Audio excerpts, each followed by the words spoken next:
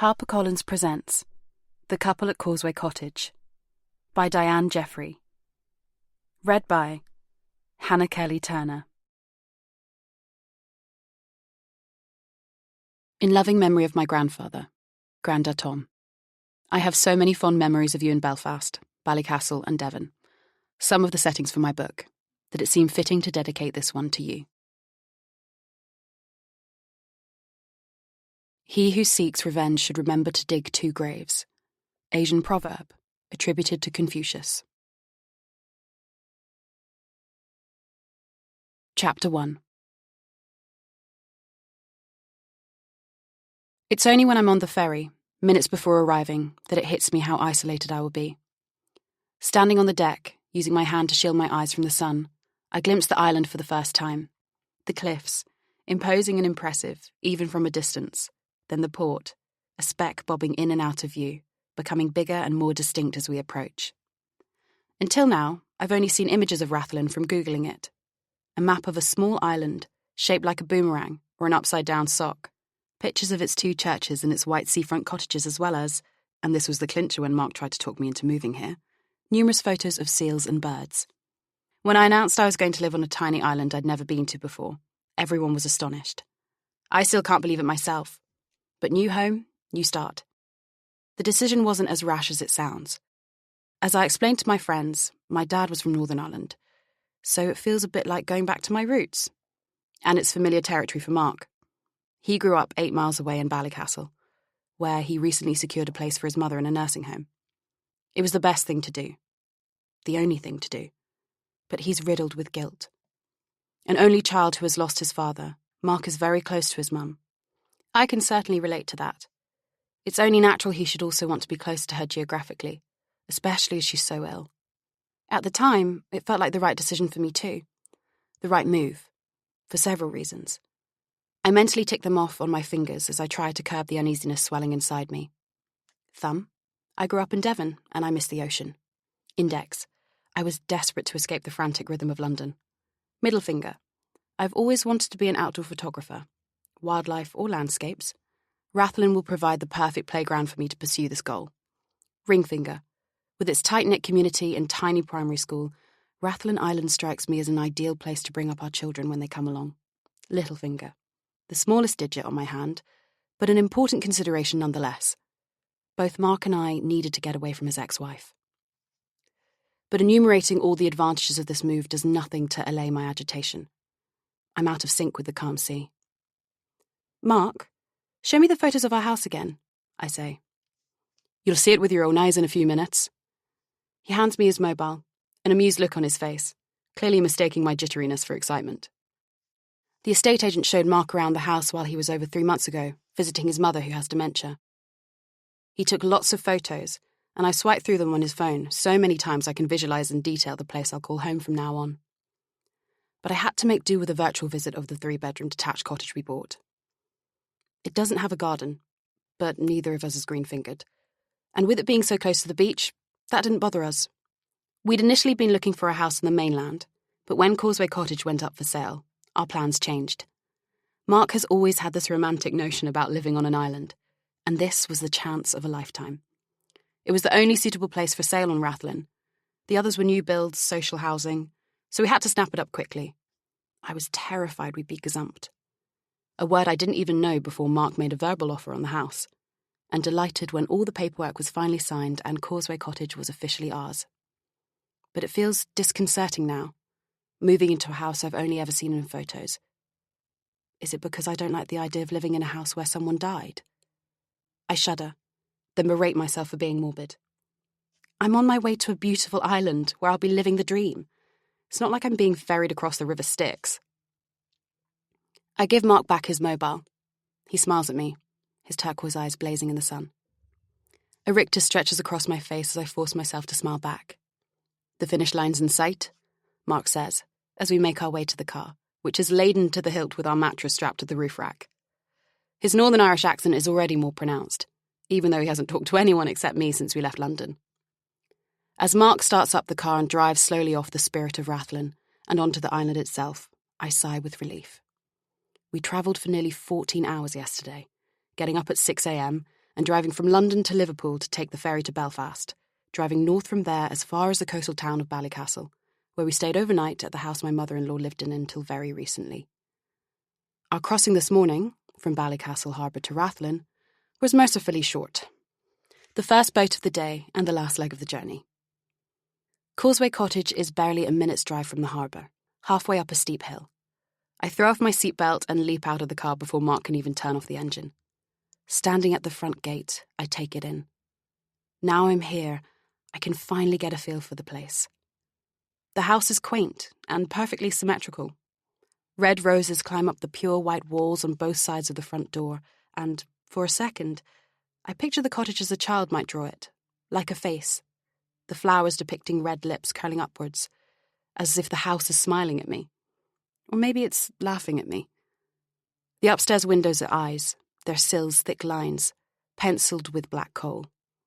I wonder what they see when they look down at me. It needs a bit of work on the facade and on the roof, Mark says, materialising beside me. But other than that, the property's in pretty good shape. I wonder if he's repeating the estate agent's words. So, what do you think? It's beautiful. Like a cottage in a fairy tale. I turn to look at him, but instead my gaze is drawn to the old stone building behind him. I hadn't realised the cottage was so close to the church. We don't have to go, he says jokingly. Apparently there's no bell ringing, so we can still have a line on Sundays. I was thinking more of the graveyard. My imagination fills in what I can't make out. Even with my neck craned, tombstones scattered across the hillside, overlooking the sea and exposed to the elements. Frosty fingers walk down my spine as I wonder if the previous owner of our cottage is buried there. The estate agent assured me our new neighbours are only noisy one night a year. Mark's jovial mood is infectious. Let me guess, I say, playing along. Halloween? Mark chuckles. You got it? I laugh too. That church doesn't actually have a graveyard, Mark adds. The island's only burial ground is at the other one. As he says that, I remember reading it online. Mark whisks me up into his arms and carries me up the path to the front door. I didn't think this through, he says, setting me down to fish the key out of his jeans pocket. Then he opens the front door, picks me up again and carries me over the threshold, the two of us giggling like newlyweds. The first thing I notice is the smell. A stale odour only partially masked by disinfectant and bleach. It's because it has been shut up for a few weeks, I tell myself. I walk through to the living room, past what I know from Mark as a working fireplace, and fling open the windows to let in the sea air. Wow, I breathe. The village sprawls below us, and beyond that the sea stretches to the horizon. The views are even better from upstairs. Mark grabs my hand and leads me upstairs to the front bedroom, the master bedroom. A cool breeze wafts in through the window when Mark opens it and I shiver. Cold? Mark asks. Not really. I was wondering which room the last owner died in. It wasn't in here, was it? I don't know, Kat. I didn't think to ask. He combs his fingers through his wavy salt and pepper hair. He was an old man. He died peacefully in his sleep. It probably was in our bedroom then. Does it matter? I don't think the house is haunted. I'm being ridiculous. The house doesn't feel creepy. It's smaller than it looked in the photos, but it's massive compared to the flat we were renting in Hammersmith. We spend the next half an hour or so walking around the house, upstairs and downstairs, opening cupboards and doors and planning where our furniture will go when it arrives. The removals van won't make it as far as the island. We'll unload everything at my mother-in-law's house, then we'll decide what to keep and bring over on the ferry and what to get rid of or replace. Mark's mother had a lot of stuff in her house. She's a bit of a hoarder, but Mark cleared out most of it when he was offered a place for her in the care home. She insisted Mark should sell her house and anything in it that would fetch some money to cover the fees. The house wouldn't have suited us, not permanently. It's a very small bungalow with no sea views.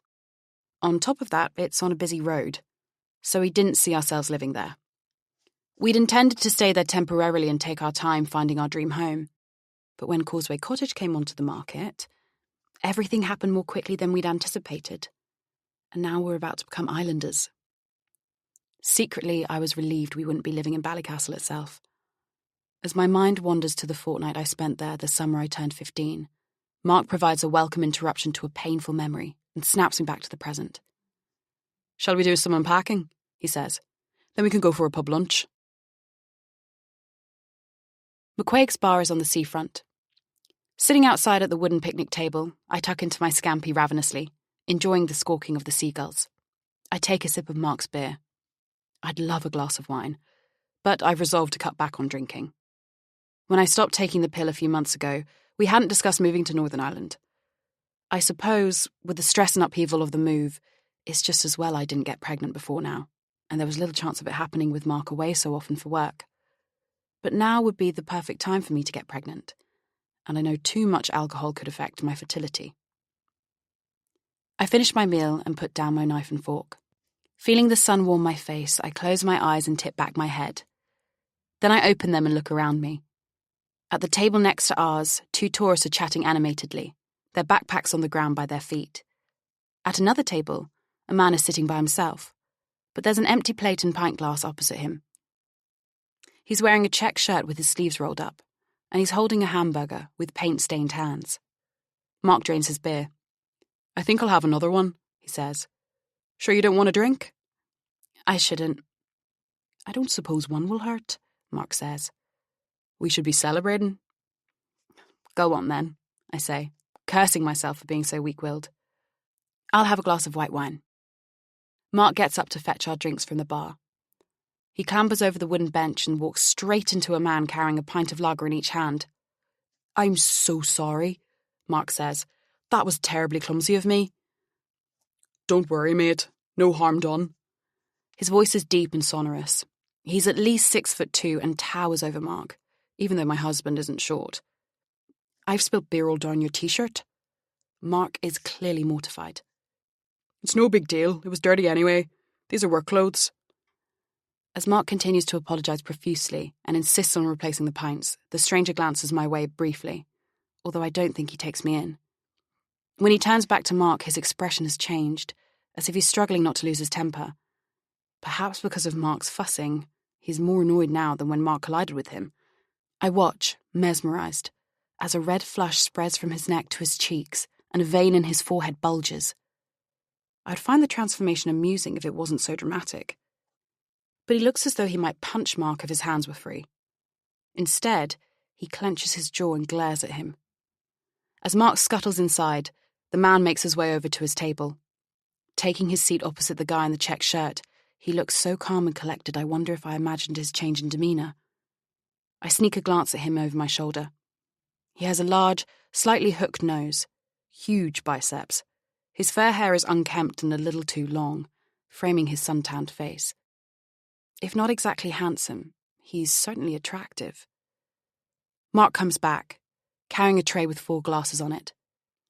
He puts the tray down on our table and takes the pints over to the 2 men, apologising again. "His face is familiar," Mark says, when he has sat down. "I'm sure I know him from somewhere." I turn to look at the man again, but he's staring our way and, catching his eye, I whip my head back to face Mark. "I've never seen him before in my life," I say. "Maybe you went to school together?" "Maybe." Mark sounds dubitative. "I think I knew him when I was younger, but I don't think it was at school." It's hard to place people out of context sometimes. "Hey, maybe he's a celebrity and you've seen him on TV. Mark isn't listening to me. His eyebrows pinch together into a frown. "I'm pretty sure I didn't like him." "What makes you say that?" Mark shrugs. "Oh well," I say brightly. "With a bit of luck, you won't bump into him again." I hadn't intended it as a pun, but Mark laughs wryly. "If I do, next time I'll make sure not to knock beer down his front." But then his face clouds over. He leans towards me and lowers his voice. "I've got this strange feeling about him, sort of gut instinct, like he's bad news. I can't quite put my finger on it." I remember the thunderous look that came over the man earlier, when I thought he wanted to hit Mark. Perhaps I didn't misread his expression after all. Chapter 2. Standing on the pebbly beach of Mill Bay, a short walk from the pub, The incident at lunch is all but forgotten as Mark and I gaze at the seals lounging on the rocks at low tide. There are at least 20 of them, basking in the sun, their brown-grey skins blending seamlessly with the rocks. Behind them, graceful black and white eider ducks and guillemots cruise across the bay. We have the beach to ourselves. Seaweed glistens like emeralds all around us, lending a magical quality to the postcard-perfect scene. On the way here, we walked past some glamping pods. A young man and woman were sitting on deck chairs in front of one of them, chatting happily and sharing a cigarette. We also passed a ruined building, without a roof, which Mark informs me was once a kelp store. I'm starting to get a feel for the place. With its rugged landscapes and coastline, this wee island, as Mark calls it, is both peaceful and breathtakingly beautiful. I feel relaxed, as if I'm on holiday. It still hasn't sunk in that this is now my home. Mark picks up a stone and leans backwards, his arm poised, as if he's about to skim it. I place my hand on his shoulder, a silent request for him not to disturb this moment, and he drops the stone and puts his arm around me. I wish I'd bought my camera, I say. I unpacked it earlier and put it in one of the alcove shelves in the smallest bedroom, the room we've decided to share. It will be Mark's office and my studio. Mark earns a good living, and I have some money of my own in the bank, an inheritance from my father and some savings, which will tide me over while I see if I can make a decent living from doing what I love most, taking photos. You'll have plenty of time to shoot animals. I nudge Mark playfully in the ribs. You make me sound like a hunter. Then, as a thought occurs to me, I say, I suppose the seals here were hunted once, for food and oil like everywhere else. Maybe. But the islanders used to believe your soul was reincarnated in animal form. If you led a pure life, you came back as a bird. But if you were a sinner, you were reborn as a seal. Maybe that deterred them. The thought that if they killed seals for lamp fuel or cooking oil, they might end up burning the fat of their ancestors. That makes me laugh. How do you know that? I ask. I narrow my eyes. Did you just make it up? No, not at all. We used to come on school outings to Rathlin with our history teacher. He was mad about the island and knew loads about it. Legends, massacres, invasions, shipwrecks. I vaguely remember a school trip to Lundy Island when I was little. We took the boat from Ilfracombe, my hometown, a seaside resort on the North Devon coast. The crossing was rough and interminable. We didn't see a single puffin despite the teacher's promises, and the most memorable part of the whole visit for me was throwing up on the ship's deck, both on the outward journey and on the way back. I look again at the chubby, lazy seals and the elegant ducks. I think I'd rather be a seal right now, I muse. I could do with a nap. Let's head home. We can have a snooze before we finish unpacking. I'm torn. I'd like to walk further around the coast and see more of the island. I remember from what I've read that it's 4 miles across from east to west and nearly 3 miles down from north to south. There are 3 lighthouses, caves, a bird sanctuary. I'm keen to explore. But the strain of the move and the travelling yesterday have taken their toll, and I'm exhausted. I have the whole summer ahead of me to get to know Rathlin. I like the sound of a snooze, I say. It's strange hearing Mark call Causeway Cottage home. I don't know my way around my own house very well, and I don't have all my belongings. I feel like a tourist on this island, an outsider, an explorer. It's uncharted territory for me. I wonder how long it will take me to feel like a local. Mark will be away on business for most of next week, and I plan to go for a long run and plenty of walks so I can familiarise myself with my new habitat. We stop at the island shop to buy some groceries, enough food to see us through the weekend. We also walk past the other church, St. Thomas's, the one with the graveyard. It's built with the same grey-brown stone as the Catholic church next to our house, and as the crow flies, they can't be more than 200 metres apart. Church Bay, this part of the island is called, according to Mark. Hearing hammering and voices to my right, I turn my head to see 2 semi-detached houses under construction next to St. Thomas's. White with black window frames, they resemble our cottage. They're mirror images of each other, the 2 front doors almost touching in the middle. I spot a builder, standing on the scaffolding, armed with a bucket. He's tall and slim with muscular arms. But what grabs my attention is his red and blue check shirt. I recognise that shirt from earlier. Then I see him. The man Mark banged into at the pub, spilling beer down his t-shirt. He's on the ground, passing some sort of tool, a trowel maybe, up to his workmate. He's in his late 30s, I'd say, about 8 to 10 years older than me. The sunlight seems to fall directly onto him, bringing out red strands in his otherwise fair hair. He laughs at something his mate says. It's a lovely sound, loud and infectious, and I find myself smiling. An instant later, I remember his face as Mark apologized to him, and my own face falls. He looks my way then, and my cheeks burn. I've been caught staring. I force myself to hold his gaze. Slowly, he lifts his hand and, without smiling, he waves. Pretending not to notice, I turn away, towards Mark, who is looking the other way out to sea. The Sea of Moyle. He hasn't spotted the two men, and I don't point them out to him. I quicken my step and Mark follows. When we get back to the cottage, I put away the shopping. I'll work out another day where I want everything to go. For now, I cram everything into one cupboard, apart from the milk and cheese, which I put into an old, noisy fridge that wasn't cleared out of the cottage when it was sold. In the bedroom, I pull off my jeans and sweatshirt. The bed frame and headboard will arrive in Ballycastle with the removals van. But for now, we have the mattress and the bedding. I dive onto the mattress and pull the quilt up to my chin. I watch Mark get undressed, appraising his body. He's not particularly athletic, and his shoulders are slim. He's not fat, but I can see his middle-aged spread is more perceptible than it used to be, although he conceals it under a shirt for work. Mark's a little self-conscious about his body, but not enough to make any real effort to get into shape. When we first met, he was concerned about the age difference between us. He toyed with the idea of taking up football again. He used to belong to a club and played throughout his childhood and teens. Every now and again, he would vow to get fit, but he never stuck to his resolution. He made a few perfunctory efforts, did a few press-ups, went for the odd swim, cycled once or twice while I ran, that sort of thing. But he has long since given up the pretense and doesn't do much sport at all anymore. It's one of the major differences between us, that I'm addicted to running and Mark won't even go to the gym. Yawning, I close my eyes. A short sleep will do me good, a power nap. But Mark has other ideas. I think we should get to work, he says. You carry on unpacking if you like, I murmur. I'm having a rest first. That's not what I meant, he says, lying beside me and pulling me to him. We have, the kitchen, living room, 2 of the 3 bedrooms, the bathroom. That's at least 5 rooms to christen. And I'm going away for work the day after tomorrow. Quite a challenge, I say. I'm tired and not in the mood, but we are trying for a baby. Indeed.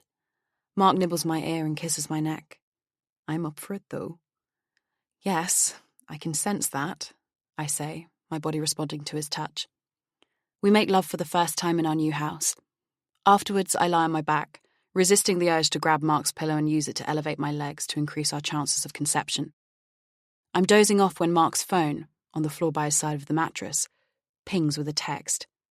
He picks up his mobile and puts it down again, heaving an exaggerated sigh. Who is it? I ask. His answer comes a beat too late. It's work. I'm wide awake now. On a Saturday. It's on the tip of my tongue to call him out, but I say nothing. I don't want to pick a fight. But I can tell he's lying. I know who it's from. Mark has that furtive look that comes over him whenever he talks about her or someone mentions her name. Fiona. I thought we'd get away from her here, but it seems Mark hasn't left his ex-wife behind. Chapter 3. The rain is relentless the morning Mark leaves, and it continues to batter the island for 3 days after that. It's early June and I feel cheated. It should be warm and sunny, as it was when we arrived. From my bedroom window, I can barely make out the front gate. Even so, I decide to brave the elements for a short walk. But I don't make it as far as the church next door before my umbrella turns inside out and I'm soaked. I'm desperate to get out for a run, and I don't usually mind the rain, but this downpour is so violent I might end up injured. Or lost. It feels deliberate and vindictive, as if the island has reserved this wild weather for my arrival. As a warning, I'm not welcome here. I spend those days stuck inside the cottage alone. I can't tidy away any more of our things until the removals van arrives. Our clothes are in piles on the floor, waiting for the wardrobe. I'd like to paint the walls in our bedroom and in the baby's room, as I already think of it. But I'll have to go to the mainland to buy what I need, and Mark has the car. It's his company car, a BMW, which he doesn't often let me drive, so I need Mark too. I read my book, exchange text messages with my best friend Charlotte in London, and chat on the phone with my mum in Devon, telling them about the seals and birds we saw at the weekend. I don't mention I'm stranded by the rain. For one thing, I don't like to complain. But the main reason is I don't want to admit to them, or myself, the feeling I have in the pit of my stomach, that I might have been wrong to come here. I've never felt so lonely or so far from home. The rain stops pounding on the roof and window panes in the middle of the third night, but my heart is pounding instead, as if something has woken me up. Usually I sleep soundly all through the night, even when Mark's not there, and for a few seconds I'm disorientated. I reach out for Mark, only to find a cold, empty space next to me. I panic as the realization hits me that I'm not in our Hammersmith flat. Then I remember where I am, and my breathing and pulse slow to a normal rhythm. Perhaps it was simply the silence that roused me. It's so dense I can't get back to sleep. I'm used to the frenetic bustle of London, where at all times of the day and night passing cars provide white noise, punctuated by horns to which you become immune over time. When Mark is next to me, his light snoring rocks me back to sleep on the rare occasions I awake in the night. I turn my head and read the red digital numbers of the radio alarm clock, sitting on a cardboard box that serves as a temporary bedside table. 3:32. It's 3:30 in the morning. I've only been asleep for about 4 hours. I decide to open the window a crack. Maybe if I can hear the sea or the seagulls, I'll be able to nod off again. I fumble around in the dark on the floor by Mark's side of the mattress, but I can't find the switch for the lamp. I can't see a thing. We don't have curtains up yet, and if there were street lamps in front of the house, that would offer some light. But it's pitch black, both outside and inside. I get up and run my hands along the wall until I locate the main light switch. The bulb, hanging bare from the ceiling, dazzles me. I walk over to the opposite wall. Pulling the latch, I push the awning window outwards. Then I turn off the light and crawl back under the covers. I close my eyes tight. I can hear the sea, albeit faintly, but it's no good. I'm wide awake now. After a few minutes, admitting defeat, I get up and make myself some tea. Our sofa isn't here yet, so I go back upstairs and sit on the mattress in the master bedroom, holding my mug in one hand and my book in the other.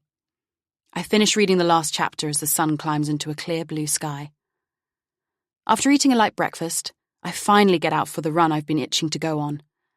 I'm about to discover my new home. As I scrape my shoulder-length dark hair back into a ponytail, strap my water bottle in a belt around my waist, and tie up my trainers, I almost squeal with excitement. I feel like a child on Christmas Day about to open her presents. Full of energy despite a short night, I'm tempted to sprint up the road to get away from the house I've been trapped in for the last few days. But I need to pace myself. I plan to run to the lighthouse on the westernmost point of Rathlin and back again. An 8 or 9 mile run. It's very hilly too. If I start off too quickly, I'll burn myself out. The smell of the sea and the screeching of birds accompany me as I run up 2 steep hills. I pause at the top and take a swig of water from my bottle. Looking behind me, I have the most incredible view over the harbour. A couple of miles further, I stop again. The narrow road I'm running along is blocked. There are brown cows roaming freely on the grass either side of the path, but one of them is barring my way. My instinct is to turn around and flee. I went over a cattle grid a minute or so ago. If I can make it back over to the other side, the cow won't be able to get me. But I've just passed a sign informing me I've entered Kebble National Nature Reserve, and I know I'm not far from the West Lighthouse now. The cow starts to walk towards me. I was chased by a bull once, years ago, across a field in Devon, and I'm terrified of cattle. It hasn't got horns, though, and it's probably used to people walking along here. But it's getting closer. I run. Not away from the cow, but onto the grass and around it. Glancing over my shoulder, I see the cow continuing its sedate walk in the opposite direction, and I laugh at myself. Rounding the next bend, I spot the lighthouse. A huge white structure. It consists of a vertical rectangular tower attached to a horizontal block, which I suppose must have been the lighthouse keeper's accommodation. It is built into the cliff rather than on it. As I approach, I notice the light itself is at the bottom of the lighthouse instead of on top. Inverted and unusual, it is unlike any lighthouse I've ever seen. The cliffs around the lighthouse are dotted with birds. Puffins, kittiwakes, guillemots, and other species I can't identify. And I'm struck not just by how many of them there are, but also by the resounding din they're making. There's a seabird centre here, which I intend to visit another day before the summer is over. For now, I take a few shots with my phone, but I'm definitely coming back with my camera. The run here was hard. It was quite a climb, so there's a lot more downhill on the way back, thankfully. I expect I'll have stiff legs tomorrow or the day after. DOMS, as runners call it. Delayed onset muscle soreness. I know I'll be on a high for the rest of the day, though, and that makes me smile. I plan the rest of my day as my feet pound on the narrow tarmacked road. A long bath, lunch, maybe a nap, followed by a trip to the local shop to buy what I need to make a delicious meal for this evening.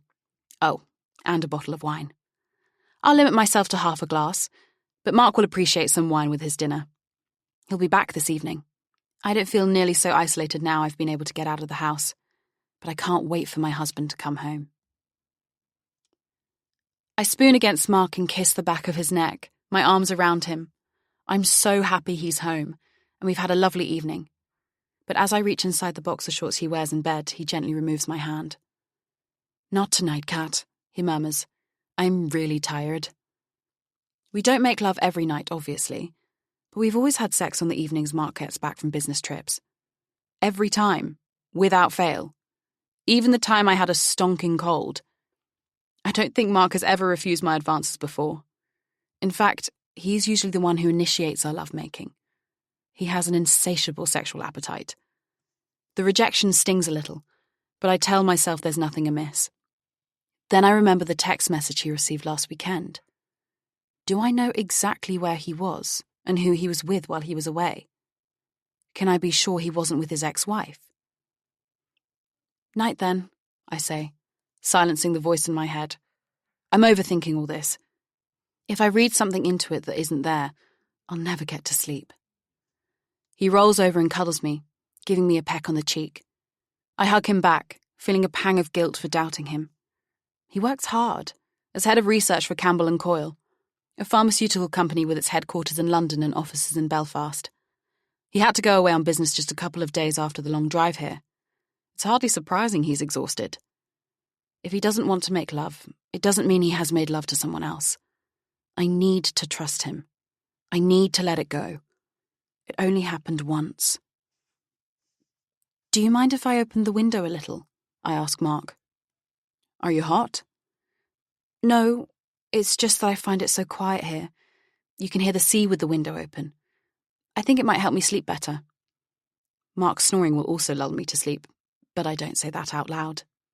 "Sure, go ahead." Mark flicks on the lamp and I walk over to the window. I only see it for a split second out of the corner of my eye. Letting out a cat-like yowl, I flatten my body against the wall. "What's wrong?" I don't answer. I can't find my voice. "Cat, what's wrong?" he repeats. "Outside, I saw—" "What? What did you see?" Mark gets up and comes over to me. Standing next to me, he looks out of the window. "I can't see anything," he says. "It's dark out there. Come here and look." I shake my head. "There was something out there, Mark," I say. "I'm sure there was." But even as I say those words, doubts gain ground in my mind. Could it have been my imagination? Or the light from our room casting shadows into the dark night? "What is it you think you saw?" Mark doesn't believe me. That in itself reassures me at the same time as it angers me. "I thought I saw someone out there," I say, trying to sound dismissive. Mark's hand is on the handle of the main window. "No, don't." My voice sounds childish and I'm ashamed of myself. Ignoring me, Mark opens the window and leans out. I try to muster up the courage to look out of the window. It takes me several seconds. When I do look, there's nothing there. I walk back to our mattress on the floor and get under the covers. "Please shut the window," I say. I'm cold now anyway. To my relief, he closes it. Then he lies down next to me and turns off the lamp. "There was nothing there," he says, planting a kiss on my forehead before rolling onto his side, his back to me. "It must have been a trick of the light." "What light?" "The light from our bedroom." I came up with that explanation seconds ago, but I only believe it now Mark says it. He's right. I got spooked by a shadow. And yet, closing my eyes, I see behind my eyelids what I thought I saw outside. Someone standing by the front gate, staring up at our bedroom window. Chapter 4. I get into position, crouching as close to the edge of the cliff as I dare. It's a 3-mile walk from our cottage to Altercarry Head, so I didn't bring my tripod. I need to invest in a lighter carbon fibre one that I can carry around. Resting my elbows on my knees, I peer out to sea through the lens of my camera. On the horizon, the sun is glowing from behind 2 stretched wisps of cloud, suspended over the Mull of Kintyre. I hadn't realised you could see Scotland from Rathlin Island until Mark pointed it out, and I'm surprised how close it is. On the way here, Mark acted as my tour guide, but I think he regretted offering to come with me when the alarm went off at 5:30. He isn't a morning person. "Why don't you go back to sleep?" I said. "I don't mind going alone." It's true. It wouldn't have bothered me. In fact, I would probably prefer to be by myself. Without Mark, I could appreciate even more the feeling of being at one with nature, inhaling the crisp, pure air and listening to the only sounds breaking the silence, the sea and the birds. But my husband insisted on accompanying me. I found that touching, although he took so long to get up and get dressed that we almost missed the golden hour. That moment shortly before sunrise or after sunset, when the light is softer and redder. I'm glad he came, though. I think he is now, too. He admired the spectacular views of Fairhead and Torhead on the mainland, his face lighting up with childlike wonder. He's sitting a few feet away now, sipping coffee from his flask. I can feel his eyes on me, as I hold my camera steady and shoot a few frames, capturing a panoramic scene thanks to the wide-angle lens. And suddenly, there it is, the moment I've been waiting for. Through the parallel streaks of cloud, the sun bursts like a star, its orange reflection bleeding into the water. It's so bright it's hard to avoid a glare. My gaze focused on the viewfinder. I move my body slightly to adjust the angle at which the sun enters the lens. To the right of my image in the foreground, the East Lighthouse stands proudly and patiently on top of the cliff, duplicating the short, vertical brushstroke of the sun's reflection and contrasting with the long, horizontal lines of the clouds and the skyline. This is it. Here's my shot. I hold my breath, gently squeezing the shutter release button with my finger. In such low light, if I move even a tiny bit, the photograph will be blurred. But before I can take the picture, something bowls into me, knocking me over. My left hand breaks my fall, while my right hand holds my camera into the air. Sprawled on my back, I'm inches from the cliff edge. The sea seems louder all of a sudden, as I look to my left and take in the sheer drop, realising how close I came to going over. I'm aware of 2 men running towards me shouting. One of them is Mark. Then my view is blocked. I find myself face to face with a border collie. I'm not scared of dogs. Cows, yes. Dogs, no. I grew up with a golden retriever and a German shepherd, but my heart races as I get a close-up view of the collie's teeth. I think it's going to bite me, but it starts licking me. It has terrible breath. In spite of that, I laugh. "Dexter, bad boy, here." The dog owner reaches me before Mark does. He calls off the collie and stretches out a large, calloused hand to help me to my feet. "Are you all right, Cat?" Mark asks. He throws the other man a dark look, but it's quickly replaced by one of recognition. He opens his mouth to say something, but then closes it again. I can almost read my husband's mind. He wants to shout at this man, swear at him, tell him that he should have his dog on a lead, that I could have been knocked over the cliff. But the dog owner is none other than the constructor that Mark banged into at the pub that day, spilling his beer all over him, and Mark's words die on his lips. The corners of the dog owner's mouth twitch, as if he's suppressing a smile at the irony of the situation. "I'm fine," I reply. "You could have gone over the cliff." Mark says this to me, but I can tell it's a thinly veiled criticism, levelled at the dog owner. "You could have died." Mark's going too far, and I shake my head almost imperceptibly, a signal for him to stop there. "It was an accident," I say. It sounds brave, but I'm still slightly shaken. I take a few more steps away from the edge. "I think Dexter here thought you were about to throw a ball or something." The man bends down and strokes the dog's head.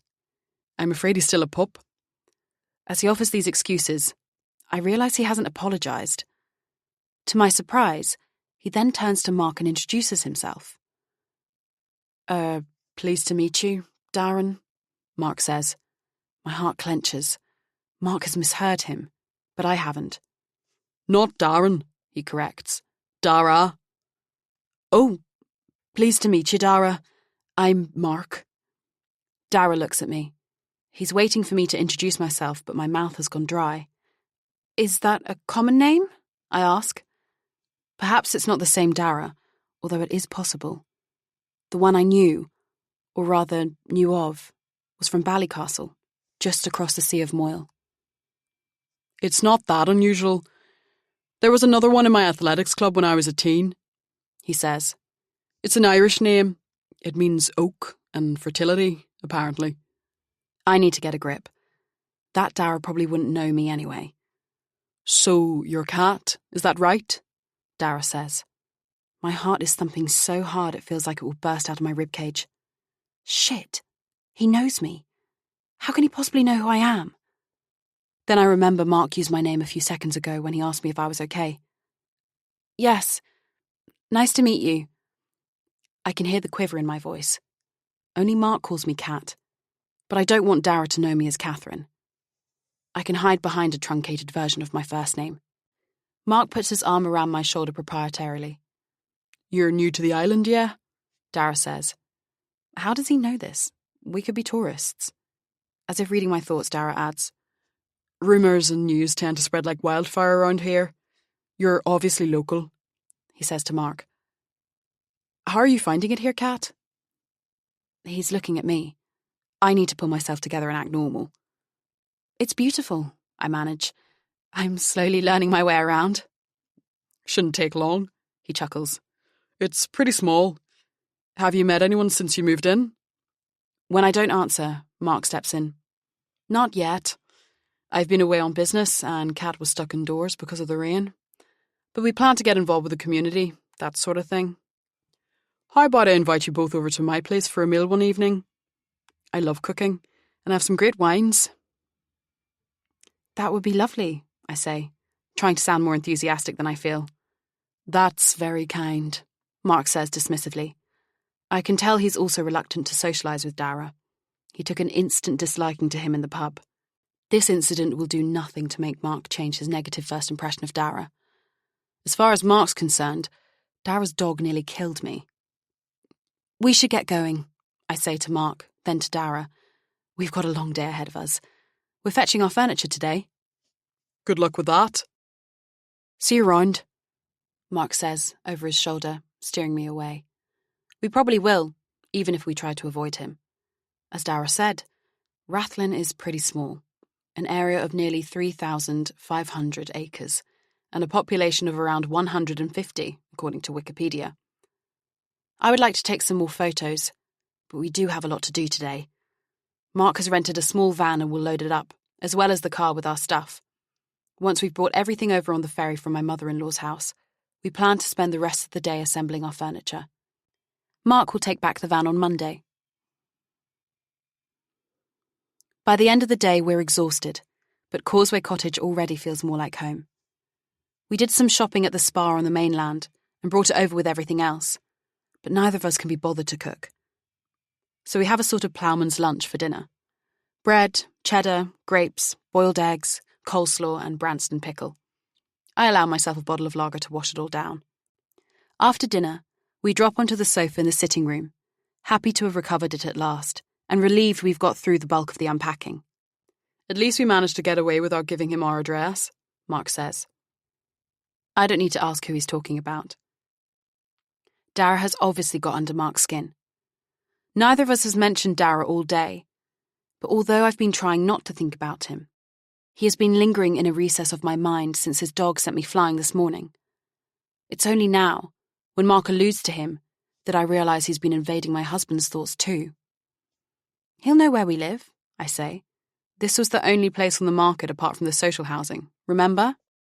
Aye, maybe. Well, with a bit of luck, that invitation to dinner won't amount to anything. He probably said that out of politeness. Maybe, I sound dubious. Have you remembered who it is he reminds you of? He doesn't remind me of anyone. I said I thought I knew him once. Okay. Has it come back to you how you knew him? No. I must have been wrong. I look at Mark and raise an eyebrow, motioning for him to elaborate. It's highly unlikely our paths would have crossed, isn't it? He continues. Not with a name like Dara. What do you mean by that? Only that with a name like Dara, he must be Catholic. He wouldn't have attended the same school. Mark is a Protestant. The two religions might coexist more or less peacefully now, especially in a mixed area like Ballycastle, but Northern Ireland was a different place when Mark was growing up in the 80s. He's around my age right enough, Mark continues. But now I think about it, I can't see how I'd have known him. And his name doesn't ring a bell at all. I've never known anyone called Dara before. Mark might not have done, but I have. His name rings a bell for me, a deafening alarm bell. It's ironic. Mark thought he knew him. He was convinced he'd seen him somewhere before. Now he thinks he was mistaken. But I've heard of a Dara, a long time ago. I didn't know him personally, but I knew someone who knew him well. I never met him, so I have no way of telling if this Dara is the same person. I hope not. And even if he is, there's little chance of him recognising me or my name, my full first name or the abbreviation. There's a strong possibility he never knew anything about me, about what I did, and more importantly, what I didn't do. Chapter 5. It's a full week before I go back to Altercarry Head to try to get a shot of a vibrant sunrise like the one I can still visualise clearly, even though I glimpsed it for only a second or two. The weather conditions haven't been suitable, but the forecast was promising when I checked last night. It's hazy this morning, but hopefully the mist will lift. Mark didn't offer to accompany me this time. He actually pouted when I said I was going to get up early to take some photos. Having been away all week, naturally he wants me to spend some quality time with him this weekend. I feel as if I'm indulging in a guilty pleasure. I try to quash the stab of guilt and savour my few hours of solitude. After all, Mark will probably still be in bed when I get back, and we're going to the local arts, crafts and food market together this afternoon, so it's not like I'm leaving him on his own all day. As I come round a bend, I see something in the middle of the field. I peer across the carpet of green, peppered with purple and yellow heather. At first, I don't know what caught my attention.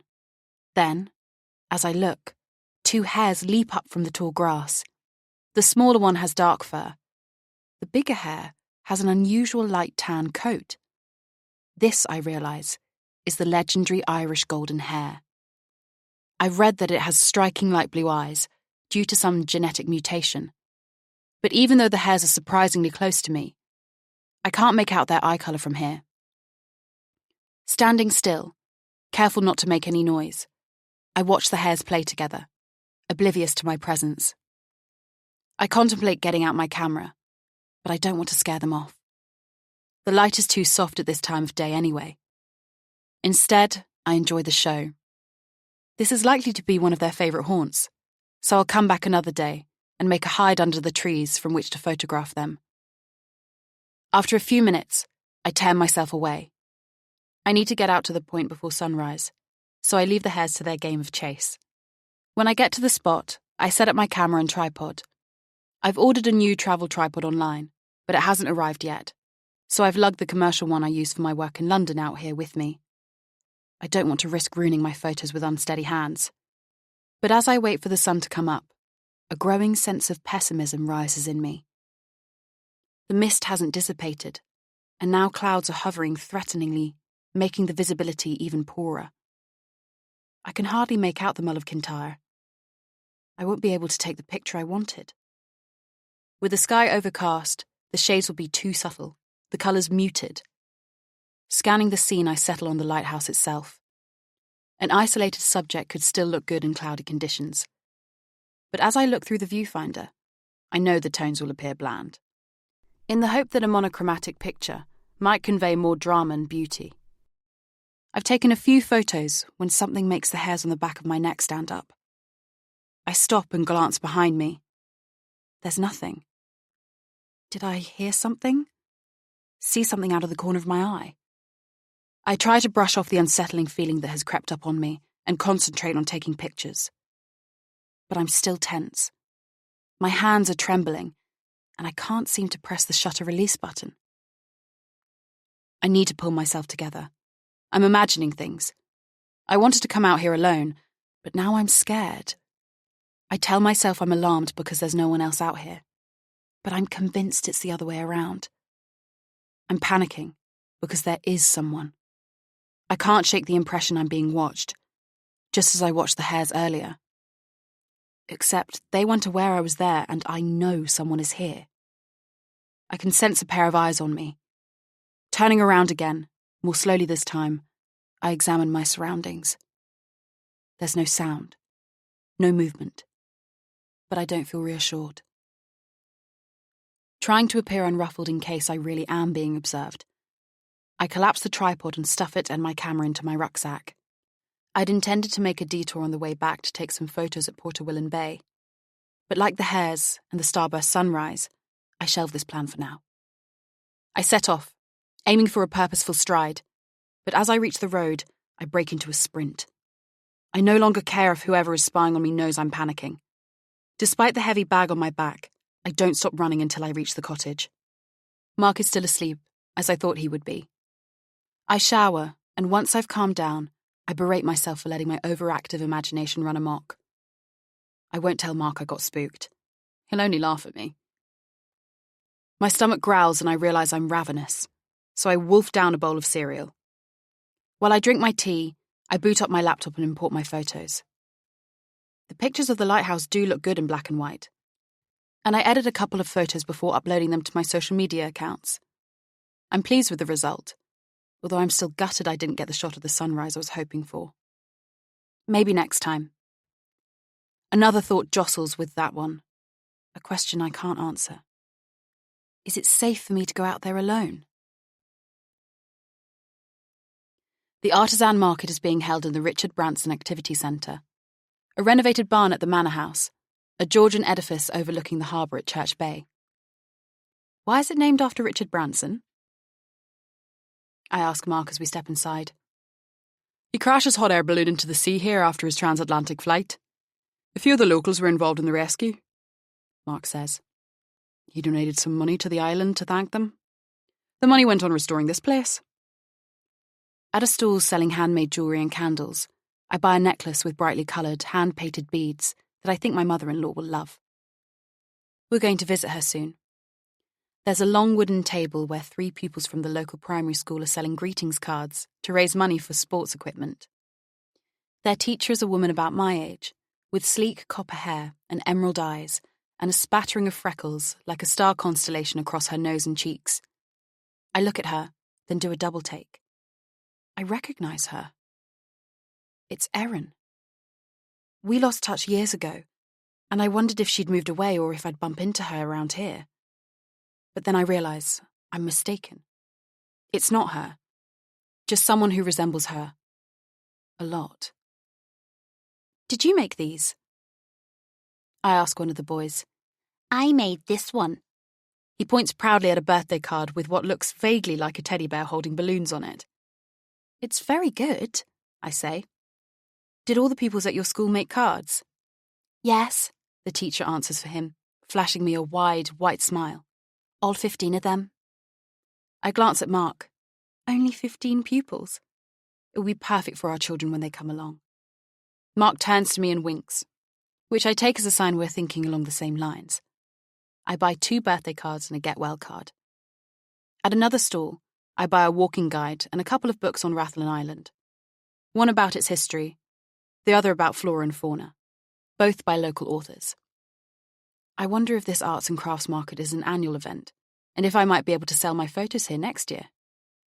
Are you the couple who've just moved into Causeway Cottage? The vendor asks, breaking into my thoughts. He's a frail, elderly man, with bushy grey eyebrows, billowing over sparkling slate grey eyes. That's right, Mark says. How did you know that? Everyone knows everyone else's business on this island, the man replies, tapping the side of his bulbous nose before holding out his hand. He has a surprisingly firm grip. I knew Mr. Kelly, the previous owner. I'm Mark Fisher, and this is my wife Kat. Pleased to meet you. I'm Billy Duffy. Likewise. He shakes my hand, and then Mark's. How are you settling in? Beautiful wee cottage, isn't it?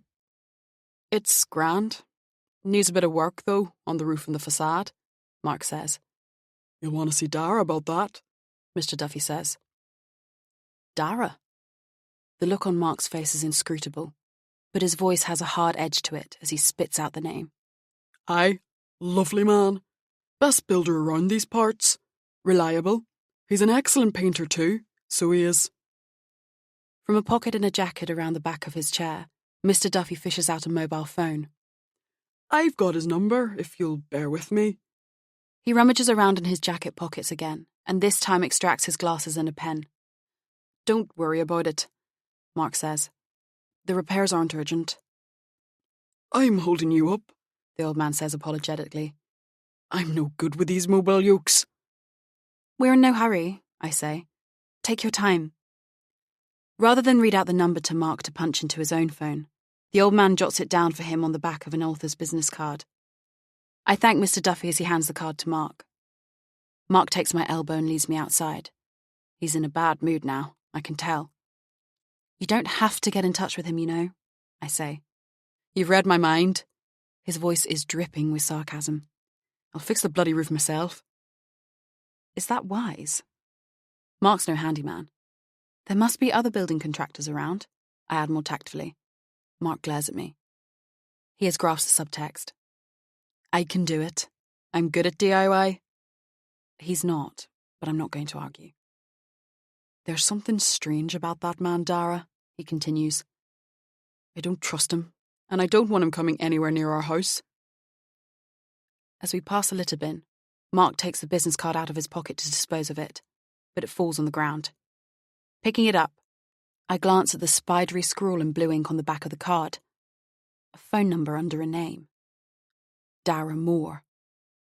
My heart clenches, as if it has been squeezed by an invisible cold hand. I recognise his surname. It is him. It's the same Dara. Ripping up the card and dropping the pieces in the litter bin, I say, I don't want to have anything to do with him either. Chapter 6. From the outside, the place looks forbidding. A huge, austere building stands in the middle of a gated, concrete compound, surrounded by spiky black railings, whose purpose is to keep people in as much as out. But inside, Macony Care Home is welcoming and warm. A vase of fresh flowers sits on a table in the thick carpeted foyer. The staff speak with mellifluous voices to residents and visitors alike. Even the receptionist, who looks bored, pastes a smile on her face as she gestures to the visitor book and asks us to sign in. My mother-in-law's bedroom has a single bed and a large window. 3 of the walls have been painted off-white and the 4th is mauve. Mark has put his mother's own ornaments on the chest of drawers, along with a few photos, mainly of him, some of them with me or with his mother. I recognise the rug on the grey linoleum floor. It used to be in the sitting room of her house. The last time I saw Mark's mum was several months ago, and I am shocked by how diminished she has become. As she gets up to greet Mark, I notice she's hunched over. She was once a tall woman, but she's shrunk. She's as small as I am now. She used to be perceptive, her eyes the same blue as Mark's, boring into me, giving me the unnerving impression she could see inside my mind and read what I was thinking. But when she lowers herself back into the armchair next to her bed, she observes me through dim eyes that are glazed over. I don't think she recognises me. "Are you cold, Mum?" Mark wraps her cardigan around her brittle shoulders, without waiting for an answer. The mother-son roles are completely reversed. When she talks to Mark, her voice is thin, raspy and accusing. "I don't know why you put me here," she says. "I was much happier in my own home." Mark has told me this is her opening gambit at every visit since she moved into the care home. It upsets him, but I repeatedly tell him he has done the right thing and that he shouldn't allow himself to be guilt-tripped. She couldn't have stayed in her house by herself anymore. She was getting too forgetful, leaving the gas and the oven on and the washing in the machine. She was also eating food that was well past its sell-by date. My mother-in-law turns to me. "It's been such a long time. It's so nice to see you again, Fiona." "Mum, this is Kat, not Fiona." Mark has the decency to look abashed. "Where's Fiona? What have you done with Fiona?" "She's in London, Mum. We're divorced, remember? I'm married to Kat now. We live on Rathlin Island. We bought a cottage there so we can be nearer to you and look after you better." Mark's mum tuts, shaking her head. "Such a nice girl, Fiona," she says. "I've got you a present," I say, holding out a paper bag containing the necklace I bought from the artisan market the other day. "That's kind of you." She takes the bag and puts it on her lap without opening it. "Why don't I go and rustle up some tea and biscuits from somewhere?" Mark says. I can't blame him for wanting to get out of the room. I'd like to get out of here too. It feels claustrophobic. An unpleasant smell pervades the air like rotten vegetables. Once Mark has left, my mother-in-law talks for a while about the weather, then about her husband. He died of a heart attack 4 or 5 years ago, just before I met Mark, but she talks about him as if he were still alive. I don't correct her. Suddenly, she stops mid-sentence, knitting her eyebrows. I wonder if she's forgotten who I am or what I'm doing there, but then I see a flash of recognition in her eyes. "Be careful, young lady," she says, wagging a bony finger at me. "If he was fooling around with you while he was married to her, he'll cheat on you one day too. A leopard never changes its spots." I hold back my irritation. I can't tell if it's directed at my mother-in-law or my husband. I want to set her straight. I did not fool around with Mark when he was married to Fiona. He fooled around with Fiona when he was married to me. But the words stay in my head. Even if I did say them, the point she's making wouldn't change. Once a cheat. She smiles at me, as if she has completely forgotten what she was saying. She probably has. "When are you thinking of starting a family?" Her intrusive question throws me. "I would love to have grandchildren, so I would," she continues. "I hope you and Mark will have a few weans before I die."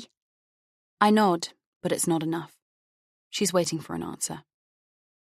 "We're working on it, Mrs. Fisher," I say. It has always seemed strange, not calling Mark's mum by her first name. But she has never invited me to call her Margaret, and I've never felt close to her or welcomed into her family, so I'm reduced to calling her Mrs. Fisher, a name by which I'm also known now I'm married. Fiona called her Maggie, of course. My husband's ex could do no wrong in my mother-in-law's eyes, or my husband's. Mrs. Fisher leans forwards and places her hand on my knee. As she does so, the bag with the necklace inside falls to the floor. "Don't leave it too late, will you?" she says. "I'm getting older and so are you." Her eyes fill with tears, and it's as if they extinguish the spark of anger inside me. "I'm going a bit senile," she says, her voice conspiratorial. "You always did want weans, didn't you, Fiona pet?" She's confused. Fiona didn't want children. But that's of no importance now. "I'm Catherine, Mrs. Fisher," I say, picking up the paper bag and getting to my feet. I take out the necklace and put it on the chest of drawers, scrunch up the bag and drop it into the wastebasket. I'll go and see where Mark has got to. I find Mark talking to one of the staff nurses in the corridor. He's empty-handed, so he clearly hasn't got as far as fetching any tea or biscuits. I tell him I'll wait outside. He makes an apologetic grimace and promises not to be long. When Mark finally emerges, his expression is grim. We walk down the hill towards the harbour in silence to take the foot passenger ferry, the Rathlin Express, back to the island. At the bottom of the hill, we walk right past the community hall. On the way to Marconi Care Home, we were on the pavement opposite, and Mark and I were chatting, so I was distracted and didn't register the building. I couldn't remember exactly where it was, but as I see it now, everything threatens to come flooding back to me. I went to a ceilidh, an Irish folk dance, once in this building, a long time ago. It's a night I've tried to forget, although I've never forgotten my friend. I wonder if she has forgiven me. I shudder as we pass the hall, suppressing the memories before they can quite form. Perhaps thinking I'm cold, Mark puts his arm around my shoulders, but he remains silent. He doesn't say much during the 20-minute crossing either. I can't tell if he's sulking or pensive. As the catamaran docks, I ask him if he's mad at me. "No, not at all," comes the reply. "I'm shocked at how fast her mind is deteriorating, that's all. I don't blame you for not staying any longer." He sighs, then adds, "I hate to think she might be unhappy in that place." It's a lovely care home. I hope Mark isn't going to ask if she can move in with us. I know he takes his filial duty seriously, but I couldn't cope with that. "Was she awful to you?" he asks. "She didn't mean to be. She wants us to get a move on making babies." I don't add that she was under the impression she was talking to Fiona when she made this suggestion. "Well, we can certainly redouble our efforts." He looks at me for the first time since we left the care home. To my relief, I can see the familiar cerulean twinkle in his eyes. We walk up the hill towards the cottage. Mark is smiling now, although it appears strained. He must be worried about his mum, I think. Then an ugly thought ploughs into that one. Perhaps he's morose because his mother has made him think about his ex-wife. Mark sees it before I do. He stops at the front gate. "What's that?" He doesn't point. He's staring at the cottage, so I follow his gaze. Leaning against the front door is a large rectangular parcel, wrapped in brown paper and tied with string. I have no idea. As we approach, I can see my name, written on the front of it, with a black marker pen, in neat capital letters. No surname, no address, not even my full first name, just Cat. I glance at Mark, shrugging in reply to his raised eyebrows. I can't decide if he's acting or not. Is this some sort of housewarming present from him? Once inside, I kick off my shoes and put the parcel on the table in the kitchen. I have to open 2 or 3 drawers before I remember which one I tidied the scissors into. Then I cut the string. Mark has flicked on the kettle and is putting tea bags into mugs, his back to me, as I unwrap the parcel, uncovering a painting. For a few seconds I stare at it, open-mouthed. Then I gasp. "What?" Mark whirls round to face me. "It's beautiful," I say. And it is, although that's not what made me gasp. I look again at the 2 interwoven letters in the bottom right-hand corner, the artist's initials. I know who this present is from. "Show me." I turn the painting round, resting it on the kitchen table so Mark can see. My fingers conceal the artist's signature. The canvas has been mounted on stretcher bars and has no frame. A small white envelope is taped to the back of the picture. "Isn't that—" Yes, it is. It's a view of the Mull of Kintyre, at sunrise, from Altercarry Head. It's the exact scene that I was trying to capture that morning with my camera. The blinding burst of light as the sun erupted through the 2 stripes of cloud, the bright orange reflection in the water, and in the foreground, to the right of the picture, the East Lighthouse, its bottom half white, its top half black, with red railings encircling the lantern gallery. "It's very good," Mark comments. By his own admission, Mark knows very little about painting, or photography for that matter. But he's right. The acrylic paint has been applied in thin layers, with precise brushstrokes to provide depth and build colour. Cheerful orange and powerful purple hues. It's such a vivid depiction of that early morning scene that I can almost taste the cool, briny air and feel the warmth of the sun on my face. "Why was it on our porch?" Mark asks. "Did you order it?" Yes, I did." I'm shocked at how easily the lie tumbles out of my mouth. It's by a local artist. Someone at the Arts and Crafts Festival recommended him to me, said he was a good painter. That much is true, at least. I have a quick image of the elderly man we met at the artisan market as his words come back to me. Dara, best builder around these parts. An excellent painter too. Billy Duffy didn't mean a house painter. He meant Dara was a talented artist. Mark has already lost interest and is pouring milk into the mugs. He's probably still got his mind on his mum, or his ex-wife. He doesn't see me slip the little envelope into the back pocket of my jeans. He hasn't seen the monogram signature on the painting, the intertwined D and M. Dara Moore. The tea's ready. Shall we go into the living room? I'll just pop to the loo. Carefully, I put the painting on the floor, propping it up against a cupboard. Once I'm sitting on the toilet, I open the envelope and take out a card. It's blank on one side. I turn it over and read the message, written in neat handwriting. I promise I wasn't trying to push you over the edge. Sorry if I scared you. Dexter. I stare at it, perplexed. I'm not sure what reaction I'm supposed to have. Am I expected to smile at a message purportedly written by Dara's dog? I don't find it amusing. My heart is racing, but I don't know why. I look down at the card I'm clutching in my hands.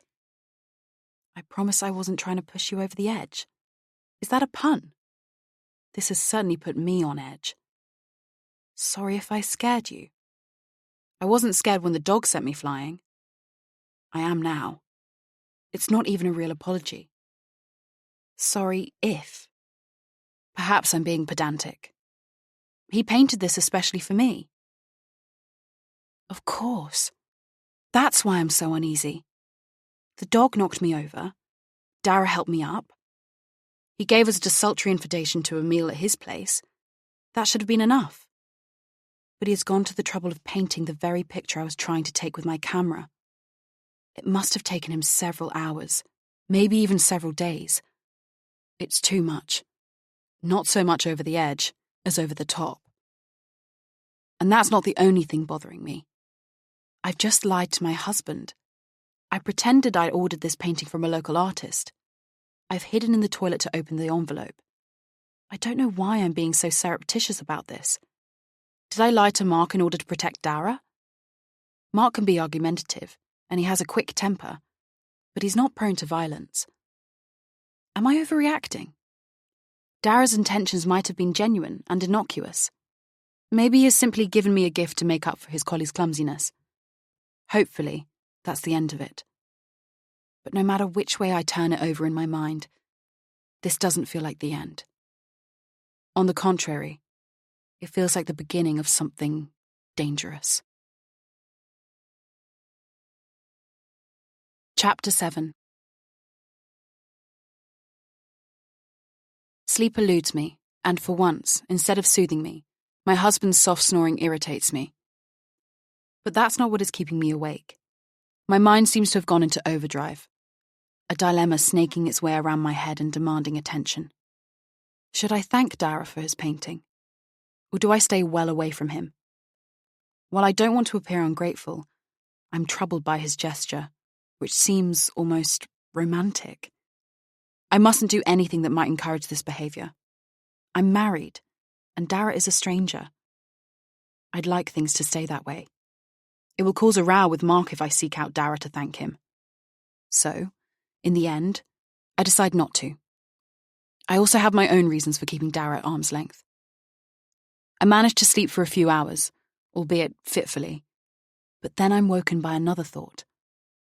How did Dara know how to spell my name?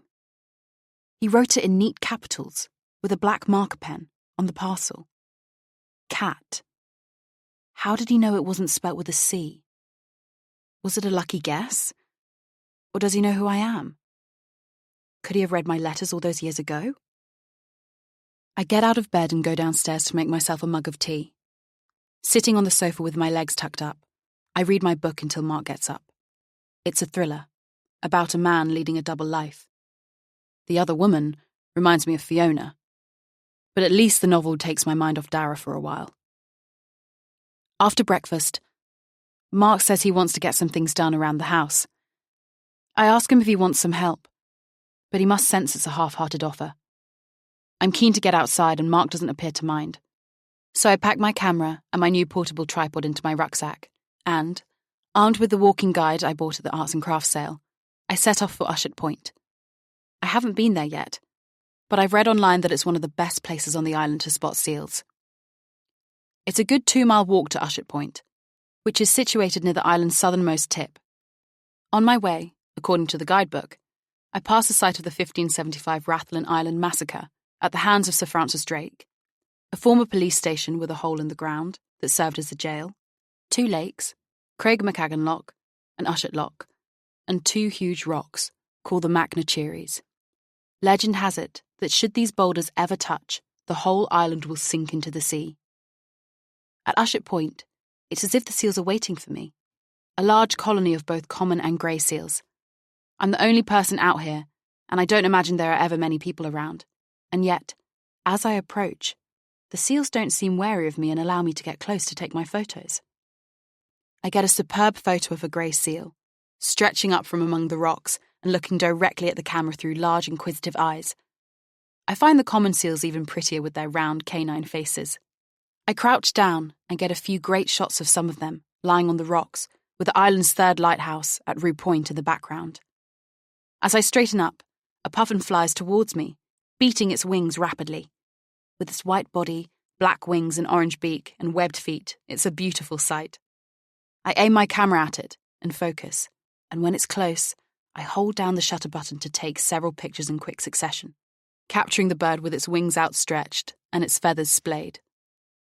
I spend an hour or so walking around Ushant Point and Rue Point taking photos. At midday, my stomach growls, urging me to head home for lunch with Mark. I'm feeling so exhilarated from the fresh air and the photos I've taken that I practically float all the way back to Church Bay, where I stop in the shop to buy eggs and bacon to make an omelette. As I'm leaving the shop with my groceries, there's a woman at the door about to enter. She steps back to let me come out first. Her long Irish red hair is tied back this time, but I recognise her immediately. She's the local primary school teacher. She gives me a broad, white smile. She has recognised me too. "Hi, I'm Jenny," she says. "I didn't get a chance to introduce myself the other day." "I'm Catherine." I realise instantly I should have introduced myself as Kat. If Dara knows anything about me, anything about what happened all those years ago, he'll know me as Catherine. But it's too late now. "It's lovely to meet you properly," I say, turning my attention back to Jenny. "Did you sell all the greeting cards at the crafts market?" "Yes, we did, as a matter of fact. That should pay for a few ping-pong paddles." We exchange pleasantries. I warm to Jenny straight away. Like everyone else we've met on the island, Jenny knows we've just moved into Causeway Cottage. She tells me her family has lived on Rathlin for many generations. She's friendly and bubbly, but as I listen to her talk about her family, I can't help wondering if the islanders will accept a stranger like me, or if I'll never fit in here. "I should probably get back. We haven't had lunch yet," I say after a minute or two, holding up the shopping bag. "I hope we bump into each other again." "I'm sure we will. This is a pretty small place." Pretty small. The same words Dara used to describe the island, I remember. We say goodbye, but as I'm walking away, Jenny calls out to me. "Oh, Catherine, there's a pub quiz on Thursday evening. It starts at 8. Would you and your husband like to come? My other half, Tom, will be there, teams of 4. "I love pub quizzes, but you'll lose if I'm on your team. I have no general knowledge, except maybe in arts or history." "That'll be perfect. Tom knows a lot about sports, and I'm a bit of a science geek. And sure, it's only a bit of fun. Check with your husband and let me know." I take out my mobile so I can type in Jenny's phone number. I'm already looking forward to the pub quiz, and I'm so excited about making a friend here that I almost skip away. I'm halfway up the hill before I realise I didn't think to ask where the quiz was being held. But McQuaig's Bar is probably the only pub on Rathlin. Then I remember that Mark will be away for work next Wednesday and Thursday. Damn! I'll have to ring Jenny and cancel. I'm gutted, coming down abruptly from my earlier high. I'll feel better when I've had something to eat and have looked at my photos on my laptop. At the front gate, I pause and stare. On the gatepost, there's a wooden sign with the name of our house carved on it. Causeway Cottage. The sign doesn't fit, protruding slightly on both sides of the pillar, and the wood itself looks tired and damp. When we moved in, Mark and I agreed we would replace it at some stage with something more elegant, a cast iron or slate sign. But the sign is not what has grabbed my attention. It's the metal plaque underneath. I'm amazed I've never noticed the plaque before, but the house sign does detract from it, I suppose. I run my fingers over the two names engraved on the square of stainless steel. K. Fisher, M. Fisher. So that's how Darren knew to spell cat with a K and not a C. Inwardly, I sigh with relief. Mark is in the kitchen, where he has put up some shelves. Despite the spirit level lying on the table, the shelves look wonky. I'll put some ornaments on them rather than my heavy cookery books. I suspect Mark's burst of home decorating is to prove that he's fully capable of carrying out DIY jobs, even though I implied he wasn't. I dutifully admire his handiwork. I don't point out that standing on a chair to fix some shelves to the wall isn't the same as climbing on top of a house to fix the roof. Go and see what I've done in the living room, Mark says, clearly pleased with himself. He follows me into the room. At first, I can't work out what has changed in here. It's only when I turn to face Mark that I see it behind him. Dara's picture. Mark has hung it above the fireplace. What do you think? Mark is looking at me expectantly. It's the perfect spot for it, I manage. And it is. The fireplace is the focal point of the room, and the painting complements it perfectly, its bright colours offsetting the neutral white of the wall. When the fire is lit, it will emphasise the dynamic oranges and yellows of the sunrise. Did you notice I've put up our names on the gatepost too? For a second or two, I'm winded and I can't answer. Thoughts start rushing around my head, colliding with each other. I take a deep breath and tell myself this doesn't mean anything.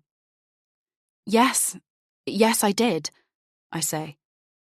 Sorry, when did you put the nameplate on the pillar? This afternoon, while you were out. It does mean something. It means Dara didn't see my initial on the plaque because it wasn't there when he delivered the parcel. Oh, I thought it had been there a while and I'd only just noticed. I try to chuckle, but it sounds hollow. You have been busy. My mouth is dry. Surely Dara can't know who I am. He can't have known how to spell my name. He must have guessed correctly. He had a 50-50 chance of getting it right. He can't possibly remember me. It all happened so long ago. Are you okay? Mark asks. You've gone white. He takes my arm and leads me to the sofa. I'm fine. I'm a bit tired, that's all. I didn't sleep very well last night. I'll fetch you a glass of water. Stay there. Sitting obediently on the sofa, I stare again at the canvas, hypnotised by something about it that I can't identify. To my relief, I can't make out the monogram's signature from here. Mark mustn't find out who painted this picture. He'd be furious. More importantly, Dara mustn't ever discover who I really am. 2 identities to keep hidden. 2 secrets to keep under lock and key. Chapter 8. I'm wearing a low-cut top that's sexy but not slutty. I've curled my hair with tongs. I've applied dark eyeshadow, eyeliner, and most importantly, waterproof mascara, so that there's no risk of the smoky eye effect morphing into a tired panda look by the end of the evening.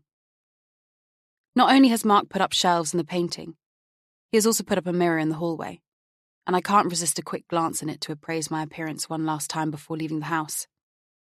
I grimace at my reflection, not because I'm dissatisfied with my efforts, but to check there's no lipstick on my teeth.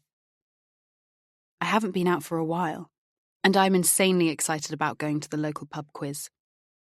I'm also a bit nervous. I barely know Jenny, and I've never met her husband. I wish Mark wasn't away, although I'm also glad that Jenny insisted I should come even without him. I pull on my heeled ankle boots and tuck the hems of my skinny jeans inside. The extra 2 inches will boost my confidence, although I regret my choice of footwear as I negotiate the downhill walk. The pub is packed, and it takes me a few seconds to spot Jenny, seated at a round table in the corner. There's a man opposite her with his back to me. Her husband, presumably. It's only as I reach their table that I recognise him. He's Dara's workmate, the one I saw sitting with him outside this very pub that day, and standing on the scaffolding an hour or so later. And then it dawns on me. Oh God, I should have known. Sod's Law, or Murphy's Law as Mark would call it. Jenny confirms my fears. This is my husband, Tom. Tom, Catherine. Here, sit down next to me. Tom's maid has agreed to be our fourth quizzer, although he says it's not his thing. Isn't that right, Dara? I look up, and his eyes lock onto mine, sending a tingle down my spine. I'm not sure where that feeling has come from or what it is, so I ignore it. His eyes are light brown, the same colour as my own. Feeling increasingly uncomfortable, I lower my gaze and notice that I'm fiddling with a cardboard beer mat. I can be persuaded to do most things for £1 or £2, he says to Jenny, setting down the drinks he has carried over from the bar. To me, he says, What's your poison? It's a strange expression, and when Dara says it, it sounds sinister rather than old-fashioned. I decided not to drink any alcohol this evening, but I changed my mind and asked for a glass of white wine. I chat to Jenny for a while about St. Mary's Primary School. Jenny is the principal and teaches all 15 pupils, from Primary 1 to Primary 7. She's easy to talk to, and I bet the kids love her. Tom gets up to buy another round of drinks, followed by Jenny, who announces that we need crisps, and I find myself alone at the table with Dara. I down the rest of my drink. A knot has formed in my stomach, even as the alcohol eases the tension from my shoulders. I wanted to thank you for the painting, I say. Not quite true. I decided not to thank him so as not to invite similar gestures on his part, but it would be rude now we're face to face, not to mention his gift. It's beautiful. I hope it didn't cause any upset. I'm not sure what he means by this, but I shake my head. It must have taken you a long time to paint, I say. It wasn't a big deal, with your dog. You didn't have to go to so much trouble. It was no trouble at all. I enjoy painting. I sometimes feel like I miss my vocation. I was always destined to take over my dad's construction business. I didn't get to explore other avenues or work out if I had any other skills or talents. I think you're very talented, I say, without thinking, although it is indeed what I think. I'd resolved not to encourage him, and yet that's precisely what I'm doing. It's the alcohol talking, causing me to shed my inhibitions and lose my common sense. He blushes, making me regret my compliment even more. I'm saved from embarrassing myself and Dara any further, as Jenny and Tom come back armed with snacks and drinks. There's a high-pitched squeal as a microphone is turned on. A male voice booms over the speaker.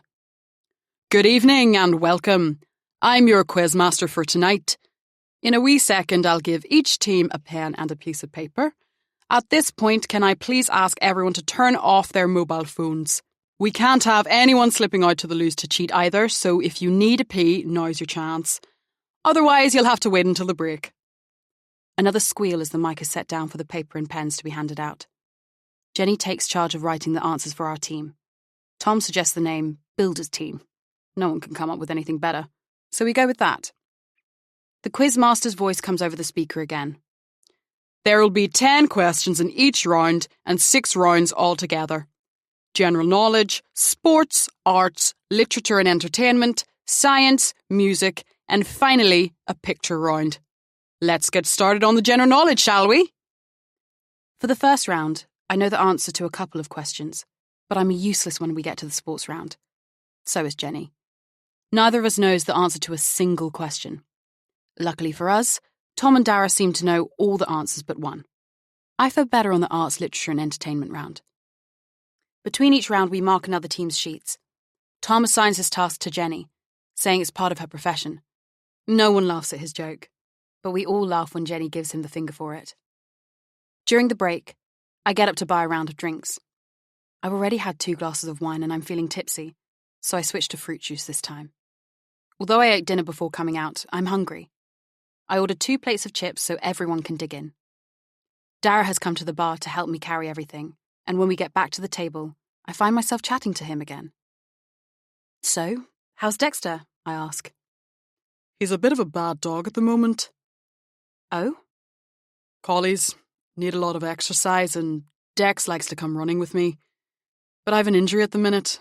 My knee's banjaxed. You're sure it's the Neon, not the IT band? It slips out, and I'm about to explain in case I've used obscure running jargon. Mark wouldn't have a clue what I was talking about. But if Dara's a runner, he probably knows what it is, and I don't want to be condescending. He smiles and leans across the table close to me. Hope not. I don't think it's that serious. Just need to rest it. Rest, ice, compression and elevation. You know the drill. It's my turn to smile. For the second time this evening, the wine numbs my brain to mouth filter, and I hear myself offering to take Dexter running with me. I regret the words as soon as they come out of my mouth. I'd intended to avoid Dara. I was scared he might know me. But he can't know who I am. Who I was. He'd hardly be so nice to me if he did. Dara crams a few chips into his mouth before replying.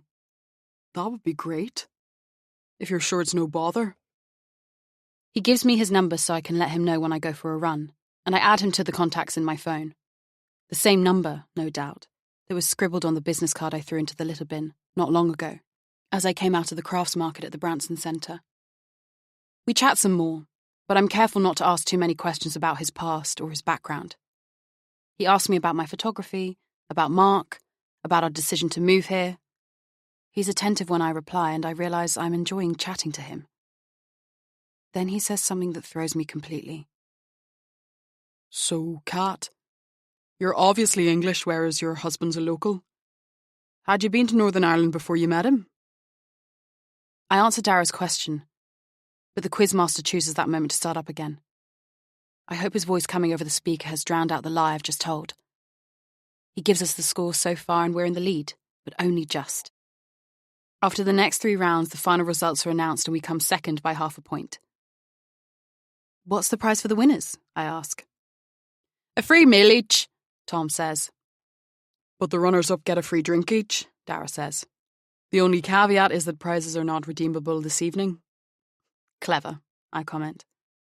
A bell rings for last orders. Jenny and Tom offer to drop me home. I have to go for a wee first, Jenny says. I've drunk far too much. My thoughts entirely, I say. Tom pipes up with some comment about women always going to the toilet in pairs, and Jenny sticks her finger up at him again. As Jenny and I stand in front of the mirrors in the ladies' loos, washing our hands at adjacent sinks, our reflections unleash a memory. My 15-year-old self, standing next to my friend Erin, as we looked at ourselves and each other in the bathroom mirror in the holiday cottage my grandparents had rented for the second summer in a row. We were getting ready for the ceilidh, the dance, that was being held at the community hall that evening. Erin wasn't used to wearing makeup. In fact, she didn't even own more than a lip balm.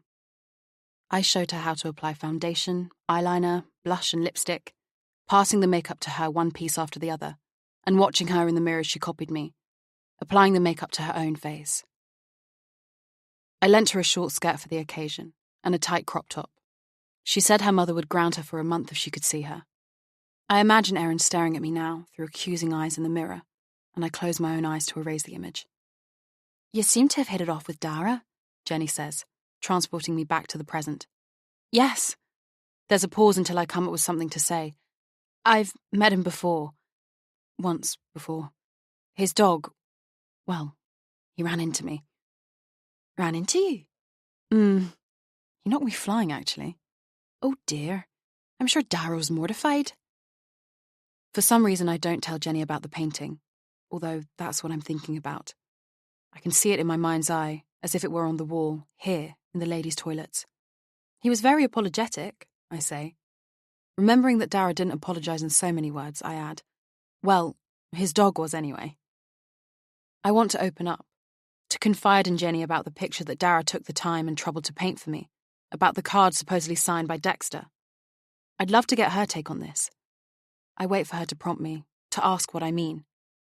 But she says, in any case, Dara certainly seems taken with you. It's strange. I thought maybe he was wary around women. Shy, you know. I pinch my eyebrows and question at her in the mirror. He has never been very friendly towards me. Oh, don't get me wrong. He's not unfriendly, she amends hastily. I think he avoids me. I wondered if he was that way with women in general, but it would seem not. It's obviously just me. I'm sure that's not true, I say. Perhaps he keeps his distance because he's mates with your husband and doesn't want to cause a problem, with them working together and all. No, it's more than that. I don't think he likes me. I've no notion why. Jenny's reflection gives me a wistful smile before turning away and walking over to the hand dryer. Jenny might not have a clue why Dara is awkward around her, but I think it might have something to do with what she looks like. Or rather, who she looks like. With her beautiful green eyes and fiery hair, Jenny reminds me so much of my friend Erin. At least, she was my friend until I let her down. Dara must see the likeness too. Chapter 9. Before long, we've established a routine. I text Dara in the evenings when Mark is away for work, and Dara stops off at Causeway Cottage the next morning. Dexter sits on the passenger seat of Dara's van, his black and white head sticking out of the window and his long pink tongue lolling out of his mouth. I wait by the gate. As soon as Dara pulls up and opens the door for him, Dexter leaps out of the van. At the end of our run, I drop off Dexter at the building site in Church Bay. This morning, though, Dara arrives a little early and I'm still inside, drinking my coffee. Through the window, I see him striding up the short driveway to the house, the collie at his heels. "I'll be ready in a second," I say, opening the front door before Dara can knock. "You can leave Dexter with me if you need to get on." No, I'm not in a hurry. He eyes my espresso cup. I'm not sure if he's looking at it longingly or if he disapproves of drinking coffee before a run. He's standing on the doorstep and makes no move to walk away. I need to say something. It's my turn to speak and this is getting awkward. "Would you like a coffee?" I ask, hoping he'll decline. Yes, thank you. I wonder if he's expecting to be asked in and think he's presumptuous if that's the case, but he adds, I've left the engine idling. I'll just grab the keys. If Dara realises I only take Dexter with me on the days when Mark's not here, he hasn't said anything. At some point, I need to tell Mark. But I keep putting off that discussion. The exchange with Dara is less stilted once he has stepped inside the house. For a few minutes, anyway. He tells me about an annual road run on Rathlin at the end of August, and says I should enter. He's hoping to do it if his injury is healed by then. "I'll think about it," I say. "It's 2 months away. Your knee should be better by then." Dara also tells me Dexter is behaving better and his coat looks much nicer. He's much happier, Dara says, bending down to fondle the dog's ears. Who's a lucky boy going for 3 runs this week? He's serious as he talks to the dog, and I get a sudden urge to laugh. As he straightens up, I hand him his cup of coffee, hiding my smile behind my own cup. I like what you've done to the place, he says, looking around. It's cozier and more modern. I didn't realise you'd already been inside. Yes, I did some work for old Mr. Kelly a while ago. Presumably not on the roof, I think. We're in the kitchen, and other than a lick of paint, a few rickety shelves, and our American fridge freezer, instead of the old refrigerator, we haven't changed anything in here. But with our stuff, it looks homely, I suppose. I should show you something, I say.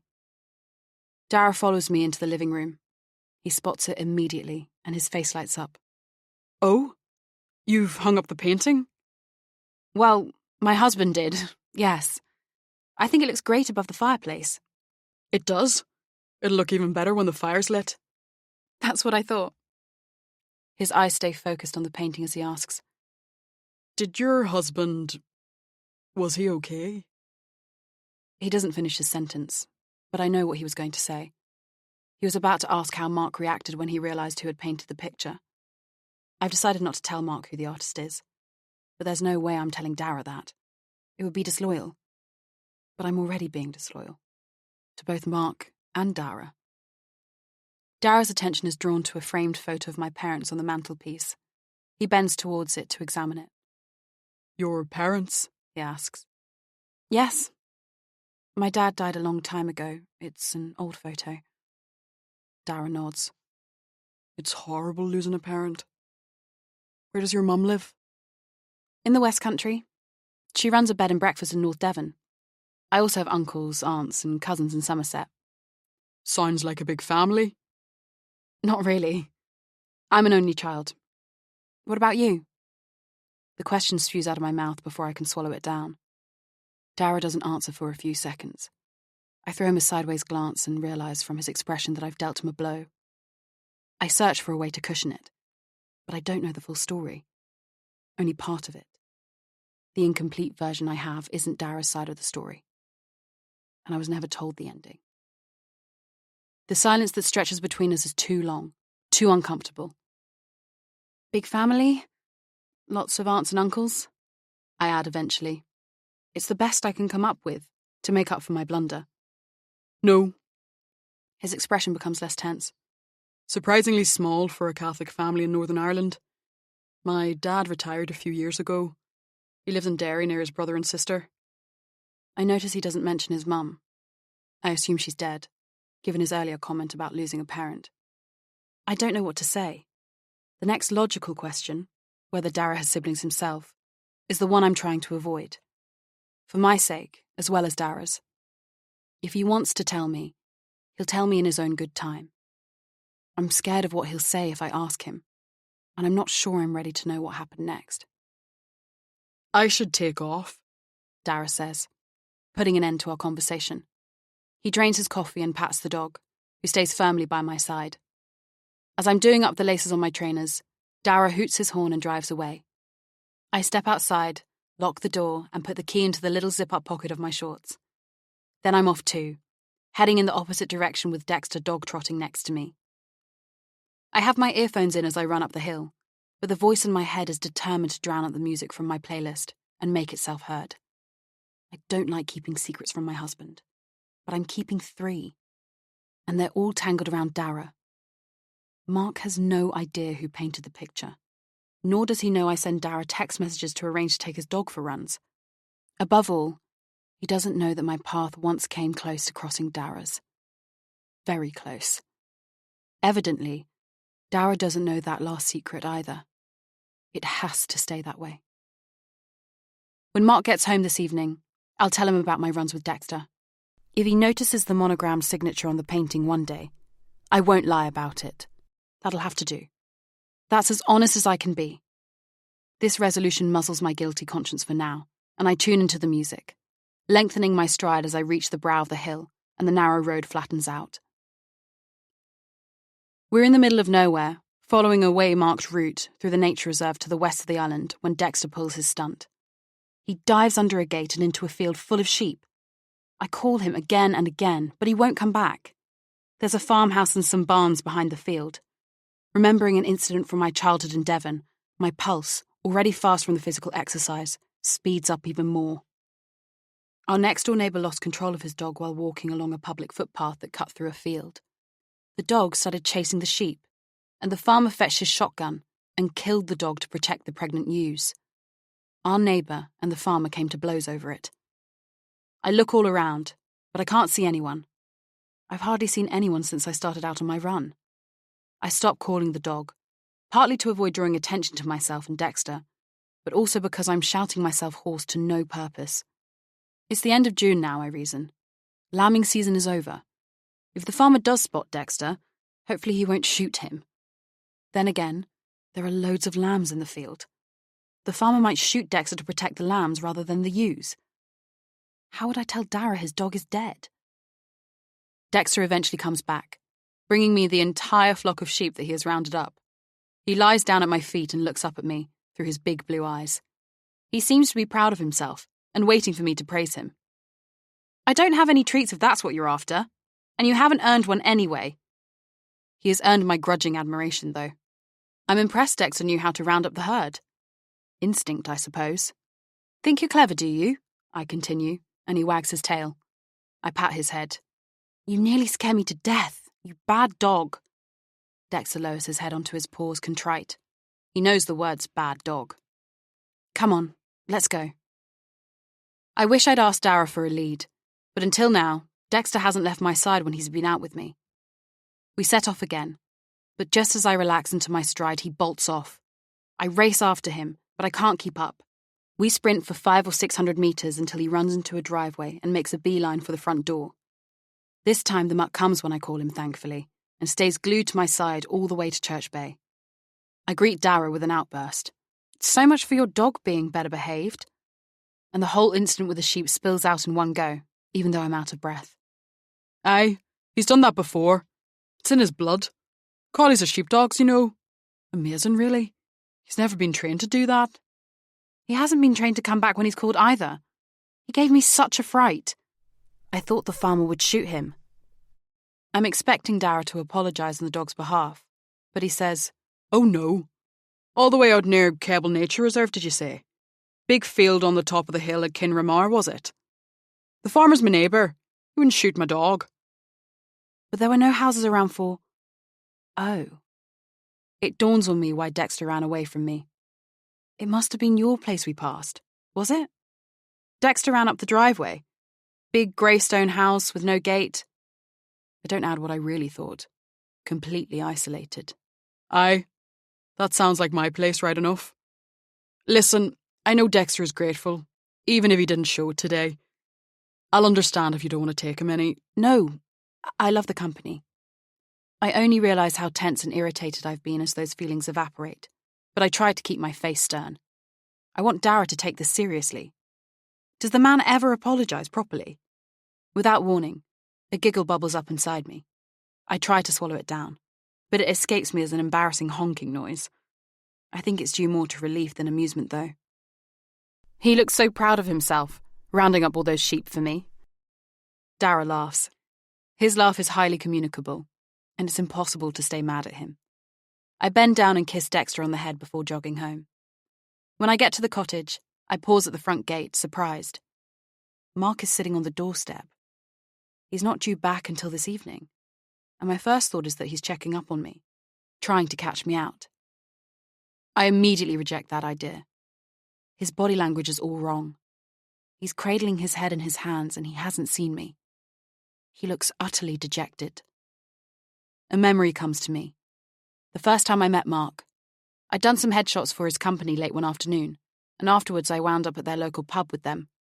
Like me, Mark was talked into going against his better judgment, or against his will. He looked then like he does now.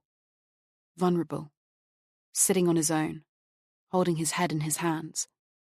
We got chatting. Mark's accent was similar to my dad's. My father had grown up in Belfast, where my grandparents had lived until they died. My grandparents liked to come for days out to Ballycastle, where Mark had grown up, and I'd spent a week there with them the summer I turned 14, and another week the following summer. It was hardly a remarkable coincidence, but Mark and I liked to think we were destined to meet one day. We seemed to have a lot in common. Mark told me his father had died of a heart attack. Mine had died a few years previously of prostate cancer. He was an only child, so was I. He talked a lot about his father, and said how worried he was about his mum, who was getting forgetful and didn't have anyone to look after her anymore. I was touched at how much he cared about his parents. I thought he was pouring out all his troubles. I felt flattered he was confiding in me. I didn't know until much later the real reason he was so upset that evening. His wife had asked him for a divorce. "Mark, what are you doing here?" I asked now, approaching him. He looks up, startled. I didn't take my keys. I'm locked out. I rang you several times, but you didn't answer.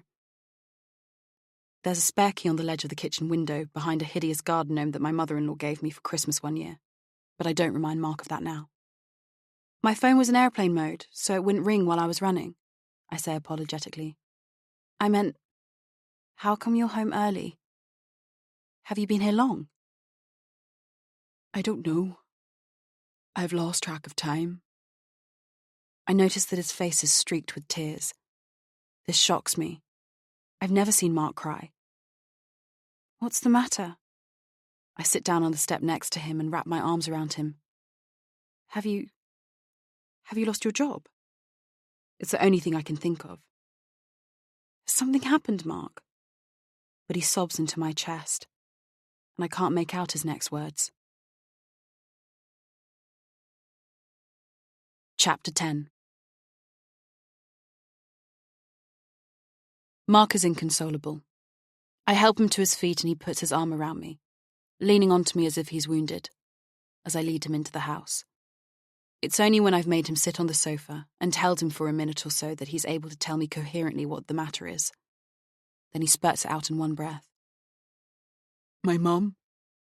She died during the night. She's dead, Cat. Gone. The carer found her this morning. Oh no. I'm so sorry, Mark. I make all the right noises and say all the things you're meant to say, but none of them seem to help. I make Mark a mug of tea with an extra teaspoon of sugar.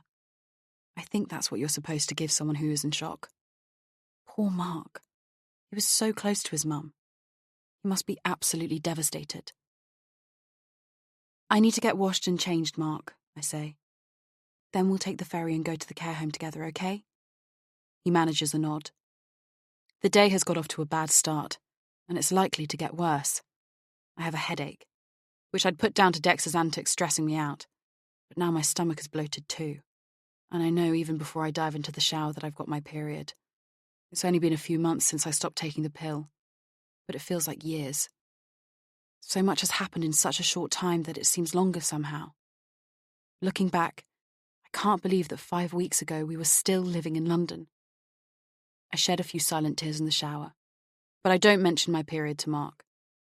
I know he wants a baby too, but it affects him less than me every month it doesn't work out. He doesn't build up his hopes the same way or feel as if his body's failing him.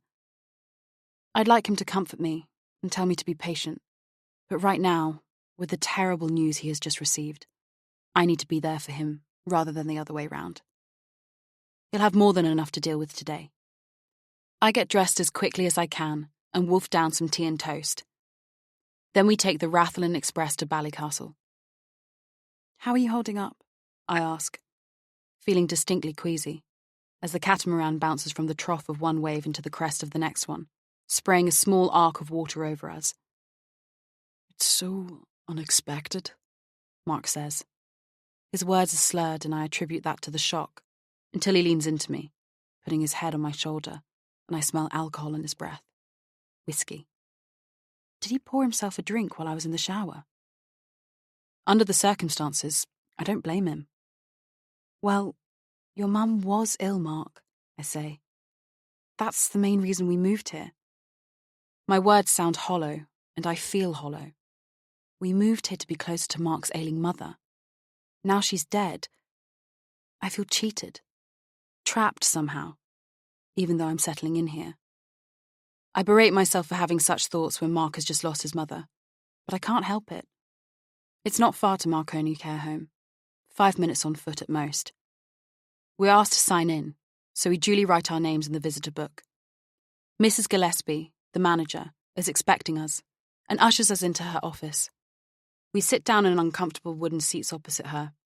Feels like being sent to the head's office at school, although that only happened to me once, after I was caught smoking behind the sports hall with some classmates. Mrs. Gillespie knows Mark, but this is the first time I've met her. She's wearing a cheap suit that emphasises her short, plump build. She has a kind, rotund face. Her long, dark fringe is uneven, and I wonder if she can see out from under it, and if she cut it herself. She gives Mark a tentative smile, but he doesn't respond. I reach over and take his hand. Firstly, let me say how sorry I am about your mother, Mr. Fisher, she begins. We were very fond of her here at Marconi. Somehow, I doubt that, but I keep my thoughts to myself. I glance at Mark, whose glassy eyes are fixed on our fingers, entwined in his lap. His eyebrows unite in a bewildered frown. He still can't take this in. Thank you, he manages, without looking up. She offers us tea or coffee, but Mark shakes his head, so I decline politely. I scan the room. The wallpaper, a hideous retro design with greens and browns, is adorned with still life prints. The time travel vibe resonating from the decoration is at odds with the manager's black leather swivel chair, the black oak executive desk, and the iMac on it. This must be a terrible shock for you both, Mrs. Gillespie says. Out of the corner of my eye, I see Mark nod. He hasn't spoken much since he told me the news. It's only now that I realise he hasn't told me how his mother died. For Mark's sake, as much as for his mum's sake, I hope she didn't suffer. As if reading my mind, Mrs. Gillespie turns to me. As I told your husband on the phone, Mrs. Fisher, your mother-in-law, passed away peacefully in her sleep, she says. Her carer found her dead this morning, and I rang your husband as soon as she alerted me. What happens now? I ask.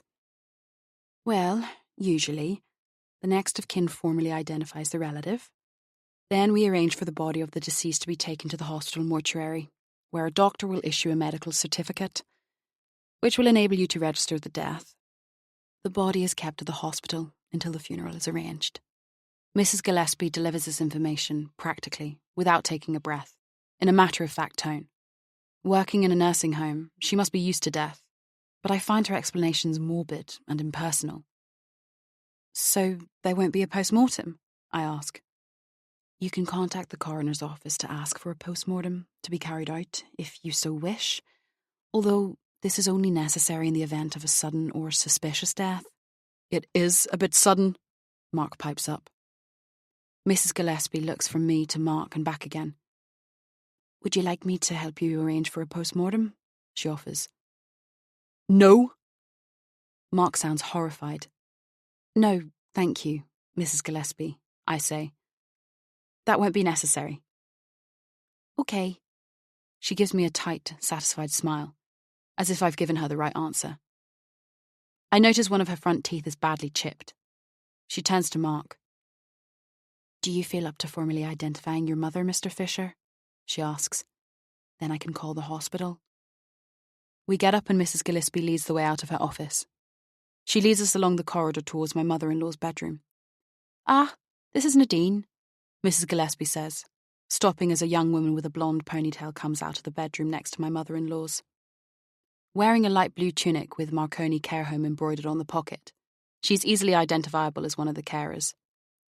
Nadine is the one who found Mrs. Fisher this morning, Mrs. Gillespie continues. It was a bit of a shock for her, bless her.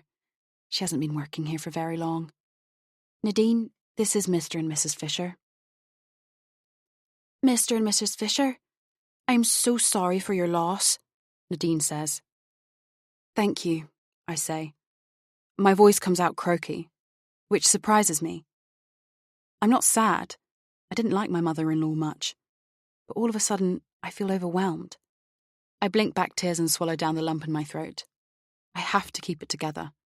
Mark has just lost his mum. I'm so sorry, Nadine repeats. Then addressing Mark, she adds, At least you got to see her last night before she passed away. I look at Mark, but he's staring at Nadine and says nothing. Thank you, I repeat, as Mrs. Gillespie opens the bedroom door. I can't help feeling curious about the carer's comment, but it's not until we leave the nursing home that I get a chance to ask Mark what she meant.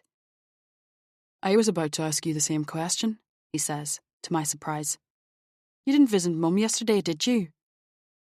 No. Did you think that carer, what was her name? Natasha? Nadia? Nadine, that's it. Did you think Nadine was talking to me? Well, I certainly wasn't here last night, he says. I was at the Europa Hotel in Belfast, as you know. Mark always stays in the Europa when he's in Belfast on business. I remember signing my name in the visitor book when we arrived at Marconi Care Home about an hour ago.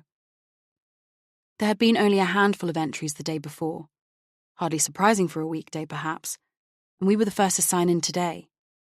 Mark's name definitely wasn't among yesterday's visitors, and neither was mine, obviously. Well, either way, she must have been mistaken, I say. Clearly, Mark agrees. Perhaps she saw me on a different day and got confused. His voice breaks slightly as he adds, I wish I'd seen her one last time before she died. You know, maybe Nadine isn't the one who's mistaken.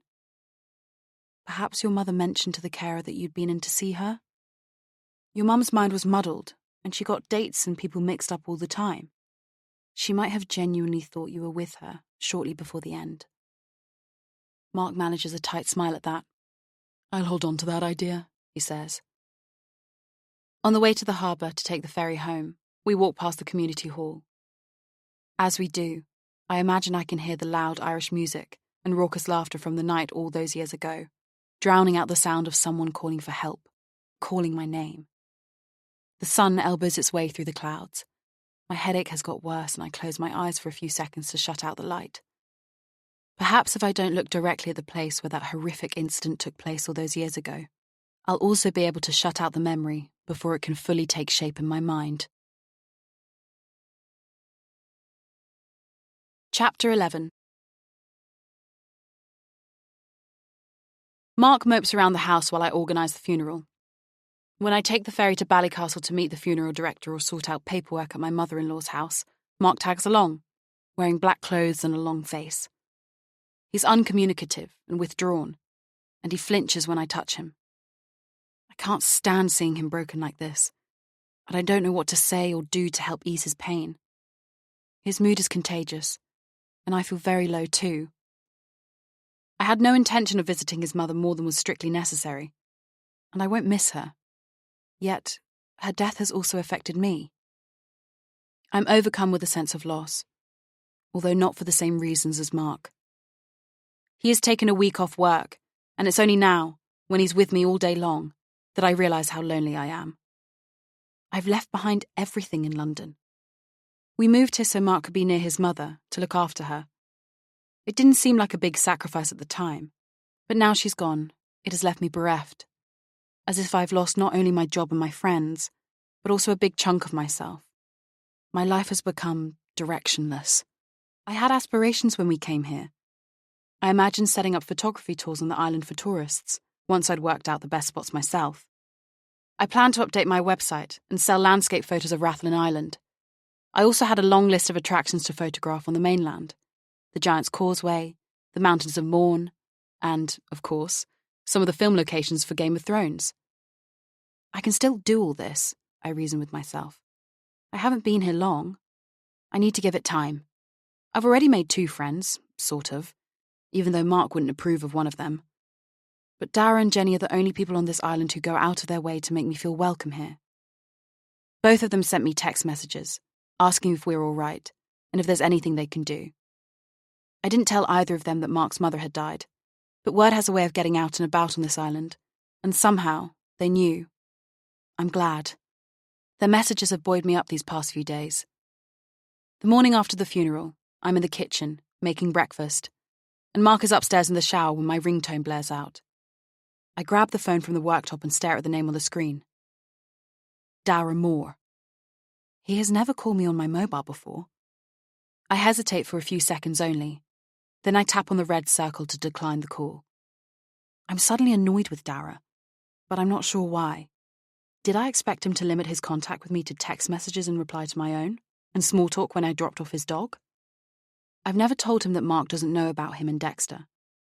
So why does it feel as if Dara has crossed an invisible line, or trampled down an imaginary boundary? I scold myself for being unreasonable. Dara is being friendly. I'm a newcomer to a small community, and he has welcomed me. When Mark comes downstairs a minute or 2 later, I'm still holding the phone. Mark says something, but I don't register what it is. I'm wondering why Dara rang, and if he has left a message. Mark repeats his comment, something about the dodgy internet connection in this place, but I'm distracted by the text notification sound on my phone. I glance down. It's from Dara. Fancy a picnic? Jenny's idea? Sun, fresh air, good company, wine. Sound tempting? I sit down at the table and bite into a slice of toast. I'll answer his text after breakfast. I don't know whether to accept the invitation or not. I'd love to go for a picnic with Dara and Jenny. Anything to get out of the gloominess that has descended on our cottage over the last week. Presumably, the invitation includes Mark, though, which means I'll be found out. Dara is bound to bring up my runs with Dexter. As if on cue, the phone dings again. I can't resist picking up my mobile and reading the message. Dex will be there. He misses you. He hopes you've forgiven him for hurting the sheep. I try to suppress my smile so Mark won't see. Who was it? He asks, nodding at the phone. It's my line. This is the part where I should fess up. Jenny. I wince inwardly at yet another lie rolling off my tongue. She wants to know if we'd like to go on a picnic with them. With Jenny and her husband? It's good of them to ask us. What did you say his name was? Tom. Dara will probably be there too. He's Tom's workmate. Ah. Mark's expression darkens. I know you two didn't exactly hit it off, but he's all right. He was in the pub on the evening of the quiz. I talked to him a bit then. I've taken his dog running a couple of times. Mark bends forwards, over his mug, and I think he's about to spurt out his coffee, but he manages to swallow it down. What? I offered to do it. Dara has a bad leg. The dog kept me company. It's desolate running around the island. Most days I don't see anyone at all. I observe Mark grappling with his emotions. His face reddens and his eyes blaze. He didn't want either of us to have anything to do with Dara. I brace myself for his outburst, but he doesn't seem to have the energy to get worked up. He hasn't spoken this much all week, and he appears to be losing impetus or interest. They're nice people, Mark. They sent sympathy cards and flowers to the funeral home. I wasn't going to tell him that. It slipped out, like the lie just now. I detached Dara's card from the flowers and threw it away, along with the elaborate wreath and card from Fiona. I thought it better that Mark didn't see them. I didn't want him getting any more upset than he already was over his mother's death. That's how I justified it to myself, anyway. Oh, well, Mark says with an exaggerated sigh. We may as well go on the picnic. Jenny seemed nice when we saw her at the crafts fair. And it sounds like Dara owes you a favour. Maybe he'll give us mates rates for the roof. I gape at Mark, incredulous, but I let it go. He knows about Dara, Dexter, and me. That's the main thing. And that conversation went a lot better than I thought it would. I just hope Dara doesn't mention the painting when we're on our picnic. We meet up at the aptly, if unimaginatively named, Sandy Beach. I introduce Mark to Jenny and Tom. Mark shakes their hands heartily as they offer their condolences and say all the right things. I thank them for the flowers. Mark is noticeably more aloof when he is introduced to Dara. He must grip Dara's hand too hard, because Dara grimaces and flexes his hand when Mark lets go. Mark looks uncomfortable as he finds himself sitting next to Dara on the picnic rug that has been laid out on the sand. Dexter squeezes between Jenny and me and sits with his head on my lap. Dara is all smiles and charming with everyone, handing out plastic plates, cutlery, and goblets, and pouring the wine. As we help ourselves to potato salad, crisps, sausage rolls, and sandwiches, Dara politely asks Mark about his job and the transfer to Belfast. Mark's initial animosity has dispersed, but in Dara's hazel eyes, normally so like my own, there's something unrecognisable. As I try to read his expression, he puts on his sunglasses, and I'm left wondering if the malicious gleam I thought I saw was due to my imagination, or even the sun. After lunch, we all swim in the sea, including Dexter. I can't help noticing Dara's toned, tanned body. I try not to stare, even when Jenny voices my thoughts out loud. Everyone else's skin is white in comparison, especially Jenny's. She has inherited the Celtic pallor, although she quips that if her freckles continue to multiply, she'll end up looking suntanned. Dara brushes off Jenny's compliments about his tan. I get the impression he's studiously avoiding having to talk to her alone, and I remember what Jenny said about him being standoffish around her. The water is cold, and when we get out, my arms are pricked with goosebumps. I made coffee before coming to the beach, and I pour it from the flask into the plastic cups. With the hot liquid in the sun, I soon warm up again. Sitting cross-legged on the picnic rug, I look out to sea and admire the view, while Tom dozes and Jenny talks to me. She tells me her grandparents lived on Rathlin Island, and her parents still do. But until she started teaching here, she wanted to get away. She asked me about my photography, and then tells me about a recent art class with her pupils, where they came outside and painted or drew pictures of Church Bay. I listen attentively until I overhear Mark mention my name. I try to eavesdrop on his conversation with Dara. Mark is talking about my background. I hear him say that my dad was originally from Belfast. My heart misses a beat.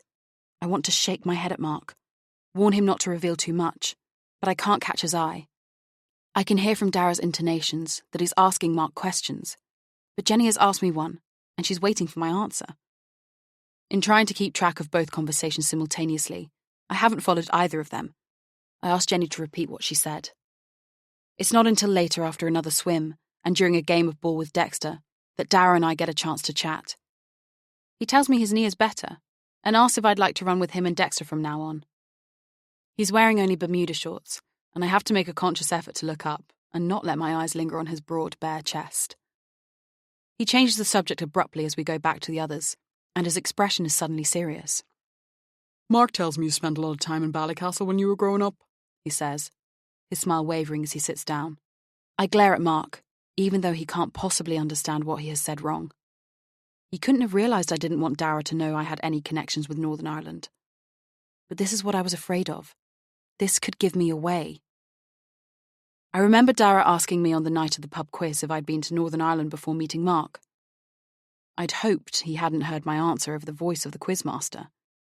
But now I wonder if he has caught me in a lie. Perhaps I've given myself away. I weigh out my words before replying. No, not really. My grandparents lived in Belfast and they brought me to Ballycastle a couple of times on day trips when I was little. I don't mention I spent a week here the summer I was 14 and came back for another 2 weeks the following year too. But you met Mark in London. There's something I can't identify in Dara's tone. Disbelief? Confusion?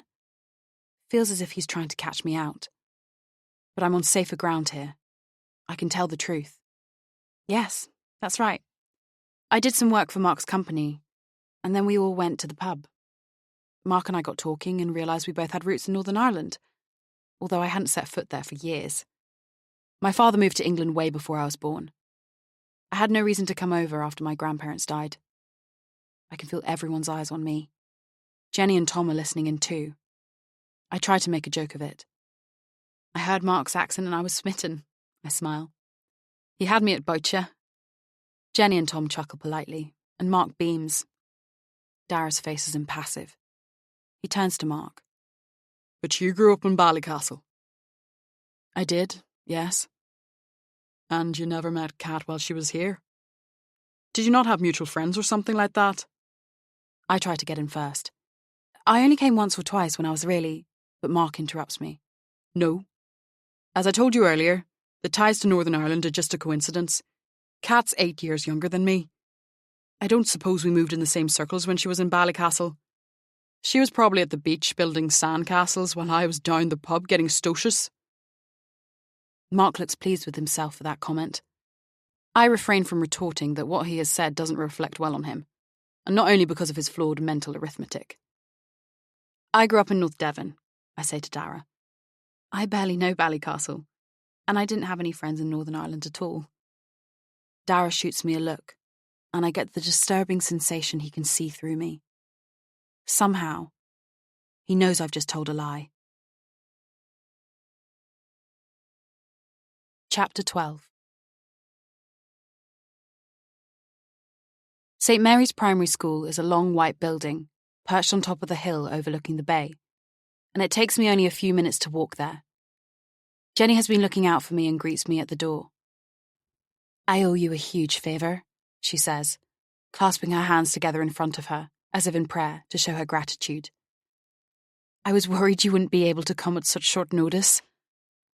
Jenny rang me an hour ago to say the photographer, who was due to come over from the mainland to take the school photos that day, was ill. I didn't want to have to postpone this, she continues.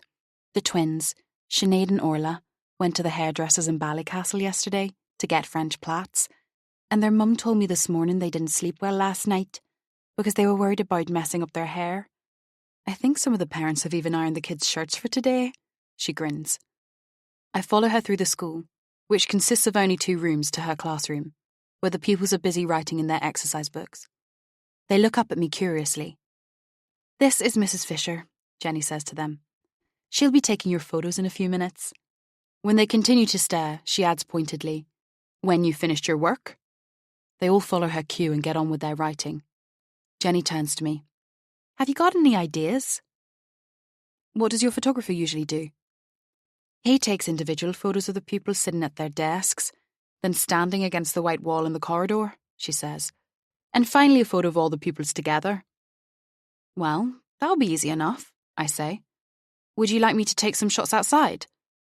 The weather is perfect today, and we could sit the pupils on the wall, just down the hill a bit, and get the sea in the background. Oh, that's a fantastic idea, We've never done outdoor pictures before. Last time the old guy came, it was bucketing it down mind. I take photos of each child and of the 2 sets of siblings at the school too. I set up shots indoors and outdoors, and some photos of all 15 children together with Jenny. Patrick, a primary 3 pupil, lost one of his front teeth this morning and flatly refuses to smile for his photos. But when I encourage the children to pose, making funny faces for a couple of pictures, I catch him grinning gappy-toothed from ear to ear and capture the moment on camera. I can't wait to see the photos, Jenny says when we finished. I'll get to work on them this evening, I say. It's break time, and we're standing in the playground, mugs of tea in our hands, talking while Jenny keeps an eye on the kids. I can't stop thinking how amazing this little school is, and how happy my own children will be here. I'm not one to badmouth the elderly and the sick, but usually the individual photos he takes look like mugshots, Jenny says. I don't know how he manages it. It can only be deliberate. However, I'm optimistic after seeing your work that we're going to have some great photos. I don't think we'll be commissioning our official school photographer again. Are you offering me a permanent job? I joke. Aye, absolutely. Are you available for sports days and nativity plays too? She doesn't wait for me to answer. You must let me know how much I owe you. Oh, I have no idea. I'll need to. And if you won't name your price, I'll pay you what I've always paid our former school photographer. A fortune. But the parents never complain. They're always relieved to have sorted out the Christmas presents for the uncles, aunts and grandparents in one fell swoop, though the kids will have changed a bit by December. Listen, when the parents have ordered, I'll give you the exact printing costs. If you want to add to that, you can keep the proceeds for the school. It was a pleasure. I don't want any money for it. Oh, Catherine, that's not how it works. Either we come to an agreement or I'll take back my job offer. Jenny looks over my shoulder, distracted, and waves. I turn to see Dara walking towards us. He's carrying a long canvas bag over one arm and what looks like a huge roll of fabric under the other one. He's wearing his work clothes, paint-stained jeans and an old t-shirt, with his sunglasses sitting on top of his head. Hi, Jenny, Dara says when he reaches us. Hi, Kat. I didn't expect to see you here. Jenny beams at him. I can't wait to see it, she says, pointing to the thick rolled-up material. What is it? I ask. It's Jenny who answers. It's the backdrop for the school play. Normally we only do a nativity, but some of the pupils are leaving us at the end of the school year to go to secondary schools on the mainland, and they wanted to do an end-of-year play. Dara kindly painted the backdrop for us. He's a terrific artist. I know he is. I can sense Dara's eyes on me. We're both thinking about his painting of Altacari Head. Before Jenny can ask how I know, I say, What sort of play are you putting on? A musical. It's called Pirates and Mermaids of Rathlin. Did you write it? No, I adapted it. Cut down the numbers of parts, change the title and the characters' names, that sort of thing. The twins' mum plays the piano. She's going to accompany the pupils. I could take photos on the night of the performance if you like. I was hoping you'd say that. To Dara, she says, I'm afraid I can't help you put that up. Dara looks relieved, as if he was dreading finding himself alone with Jenny. She was right about him acting aloof with her. School's not out for another half an hour, Jenny continues. I thought Tom would be with you. He wasn't feeling very well. He had a headache. I sent him home. Jenny looks concerned, but Dara reassures her. I think he just got a bit dehydrated. You know, working in the sun. I'll help, I say. What do you need me to do? The play is being held in 10 days' time in the parochial hall, situated next to the school. We fix the backdrop to the ceiling so that it hangs against the wall. Dara does most of the work, using an efficient combination of hooks and PVC pipes from his bag. I notice he has machine-sewn sleeves along the top of the fabric to thread the pipes through. Once it's up, I stand back and admire Dara's handiwork. He has painted a bay, clearly recognisable as Mill Bay thanks to the rocks and the derelict corn mill, with the sea stretching to the horizon. A mermaid sits on a rock in the foreground, and a pirate's ship sails in the distance. There are seagulls and kittiwakes, seals and dolphins. With its bright and cheerful colours and blend of realistic and fantastic elements, the scene is like an enlarged illustration from a children's picture book. Fancy a drink of McQuaig's? Dara asks. I look at my watch. Mark's coming home earlier than usual, but I've got over an hour before his ferry gets in. I'm buying, he adds when I hesitate. Go on then. The bell goes, signalling the end of the school day, so we ask Jenny to join us, but she's a little worried about Tom and says she has some lesson preparation to do for the following day. Dara's van is parked near the school. He throws his bag of tools into the back of it and drives us the short distance to McQuaig's. What are you drinking? Dara asks me as I sit down at an outside picnic table. I'm still trying to keep my alcohol intake low, and it's a bit early for me anyway. Plus, it wouldn't do to be tipsy when Mark gets home. A lemonade, please, I say. Dara fetches the drinks and some crisps from the bar and sits opposite me. He clinks his pint glass against my glass of lemonade. It was good of you to make the backdrop, I say.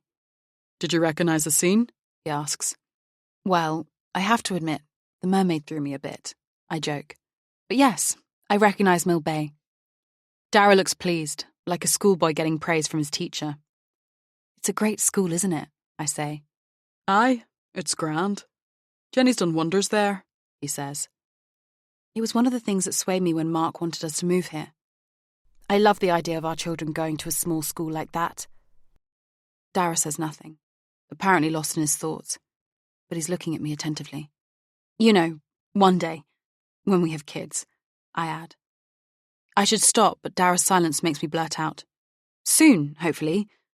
We're trying for a baby. Dara still doesn't reply, and for a moment, I think I've embarrassed him as well as myself. I notice he has almost finished his pint already. I look down at the table, running my finger around a ring where a glass has stained the wood.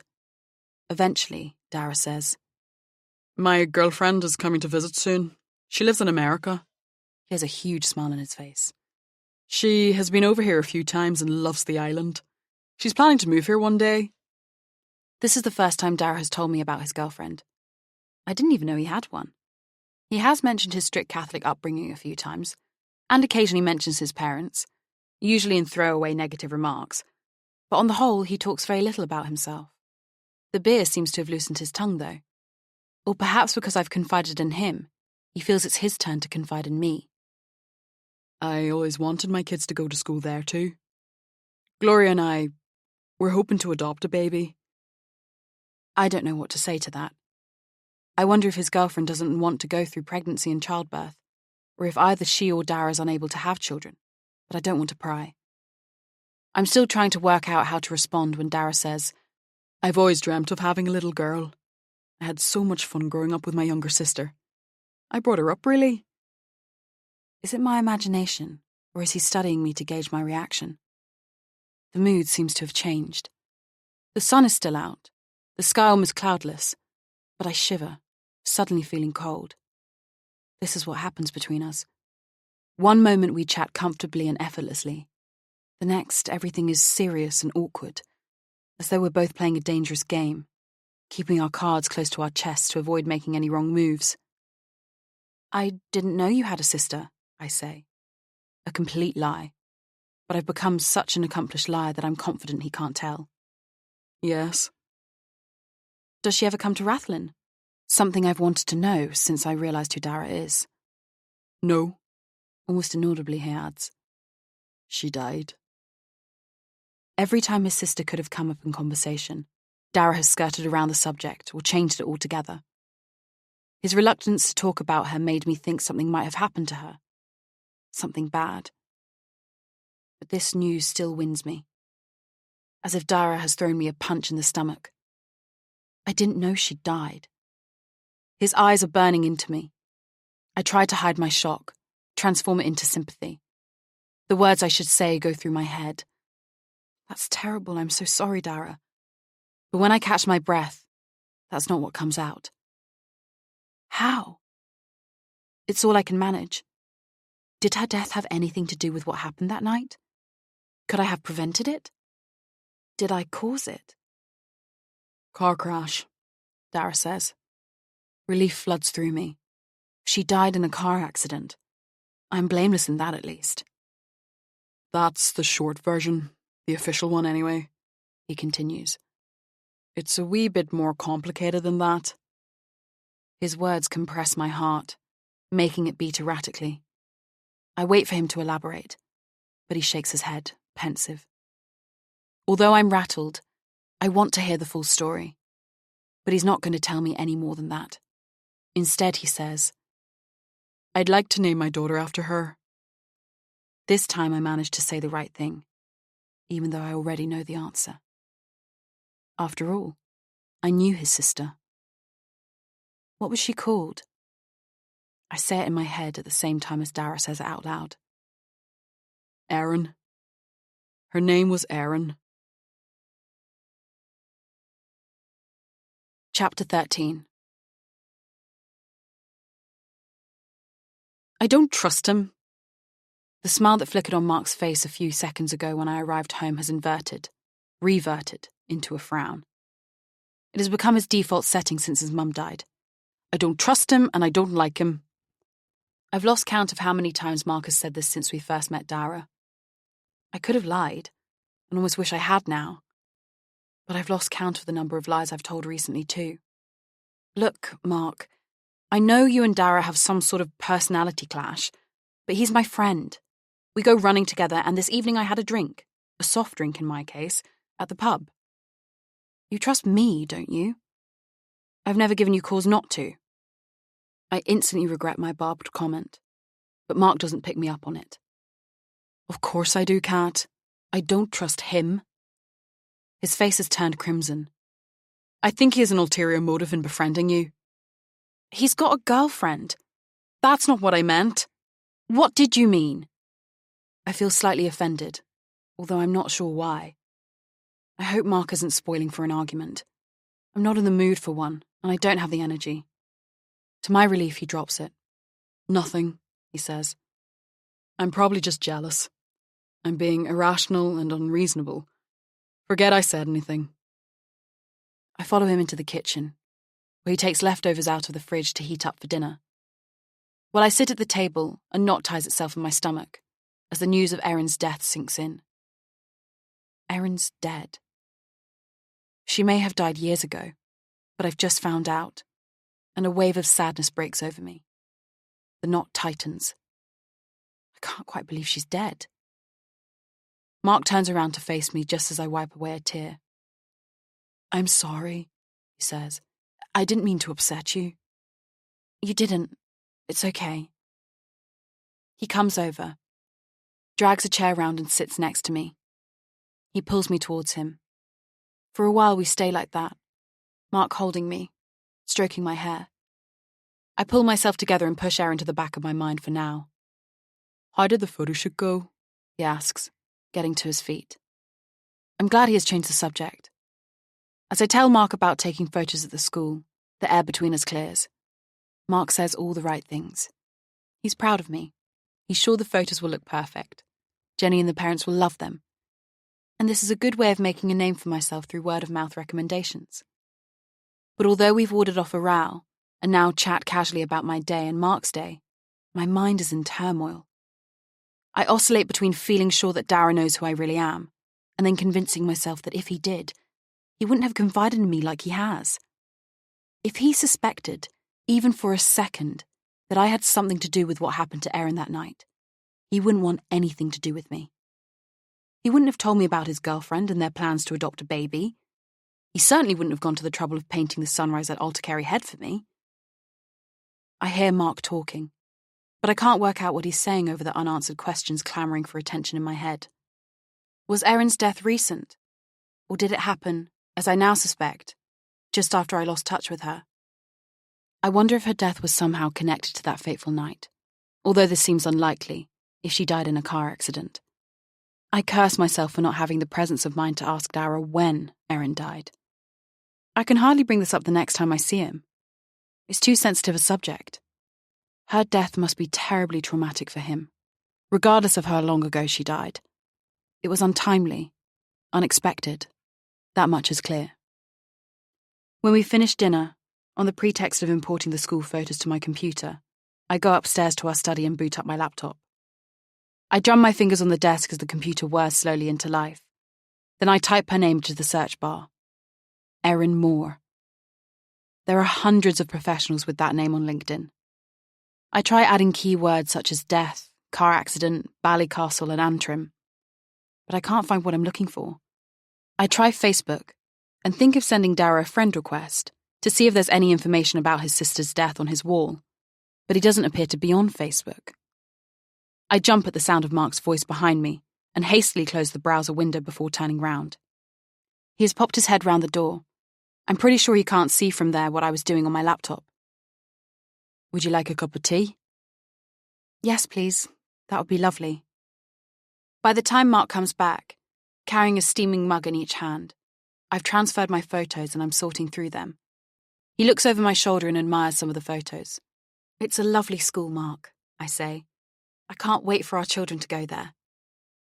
In that case, let's get an early night and work on the first phase of that plan, Mark says. Standing behind me, he strokes my hair. Although it sounds forced, he hasn't been this chubby for a while. I like the sound of that idea, I say. He goes downstairs to watch television and leaves me to label and retouch my photos. The pictures are great, and Jenny would be thrilled. I'm pleased too, but I can't keep my mind on the task in hand. I can't get Erin out of my head. I stare at a photo I took of one of the pairs of siblings, an 11-year-old blonde boy in primary 7. His last year at St. Mary's, and his younger sister, aged 4 in reception. This shot was taken outdoors, with the two of them sitting next to each other on the wall. The sun enhances the Irish red of her hair, which falls in ringlets to her shoulders. If I remember correctly, the age gap was bigger for Dara and Erin. If they were at the same primary school at the same time, it can't have been for more than 1 year. And they certainly didn't go to St. Mary's. They grew up on the mainland, in Ballycastle. But I can't help thinking that, as kids, Dara and Erin would have looked a lot like the brother and sister in the photo I took. It crosses my mind, not for the first time, that if Erin were still alive, she would resemble Jenny now. No wonder Dara is aloof around Jenny. She must be a painful reminder for him. I sigh. I wonder if I should confide in Mark about Erin. There was a time when we told each other everything, or so I thought. But then there was Fiona. Lately, I seem to be keeping a lot from my husband. But I can't talk to him about Erin without revealing my role in what happened that night, and I'm too ashamed to admit that. I can barely admit it to myself. I can't tell Charlotte or my mum either. The screen fades as my computer goes into sleep mode. I jiggle the mouse to make the screensaver disappear and the photo reappear. I stare at it again, transfixed by the school badge on the dark school jumpers the brother and sister wore for their photos, despite the warm weather today. The island of Rathlin in green, its inverted L like a boomerang over the pupils' hearts. My thoughts jump to a documentary I saw once about Australian Aboriginal beliefs and traditions. Boomerangs were once used as weapons. They were used to hunt. They were made from bones before they were made from wood.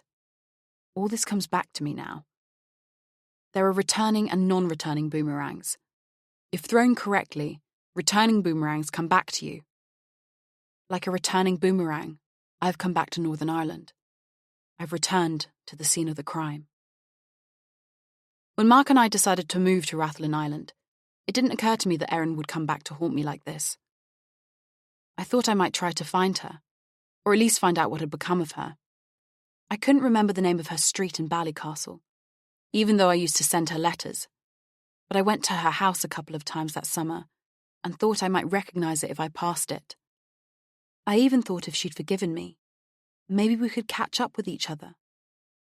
But it never entered my head that the past might catch up with me. Not once did I imagine Erin might be dead. This time I hear Mark's footfalls on the stairs. Are you coming to bed? He asks, poking his head round the door again. Remembering his earlier comment about going to bed early, I spin round in my office chair to face him, raising my eyebrows suggestively, in the hope of eliciting a smile, but he has already turned away. I shut down my laptop and follow Mark into the bedroom. I take off my clothes, then I walk across the bedroom naked, stand behind him and wrap my arms around him. Kat, do you mind if we don't? He says, as my hands move down his chest to his stomach. I'm tired and I have to get up early. It's not like Mark to suggest sex and not go through with it. In fact, It's not like Mark to refuse sex even if I'm the one to initiate it. And yet, this isn't the first time he has rebuffed me recently. But he hasn't been in the mood for sex since his mother passed away, which is understandable. Or perhaps it's the idea of having sex in order to start a family that's putting him off. Maybe that has taken the excitement out of it for him. If it has become a little more mechanical and a little less pleasurable for me in the few months since I stopped taking the pill, then it might be the same for him. Maybe Mark sees it as a chore now, no longer an activity where we can just enjoy the ride, to put it bluntly. But instead, something our future as a family rides on. No problem, I say. I'm not miffed. I'm not in the mood tonight either. I've got too much on my mind. I hope, though, even if Mark has gone off sex a bit, that he hasn't gone off the idea of starting a family altogether. My heart sinks as this occurs to me. I remember my conversation with Dara, and the longing look on his face as he told me he wanted a baby. A baby girl he would name Erin after the sister he'd more or less brought up himself. I pull on my pajamas and go into the bathroom, thinking about Erin, about Dara's loss, and my friend. As I remove my eye makeup with a cotton pad, I picture Erin, her cheeks streaked with mascara, the last time I ever saw her. She had a leaf and a twig in her hair, and her skirt was torn. She was sobbing so hard I could hardly distinguish her words. "I said no," she told me.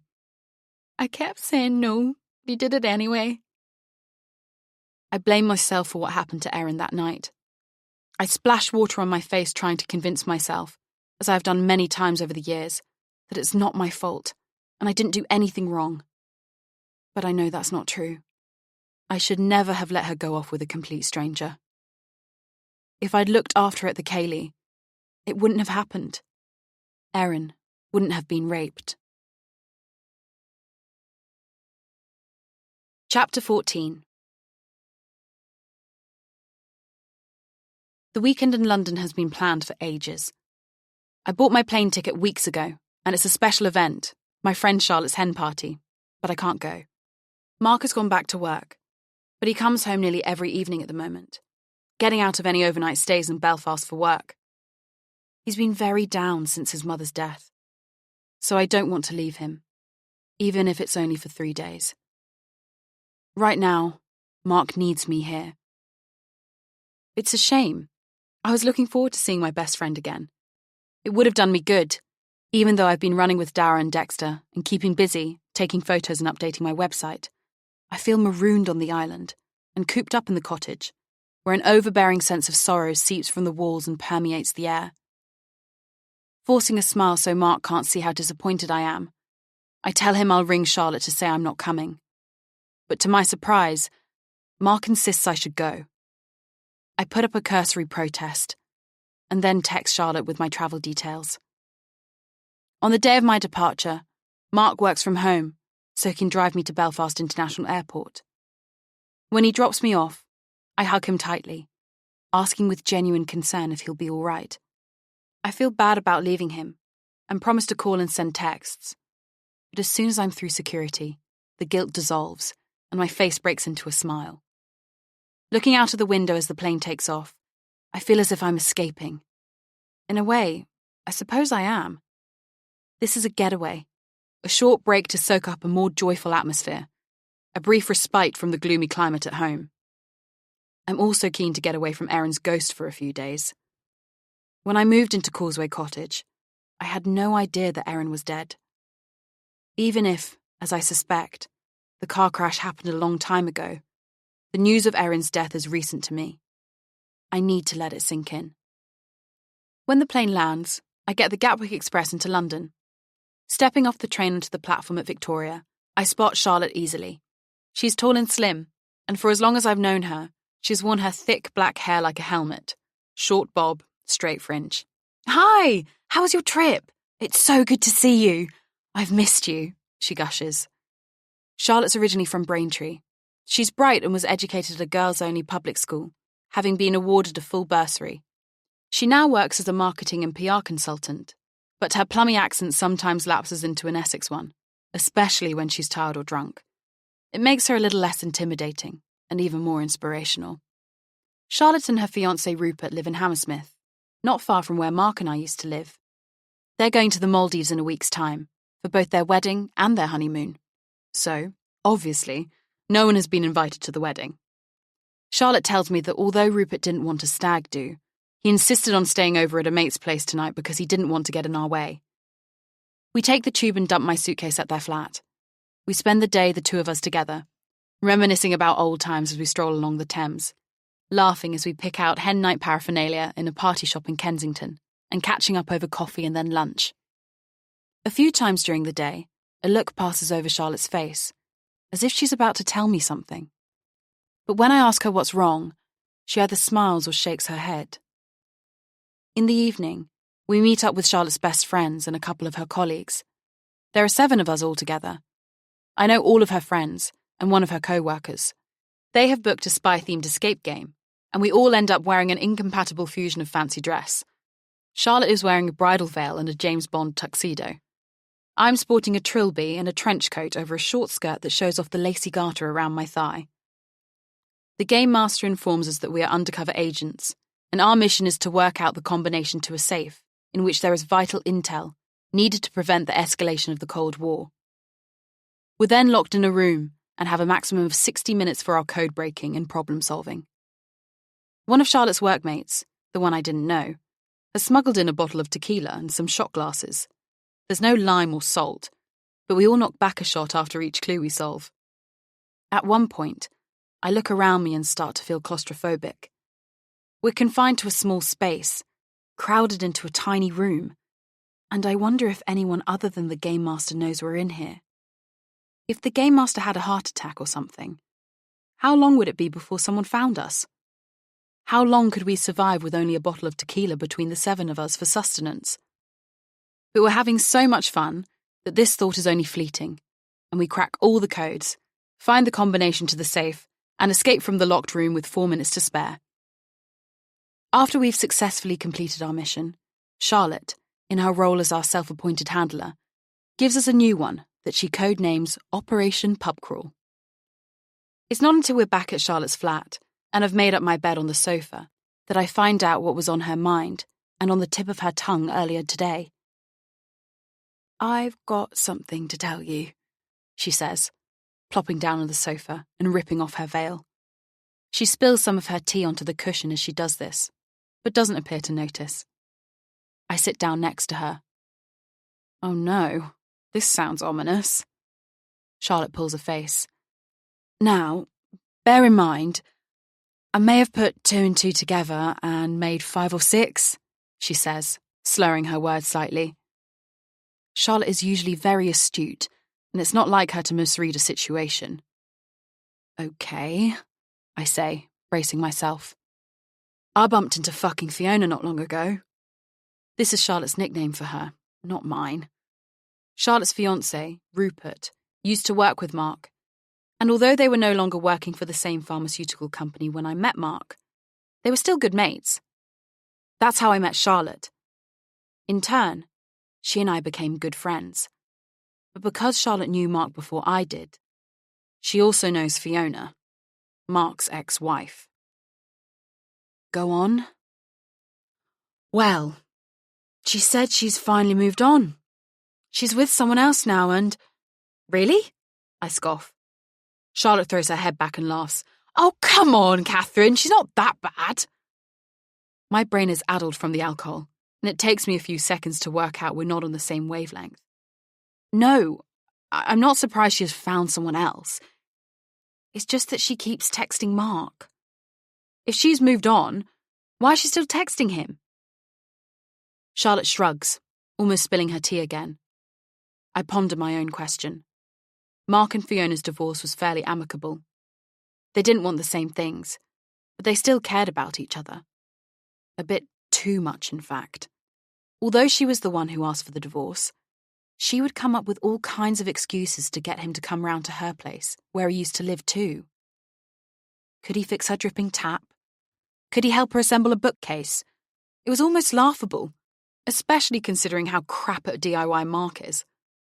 Of course, he fell for the damsel in distress act every time and raced off to the rescue. And one of those times, He ended up sleeping with her.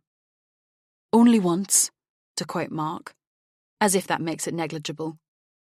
It happened about a year ago, and also about a year after Mark and I got married. When I found out, he promised never to see her again. Anyway, when I saw her, she was very pregnant, like huge, Charlotte continues, making a gesture with her arms, mug still in hand, to show a massive pregnant belly. What? She and Mark got divorced because she didn't want children, and he did. I know, right? Maybe she just didn't want children with him. Or perhaps she's changed her mind. She was quite young when they got married, wasn't she? It's true. There's an even bigger age gap between Mark and Fiona than there is between him and me. She said she and her partner were very excited, and he's moving to London, Charlotte says. I wonder if Mark knows. They still have some friends in common. Someone might have told him. You said you put 2 and 2 together and made 5 or 6. Charlotte looks astonished that I remembered this in my inebriated state. Yes, I'm coming to that. Anyway, I congratulated her on our pregnancy, asked when it was due, that sort of thing. Charlotte has dropped the H's from the beginnings and the T's from the ends of her words. Then I mentioned you and Mark were trying for a baby too. I choke on my tea. Charlotte? It all came up in the conversation. You mean you brought it up? Why? I don't know. I regretted it the second it slipped out. I'm sorry. Oh, doesn't matter. She probably knew anyway. Mark says he ignores her texts, but he obviously hasn't blocked her number. For all I know, he's already filled her in on our sex life. I don't think so. What makes you say that?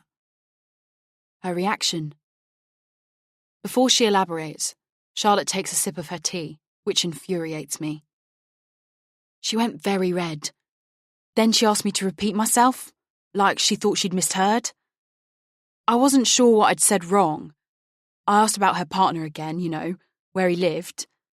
Sort of to try and diffuse the tension, but I expect it came over as an interrogation. Another sip. I wonder if Charlotte is doing this on purpose. What did she say? She got all cagey and dodged my questions. She wouldn't say anything more about her partner, even though she was the one who'd mentioned him first. Except for one thing. Something strange. Go on. She said, You don't know him, I can assure you. It struck me as really odd because it came out all defensive, like she was protesting, but it seemed completely out of context, like we got our wires crossed. And then she sort of scuttled off, like she was in a hurry to get away.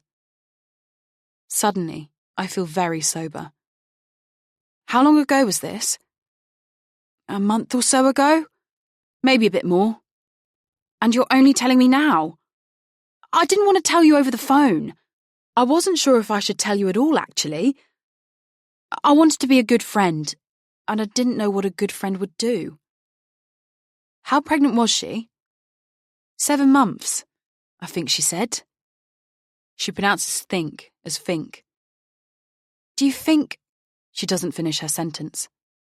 I'm trying not to, I say. Yeah, that's what I wanted too. I had to tell you in case I'd made the right assumption. I feel the colour drain from my face. Fiona would be around 8 months pregnant now, if Charlotte saw her about a month ago. 8 months ago, we were still in London. 12 months ago, Mark slept with Fiona and then swore he wouldn't see her again. He wouldn't have betrayed me, would he? Not again. Charlotte is observing me. Forget I said anything. I've obviously jumped to the wrong conclusion. It wouldn't make sense, would it? I mean, Mark moved away from London with you, and you're trying to start a family. It can't be Mark's. I say more to myself than Charlotte. I don't know why Fiona behaves so strangely, but there must be some other explanation. I'm sorry. I should have kept my thoughts to myself. She waves her hand, the one not holding the mug, dismissively. No, you did the right thing. I put my hand on her arm, I'm sure you're right, Catherine. There must be another explanation. But Charlotte looks as unconvinced as I am. Chapter 15. When we moved to Rathlin, I'd hoped that Fiona would fade into an unpleasant, distant memory. But, like Erin, Fiona has become a spectre, haunting my mind, and my thoughts flit from one to the other on the journey home. I put my forehead against the small round window of the plane, but the window is not as cool as I hoped, and does nothing to alleviate my headache. I groan, wishing I hadn't drunk so much last night. Looking vacantly at the clouds, I try to decide what to do. I want to confront Mark, but if he has been true to his word, and therefore true to me, that would demolish the trust we've been rebuilding since his one moment of weakness, as he refers to it. There's nothing to suggest he has done anything wrong. Nothing to indicate he's the father of Fiona's baby. It's no more than pure speculation on my part. A nagging suspicion. I'm probably being paranoid. The problem is the timing. Fiona got pregnant 4 months after she and Mark slept with each other, supposedly for the last time. It doesn't seem long enough to find someone new, settle down and start a family. Of course, she may have already been seeing this guy the last time she saw Mark. Or perhaps she only met her partner a few months ago and got pregnant by accident. She might have run off because she didn't want to admit this to Charlotte. Am I being naive? Am I refusing to face facts? I don't want to be one of those women who turns a blind eye, taking her husband's indiscretions lying down, so to speak. I still haven't made a decision when the plane lands. I stay seated until nearly all the other passengers have got off. My hangover is clearing, but now I have a heavy feeling in the pit of my stomach. It's not only due to the alcohol swilling around inside me. I should be looking forward to seeing Mark and going home, but I'm not. He's been so depressed recently, and despite my best efforts to lift his mood and help him through this difficult time, I feel instead as if I've been pulled down too. Mark has come to pick me up at the airport. He smiles when he sees me. A wide smile that hollows out cute dimples in his cheeks and makes the skin around his blue-green eyes crinkle. The look on his face instantly disperses the dread I was feeling. Mark is clearly happy to see me. "I'm sorry I've been such a grouch," he says in the car. "That's okay. You're understandably down after your mum." "Yes, but you were very supportive, Kat. I should have made more of an effort. I was a grumpy git and you didn't deserve that." "It's fine, really. It's good to see you smiling again." Mark dutifully asks about my weekend and appears to take an interest in what I have to say. He's joyful, or at least trying to be joyful. This comes as such a relief. If I'm going to broach the subject of Fiona, now is not the right time. It's only as Mark drives onto the ferry in Ballycastle that a plan forms in my head. I know as soon as my brain runs through the idea that I'll do it, although I've never done anything like this before. I'll go through Mark's things. I'm going to snoop on my husband. I must still be in spy mode after the escape game. If I don't find anything to prove he's been unfaithful, I'll drop this and put it down to an overactive imagination. But if I find anything suspicious, anything at all, I'll tackle him about it. The next morning is Monday. Before the alarm clock goes off, Mark wakes me up, nibbling my ear and stroking me between the legs. We're still naked from having sex the previous evening, but neither of us is sated, it would seem. After our lovemaking, Mark brings me a cup of tea. I try to drink it without sitting up too much, as I know you're supposed to lie on your back for a few minutes after sex to optimise your chances of conception. Propping myself on my elbows, I watch Mark as he gets ready for work. "I should go away more often," I joke, as he buttons up his shirt. He whips his head round to look at me, and I can tell from his face that he doesn't find that amusing. "Not too often," he says softly. He comes over to the bed so I can knot his tie for him. Then he goes back to the wardrobe to get his trousers. Suddenly, he seems to freeze, his back to me as he stares into the open wardrobe. Then he turns to me, holding a hoodie in his hands. "Where did you find this?" he asks. His tone is reproving. "Sorry?" "This sweatshirt. Where did you find it?" "I didn't. I haven't touched your clothes, except for the shirts I ironed and hung up. Why? Did it go missing? No. It's my old football club sweatshirt from when I was a teenager. But I didn't think I still had it. I haven't... Mark breaks off. He seems flustered, but it's hard to read the expression on his face in the dim light of the lamp with the curtains still drawn. Perhaps it was at the bottom of a drawer in London and ended up at the top when you unpacked your stuff here, I suggest. You might never have found it if we hadn't moved. Perhaps, he repeats, but he sounds dubious. Or it may have been at your mother's. You've been clearing out some of the stuff from her house, haven't you? Yes, of course. That must be it. He smiles, but it looks forced. He puts the hoodie back on the shelf in the wardrobe and comes over to the bed. A bemused look on his face, to give me a perfunctory peck on the lips before leaving for work. Then he thunders down the stairs, and a second later, the front door slams behind him. For a few seconds, I don't move, wondering what all that was about. I thought things were back to normal. Mark was cheerful yesterday, and we made love last night and again this morning. But the tone of his voice and the expression on his face just now have stunned me. I get the impression there's more to this than an old football top turning up. Something I didn't grasp. I'd almost abandoned my plan to search through Mark's things. I'd even woken up during the night feeling guilty about the idea. But Mark's odd behaviour this morning has renewed my determination and reinforced my conviction that he's keeping something from me. I jump out of bed, pull on my pyjamas and get to work. I start by rifling through his drawers. Then I go through the pockets of his clothes in the wardrobe. I'm not entirely sure what I'm looking for. A receipt for a bottle of champagne? A secret phone? I realise if he does have a second mobile, he's likely to have it on him. Similarly, even if I did know the password to his computer, he has taken his laptop to work. I go through the bank statements online for our joint accounts, but nothing stands out. As far as I know, Mark doesn't have any other bank accounts. But he does have a company credit card for his business expenses. And, of course, I have no access to the statements for that. All my ferreting about takes less than an hour and turns up nothing out of the ordinary. I should feel pleased. I found no evidence that my husband is cheating on me. But I feel strangely disappointed, as if I've failed in my mission. Have I missed something? The fact that I haven't found anything doesn't mean Mark has nothing to hide. It might just mean he has hidden it well.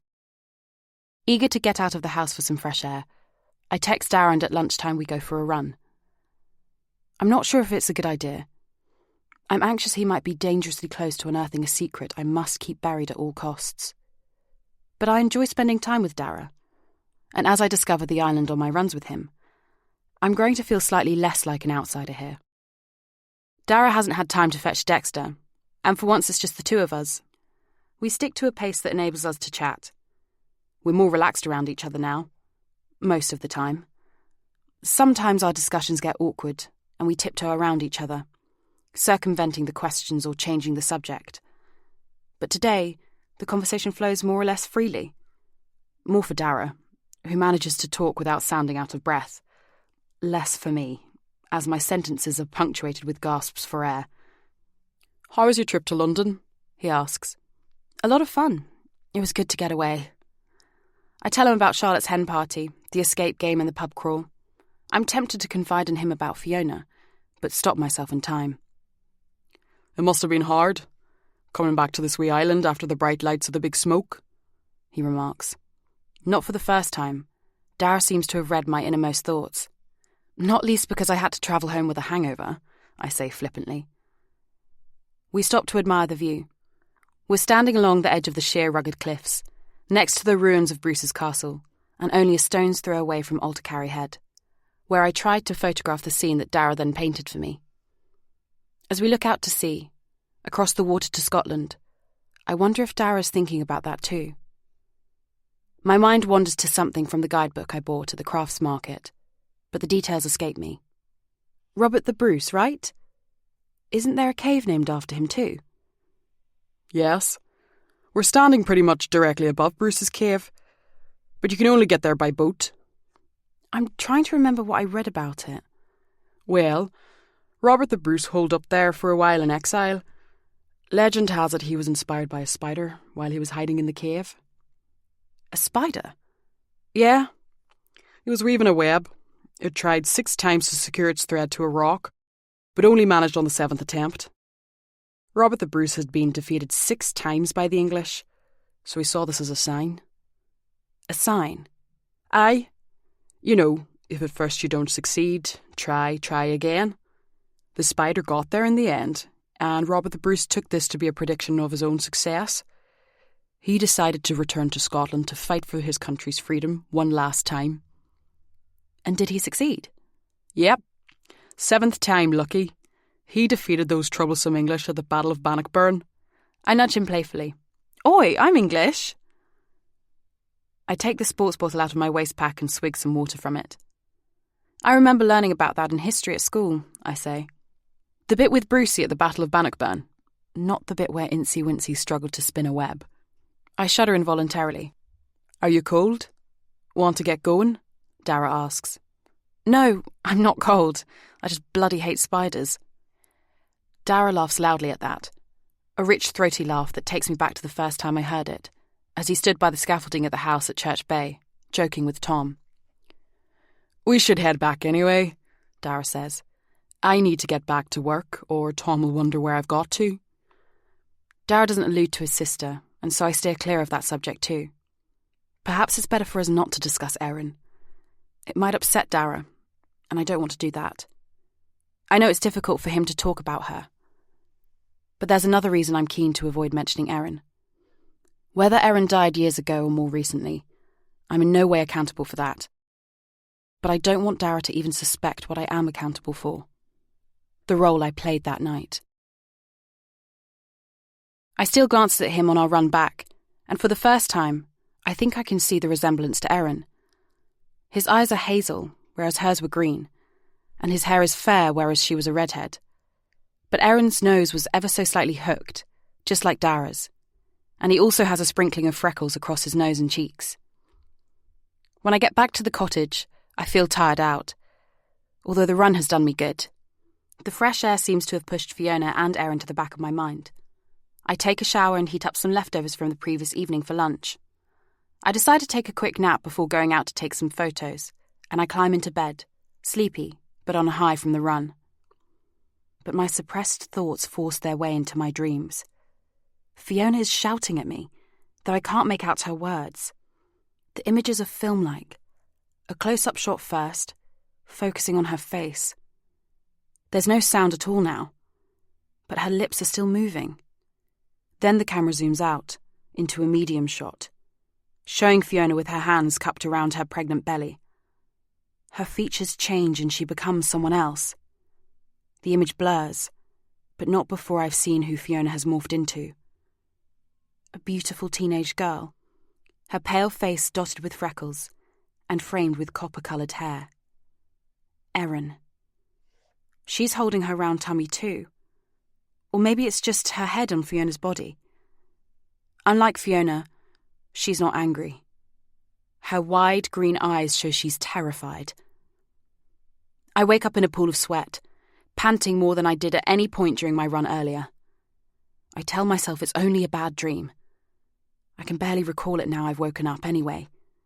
And yet, I have the same feeling as I had earlier, when Mark made a fuss about his football sweatshirt. There's something I should see. Something important. But it's just out of sight, and I can't bring it into focus. Chapter 16. I won't be home tomorrow night, Mark tells me that evening. I need to stay over in Belfast, an early start the next day. This immediately arouses my suspicions, even though ever since I've known him, Mark has been away a lot for work. Is he working away from home, or playing away in his hotel room? Can I come? I had no idea that was going to pop out. I feel as surprised as Mark looks to hear my question. If he says yes, will I use it as an opportunity to snoop on my husband a bit more? And if he says no, will I assume he's up to no good? I'm even more surprised at his answer. I expect him to refuse outright, or at best, fob me off with excuses. But he says, "Of course, if you want to. I'm working all day, but I'll take you out for dinner in the evening, if you like." Great. I haven't been to Belfast since I was a child, and I know the waterfront has had a massive makeover since then. I'll visit Titanic Quarter while you're working. You can visit the Crumlin Road Jail as well. It has become a really popular tourist attraction, and it's really interesting. All sorts of prisoners have been locked up inside the Crum. I've also heard good things about this attraction and want to visit it one day. But if the weather's nice, I'll take photos of Belfast murals instead. The political paintings, as well as the most recent works of street art. After texting Dara to say I won't be available for a run in the morning, I pack my bag. I don't need much. My camera, obviously. Undies, running kit, toiletries, a book, and a smart casual outfit, seeing as we're going out for a meal. I get up with Mark, early, and we take the first ferry to Ballycastle. Once we've disembarked, it's just over an hour's drive to Belfast, along the M2. Mark drops me off at the Europa Hotel, where I leave my bag. I spend the day doing exactly as I'd planned. I start by visiting the Titanic Museum. I can't decide whether the building itself looks more like an iceberg or a ship's prow. It's an expensive attraction, but I find it well worth the money, and spend nearly 3 hours inside, learning all about the ship's construction and launch, as well as the stories of the passengers who died and those who survived. It rains while I'm in the museum, but the sun is shining when I emerge into daylight. I take my first photos of the day, of Samson and Goliath, the famous yellow cranes on the site of the former Harland and Wolff shipyard. I capture the gantry cranes, reflected perfectly in the puddles on the ground around them. As I eat lunch in a cafe in the city centre, I look up Belfast murals on Wikipedia and decide to walk to the main peace wall that separates the Falls Road and the Shankill Road communities. From there, with the help of Google Maps, I walk in a wide loop around the wall, taking in the different areas and taking shots of the murals on both the Catholic and Protestant sides. After that, I go back to the hotel and ask for early check-in, as Mark suggested this morning when he dropped me off. Briefly, I toy with the idea of questioning members of staff, but I feel ridiculous as I imagine myself flashing around a photo of Mark on my phone and asking if anyone has ever seen him in this hotel with another woman. I doubt anyone would tell me, even if they had. I should let this go. After all, I have very little reason to think Mark is keeping something from me. More a gut instinct than anything else. Whereas I'm keeping a lot of secrets from him. I'm the one being deceitful. I've been walking around all day so far and I'm tired. But I decide to go out for a run anyway, so I get changed. I map out a 4-mile loop on a running app on my mobile and follow the route along Ormer Road over the River Lagan into Ormer Park, then along the embankment and past the football pitches before exiting the park. On the Albert Bridge, I stop briefly to look at the tall twin Harland and Wolff cranes, standing sentinel over the bridge. I photographed them only this morning, but I've done so much today that it already seems like days ago. I head back to the Europa Hotel, where I get showered and dressed for dinner. I'm dozing on the bed when Mark arrives. He kisses me and gives me that boyish grin of his that splits his face in two. "I think there's some beer in the minibar," he says, throwing his jacket onto the bed. "Help yourself while I get showered and changed. I've booked us a table at Stock Kitchen and Bar. I know how much you love seafood." I've never heard of the restaurant, but my tummy rumbles audibly at this news, which makes Mark chuckle as he disappears into the bathroom. I don't feel like a beer after my run, but I find some peanuts and scoff them on the bed. I'll put on some makeup in a minute. I'm flicking through the channels on the TV when I hear the ping of a text message. I'm about to get up and retrieve my phone from my handbag, but I realise it's Mark's phone. Glancing towards the bathroom door, I reach over to Mark's jacket and fish out his mobile from the pocket. The text notification has come up on the locked screen, and my first thought is that if Mark had something to hide, he would have disabled the text preview function on his phone. My second thought, a passing one, is that I should stop my spying and start trusting my husband again. But before my conscience can kick in, I register the sender. Fiona Harris. The notification disappears and the screen goes blank. I saw her name for no more than a fraction of a second, and I almost doubt myself. Almost. I can still hear the faint noise of the shower. 5 attempts. That's all I've got. I know this from experience. I've forgotten my own passcode a few times in the past. If I get it wrong on the 6th go, I'll lock Mark out of his phone for a minute. A minute isn't long, but it might be long enough for him to find out. I can't risk that. 6 digits, by the look of it. Perhaps it's a date. Date, month, year. I try his date of birth. My date of birth. The date of our wedding? I know his mother's date of birth, so I try that. Nothing works. I'll bet it's Fiona's date of birth, but I don't know it. One more go. I need to get it right this time. Just then, the door of the bathroom opens. Mark enters the bedroom, wearing a white hotel towel around his waist. I'm holding his phone in my hands, but he doesn't seem to notice. It's my stony expression he sees. His smile fades. Is something wrong? I can't win here. Mark probably deletes all the messages he receives from Fiona, and any that he writes to her, if he writes to her. There will just be this one message from Fiona, and if I insist on reading it, I'll regret the words as soon as they're spoken. There will be no taking them back. They will shatter the fragile trust between Mark and me. Fiona's message might be innocent, or at the very least, she might not have written anything incriminating. But I need to know what that text says. No, I'm hungry. That's all, I say. Mark puts on his boxers, then sits on the end of the bed, his back to me, and pulls on his socks. He's talking to me, but I'm not taking in what he's saying. Water drips from his wavy hair. I watch the droplets trickle down the back of his neck. When he stands up to fetch his shirt, I slip the mobile back into his jacket pocket. Then I go into the bathroom to apply some mascara and lipstick. When I come out, Mark is using his thumb to unlock his mobile with Touch ID. I observe him as he looks at the screen. He's reading her message, I'm sure of it. He scowls. I scowl too. I still can't imagine what she has written. I place my hands over his phone, and he looks up from it, into my eyes. How about we disconnect for this evening? I suggest. Good idea, he says. You look great. Good enough to eat. I give him what I hope is a seductive smile. He doesn't actually turn off his phone, flicking on silent mode and using the side button to turn off the screen instead. But he does put his mobile on the table next to the kettle, leaving it there when we leave the hotel room. I have a plan now. I just need to keep up the act for a while longer. Mark kisses me and murmurs something about how much he wants me in my ear. I push him away. Mark, I went for a run.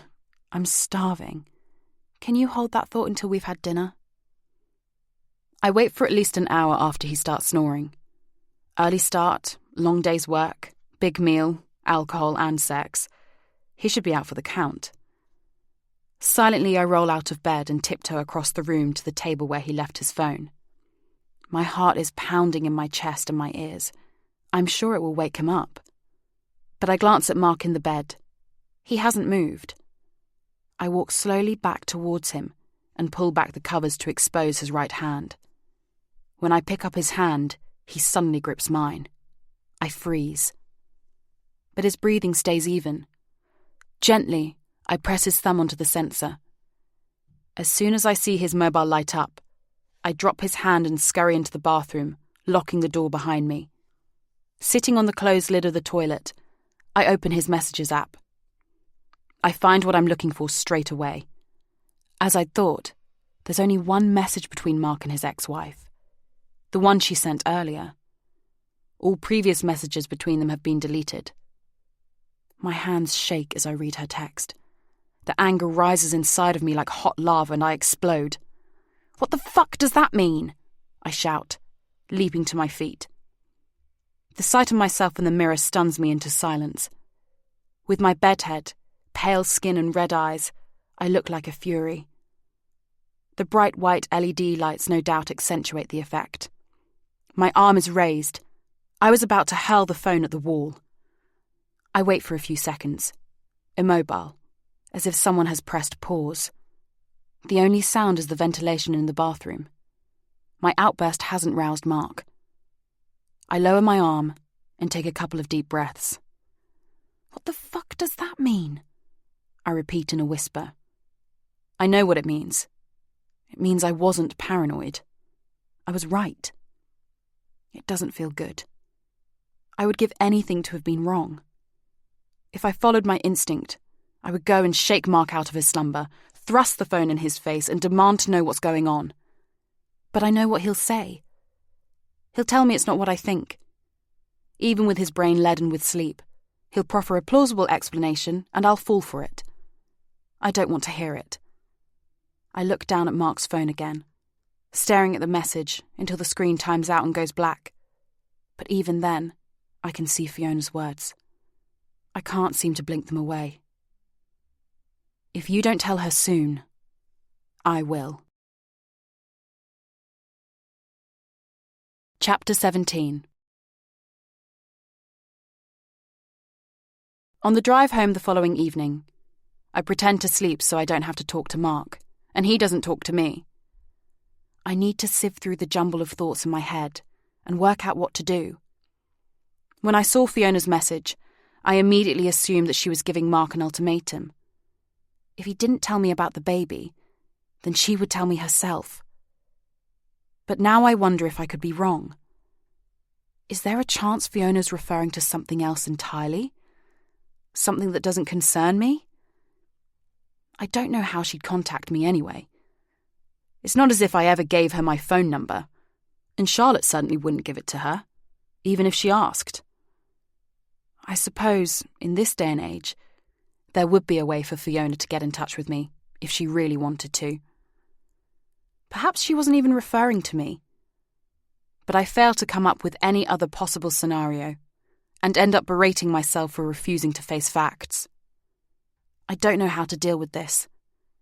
I've been asking myself the same questions since I left London. I feel as if I'm going round and round in circles, at a vertiginous speed.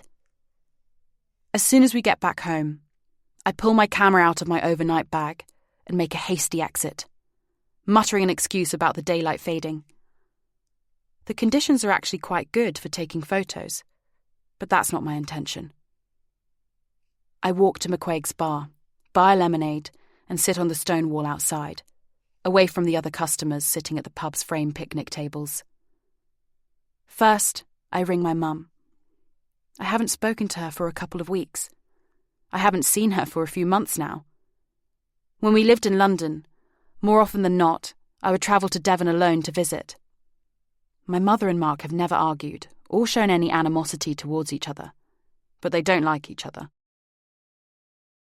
On the rare occasion when Mark does come with me, they tend to dance around each other, eyeing each other warily like two boxers in the ring, wondering who will throw the first punch. It's an unfortunate coincidence that both Mark and I failed to win over our mothers-in-law. I've never understood what my mum holds against Mark. He has tried to ingratiate himself, but his charm hasn't rubbed off on her. Perhaps no one would be good enough for me in my mother's eyes.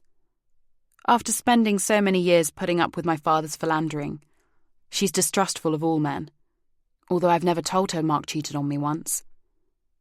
I make an effort to sound upbeat. I tell Mum about my visit to London, leaving out the part where Charlotte bumped into Fiona, as well as about my stay in Belfast, omitting the bit where my husband's ex-wife sent him a text message. But I'm not fooling my mum. She must hear through my feigned, cheerful tone, for at the end of the conversation, she says, "If things don't work out, you know I'd love for you to take over the B&B one day, don't you? This is a family home, and I'd like it to stay in the family." I picture my mum, standing at the large window on the upstairs landing of the 3-storey Victorian house in which I grew up in Ilfracombe, looking out to sea, while she holds her mobile to her ear. I can see her constant worry about me scored across her face in wrinkles. Why wouldn't things work out? What do you mean? You know what I mean, darling, she says, but I'm still pondering her remark several minutes after she has ended the call. I fetch myself another drink from the bar, half a pint of lager this time, and resume my position on the wall. I look at my watch. Charlotte should be home by now, or at least on her way there by foot from the office. She answers my call immediately. She dispenses with the formalities and niceties. It's as if she can sense something is up. She probably can, because usually we text in the evenings, or ring each other at weekends. I've never called her the moment she has left work before. "What's wrong?" she says. The whole story pours out then. I don't leave out anything. I tell her about my inconclusive snooping and Fiona's text.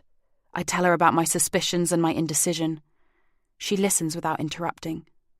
When I've finished, instead of asking what I'm going to do, she asks what she can do. I love Charlotte for this. She's proactive and dependable.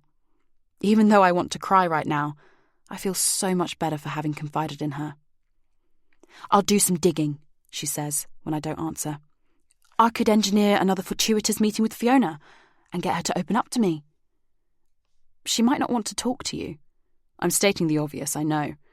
But if Charlotte's chat with Fiona doesn't shed any light on the matter, I don't have many options.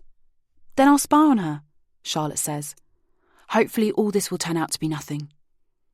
One thought in particular has been intruding on my mind since my last phone conversation with Charlotte. It bursts from me now.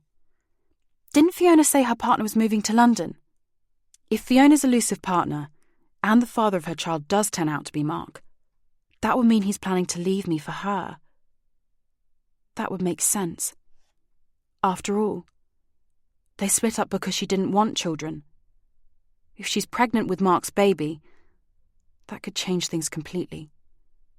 That might reverse the current situation. Since Fiona's more than 8 months pregnant, Mark will have to make his move, in both senses of the term, very soon. Charlotte doesn't need me to explain my reasoning. She has already grasped the implication. Yes, she did say that, but she also said I didn't know her partner. Yes, but you said she was cagey when, and why would Mark want a baby with you if he's planning to bring up a baby with Fiona? I don't admit to Charlotte that Mark has gone off sex a bit recently. We have made love a few times over the past few weeks, and he was the one who initiated it at the hotel in Belfast last night. But he hasn't wanted to make love anywhere near as often as we used to. I put this down to grief after his mother's death. But what if Mark's backtracking and doesn't want to start a family with me anymore? Maybe Mark didn't know Fiona was pregnant when he left London, I say. Try not to worry about it too much, Charlotte says. There might be a simple explanation for all of this. She's trying to be reassuring, but she sounds uncertain. She can't think of a credible alternative version either. Try and act normal around Mark until I've managed to find out more. I look up to see Dara and Tom striding towards the pub. They must have just finished work. I immediately lower my head and shift my position so my back is towards them. I feel as if a hole has been scraped out inside me, and I don't have the strength to pretend everything is fine around Dara right now. They pass within inches of me, but they're deep in discussion, and they don't notice me. I say goodbye to Charlotte, leave my empty glass on the end of an outside table, and head home. I keep telling myself to act normal around Mark, as Charlotte advised. But as soon as I enter the cottage and see him, the gossamer thin thread that was holding me together snaps. Mark is prepping the food for dinner and has his back to me, but he must sense my mood because he whirls round to face me when I storm into the kitchen. He backs away from me. His mouth opens to say something, but he closes it again and waits to hear what I have to say. I decide to get straight to the point. I saw the text Fiona sent you when we were in Belfast. What? You had your phone in your hands. I was standing opposite you, in our hotel room, just before we went out for dinner. I read the message upside down. I visualise as so clearly as I say this that I'm almost taken in by my own lie. I'm both amazed and ashamed at how many lies I've told recently. Falsehoods and half-truths seem to fire from my mouth like bullets. I don't like the person I'm becoming. Paranoid, suspicious, duplicitous. In this moment, I hate myself so much I'm tempted to turn around and leave it there. She wrote, "If you don't tell her soon, I will." It's not what you think, Mark says. I knew he would say this. It's as if he's playing a part in a play I scripted, reciting the lines I gave him to say. I can explain. I realise my hands are on my hips and I'm pouting, as if I'm overacting. Maybe I'm overreacting. I drop my hands to my sides. It's only now, as Mark waves his arms around, that I notice he's holding a knife. I feel as if I've walked onto the set of a mediocre melodrama. Fiona has found out, somehow, that there are going to be some people laid off at Campbell and Coyle. One of them is a friend of hers and a colleague of mine. Fiona is putting pressure on me to let her know. And you won't? Mark shrugs. There are official channels, he mutters. I look at him through slitted eyes. It's a plausible explanation, but he's a terrible liar. Why didn't you ask me about the message when you read it? He asks. His eyes lock with mine. There's concern in his blue gaze, but I can't determine if he's genuinely worried about me or anxious that I might not swallow his story. Now it's my turn to lie. Again. I didn't want to ruin our evening. He turns away from me and goes back to chopping vegetables. What did you think she meant? He asks. I thought... I hesitate, but only for a moment. I can tell Mark the truth. I thought you were leaving me for her. He snorts, puts down the knife and comes to me, taking me in his arms. You crazy thing. It's you I love. I don't tell you that enough. I love the life we're building for ourselves here. I bury my face into his chest and breathe in his familiar, comforting smell. He pulls his phone out of the back pocket of his jeans. I'll block her and delete her from my contacts, he says, and angles his phone so I can watch him do it. Kat, what happened with Fiona was over a year ago. It happened once, and it was a mistake. He strokes my hair. I won't ever do anything like that again, he insists. You have to believe me. I nod into his chest. I do. Then what made you think I was planning to leave you for her? I'm embarrassed to tell him now. I feel stupid. But I owe him the whole truth, especially after so many lies. Promise you won't get angry with me for jumping to the wrong conclusion. Promise. Charlotte bumped into Fiona. Fiona has a new partner, apparently, but she was secretive about him. She insisted Charlotte didn't know him, so Charlotte automatically assumed she did.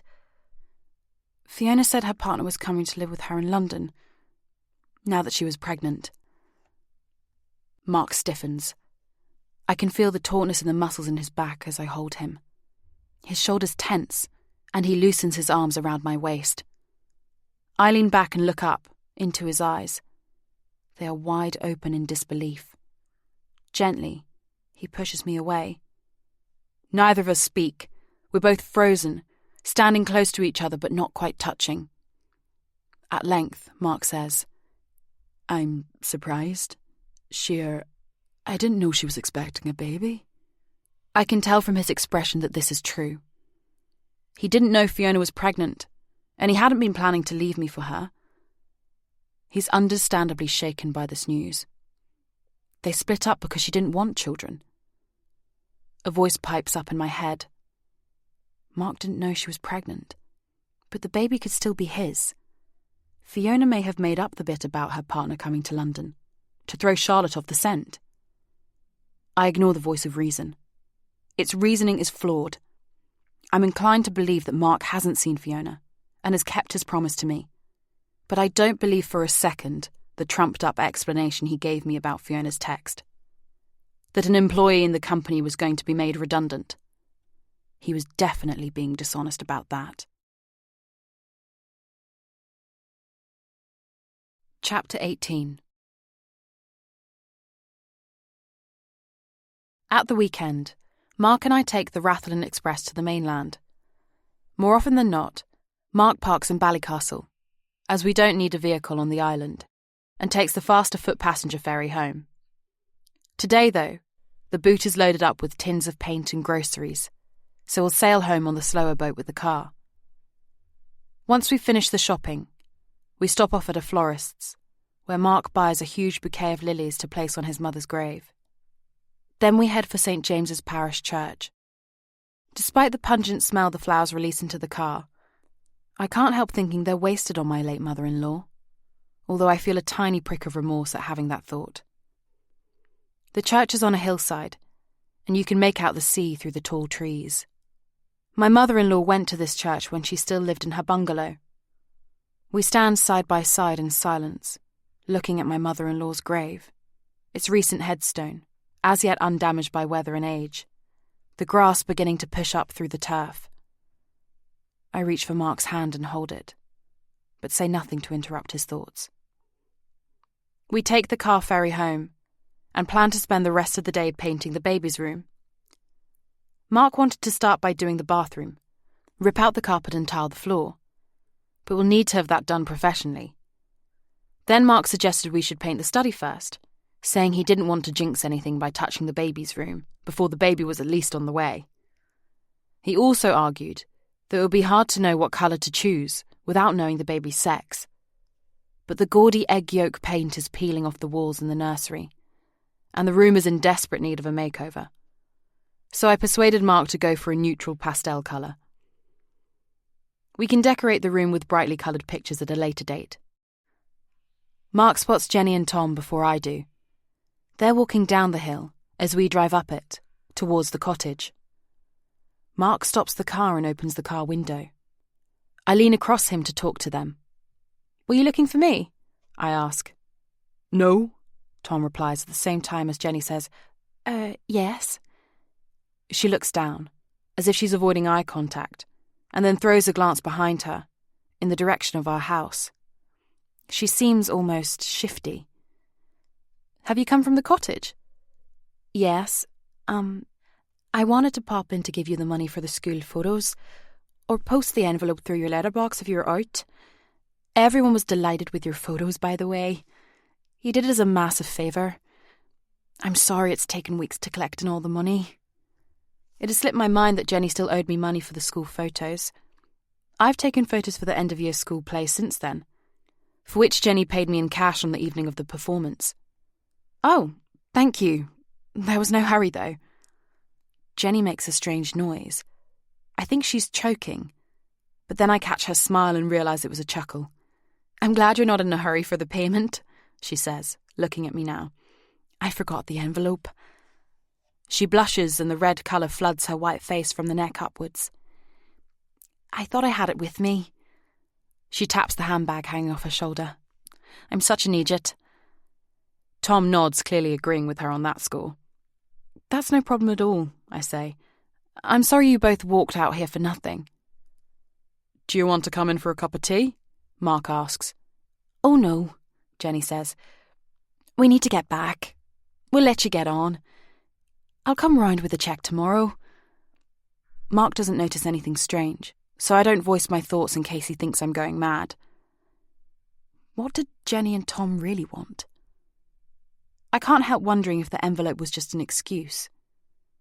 She said they had to get back, but they live in Ballyconaghan, uphill from us. And yet they're walking down the hill, towards Church Bay.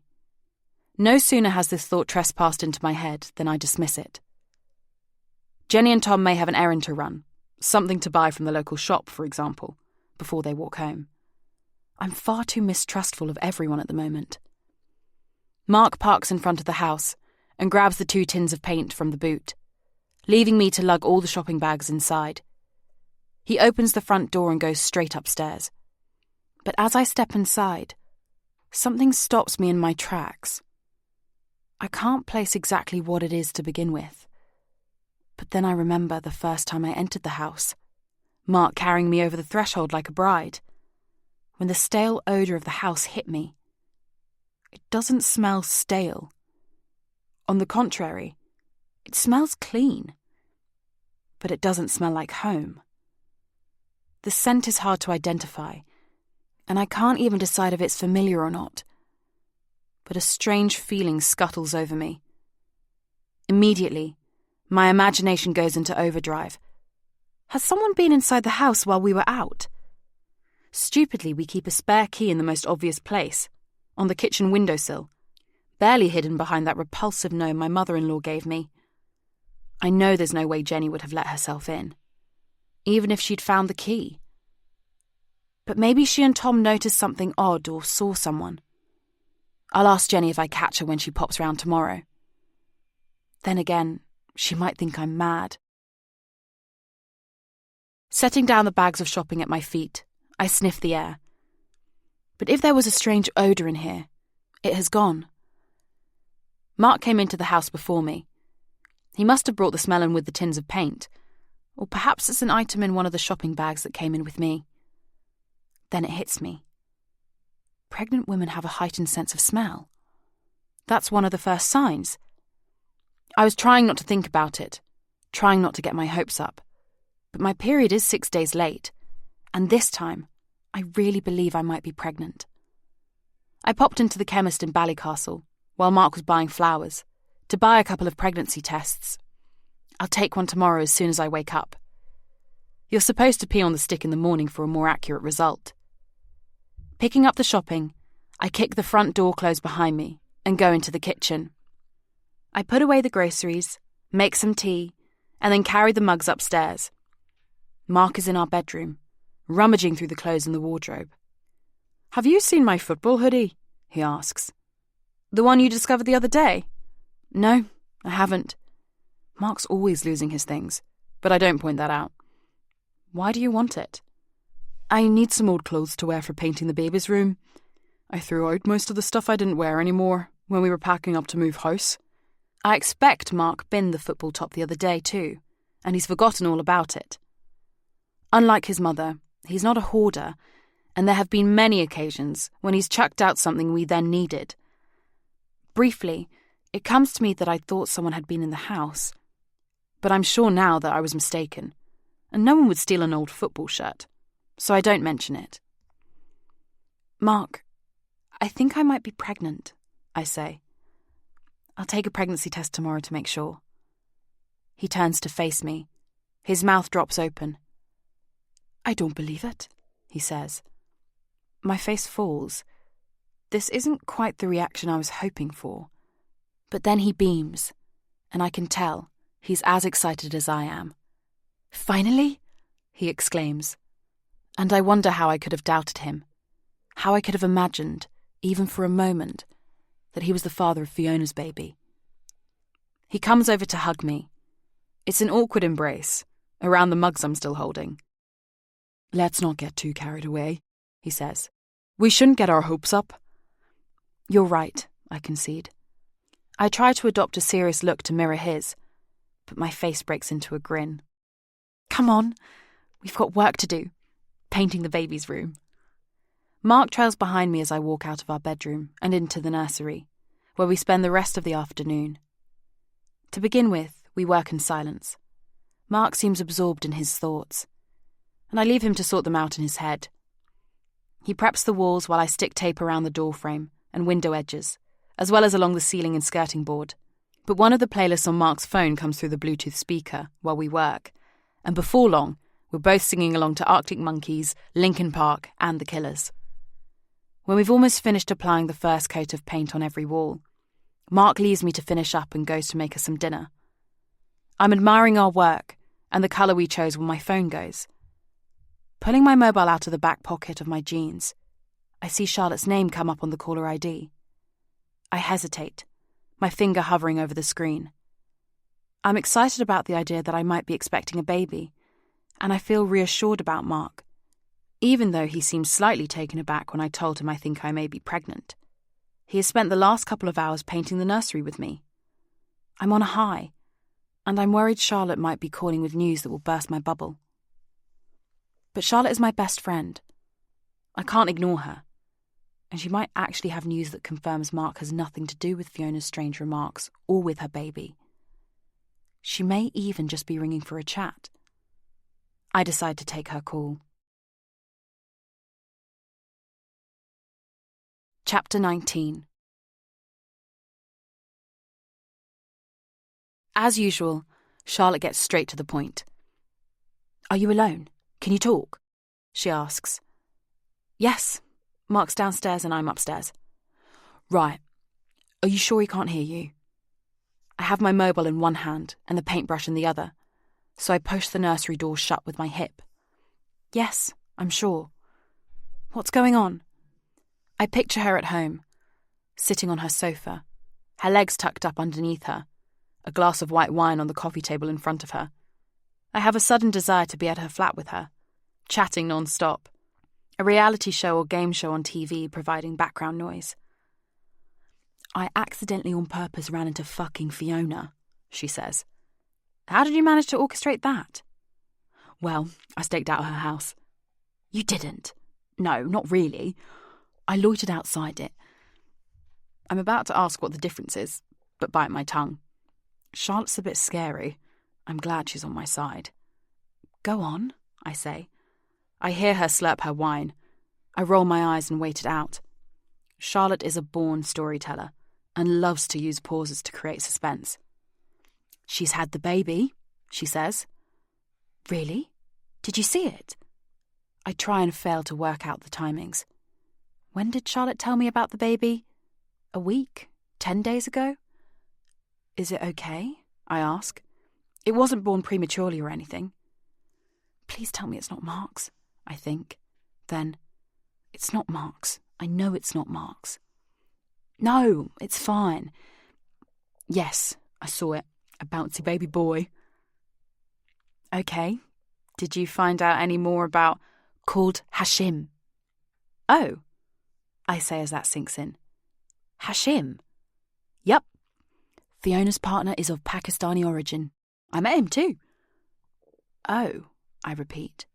"Baby looks dead like him." "So we made a mountain out of a molehill," I say. "Added 2 and 2 together and made 8, Charlotte says. "Sorry." "That's okay. Don't apologise. I'm glad it's all over." A wave of intense relief washes over me, followed by a pang of guilt. I didn't trust Mark, and yet he was telling the truth. I shouldn't have doubted him. What made me think he could possibly have fathered another woman's baby? I could laugh at myself if I didn't feel so ashamed. "Well, I'm not sure about that," Charlotte says.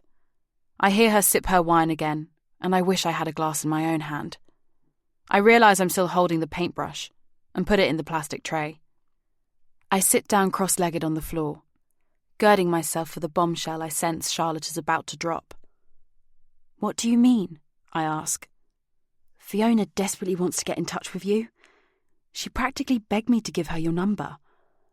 I can't imagine what Fiona wants to talk to me about. I bet it has something to do with the text she sent Mark, that I know he lied about. If you don't tell her soon, I will.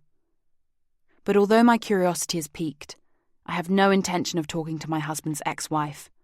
Ever. "Oh no, you didn't give it to her, did you?" "Of course not. I lied. Pretended I didn't have my phone on me." Charlotte is very attached to her mobile phone. In fact, she's almost physically joined to it. It's permanently glued to her hand. Fiona doesn't know Charlotte well, but probably well enough not to fall for that one. Why would she want to call me? I wonder out loud. Well, I think she meant you and Mark, actually.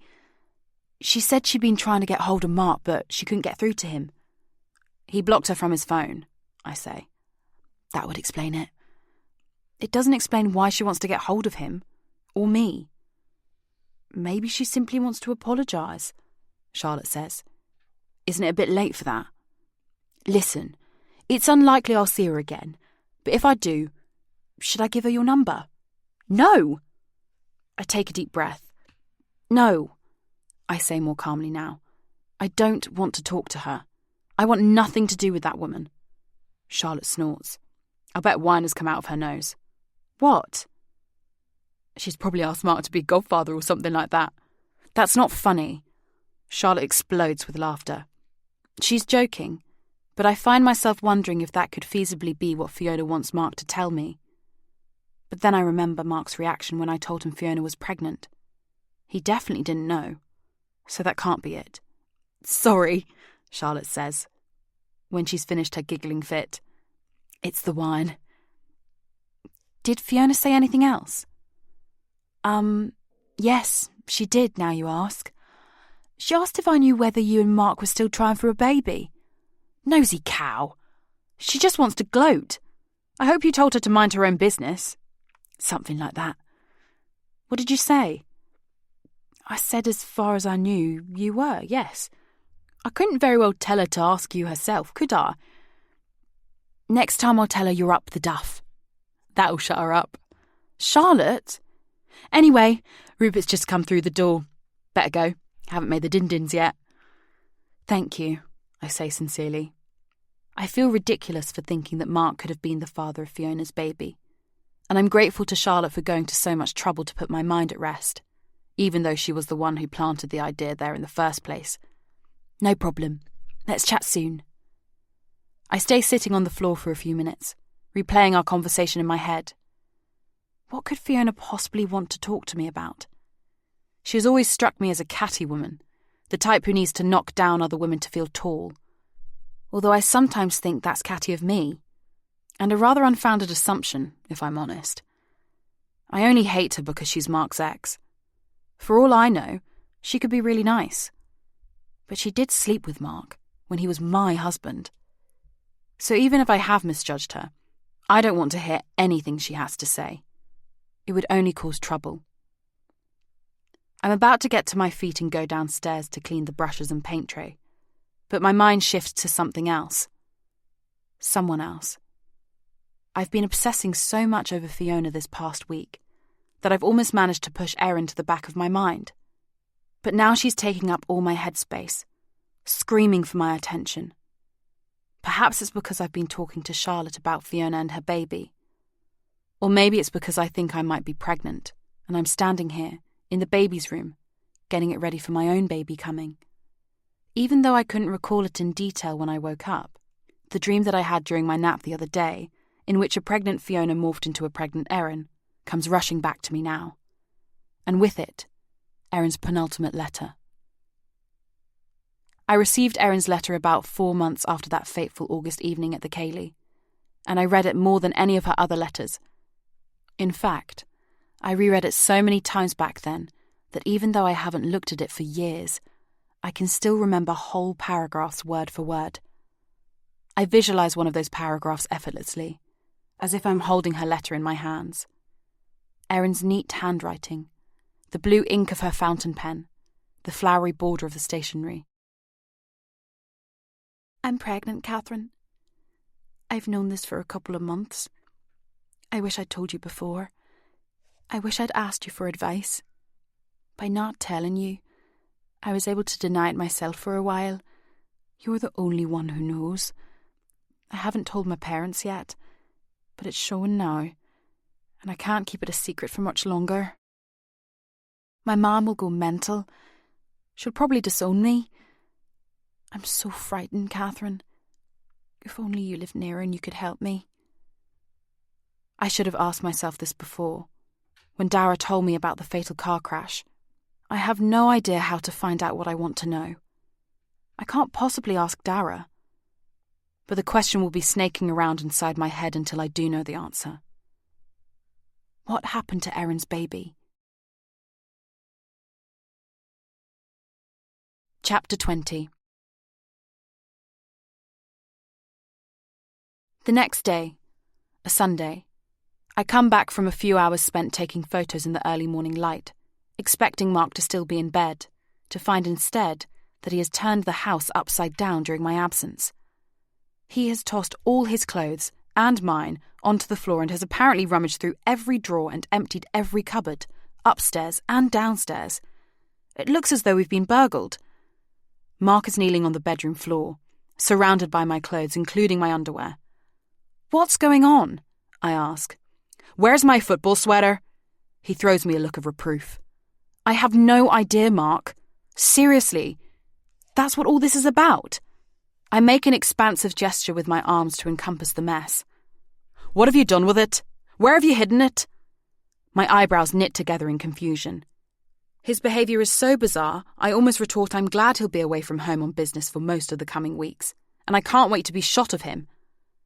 My mouth opens and closes, but the harshness in Mark's voice has taken my words away. Who have you been talking to? Did my mother say something before she died? He's not making any sense, and he's scaring me. What are you talking about? I manage. I think you know. His aquamarine eyes are blazing, and his face has gone puce. I was annoyed when I came in and discovered this chaos, but I'm livid now. I take a deep breath. You hadn't set eyes on that bloody hoodie for about 20 years, much less worn the damn thing, and now you're acting like you've misplaced your most prized possession. Mark looks at me, as if his eyes are about to pop out of his head. I don't often lose my temper, and I hardly ever shout, but now I'm on a roll. If you want to throw your stuff around, be my guest, I continue. If it's still there when you go to work tomorrow, though, I'll throw the whole lot out. Which, incidentally, is probably what you've done with your football sweater. My voice has ratcheted up another couple of notches, and I'm almost pleased to see Mark cowering slightly.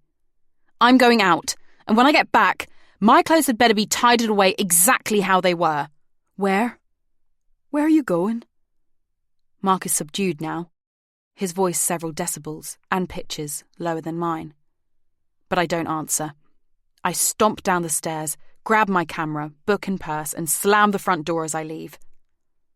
Although I'm still fuming at Mark, I get a strange sense of satisfaction as I storm out.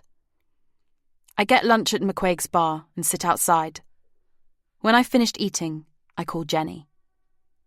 I bumped into her earlier on my way back from taking photos. She popped out to buy some milk. She asked me if Mark and I wanted to go for a walk this afternoon with her and Tom.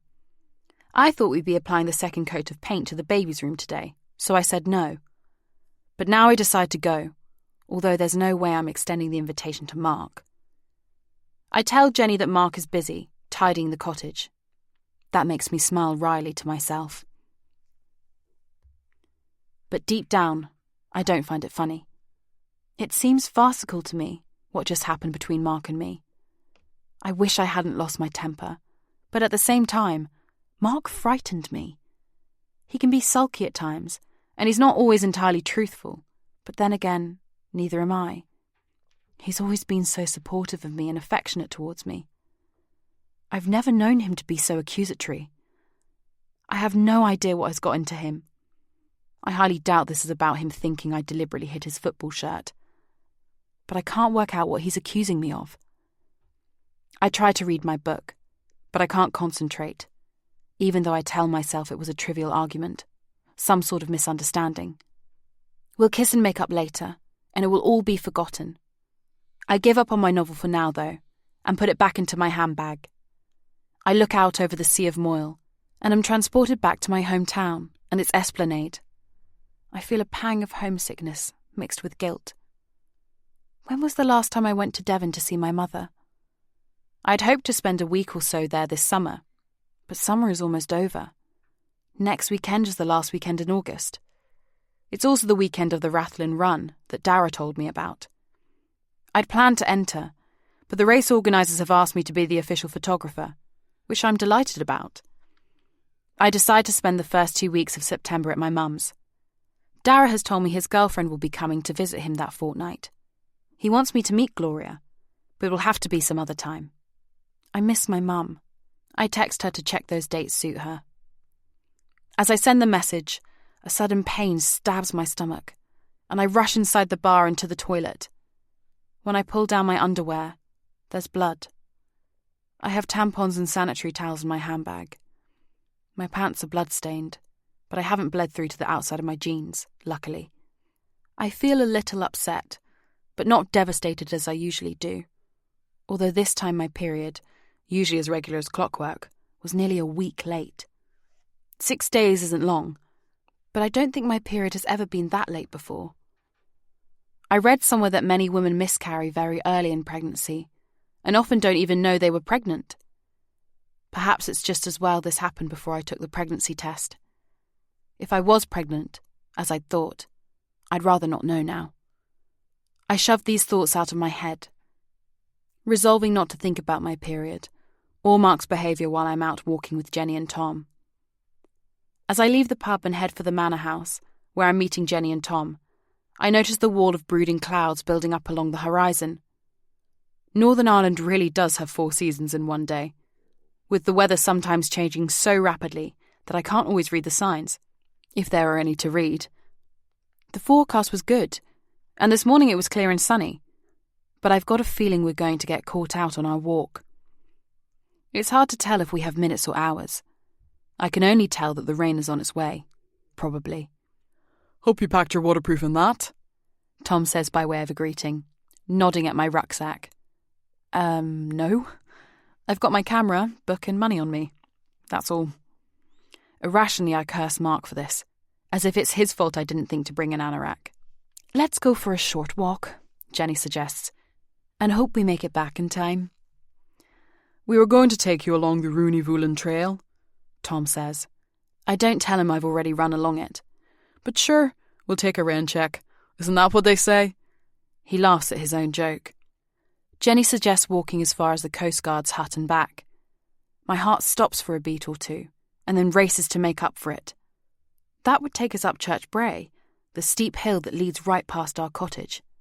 Mark might see us, and I don't want a scene in front of Jenny and Tom. It's too far, Tom says. We'll not make it back before the rain. I breathe again. In the end, we follow the coast path going west, past Station Pier. I'm disappointed that Dara's not here. I thought he and Dexter might come with us. I enjoy Dara's company so much. Our chats about painting and photography, and our runs together. I'm confident he can't possibly know who I am, if he has confided in me about Erin's death, and although he hasn't mentioned her since then, I feel a connection to her when I'm with Dara. We feel the first sprinkling of raindrops a few minutes into our walk, as we reach Mill Bay. In a few seconds, the sky turns a slate grey, so that it seems like night time instead of the middle of the day. And then, the rain falls more resolutely and noisily. Jenny and Tom hurriedly pull on their waterproofs, and we run back the way we've come. We dash past the gift shop and the boathouse. Their roofs have no overhang.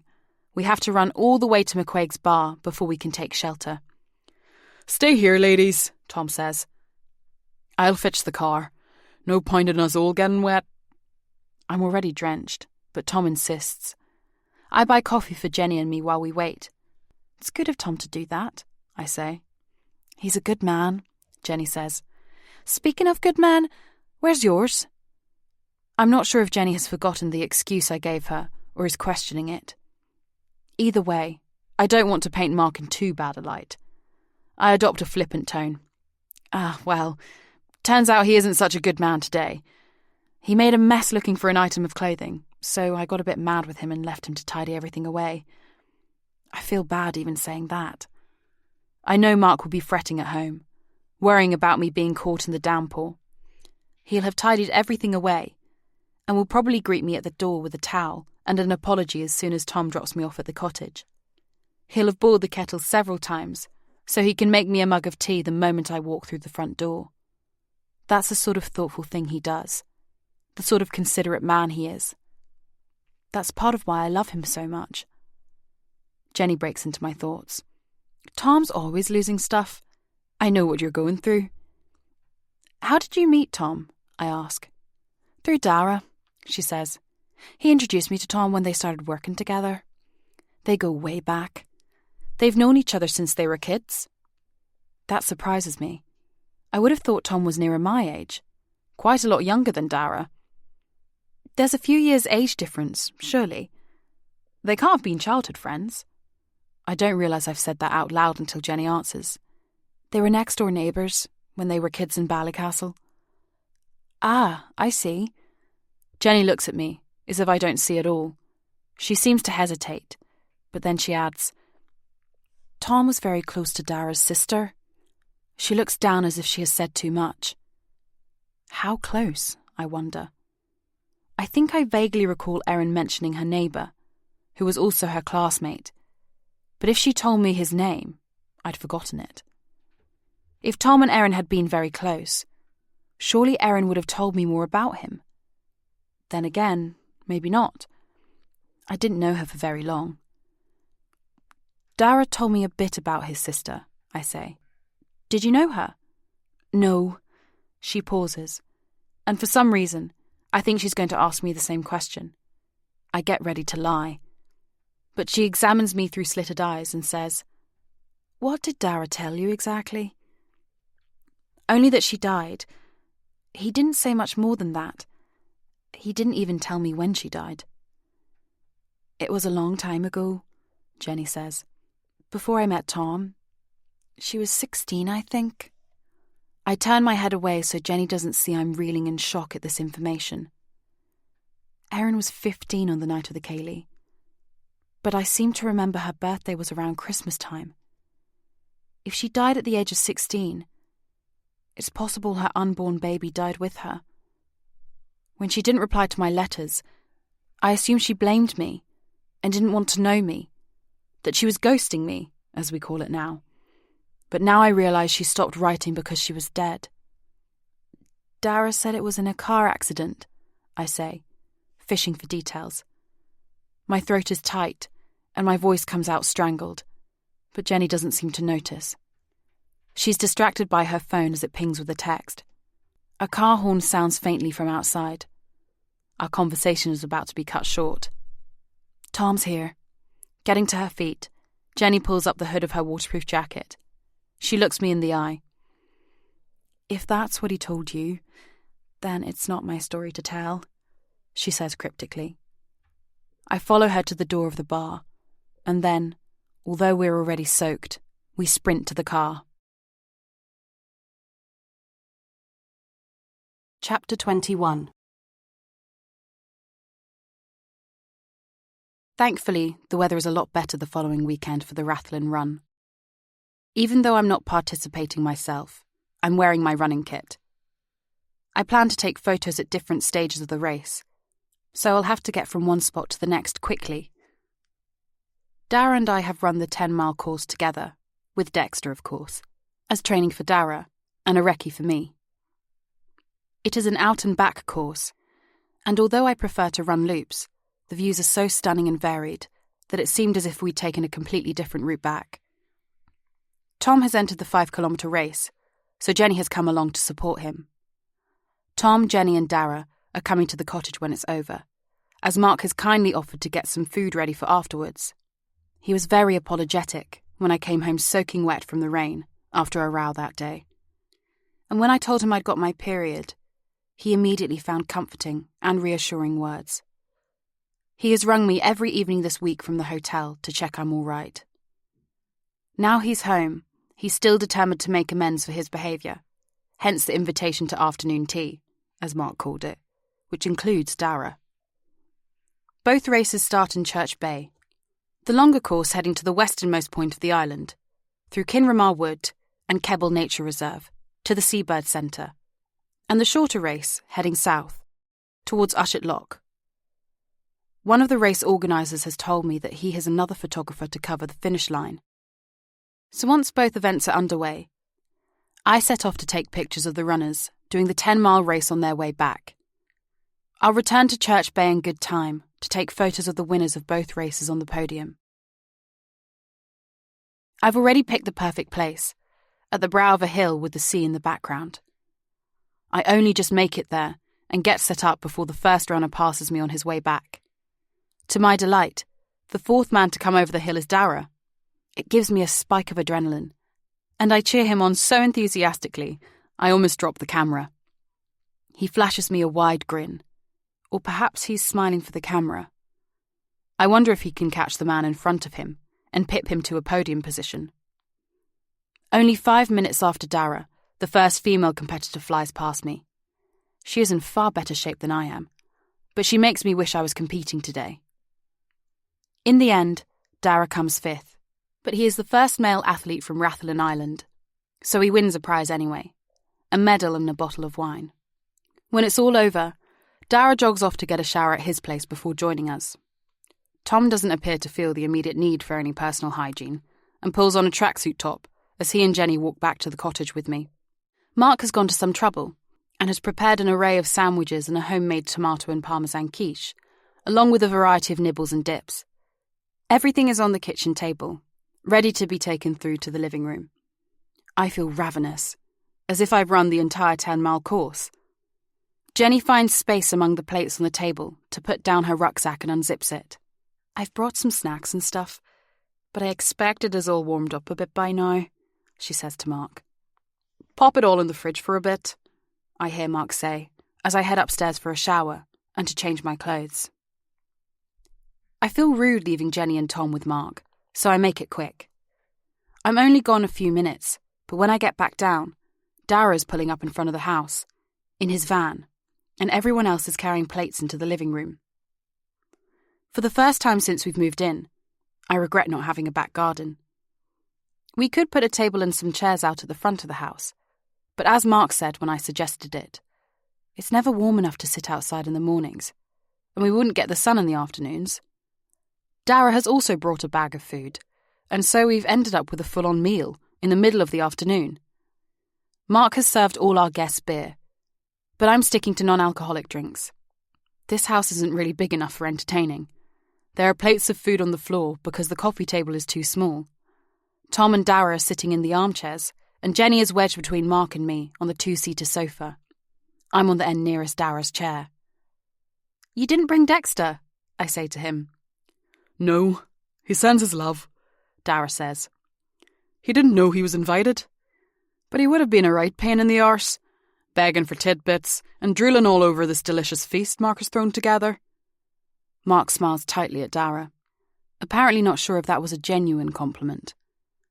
"This is wonderful, Mark. Thank you," Dara adds, as if to clear up any ambiguity. Jenny chimes in with congratulatory comments, and Tom, his mouth full, grunts appreciatively. Jenny's staring at the painting above the fireplace. She looks from the painting to Dara and fixes on the picture again.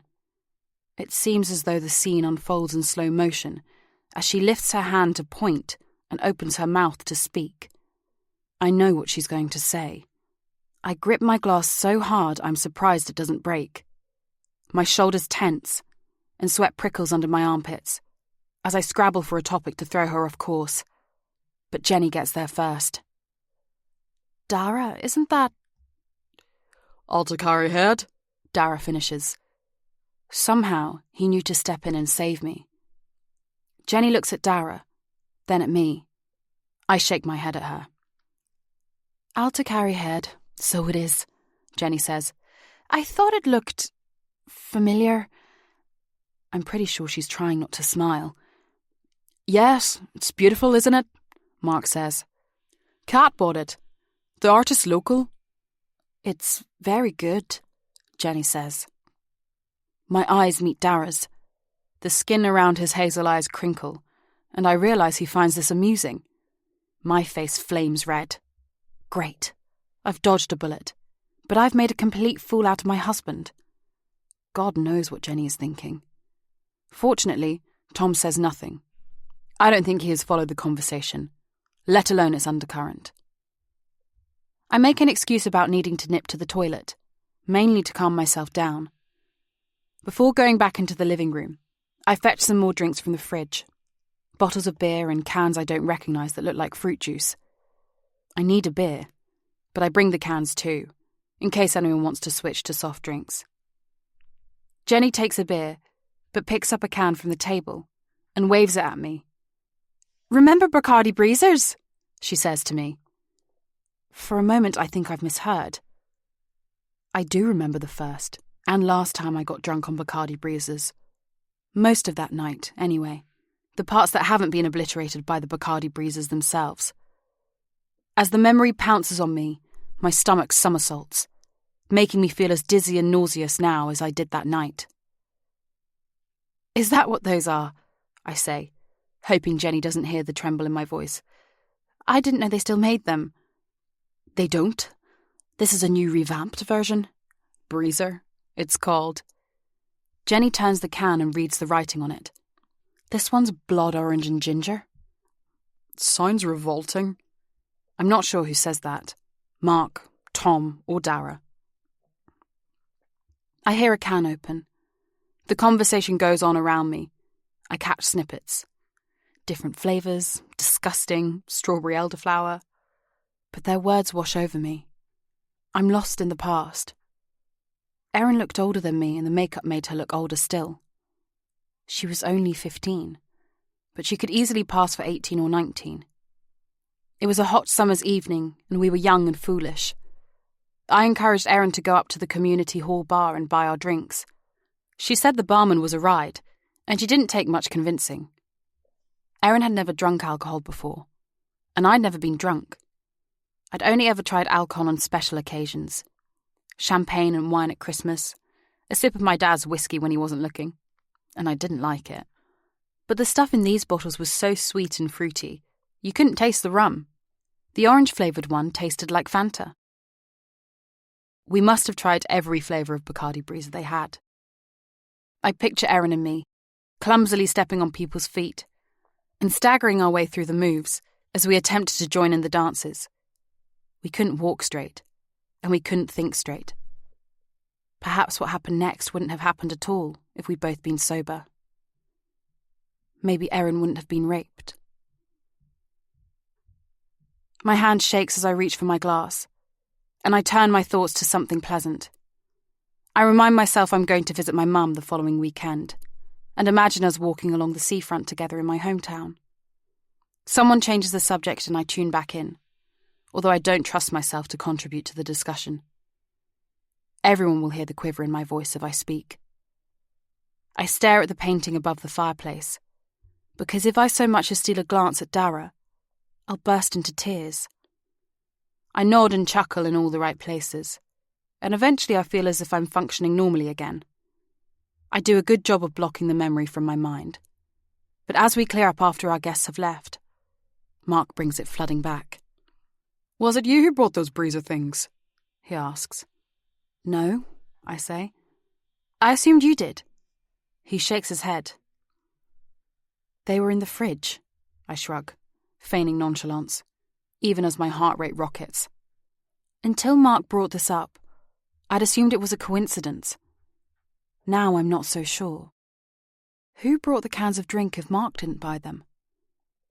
All of a sudden, I don't know who I can trust. This feels less like a coincidence and more like a warning.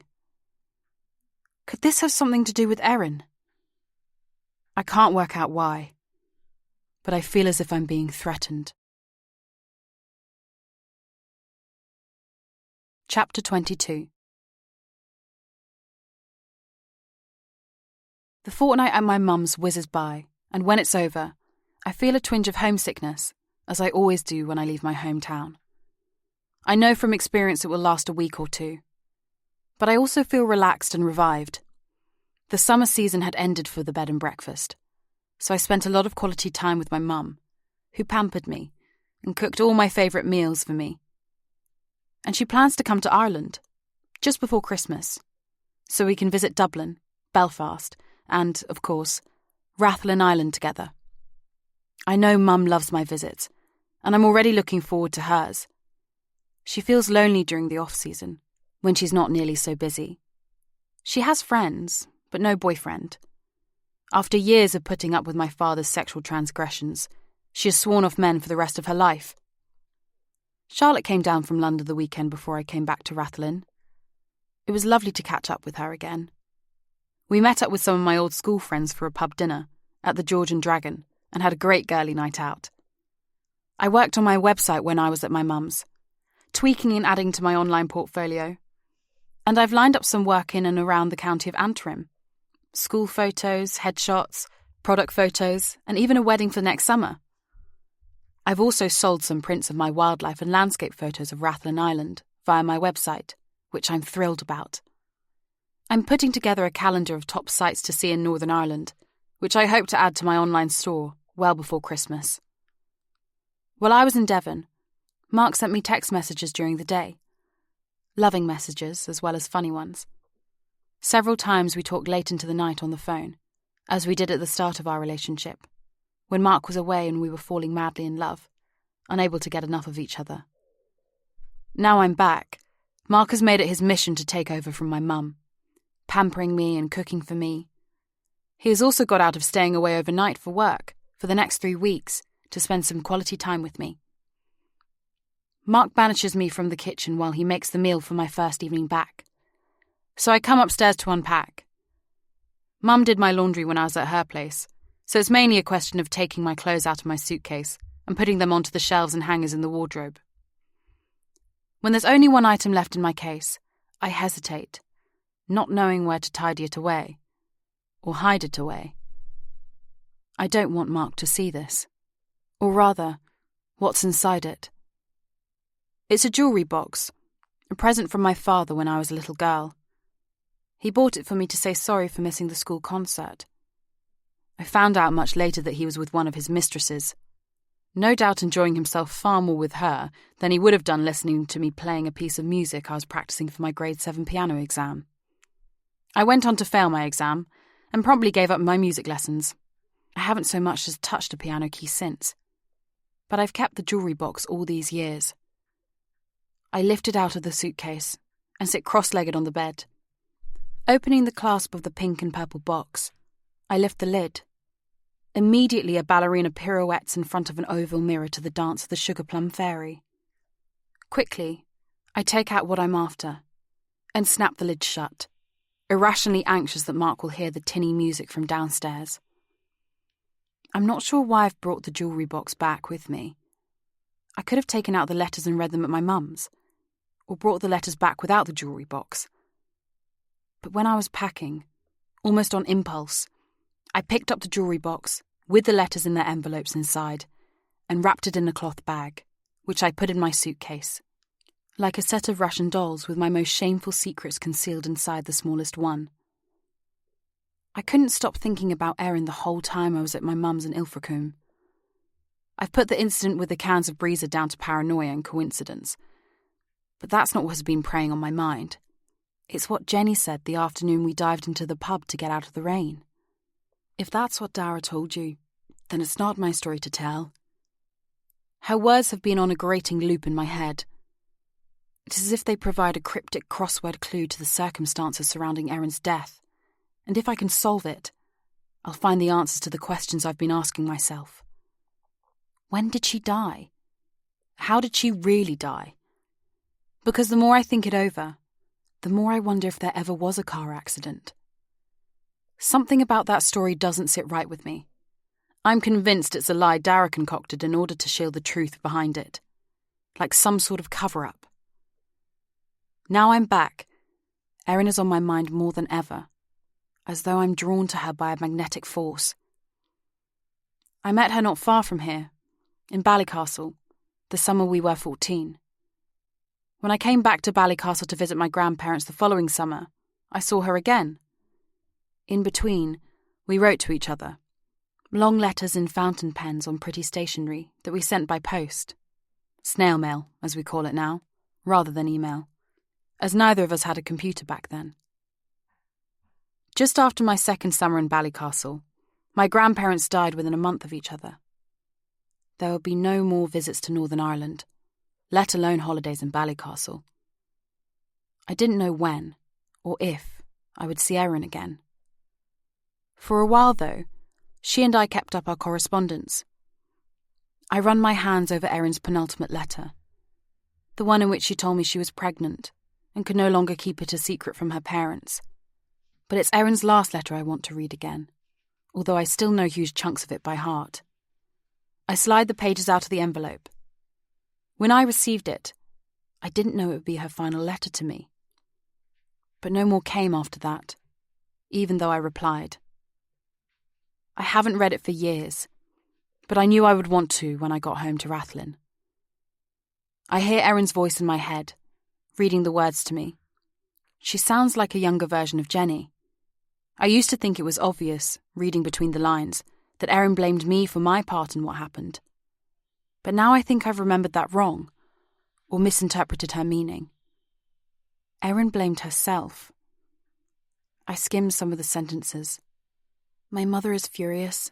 I feel so alone and so ashamed. Poor Erin. I can only imagine how scared she must have been. I pause when I reach a sentence near the end. I have to go away for a while. When I received no more letters, I took that to mean Erin wasn't going to write for a while, or wouldn't write to me anymore. A brush off. Perhaps because in the previous letters she'd said she wished I could help. But I hadn't known what to do, or say. But now I think I misinterpreted that. I've overlooked the next 2 sentences. Strange to think I'll actually be closer to you. This is the only way. Perhaps she wasn't giving me the cold shoulder after all. But what did she mean by that? My thoughts are interrupted by Mark calling me for dinner. I hide the letters in the jewellery box behind some handbags, on the top shelf of the wardrobe, paste a smile on my face, and make my way downstairs.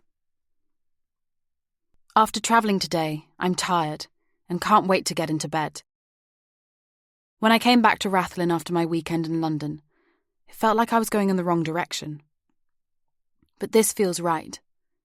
I'm home and I'm happy to be here. Mark and I have had a wonderful evening, and I realise how much I've missed him. I clean my teeth and wash my face in the bathroom. As I go to screw the cap onto the tube of toothpaste, I drop it on the floor. I bend down, but it has bounced somewhere or buried itself in the carpet and I can't see it. So I get down on my knees and grope around for it.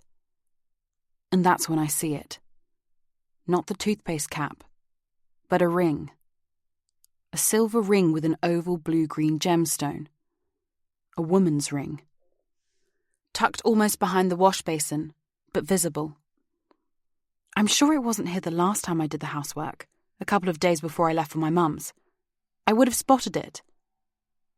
Which means the person it belongs to must have been in the house during my absence.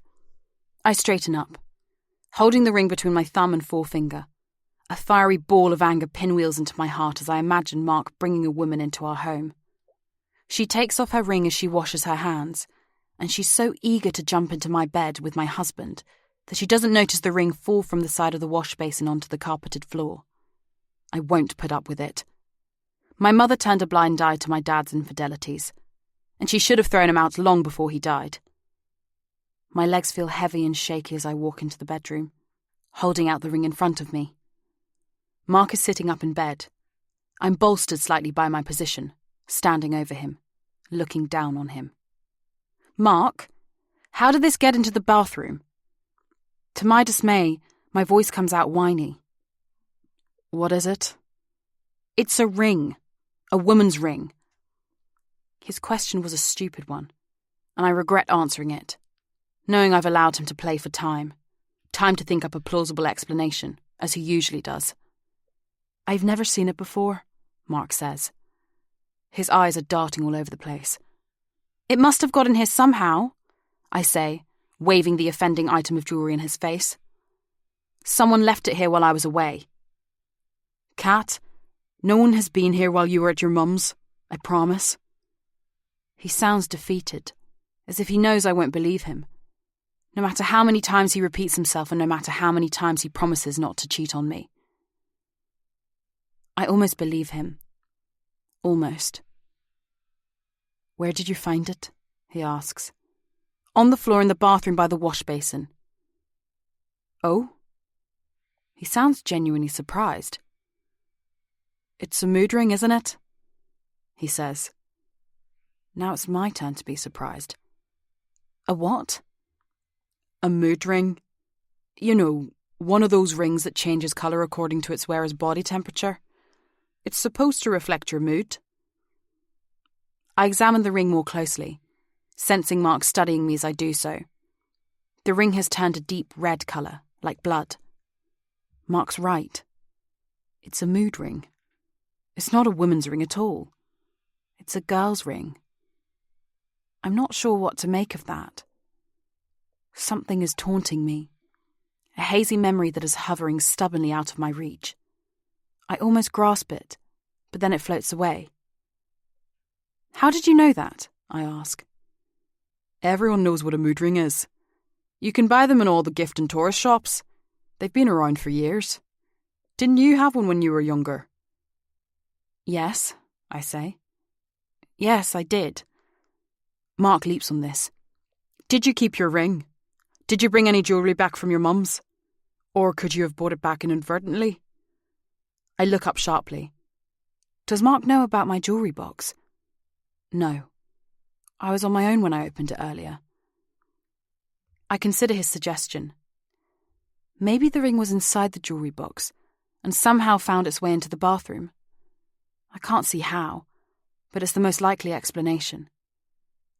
I don't know what happened to my ring, I say.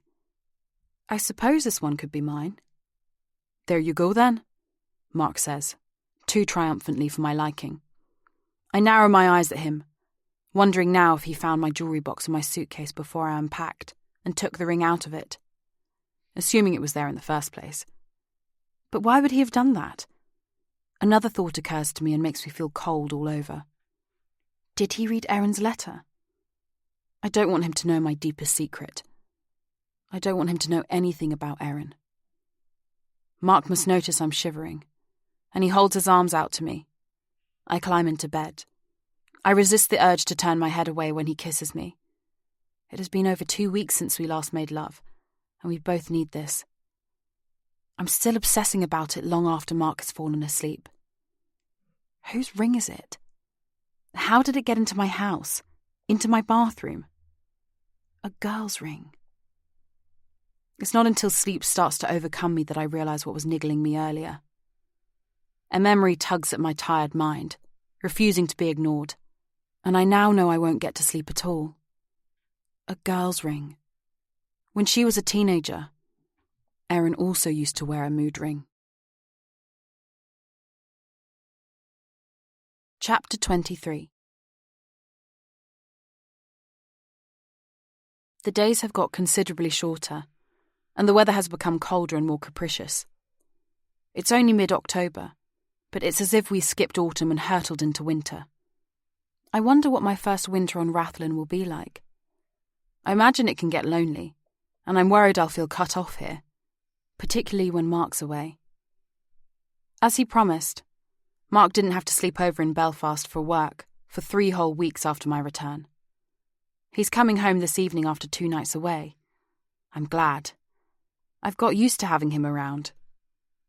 The weather forecast can be wildly inaccurate here, but if it is to be believed, we're in for a huge storm later this evening, or during the night. Already a few noisy gusts of wind are blasting around outside.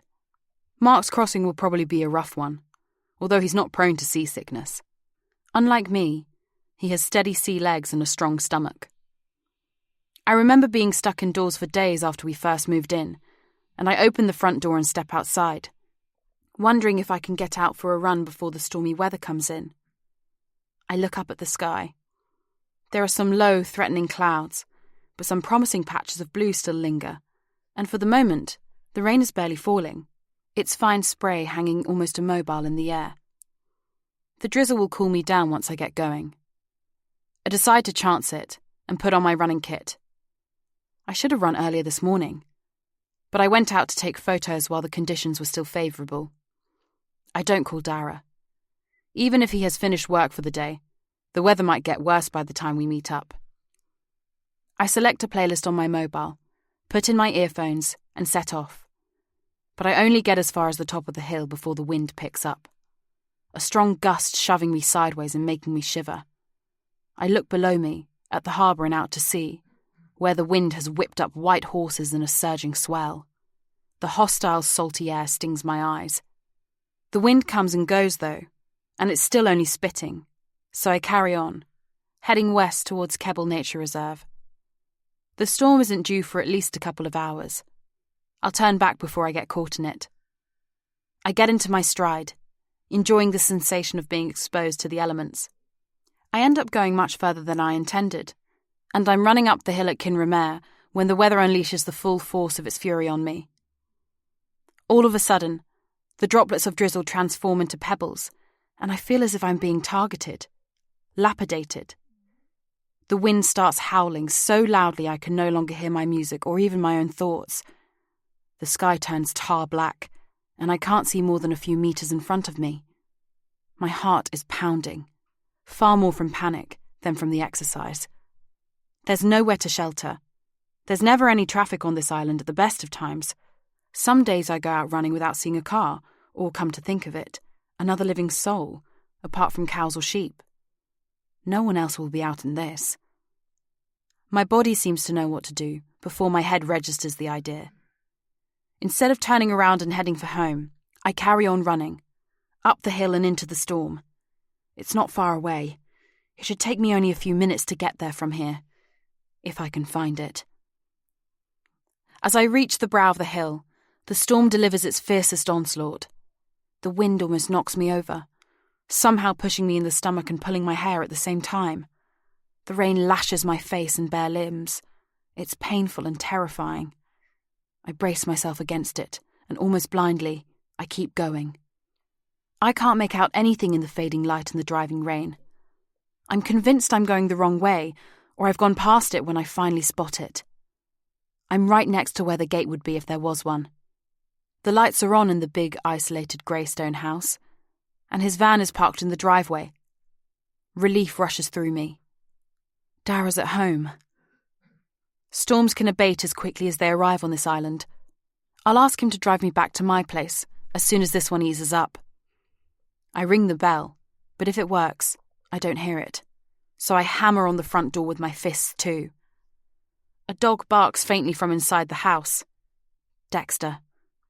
Dara opens the door, and when he sees me dripping on his doorstep, he steps back to let me in. I was out running and got caught in the storm, I explain needlessly. He gives me a lopsided grin and I feel stupid. Would you mind driving me home? Not at all. Not yet, though. We're not going anywhere until this lets up a wee bit. Let's get you warmed up first anyway. I kick off my sodden shoes at the door and follow him upstairs, through his bedroom to the ensuite bathroom, where he hands me a surprisingly fluffy blue towel. Help yourself to whatever you need. My girlfriend forgot some clothes in the dryer when she was over last month. I'd forgotten Gloria came to visit Dara while I was at my mum's house in Devon. I'll leave them in there for you. He gestures over his shoulder with his thumb towards the bedroom. I take a long, scalding shower and use Dara's minty shower gel, which I realise I've smelt on him. Dara has left his girlfriend's clothes in a plastic bag on the bed. I tip the bag upside down and shake out a pair of jeans, socks, cotton pants, a t-shirt and a hooded sweatshirt. It all strikes me as strangely intimate. I've never been in Dara's house before, but here I am, naked apart from the towel wrapped around me, standing in his bedroom. It's a very minimalist, masculine room. A double bed with a dark grey and red quilt cover, light grey walls, a cream rug with a black symmetrical pattern. Over the bed hangs a large frame painting of a black and white collie. I walk around the bed so I can see the painting from up close and check for Dara's monogram. Sure enough, the painting has been signed with the intertwined D&M in the bottom right-hand corner. This is a portrait of Dexter. Dara has captured the mischievous look in the dog's blue eyes perfectly. I pull on the clothes. The jeans are a bit loose and hang around my hips, but everything else is a good fit. I hang up the towel on the radiator in the bathroom and bundle my wet clothes into the carrier bag. Then I go downstairs. I leave the bag with my running kit by the front door, then walk through the large living room, where Dara has lit the log burner. It's a large room with terracotta tiles and 2 beige sofas. There's music on in here. Ludovico Einaudi, I think. The volume isn't up high enough to drown out the noise of the uncompromising rain, but it's beautifully soothing, and I find myself wishing I still played the piano. 2 framed photos sit on the mantelpiece.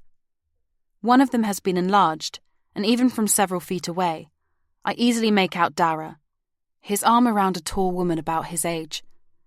They're standing on the distinctive hexagonal basalt columns at the Giant's Causeway, where I've been many times with my parents and grandparents. This must be Gloria. I approach the fireplace to examine the photo more closely. Dara's girlfriend has shiny chestnut hair, dark brown eyes and full red lips stretched across very white teeth into a huge smile. She's striking. I feel a stab of jealousy, although I'm not sure why. Perhaps I envy her beauty. I turn my attention to the other smaller photo. It's a snapshot of Dara and Erin, and my heart pinches painfully. The colours have faded with age and in the sun into sepia. I pick it up to look at it more closely. Erin must be about a year younger in the picture than she was when I last saw her. She's gazing lovingly at her elder brother, and they both look so happy, but a rush of sadness comes over me. I imagine Dara must be infused with a sense of loss every time he looks at this photo. I find Dara in the kitchen. It's a country farmhouse kitchen with an Aga. It reminds me of the home of one of my uncles in Somerset, and I feel inexplicably at home. Dara is stirring something that is bubbling away in a cast-iron casserole on the hot plate. The smell is deliciously tantalising. Dexter leaps up from his cushion in the corner of the room and bounds up to me, wagging his tail so hard it's a wonder he doesn't put his back out. "This is a beautiful house," I say to Dara. "Thank you. How did you know where I lived? Or did you knock on the door of the first house you came to?" "Dexter showed me. He ran up your drive the day he disgraced himself chasing sheep." "Ah, yes. I remember you telling me now." At the kitchen island, Dara pours a generous glass of white wine that he hands me without asking me if I want a drink. "Do you like chili con carne?" he says. "Yes, that smells so good."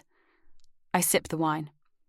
"Come here," Dara says, turning back to the Aga to stir the meal. I obey. He holds out a wooden spoon for me to taste the dinner. It's spot on. Spicy, but not too fiery, not too garlicky. He has used chuck steak rather than minced beef. "You didn't whip that up while I was in the shower?"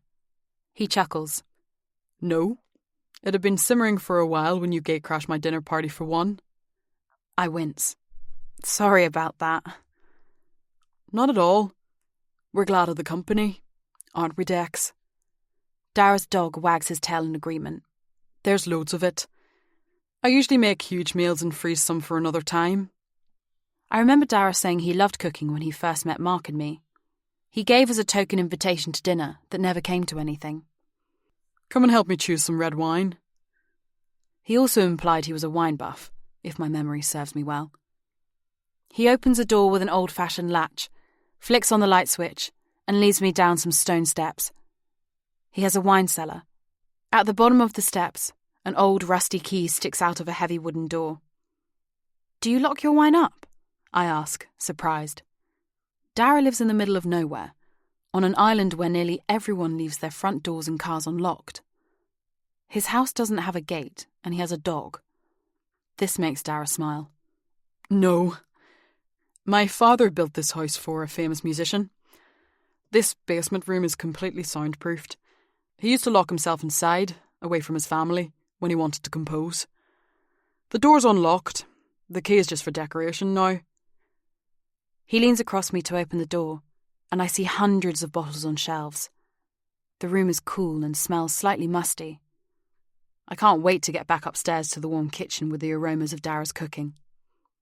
"I know nothing about wine," I say. Dara scans the shelves, his back to me. I shiver involuntarily. I'm a little cold, but I'm also a bit wary. I have no reason not to trust Dara, and yet, now I'm here alone with him in the cellar of his house, I'm acutely aware that no one else knows I'm here. I should text Mark. He might be home by now. I take my phone out of the pocket of the baggy jeans I'm wearing. There's no signal, not down here in the basement anyway. Or perhaps it's due to the storm. Dara pulls out 2 bottles and turns to me. "Argentina or France?" "France." "Let's go for a Chateau Neuf de Pape in that case." I follow Dara back up the steps to the kitchen. Dexter is waiting for us by the cellar door. "He's scared of the storm," Dara explains. "He doesn't like to be left alone." I ask if I can help, but I'm instructed to sit at the kitchen table while Dara puts on the rice. Dexter sits next to my chair and I fondle his ears. I take a few sips of the white wine Dara has served me, and he tops it up before I can protest. As Dara is serving the dinner, My phone pings with a text from Mark. There's reception up here then. I read it and send a short reply. Sorry about that, I say, switching my phone to silent mode. The ferries aren't running, I tell Dara. Mark's stuck on the mainland. His eyes, so similar to my own in colour, bore into mine. It's almost as if I'm looking into a mirror, and yet I can't decipher what I see in it. I'm conscious of my heart beating too fast, and an ache low in my stomach. Then my face burns. Dara looks away. I'm sure he has read me like a book, but I'm not sure if he's on the same page as me. It's not sexual attraction, it's the alcohol. It has gone straight to my head after the run. I need to stop drinking. But Dara has already poured me a glass of red wine to go with my meal. It would be rude to leave it. I make sure I drink some water too. As is so often the case between Dara and me, the conversation flows easily at first, like the wine. Dara seems to top up my glass when I'm not paying attention. I only realise how drunk I am when we leave the table. My head spins as I stand up, and I stagger a little as I follow Dara into the living room. He motions for me to take a seat next to him. I sink into the sofa and lean back, comfortably, enjoying the heat emanating from the fire. Dara crosses his legs and stretches his arms across the back of the sofa, not quite touching my shoulder. I should sit forwards or perch on the end of the sofa, but I feel surprisingly relaxed despite the physical proximity, and I don't move. The rain has eased off slightly. I think that's the worst of it over now, Dara says. I'll take you home shortly if you like. I want to ask if he's okay to drive, but either he's holding his drink much better than me, or he hasn't drunk as much. Maybe both. I'm warm and sleepy, and undeniably aroused. I can't tear my eyes away from Dara's lips as he talks, even though I've tuned out and don't take in a word he says. This is dangerous. I should go home, but I don't want to. The wine hasn't only skewered my moral compass, it has also loosened my tongue. Catching sight of the photo of Dara and Erin on the mantelpiece, the question is out before I can filter my thoughts. Dara, what happened to your sister? He says nothing for a moment, then his words slice into mine. Don't you know? His voice is icy and he won't meet my eye. For a second or two I think perhaps he does know I was Erin's friend. A bad friend. No, I say. How would I know? His tone softens. I thought maybe Jenny told you.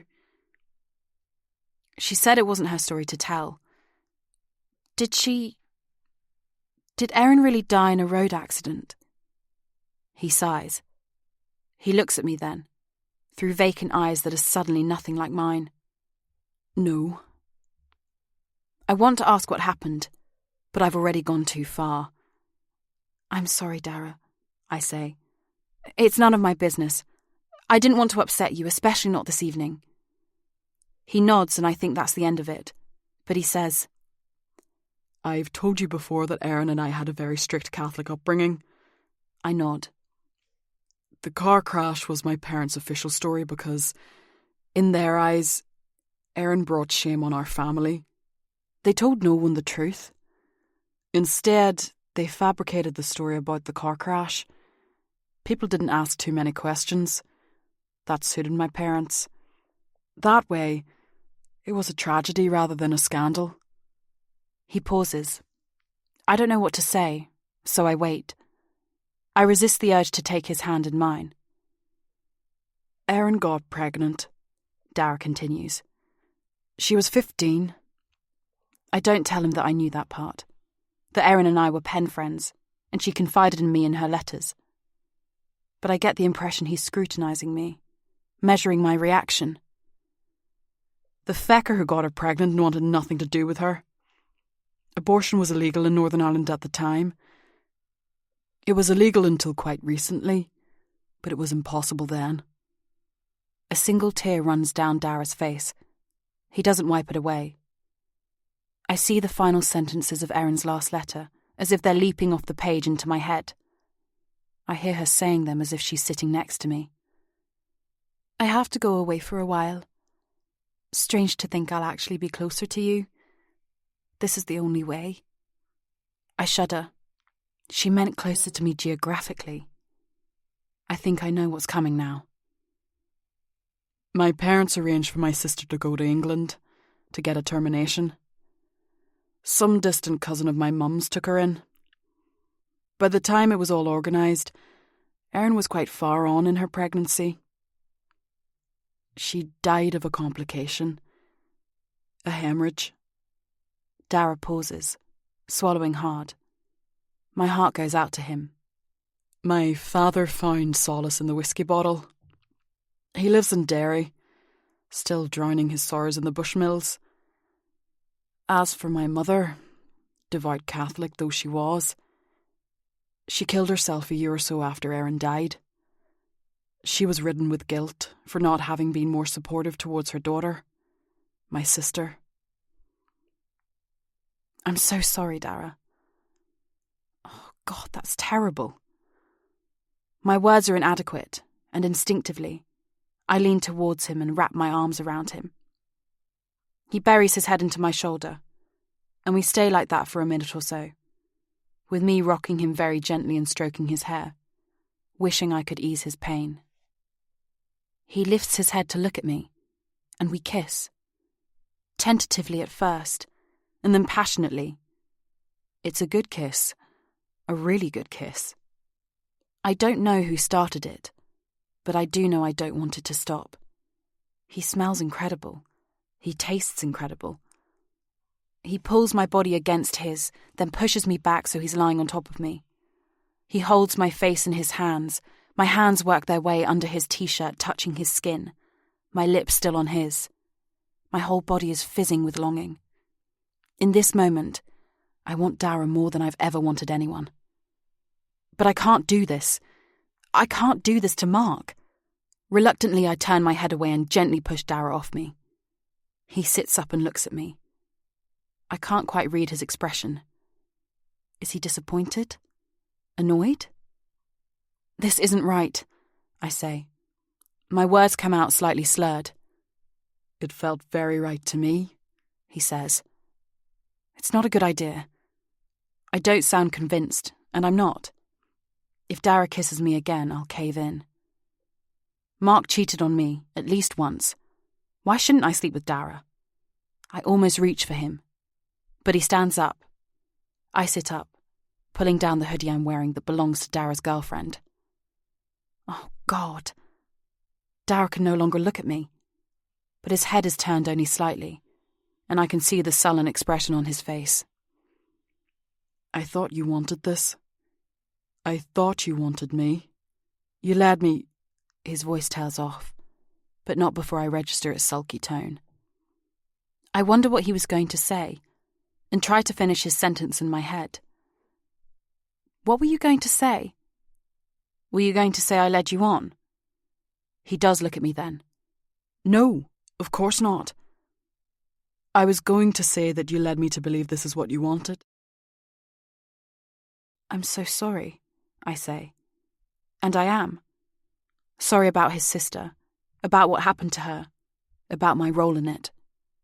Sorry, too, that I kissed Dara. Sorry that it has stopped. Don't be. Still avoiding eye contact, he holds out his hand, and when I take it, he pulls me to my feet. Come on, I'll take you home. The conversation we had about Erin should have sobered me up, far more than it has. But my legs are wobbly as I follow Dara outside. The rain is still coming down in torrents, but Dara holds open the passenger door of his van for me before going round to the driver's side and getting in himself. All the way to the cottage, we sit side by side in silence. Although the windscreen wipers are on full speed, they fail to keep up.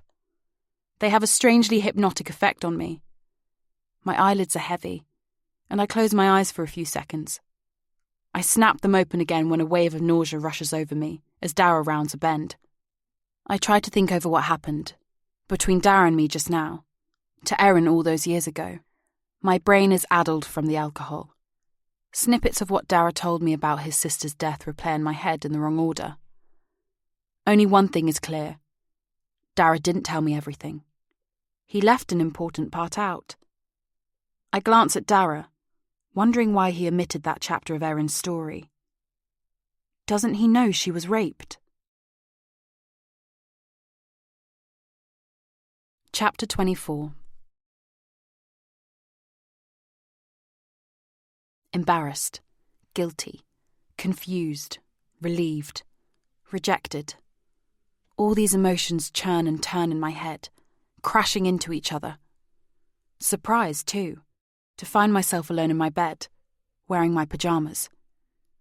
I don't remember much of what happened at the end of the previous evening. It's all a bit hazy. I can't remember Dara dropping me off, getting into my pyjamas, or getting into bed. I groan, realising how drunk I was, and what a fool I've made of myself. There's no sound, no rain thrashing the window panes, no wailing wind. The storm has subsided, a thick silence descending in its wake. As I lie there, I can almost pretend I dreamt the whole thing, but their nebulous memories come back to me in fragments. I cringe as I remember practically throwing myself at Dara on his sofa. He could have taken advantage of me. He could have taken me. I certainly wanted him to. My body was aching for him to kiss me again, even though I pushed him away. Instead, he brought me home. It's just as well Dara has more willpower and sense than me. Clearly he wasn't as drunk as me. Maybe he isn't attracted to me. I don't like that thought much for some reason. I don't want to explore, but I'm glad it stopped before it really started. Dara and I would both have regretted it if we'd gone any further. He has a girlfriend, and I'm married. It hurt when Mark cheated on me. It still hurts. I don't want to inflict that sort of pain and paranoia on my husband, or on another woman. And what about Dara and me? Who knows what would have happened if we'd had a one-night stand? Would it have ruined our friendship? Or would we have embarked on an affair? I take my mobile from my bedside table and turn it on. When the screen appears, it's blurred. I must still be a bit tipsy. How much did I drink last night? So much for cutting down my alcohol intake. I blink and squint until the screen comes into focus. Then I send a text to Dara. Thank you for bringing me home safely, and for behaving like a gentleman. I'm sorry I overstepped the mark. I grimace. Unfortunate choice of words given my husband's first name. But it's too late. I've sent it. Dara's reply comes back immediately, making my heart skip a beat, much to my annoyance. I glance at his message, far more succinct than mine. Not at all. Next, I send a message to Mark to say good morning, realising, as I do so, that I've got this the wrong way round. I should have texted Mark first. He's my husband. I should be more concerned that he wasn't able to get home last night. I send him another text, hoping it won't come over as an afterthought, to ask where he is and when he's coming home. He doesn't reply, and I don't know if he's put out, or if he's not up yet. It's probably too early for the first ferry to Rathlin, even if they're sailing this morning. I put my phone on the bedside table and roll onto my back, my hands clasped behind my head. Staring at the ceiling, I sift through my thoughts, going over my vague recollections of last night. Dara's account of Erin's death comes back to me, at first in pieces that I have to fit together, like doing a jigsaw puzzle. Then in a rush, almost word for word. I'm overcome with an intense feeling of guilt, but I can't go there. Not yet. I don't want to ask myself if I could have prevented her death. I need a clear head to reassess my part in what happened to Erin. I was right about one thing. The car accident was a lie, although it was fabricated by Dara's parents rather than by Dara himself to save face. But Dara still hasn't told me the whole truth. Is it possible he doesn't know the rest? Maybe Erin kept it from Dara because she was scared of how Dara would react if he found out. Or perhaps she was ashamed. Dara would have been in his early 20s at the time. Erin spoke of him often. He was hot-headed and had a strong sense of justice, which he sometimes delivered with his fists, literally taking the law into his own hands. He was protective of his younger sister. Overprotective. He wasn't at home much anymore when I knew Erin. I never saw him. He might have left altogether by the time she died. He lost his sister, then his mother a year later, and he effectively lost his father in between. Poor Dara. I cover my face with my hands and groan again. I wish I'd consoled him instead of trying to seduce him. When he needed a friend, I failed him, and I've shown myself up in the process. This thought prompts unbidden images from last night to replay in my head. Dara trying not to cry. Me putting my arms around him. Our kiss. Oh God, that kiss. I was very turned on last night, and I realise I've woken up aroused too. Another image comes to me, like a still from a porn film. I had an erotic dream. I can't remember the details, but I do remember that Dara and I played the leading roles. What is my problem? I love my husband. I want to have a baby with him. Surely I don't fancy Dara. Miraculously, I don't have a headache, but I'm dehydrated. My mouth feels as if it's full of sand. I'm about to get out of bed, wondering if I can trust my legs this morning, but I register the glass of water on the bedside table, next to my mobile phone. It's the glass we keep our toothbrushes in. Seeing it reminds me I was thirsty in the night too, and got up to go to the bathroom, where I guzzled water straight from the tap, then filled the glass in case I woke up thirsty again. I propped myself up on my elbows and gulped down the water. As I set the glass back, I feel something. It's an ovulation test. I bulk bought a stack of them on impulse in a chemist in Ilfracombe and brought them back in my suitcase. Yesterday, suspecting I was in the middle of my cycle and thinking Mark would be back later that evening, I peed on one of the sticks. I carried the stick into the bedroom while I was waiting for the result, and then left it on the bedside table. I take the stick and look at it, although I already know the result. The smiley is still there. It hasn't faded. I've got today left if I'm going to conceive this month. I put the stick back, yawn, and pull the covers up to my chin. I'm nodding off when I hear a key in the front door. I thought I'd removed the spare key that we kept on the kitchen windowsill, although if I did, I can't remember where I put it. I don't truly believe anyone has been in our house, but that way, I thought Mark and I would both feel reassured. But someone is in the house now. I hear quiet footfalls on the stairs and a rush of alarm zips down my body. Frantically, I look around for something to use as a weapon. Other than the lamp, there is nothing. I'm about to slip off the bed and crawl under it, even as I realise how ineffectual my hiding place will be, when Mark's head pokes around the bedroom door. "Mark, you scared me." Sorry? He doesn't sound contrite. Who did you think it was? I don't know. Who else could it have been? Inwardly, I laugh at myself. I must still have been dazed from sleep. I didn't think you'd be home yet, I say to Mark. I look from him to the alarm clock. It's gone 9. Later than I thought. You didn't reply to my text. Phone battery's dead. The sight of me cowering under the covers has made Mark grin. The look on his face reminds me of the smiley on the ovulation test. Perfect timing. I'm so glad you're home, I say. Me too. I didn't want to wake you. I slept at Mum's, badly as it happens. I'm not surprised. What did you sleep on? While I was in Devon, Mark told me over the phone that a sale had been agreed on his mother's bungalow. He has cleared everything out of the house.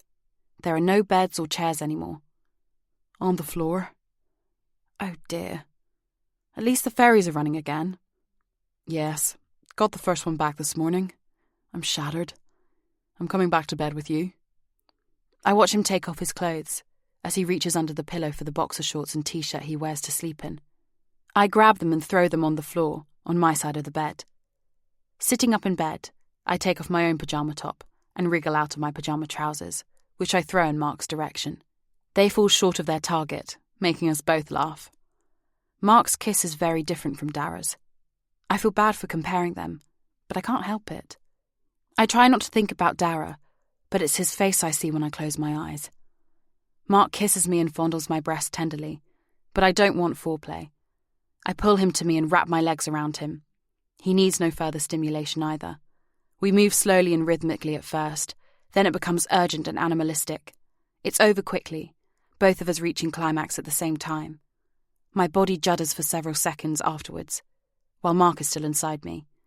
I hold him to me and he kisses me on the neck. I smile to myself, a secret smiley of my own. Somehow, I know we've succeeded this time. Chapter 25. According to the instruction leaflet inside my early detection pregnancy test, the levels of human chorionic gonadotropin, the pregnancy hormone, can vary from one woman to another. But it's possible that there will be enough HCG hormone only 8 days after conception to give a positive result.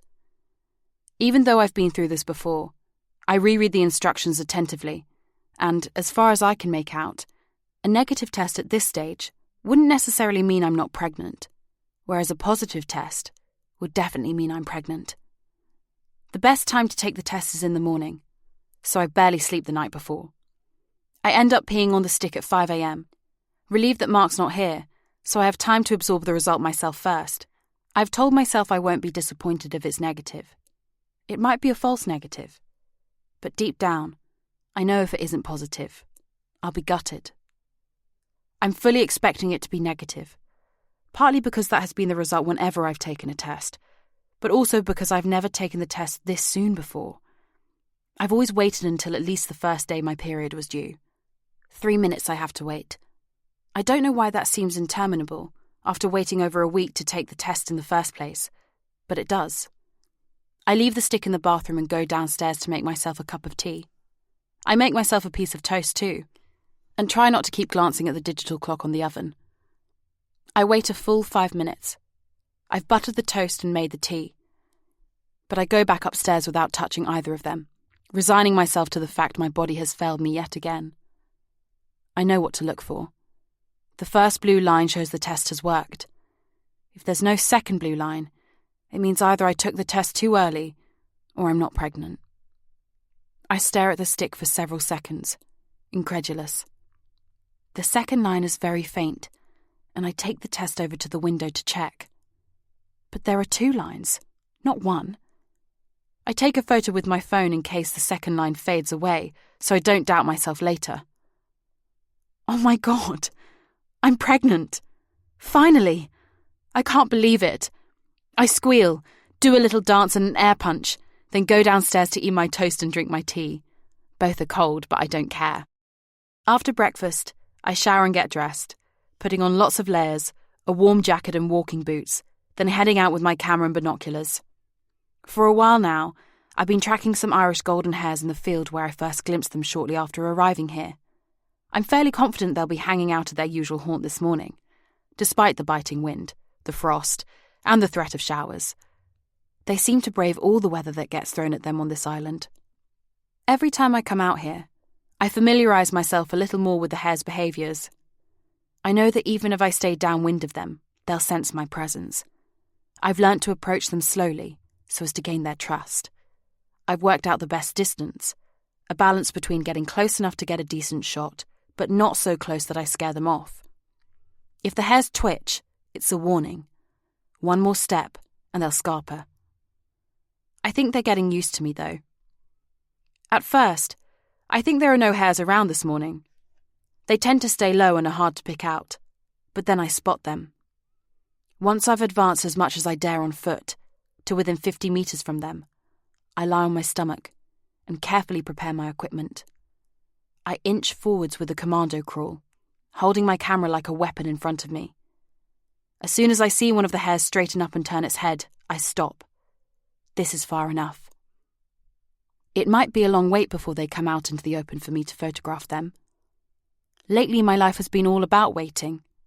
8 days to take the pregnancy test, 3 minutes for the result. I'm usually impatient, but not when it comes to taking photos. I rest the long telephoto lens on my backpack. I can't very well use a tripod while I'm lying prone on the ground, and setting it up would startle the hares. But the light's not bad, and I'm using a relatively fast shutter speed, so as long as I keep the camera steady, I should be able to get some good shots. Almost 2 hours go by before I take any pictures I'm satisfied with. Then I get several in a row. The first is of a hare standing on its hind legs and stretching, its fur a gingery gold in the faint sun. At full height, it's incredibly tall. Quickly I changed my focal height and only just managed to fit the whole of the hare into the frame. Then it sits, facing in my direction, its ears erect, and I zoom back in and take more photos. I capture another hare sitting up with its back to me, its head turned to the side. The distinctive blue of its eye is very apparent in this shot. Finally, to my delight, 2 of the hares rise up to play fight. At least I think they're playing. It's almost as if I'm watching a boxing match. Despite all the layers and gloves I'm wearing, I'm so cold I can hardly keep my hands from trembling for the last few photos I take. Glancing at my watch, I realise that I've spent 3 hours out here, lying on the ground. It's time to call it a day. I can't wait to see my photos on the computer. I stand up slowly, trying not to alarm the hares, but they all flee immediately. I pack up my things and walk home. As I pass the only 2 houses between here and my cottage, I notice both of them have decorations up. It's Halloween in a few days' time. I make a mental note to buy some sweets for any trick-or-treaters. When I get home, I make myself some lunch. I've had hours alone with my thoughts today, and the fact I'm pregnant is sinking in. While I'm eating, I think about how to announce the news to Mark when he gets home this evening. I decide to wrap up the pregnancy test in the box my watch came in, which I've kept because it has the guarantee inside. I pack my plate and mug into the dishwasher and head upstairs. In a cupboard in the room Mark and I share as a study, I dig out the little rectangular box, some wrapping paper and some sellotape. But there's no sign of the pregnancy test on my bedside table. I could have sworn I put it there after taking a photo of it with my phone, but I must be mistaken. I tip out the contents of the little pedal bin in the bathroom, in case it's skulking under the used tissues. But it's not there either. I have no idea what I've done with it. I go back into the bedroom, but by now I'm having second thoughts. A stick on which I've urinated might not be the sort of gift Mark will appreciate. I peer behind the table, on the floor, and finally I spot it under the bed. I get down on my hands and knees and reach for it. When I pick it up, I see it's cracked. I must have dropped it and walked on it without realising, then inadvertently kicked it under the bed. I put the pregnancy test on my bedside table, where I thought I'd put it in the first place. It doesn't matter now. I've decided not to give it to Mark anyway. I'm not sure I can wait until he comes home to tell him, though. Now I'm getting used to the idea that Mark and I are going to have a baby. I can barely contain my excitement. I need to tell someone, and it wouldn't be right to ring my mum or Charlotte before telling Mark. In the end, I send the photo of the positive pregnancy test to Mark via text message. I wait for a few minutes, desperate to find out how he'll react. But although I can see from the read receipt notification that he has seen my message, he doesn't reply. He must be busy. Or perhaps, like me, he needs time to absorb this news. Upstairs, I wander into the baby's room and scan it, working out how to decorate it and where to put the cot. Then I go across the landing into the office. Sitting at my desk, I transfer the photos I took of the hares to my computer. I'm delighted with them. I spend some time editing the best shots, cropping, enhancing the colours, adjusting the brightness and contrast, and so on. Cheating, as Mark would say. Then I post a few pictures to my social media pages and website. When I've finished, I check my phone. Still no word from Mark.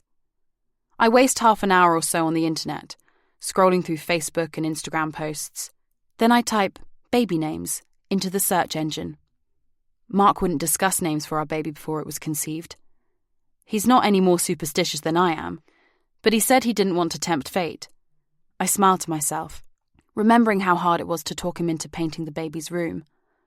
I think he wanted to protect me from myself. I was so excited about starting a family, and so devastated each time I got my period. Refusing to prepare for the baby's arrival was Mark's way of preventing me from getting my hopes up too much. I take a pad and jot down some names to run by Mark. Rose, Amy, Lily, Oliver, Hugo, Ben. Suddenly, a conversation with Dara comes back to me.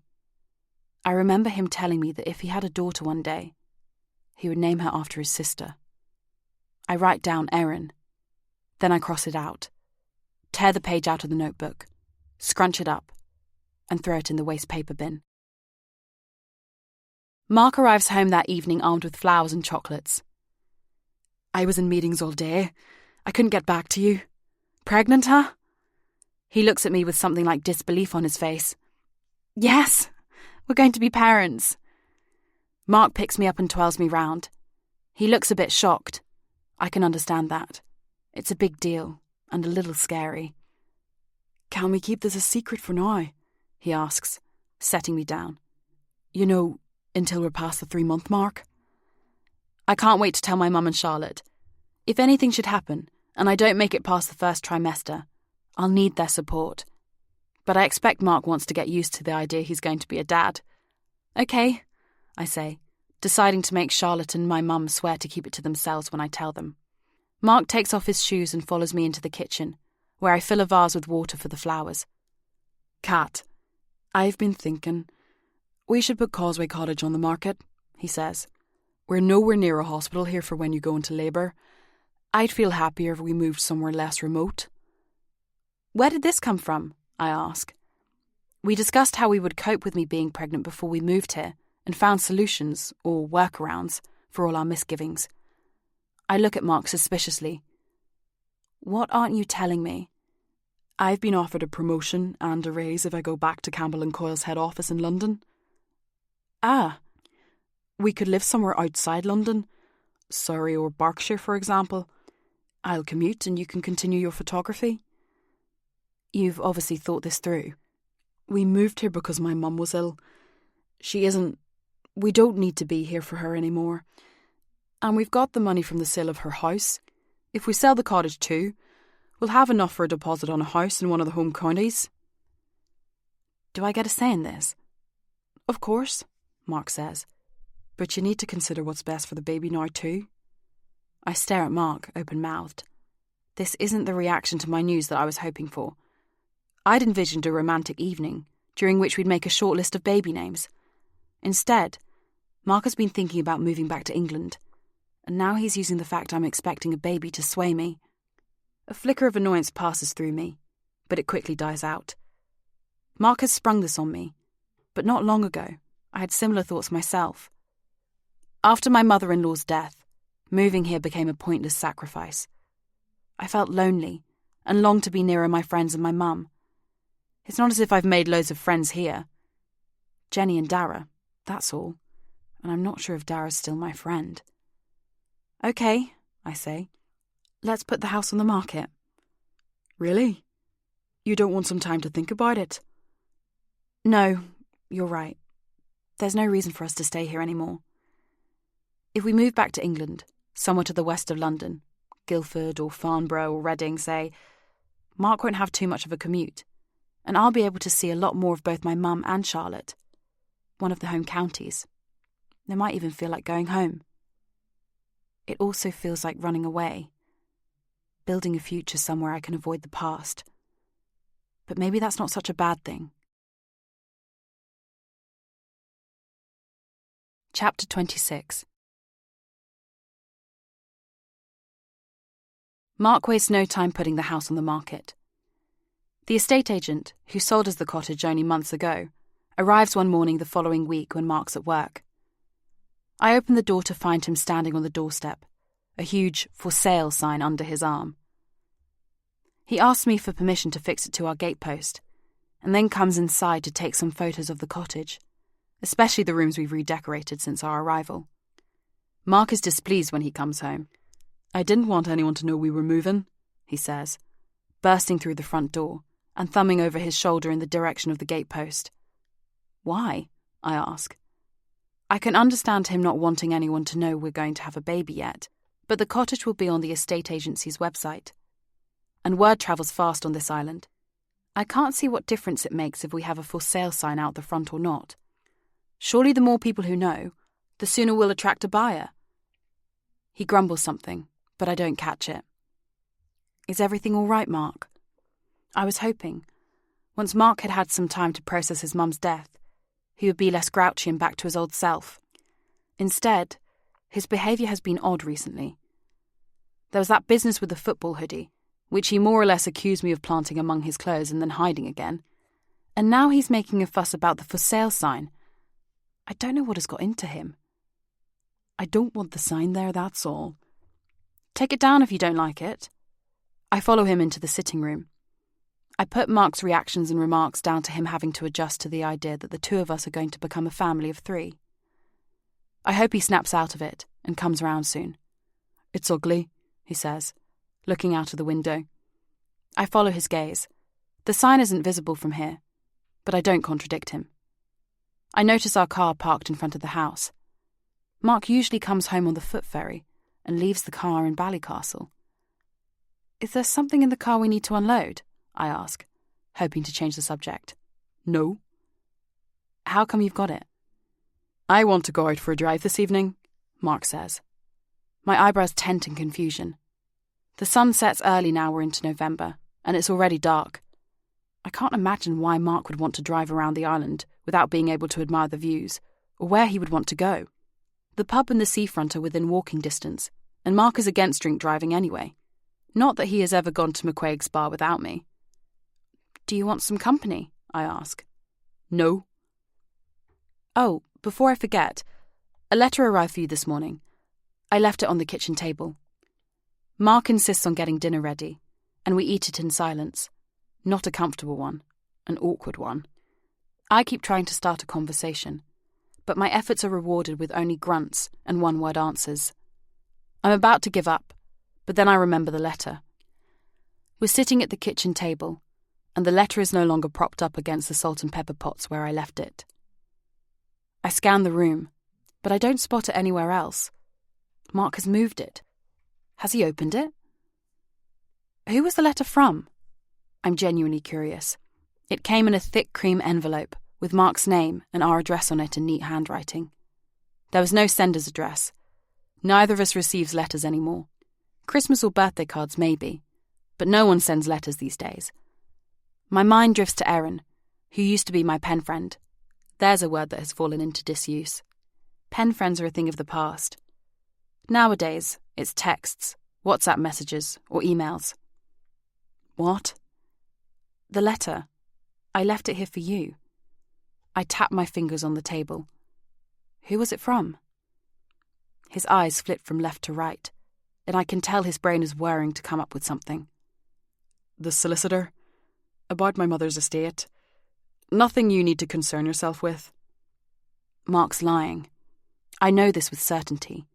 Not only because he's a terrible liar, but also because the solicitor who dealt with his mother's will has his office in Belfast, and the letter had a London postmark.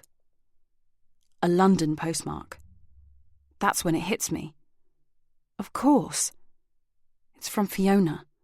It has to be. I should know better than to call him on it, even though I'm fed up with his behaviour and her hounding us. I try to bite my tongue, but it comes out. That's not true, Mark. Are you calling me a liar? I just know that in this particular instance, you're not telling the truth. It's from your ex-wife, isn't it? Well, you should know. He gets abruptly to his feet, knocking over the chair. I flinch as he leans across the table, his face so close to mine, I can smell his breath. You should know. He actually shakes a fist at me. You steamed open the envelope and then stuck it down. His voice has ratcheted up to top volume. He has never, ever shouted at me so loudly. God, Cat! You harp on about Fiona and think I'm hiding things from you and lying to you. And all along you're such a fucking hypocrite. My anger rises inside me and threatens to boil over like lava erupting from a volcano. I almost slap Mark, even though I have never struck anyone in my life. Without another word, he storms out of the house. I don't know whether to run after him, or if we should both calm down before we discuss this. Before I can make up my mind, I hear the car roar away.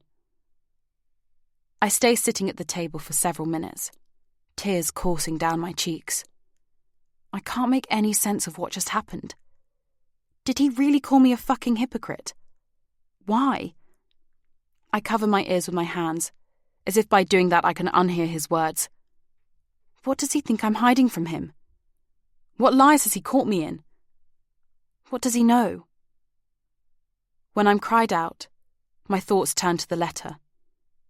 What on earth was in it? Who was it from? I'm upset that Mark could imagine I'd steam open his letter and read something that was written to him. But then I remember using his thumb while he was asleep to access his phone and read the text message from Fiona. It does sound like something the person I've become would be capable of doing. My mum once sent a Christmas card that arrived partially opened. I think some dishonest person had got hold of it and checked to see if there was any money in it. Perhaps that's the case here. Mark has got wound up over nothing, but this only serves to wind me up more. It's too late to steam open the letter now, but if I find it, I can read it. That way, I'll know why Mark lied and why he reacted the way he did. If I'd suspected earlier that the letter was from Fiona, I would have torn the damn envelope open, never mind bothering to steam it open and stick it back down. What has he done with it? I don't think he left the kitchen until he stomped out after our row. So it must be in here somewhere. I open drawers and look in cupboards. The last place I look is the most obvious one. The bin. And sure enough, that's where it is. Torn into tiny pieces, some of which are peeking out from underneath some used tea bags and uneaten leftovers Mark has also thrown out. Minutes later, wearing surgical gloves and using a pair of tweezers, I'm sifting through the pieces of the letter I've retrieved from the bin, trying to reassemble them on a tray. I must look like an amateur forensic scientist, and I feel ridiculous now as well as furious. My hands are shaking, and I keep glancing towards the door and straining my ears for Mark's car, terrified he'll come back and catch me doing this. After half an hour, I give up. The letter seems to have been quite short, but the food stains and the tiny pieces have made it into an impossible puzzle. I can only make out a few words, and some of them are incomplete. I, cat, chi, abo, if, ants, will, fair, not on, mark, other, can't. The most telling bit is a large letter F with a small X underneath, which as far as I'm concerned confirms my suspicions. This is from Fiona. I assume the letter is in the same vein as, if you don't tell her soon, I will. And that Mark was definitely lying when he said his ex-wife was referring to a colleague in her text. What does she want Mark to tell me? And how dare she sign off with a kiss? I know Fiona has just had someone else's baby, but although it seems unlikely, the only explanation I can think of is that she and Mark are having an affair. I gasp out loud as something dawns on me. Is that why Mark wants to move back to England? To be closer to Fiona? At a loss for what to do or think, I scrape all the pieces of the letter back into the kitchen bin, cover them with food and then discard my gloves too, pushing them down the sides of the bin bag as best I can without getting my hands dirty. I pace the ground floor of the house, forcing myself to take deep breaths. Then, when I think I can do it without sobbing and sniffing down the phone, I ring Charlotte. Lately, Charlotte has listened to my troubles and she has a knack of asking the right questions, one after the other, until I can see things more clearly in my own head. Our relationship seems one-sided to me at the moment, but it hasn't always been that way. When Charlotte's mother was terminally ill, it was a horrible time for Charlotte, and I provided a shoulder for her to cry on. When Rupert proposed, and Charlotte decided she needed to lose weight before the wedding, I took on the role of sports coach and worked out with her several times a week for about 6 months until she reached her target weight. It all pours out now, in the wrong order. The argument with Mark, my kiss with Dara, putting the house on the market, Mark's mood swings, everything.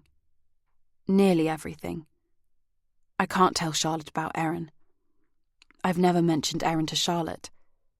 Charlotte has never judged me, but I'm afraid she might think less of me if I told her now. She might realise I'm not good friend material after all. Charlotte doesn't interrupt my monologue, nor does she spur me on when I pause. There's total silence on the other end of the phone, and I know she has dropped whatever she was doing to sit down and give me her full attention. When I've finally finished, she says, "First of all, congratulations." "The baby, you mean?" "Of course the baby." She asks me about Dara, and if I'm in love with him. "No," I say. "I'm fairly sure I'm being truthful. I'm having a baby with Mark, which I'm really excited about. I just got drunk and carried away. I'm glad nothing serious happened, although I think our kiss has made things awkward between Dara and me. Are you going to tell Mark? No. I feel like a hypocrite when I say that. Something cold pinches at my heart. Perhaps Mark already knows I kissed Dara. Is that what he meant when he called me a hypocrite? That would make sense. He was mad at me for harping on about Fiona, but I reject that idea. Mark can't possibly have found out that Dara and I kissed on the night of the storm. For what it's worth, I don't think you should tell Mark, Charlotte says. The two of you have had a row. It's no biggie, and you're selling up and leaving soon. No good can come of you fessing up to Mark that you snogged the local Irish hunk. What's his name again? Dara. Dara, in a drunken lapse of reason. So what are you going to do? I'll send Dara a message, I say. See if we can meet up and put this behind us. It occurs to me that Mark should have been foremost in my thoughts, not Dara. But the problem with Dara seems less complicated, easier to resolve. As if reading my mind, Charlotte says, Yes, but what are you going to do about Mark? Are you going to confront him about the letter again? I don't know. He'll only deny it's from her or come up with some rubbish about what she wrote to him. Good pun. What? Rubbish. You know, seeing as you fish the letter out of the bin. Charlotte manages to make me smile at that, although I know she can't see it. He owes you an explanation for his weird, inexcusable behaviour, Catherine, she says. Plus, he clearly had something to hide, and did hide it. In the bin. He's attacking you to defend himself, which makes him the fucking hypocrite. You're probably right, I say. Of course I'm right, she says. Can I do anything for you? You've listened to me whining about all my problems. That's already... Hang on. Now I think of it. You can do something. Can you give me Fiona's number? I don't have it, and Mark has deleted it from his phone. I don't have it either, Charlotte says, but I can easily get hold of it for you. I know people who know her. Yes, do that. I didn't want to ring her, but at least that way I can get to the bottom of this. No problem. By the way, I'm really excited about you moving back to England. Me too. I'll come and stay at weekends to help out with the baby and annoy Mark. That's part of your contract if you accept to be godmother, I say. Charlotte squeals with delight. We talk some more, about Charlotte now, and when I end the call, I feel a lot better, even though the knotted dread in my stomach is still there, reminding me that things with Mark will have to be untangled and smoothed over, although I need to calm down a bit more first, and things with Dara have to be sorted out too. I decide to go to bed. I'll pretend to be asleep when Mark comes home, and keep up the pretense until he has left for work tomorrow. I have so many questions whirring around in my brain that my head hurts. What does Fiona want? Where is Mark? Why is he lying to me? But they will all have to wait, because I can't deal with any of this tonight. Chapter 27. Apart from that one text message in reply to mine the morning after the storm, I haven't heard from Dara since the night we kissed. When I finally pluck up the courage and come up with an excuse to get in touch with him, he doesn't reply. I pace the sitting room. Even though I'm holding it in my hand, I keep checking my phone in case I don't hear the text notification sound. I sent him the message over an hour ago, asking if I should drop off his girlfriend's clothes somewhere, or if he wants to stop by the cottage on his way home from work and pick them up. Dara's probably at work, and he'll hardly feel the need to get back to me urgently about his girlfriend's stuff. He might not be ignoring me. An hour's not long. I'm being impatient. It's a long-winded text, a pretext. I waffled on about having washed the clothes and asked after Dexter. The real reason is I need to see him. I don't know if he's avoiding me, if he's mad at me, or even if we can still be friends. Perhaps he's as embarrassed about that night as I am. But I have to tell him what I've been trying to hide from him. My side of the story. If he hasn't mentioned that Erin was raped, then Erin can't have told him. And if Dara doesn't know about the rape, then he doesn't know about me, or about my role in it. My secret is safe. but I think he should know what really happened to his sister, which means I'll have to tell him the very secret I've been trying so hard to keep from him. I may lose Dara's friendship, if I haven't already, but at least I'll have cleared my conscience and taken a step towards laying Erin's ghost to rest. When my mobile finally pings with a text, it startles me. As usual, Dara's reply to my wordy message is concise. Lunch at McQuaig's, 1 p.m? I confirm that with an even shorter okay. Proud of myself for keeping the word count down for once. I should have told him on the night of the storm. No, I should have told him way before that, when I realised who he was. The longer you keep something a secret, the harder it is to confess, and the easier it is to bury it under another layer of lies. I don't know how to tell him. I replay the events of the night of the Cayley in my head, trying to find the right words, but there are no right words to describe what I did, or what I didn't do. Erin and I were drunk, far too drunk, and yet I encouraged her to keep going back to the bar and buy more Bacardi breezes. Erin complied because she fancied the bartender. When she went up to the bar for what was to be the last time, she stayed there, chatting to the barman, or chatting him up, maybe. I got bored waiting for her, and for my drink. One of the boys we'd been dancing with came over to me, and he and I ended up in the empty cloakroom. No one had arrived wearing a coat on that warm summer evening. We'd been there for about 20 minutes, talking, giggling and kissing, when a girl around my age burst in on us, deliberately, to tell me my friend was in trouble. She said she'd seen her outside with a man and heard her screaming down by the river, and the man was trying to get her to be quiet. The boy I was with, to my shame I can't even remember his name, asked the girl what she'd been doing outside. She said she'd been smoking a cigarette. He retorted that she shouldn't be smoking at her age, and that my friend was a big girl and could take care of herself. Then we carried on kissing. I didn't go to look for Erin. She came and found me, pale and shaking, with mascara lining her face. She asked me to walk with her to a payphone to ring her brother. I did. She made me go before her brother arrived. She waited for Dara outside the community hall, and I watched her from inside it, peering through the round windows of the doors until she got into her brother's car. I couldn't make out the driver. Then I threw up in the toilets and walked back to my grandparents' holiday rental, a few doors up the road from the community hall. Tears streamed silently down my face as I forced myself to relive this now. Erin was raped, and I could have prevented it. The rape set off a chain of events that I now know led ultimately to Erin's death. I've been trying hard to bridle that thought. It's too hard to process. Will Dara tell me it wasn't my fault? That I was only 15? Will he blame me? I blame myself now, more than ever. As I walk down the hill towards the pub, I rehearse my lines. When I get to McQuaig's, I know what to say. Keep it factual. Tell the truth.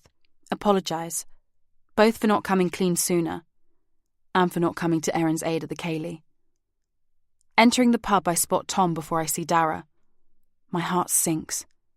I can't talk to Dara in front of Tom. But as I approach their table, Tom stands up, drains his pint, and puts on his jacket, all rather hurriedly. "Hi, Catherine. Lovely to see you," he says. "I'm dashing home for lunch.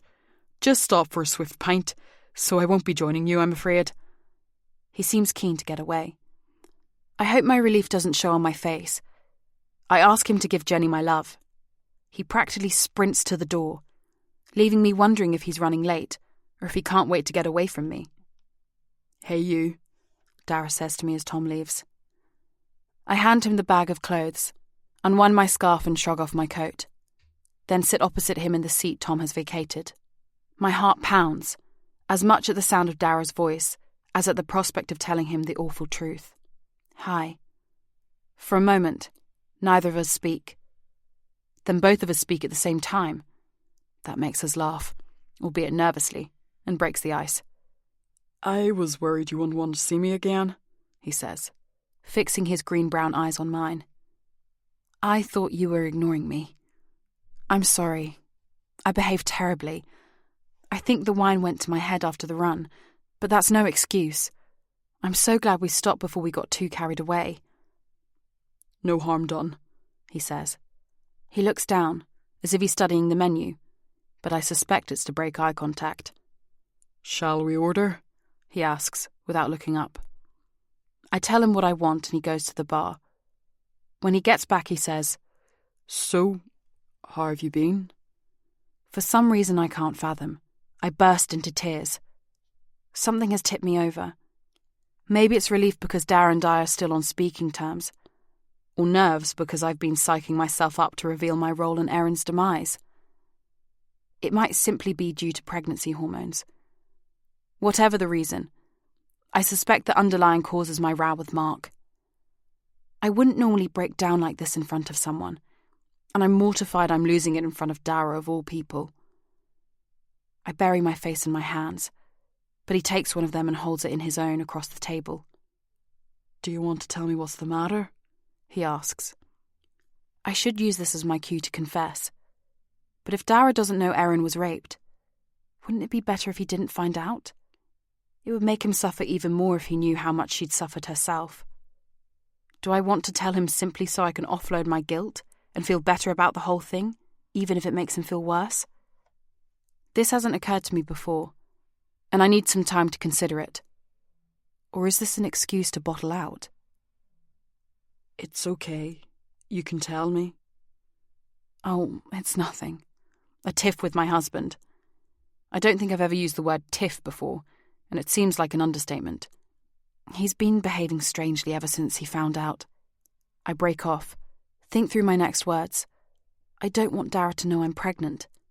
I promised Mark I wouldn't tell anyone, although obviously that didn't include Charlotte. But Dara is, well, Dara. I can't tell him. My mother doesn't know yet. Ever since when? Since we put the cottage on the market. I wince. I wasn't supposed to tell Dara that either. Mark asked me not to broadcast our plans to move away, but Dara doesn't react. He must have already known. Gossip circulates rapidly on the grapevine on this island. No, since his mother's death, actually. Oh?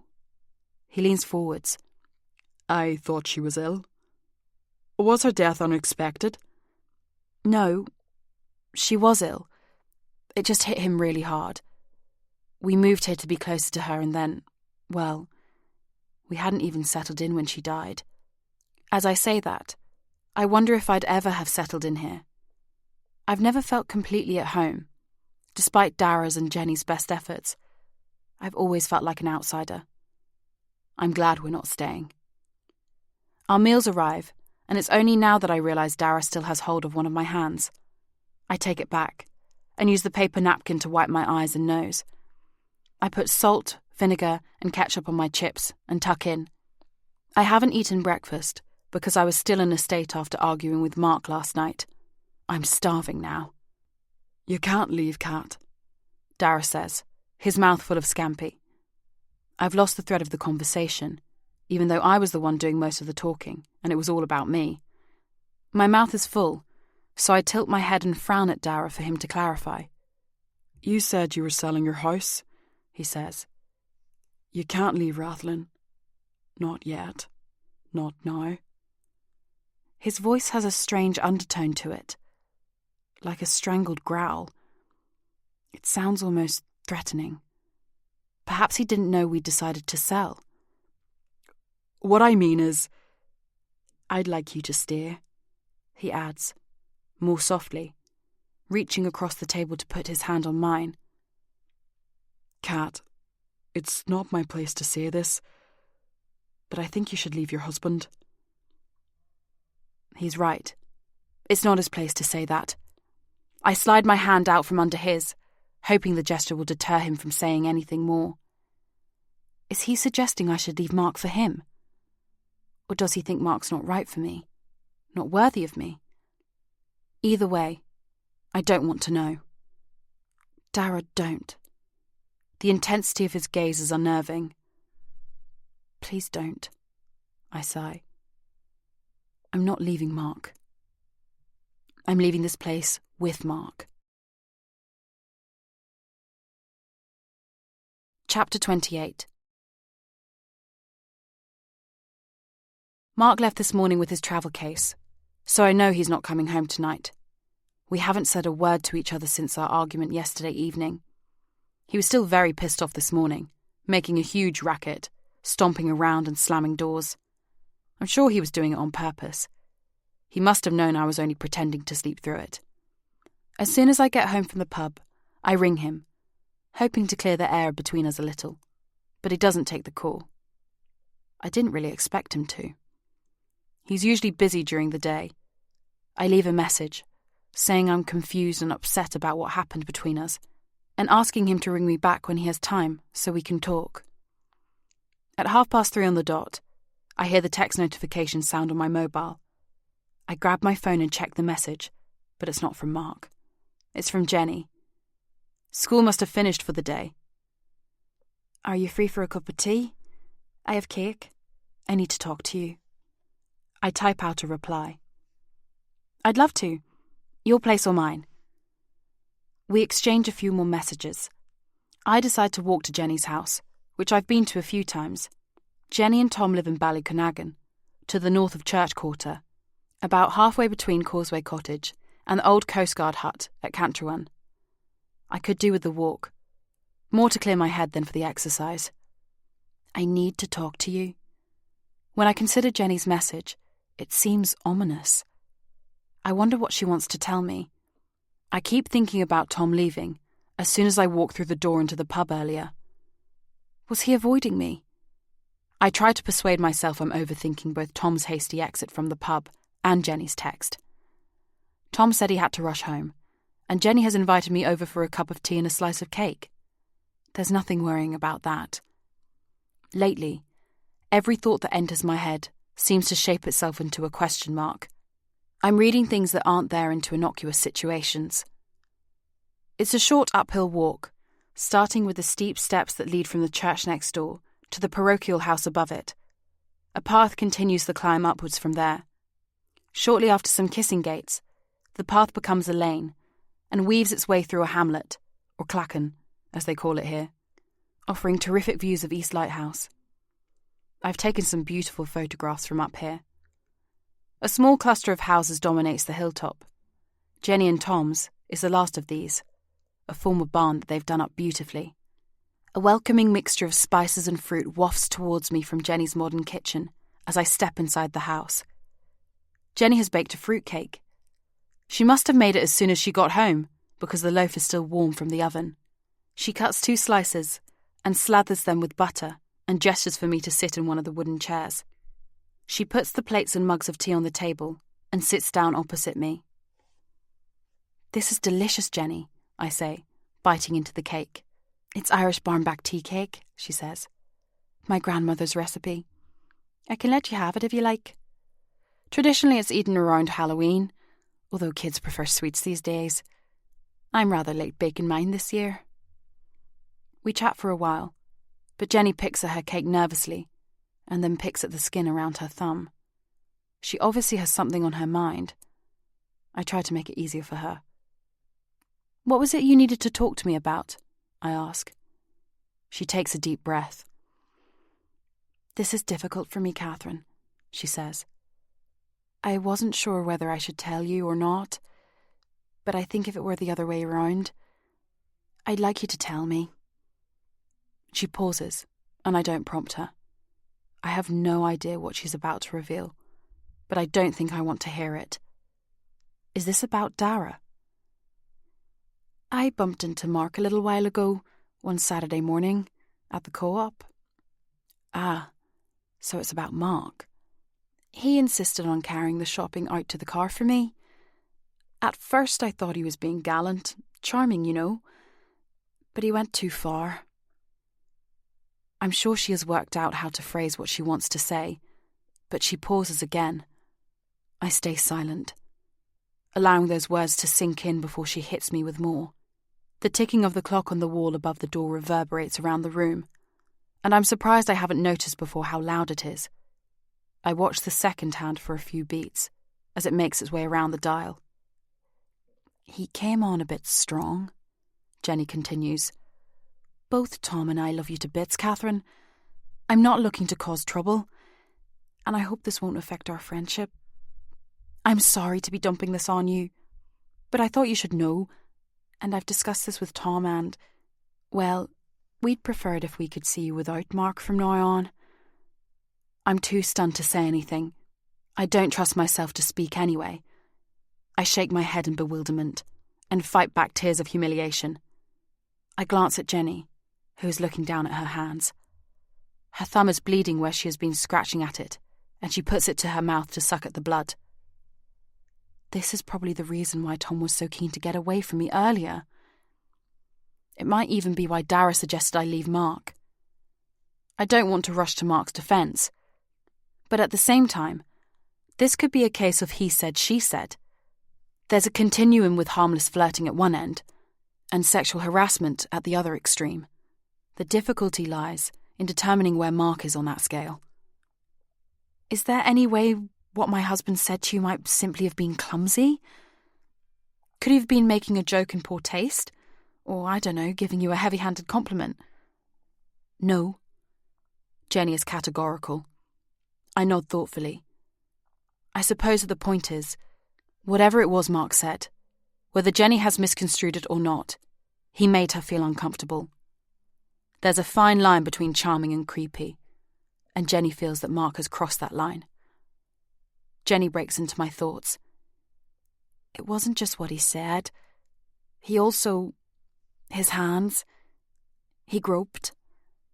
She doesn't finish her sentence, but she makes a brief movement, lifting her right hand from her lap and splaying her fingers in front of her breasts. Oh. Right. I see. I don't need her to elaborate.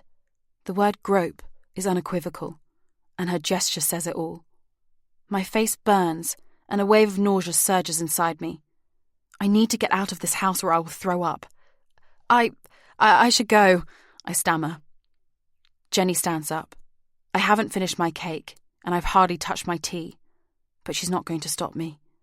I hope we can remain friends, she says, and I'd like you to take the photos at the nativity play, as we arranged, if you're still happy to do that, she says, as I pull on my coat and stumble outside. I head home, feeling so shaky that I don't fully trust my legs to carry me. As I walk, I process Jenny's accusation in my mind. I want to confront Mark about this, and he has the right to tell me his side of the story, but I know how he'll spin it. He'll claim he was being friendly. He wasn't coming on to her. His hand accidentally brushed her breast as he was putting her shopping in the car. He was mortified and apologised. She got the wrong impression. That's what he'll say, his face a picture of innocence as he protests. Although I don't want to bury my head in the sand, I don't believe Mark is capable of sexual harassment. I'm inclined to think Jenny did get the wrong end of the stick, even though her words have nonetheless sown a tiny seed of doubt in my mind. In my head, I replay the scene she has depicted. She has given me her version of the truth, but I see it through a slightly different lens, although I'm not painting Mark in a much better light than Jenny did. I imagine Mark flirting, Jenny being too polite to put him in his place, and Mark taking that as encouragement to take it a step further. Could this be what really happened? If Jenny had been flattered and responsive to Mark's advances, would he have tried to seduce her? And if Mark did try it on with Jenny, is that any worse than me throwing myself at Dara? Or is this different merely because Mark is a man? As I arrive at the cottage, my mobile blares out from my back pocket. It's Mark. I don't answer the call, but once I'm inside the house, sitting on the sofa in the living room with my legs curled up, I listen to the message he left. "Hi, Kat," Mark's voice says. "I'm sorry I missed your call earlier. I wanted to apologise for causing an argument. As you know, it has been a horribly stressful time at work. We're on tenterhooks, waiting for the FDA approval for our new migraine medicine. But that's no excuse. I also wanted to remind you I'm not coming home until the weekend. Can we talk about all this then? I know we need to discuss what happened, but I don't want to do it over the phone. I love you, If Mark told me he was away until the weekend, I'd forgotten, but that suits me. It gives me time to think. I draft a quick reply. Okay, see you on Friday. Mark will expect me to add I love you too, but I can't do that right now. I contemplate apologising for my role in the row and decide against it. I don't think I did anything wrong. I accused him of lying about the letter, which he was. He's the one who resorted to name-calling. He called me a fucking hypocrite. I'm still fuming. I leave the text how it is and send it. I put the phone on the coffee table, but it goes again. I pick it back up, intending to reject Mark's call, but then I see the caller ID. It's Charlotte. I sigh with relief. It will cheer me up to talk to my best friend. I don't have to tell her what Jenny told me. I tap the green button to accept the call.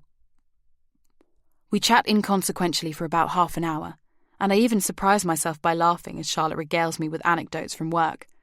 But Charlotte is perspicacious. Is something wrong? She asks, during a slight lull in the conversation. No, I say.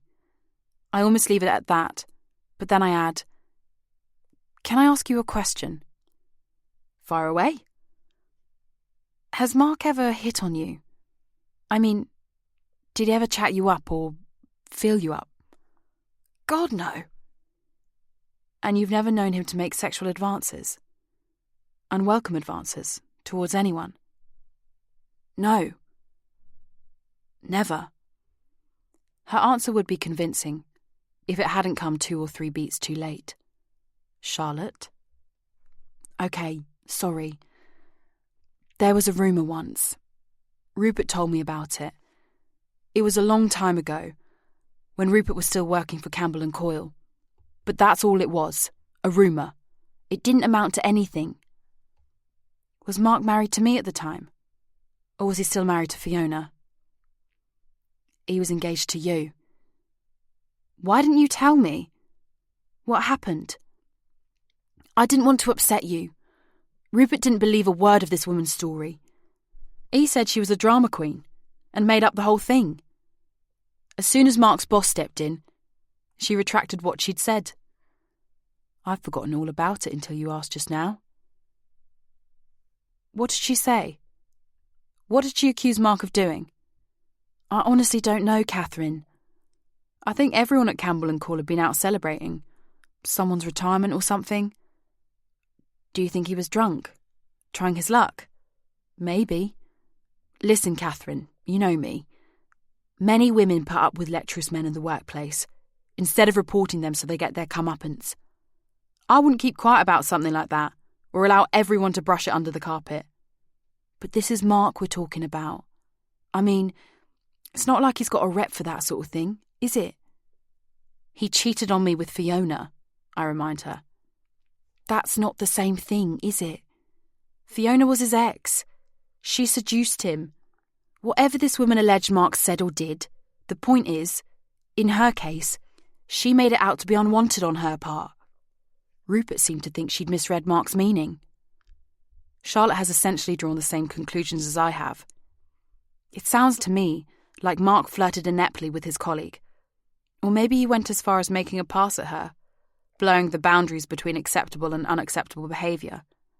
And now he has done it again, with my friend Jenny. Do you want me to ask Rupert for details? I think about that. Rupert will probably downplay whatever Mark allegedly said or did, out of loyalty to Mark, even if he remembers the details. No, there's no point, I say. Has something happened? Charlotte sounds concerned rather than curious, and I love her for that. Do you want to talk about it? Not yet. She doesn't push it. Well, you know I'm here for you when you do. Thank you. That's what best mates are for. Listen, Catherine, I actually called you because I've got fucking Fiona's mobile number, if you still want it. Do you? I asked Charlotte to text me Fiona's number, but with everything else going on, the argument between Mark and me, the cottage going up for sale, my pregnancy, Jenny's accusation, and Charlotte's confirmation of a similar incident, the last thing I want to do is talk to my husband's ex-wife. Chapter 29. Mark is a mess. His hair is dishevelled. He clearly hasn't shaved for a couple of days. And puffy bags droop underneath his bloodshot eyes. He looks terrible. He looks tired too, as if he has hardly slept well while he was away. He can barely put one foot in front of the other, literally, and crosses the threshold into the house as if he's crossing the finish line of a marathon. We haven't spoken a word to each other face to face since our row. We haven't seen each other since then. We need to talk. Urgently. I'm not sure exactly what to say, or how much. I can't decide if I should bring up my conversation with Jenny too, or stick to the letter from Fiona. But our discussion will have to wait, as the estate agent is here, having scheduled a viewing of the cottage for a retired couple. The weather isn't great. It's rainy and misty, a dismal grey day. The estate agent was keen for either Mark or me to be here when they came round, but I've let him get on with it. Mark plops down into an armchair in the living room, a look of reproach on his haggard face, as the trio make their way up the cream-carpeted stairs with their wet shoes on. Sitting on the sofa, I remember admiring the views from the master bedroom, the day I first set foot in our new home. They won't see far when they look out of the window today. We hear the estate agent's voice from above us as he describes the different rooms and features. I imagine he used much the same spiel on Mark when he came for his first visit. We make out short, enthusiastic responses from the woman, but the man, although we can't discern every word he says, sounds more critical and fires ceaseless questions at the estate agent. I realise I'm staring at the ceiling, as if that might enable me to lip-read the exchange upstairs. Someone turns on the taps in the bathroom, and a cupboard is closed noisily. Let's hope they don't check the roof, Mark says, sardonically. It's pretty much the only thing he has said apart from hello, since he entered the house, and I'm not sure what to make of his comment. Although, if they find out it's in need of repair, we could recommend an all-round handyman and painter named Dara, he concludes. As I turn sharply to look at Mark, I notice his gaze fixed on the painting of Walter Carey Head. My heart clenches for a beat. Is it a coincidence he looked at it when he mentioned Dara? But if Mark has worked out who the artist is, he doesn't say anything. Either he still doesn't know, or, like me, he finds it trivial now, compared with everything else that has happened recently. He doesn't get up to see them out when the viewing is over. As I open the front door, I notice his company BMW parked behind the estate agent's sensible family Ford Focus. Is Mark planning on going for another nocturnal drive? Once they've gone, and I've rejoined Mark in the living room, he leans forward in the armchair, his elbows resting on his knees, and clears his throat. I'm sorry, Kat, he says, adopting his best hangdog expression. I behaved despicably. I'm still struggling to come to terms with my mum's death. I know I've already used that as an excuse, and it's no excuse at all. He pauses, and I know this is my cue to apologise too, but I can't bring myself to do it. He's right. He can't keep using his mother's death to justify his moodiness. He has been lying to me for weeks now. Then again, I haven't been completely honest with him either. When I don't say anything, Mark continues. I don't want you to think I'm not delighted about the baby. I am. I'm rather shocked that I'm going to be a father. That's all. He gives me a pointed look. Another cue to say something, but I'm not sure what this time. His lines sound contrived, rehearsed. Was the letter from Fiona? I ask. Judging from the look on Mark's face, I've deviated from the script. This wasn't what he expected me to say at all. No, I told you. It was from the solicitor. He doesn't sound indignant. He's obviously too exhausted to fight. But he's sticking to the solicitor story. I went to see him at his office in Belfast yesterday, and that's all sorted now. Wow, he's piling on the lies now. He's definitely getting better at lying. He maintained eye contact this time. Practice makes perfect, I suppose. Or perhaps he has learnt from the best. His hands are shaking noticeably, and I assume it's because he's anxious. There was a London postmark on the letter. Isn't your solicitor based in Belfast? His face darkens. He doesn't answer the question. Instead, he says more calmly, I didn't notice the postmark. Maybe you're mistaken. I'm not. But if I don't let it go, I'll cause another row before we resolve this one. I have another way of finding out what was in the letter, if I really want to know. God, I could do with a drink, Mark says. I get up, walk over to the sideboard, and pour him a generous measure of whiskey. 2 fat fingers of black bush. Like his father and my own, Mark has always drunk it neat. As I hand him the crystal glass, I remember Dara telling me his father drowned his sorrow in whiskey. If I wasn't expecting a baby, I'd be tempted to drink myself to oblivion this evening too. Not Irish whiskey, though. White wine. A huge quantity of wine would shrink my problems to a more solvable size. For a while, neither of us speak. Mark, I suspect, because he thinks the discussion is over and he's off the hook. And me because I'm having difficulty swallowing down the lump in my throat. I should be annoyed, but I'm unspeakably and inexplicably sad. Words can hurt people, but sometimes you can hurt someone more with what you don't say. Mark is hiding something, and at this stage, I would rather he just came out with it. I'd more or less decided not to mention my conversation with Jenny, but it sort of slips out when I find my tongue. I caught up with Jenny the other day, I begin. Oh, yes. Mark shows no sign of concern. On the contrary, he looks relieved, as if I'm changing the subject, and about to tell him something unimportant. She said you... Because I wasn't planning to tell Mark this yet, I haven't thought through what to say. Jenny's words come back to me. Came on a bit strong. Mark's eyebrows shoot up. I have to hand it to him. He's a convincing actor as well as a compulsive liar. I could add Mark's collie to the mix at this point, but I don't want to. It won't help to smooth over the problem. On the contrary, it will only stir up more trouble. All I want is for Mark to conduct himself correctly. I want him to stop hurling ludicrous accusations at me, and I don't ever want to hear another accusation of sexual misbehaviour levelled against him.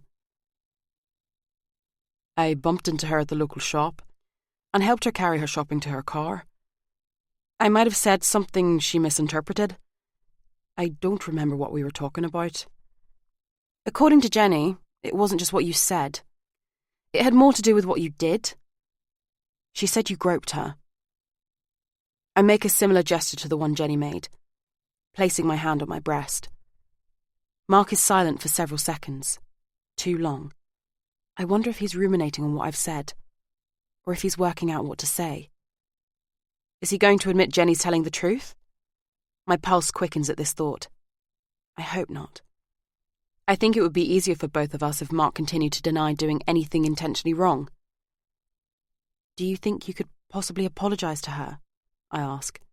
Not in person, I add hastily, remembering Jenny saying that she doesn't want to see Mark again. Perhaps you could write a card to say sorry for the misunderstanding? Another long silence stretches the short distance between us. I steal a sideways glance at Mark, but he doesn't look angry. Quite the opposite, in fact. He looks serene and controlled.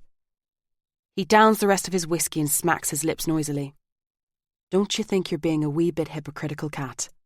He says at length. There it is. He's accusing me again of being a hypocrite. What? He spoke so quietly, I genuinely think I might have misheard. Here you are taking the moral high ground, telling me what I can and can't say, accusing me of... what? Trying to seduce your friend? When you should be apologising to me, in person. When were you going to come clean? What? For a split second, I think Mark knows about Erin. I'm almost relieved he does. I desperately want to confide in someone about that night. I should have told Mark before. But the word hypocritical echoes in my head, and I realise that can't be what he's referring to. Did you think I wouldn't find out? Mark hasn't even raised his voice, and I find myself wishing he would. It's somehow more frightening when he keeps his cool than when he loses his temper. Find out what? It comes out as a whimper.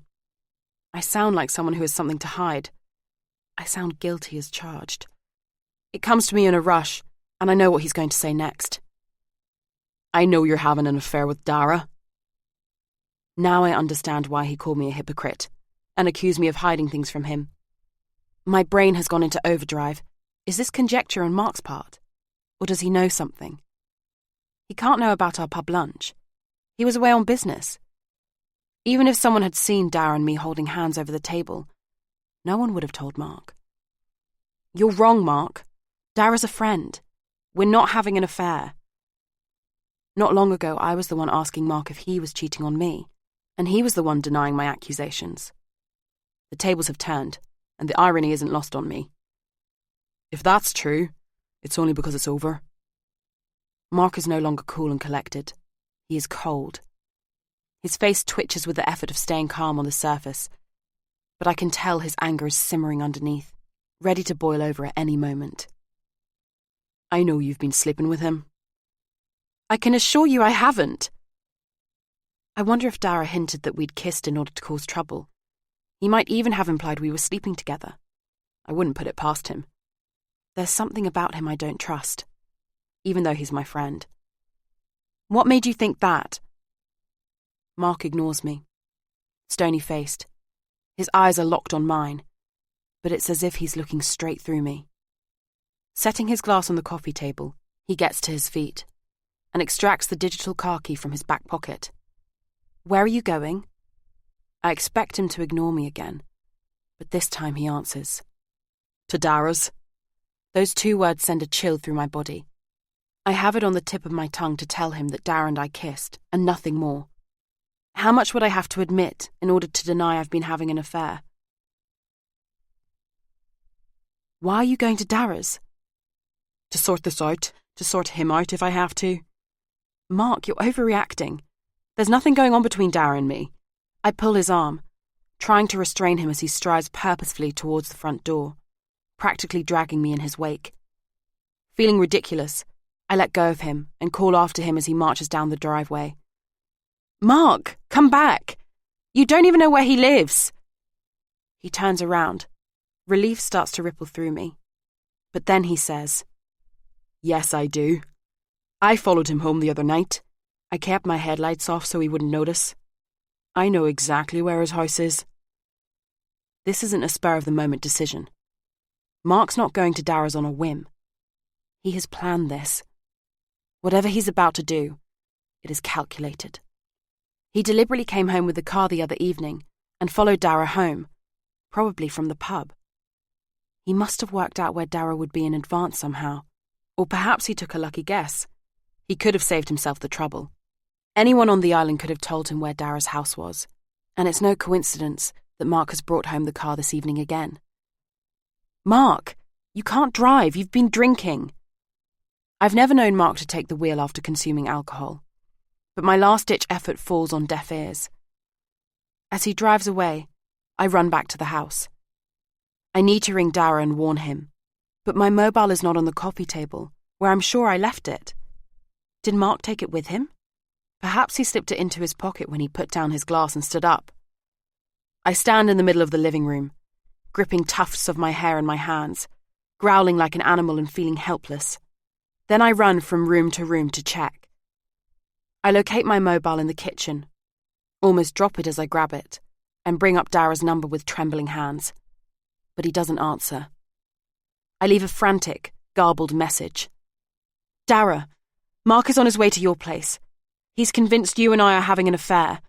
I think he's spoiling for a fight. I send a text message to say much the same thing. Then I check the volume of my mobile is turned right up. I slide my back down the wall and sink to the floor. Cradling my head in my hands and still clutching my mobile in one of them, I start to cry. Before long, my body is racked with uncontrollable sobs. I have no idea what to do next, but for the moment, I can do nothing but wait. Chapter 30. I end up falling asleep on the sofa, wrapped up in the throw, so I don't realise until the next morning that Mark hasn't come home. The first thing I do is check my mobile. I'm sure the ringtone would have woken me up if Mark or Dara had called, but the text notification sound might not have roused me. But there are no missed calls and no texts. I try to get hold of Mark, but he doesn't answer the call and his phone rings out. It's Saturday, so he can't be at work. It was quite late when he left for Dara's place last night. Too late to book into a guest house or a B&B on the island. There would have been nowhere else for him to go but here. Maybe he slept in his car. I look out of the living room window, but his car isn't parked outside. If he did sleep in it, it wasn't in front of the cottage. Perhaps, wherever he is, he hasn't woken up yet. I look at the time on my mobile. 9:30. I'm surprised I slept so late myself, but it must have been past 3 o'clock when exhaustion finally overcame me. He must be up by now, especially if he slept rough somewhere. I tried Dara, but he doesn't take my call either. I pace up and down the living room, gnawing on my nails. What happened between Mark and Dara last night? Why aren't they answering their phones? For a split second, I wonder if they've killed each other, but instantly I berate myself for being melodramatic. An hour goes by, excruciatingly slowly. I make myself a light breakfast, more for the baby's sake than mine. Gradually, my worry becomes blotted out by anger. How dare Mark do this to me? How can he ignore my calls? I'm carrying his baby. He shouldn't cause me undue stress like this. Half an hour later, I'm frantic with worry again. I've bitten all my nails down to the quick and have started to bite the skin around them. I know from Erin that Dara used to have a reputation for using brute force to settle his disagreements. Dara is muscular, whereas Mark is, well, a bit weedy. Maybe Dara's less handy with his fists than he once was, but if Mark throws the first punch, there's no doubt in my mind that Dara could beat him to a pulp if he wanted to. A memory comes to me from the day Mark knocked his beer over Dara at the pub, and a thunderous look came over Dara's face as Mark fussed around him. I remember, too, when Mark and Dara shook hands at the beach when we went for a picnic, and Dara flexed his hand afterwards, as if Mark's grip had been too tight. Mark hated Dara from the start. But recalling this scene, I see it slightly differently. I get the impression now that Dara was itching to punch Mark then. I almost sympathise with Dara. If Mark walked through the door this instant, I'd feel like hitting him too. I force myself to take deep breaths in an attempt to calm down. I've let my imagination go berserk. Dara will have set Mark straight. They won't have come to blows. Mark will have been mortified at jumping to conclusions. Maybe Dara smelt whiskey on Mark's breath and prevented him from driving home. The phone reception can be a bit dodgy at Dara's house, if I remember correctly. But I can't make myself believe this version of events. There was no phone network in the wine cellar, but it seemed to work elsewhere in the house, and Dara could easily have driven Mark home. An image appears in my mind. Mark bleeding profusely in his mangled BMW, upside down in a ditch. Could he have crashed his car on his way to Dara's or on his way back? That might explain why Mark isn't answering his phone. But it doesn't explain why I can't get hold of Dara.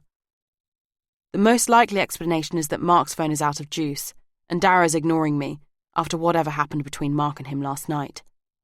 I could jog out to Dara's house and find out what's going on, but I don't want to leave the house in case Mark comes home. I don't know if he took his door key. Not long ago, I checked for the spare key and it was no longer behind the gnome, so I must have removed it, although I still can't remember what I did with it. If Mark gets home, he'll be locked out. Oh well, it will serve him right. He can wait outside. I won't be that long. I go upstairs and put on my running clothes. I take my phone and water bottle as usual. I run without music, and there's nothing to distract me or act as a buffer for my unruly thoughts. I picture Dara opening his front door to me, looking decidedly the worse for wear, with a split lip and a black eye. I imagine him joking weakly, something like, "You should see the other guy." And then I do. I visualise Mark, lying on a hospital bed, machines bleeping all around him. I blink them both away and give myself a stern talking to as I reach Dara's house. When I ring the bell, Dexter barks, but Dara doesn't come to the door. I walk around the house, looking in through the windows. In the living room, Dara has put up and decorated a Christmas tree, but the fairy lights aren't on. Dexter's in the kitchen and wags his tail at me, but there's no sign of Dara. His van is in the driveway, though, which strikes me as odd. He won't have gone for a run without Dexter, and he can't be working on a Saturday.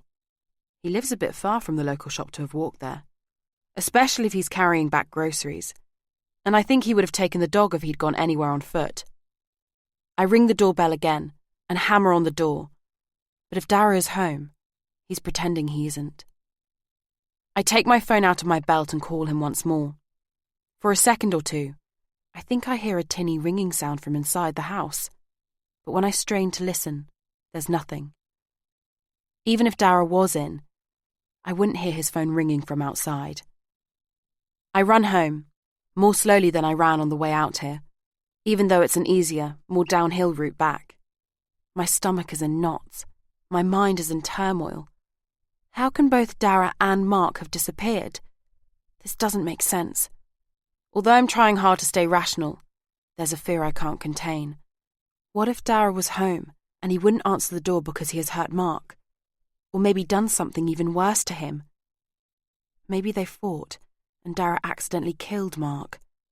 I keep telling myself I'm blowing this out of proportion, but however hard I try, I can't find any other logical explanation.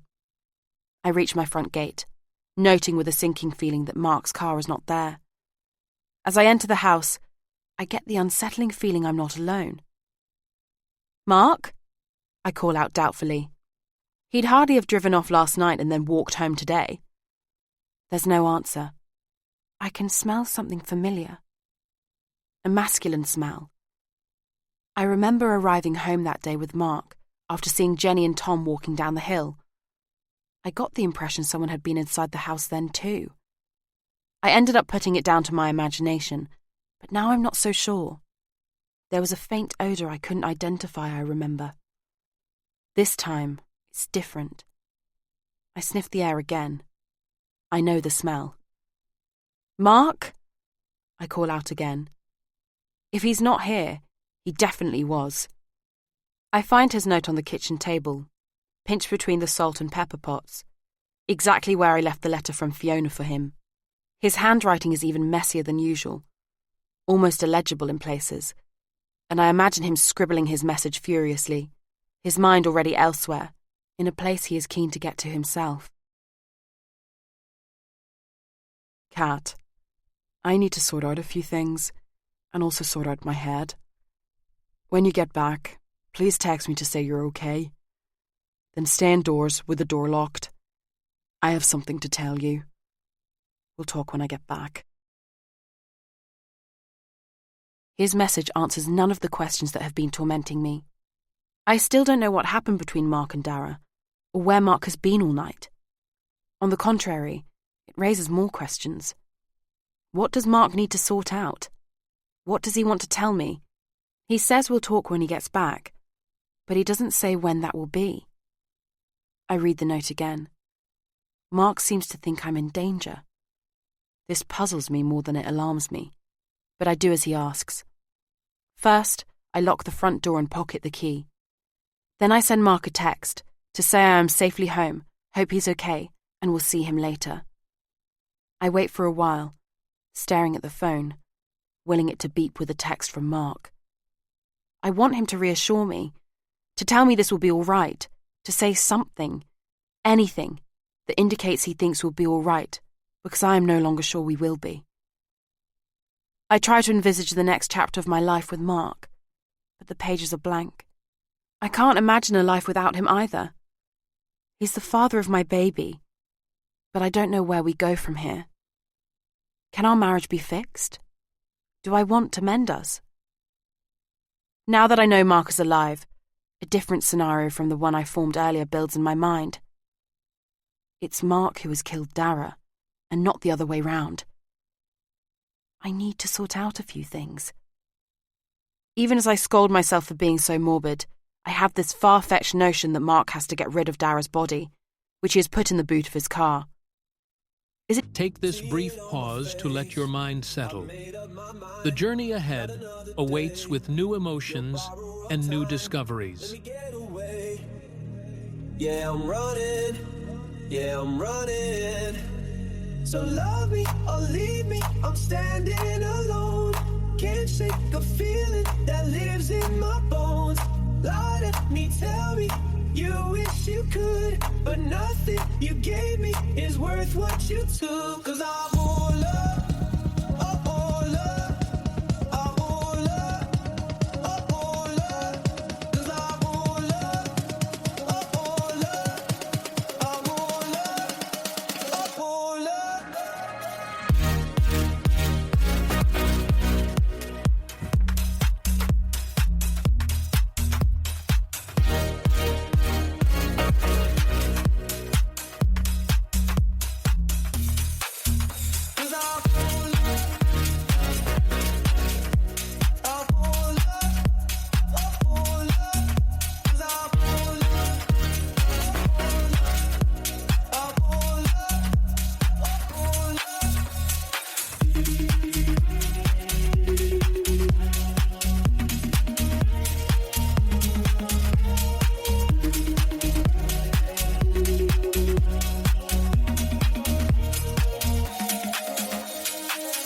Slowly beating in, some towns out alone. Hood keeps wheeling, the mother willows. I can freeze my time. Yeah, I'm running. Yeah, I'm running. So love me or leave me, I'm standing alone. Can't shake the feeling that lives in my bones. Lie to me, tell me you wish you could, but nothing you gave me is worth what you took. 'Cause I won't love, I won't love, I won't love, I won't love. 'Cause I won't love, I won't love, I won't love, I won't love.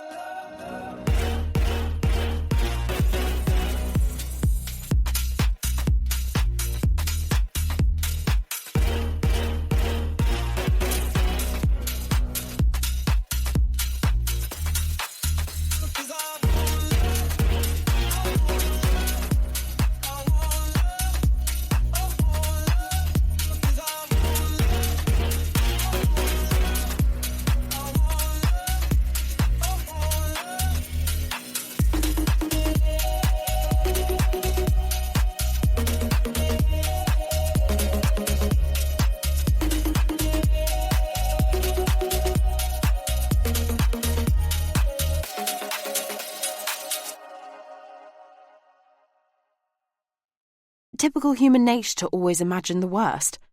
Or is there something wrong with me for getting so carried away? I have a headache, so I go upstairs to the bathroom and gulp down a paracetamol with a large glass of water.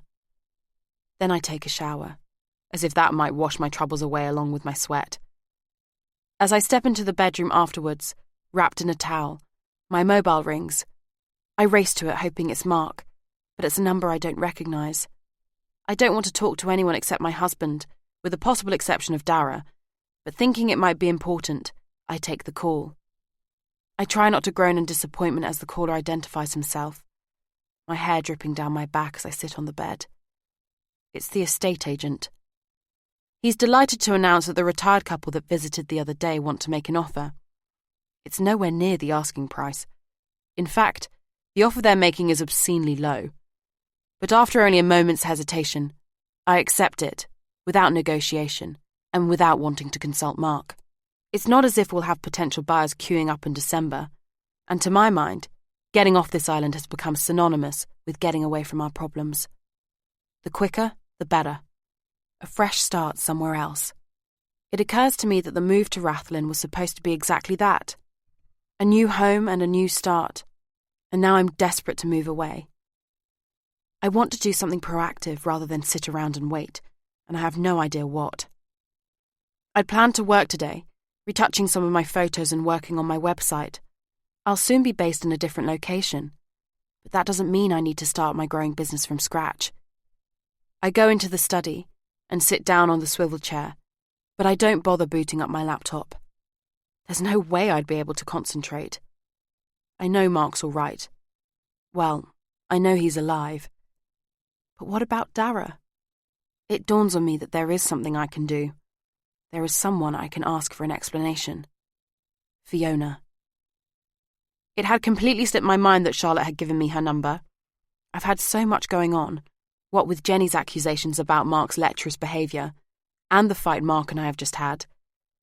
In fact, since then, I've added to my list of woes.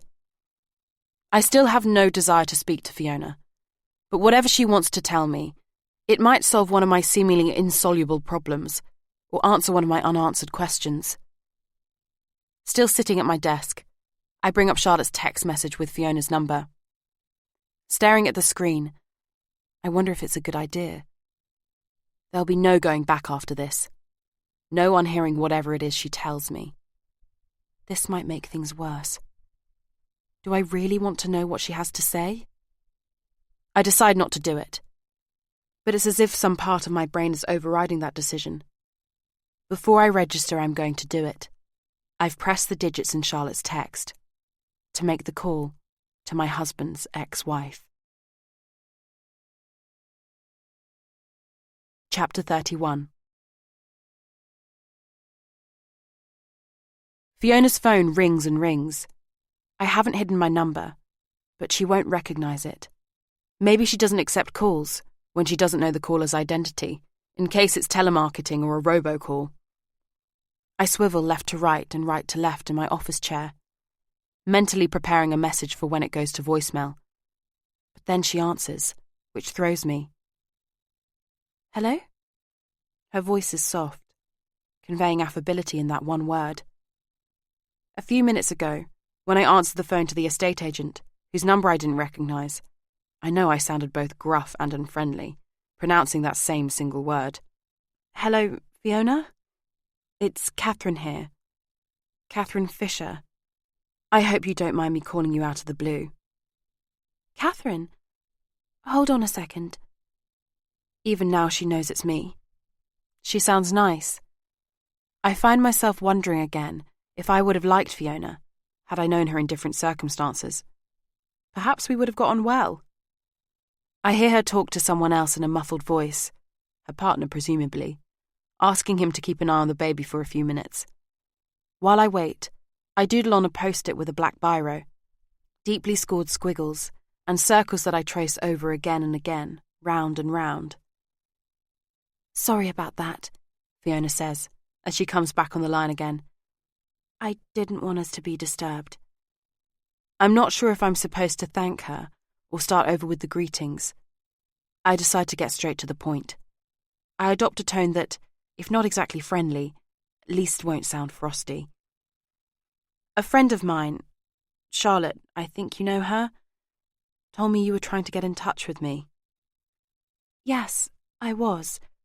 Well, initially I tried to get through to Mark, in both senses of the term. There's something I think he should have told you, but I don't think he has.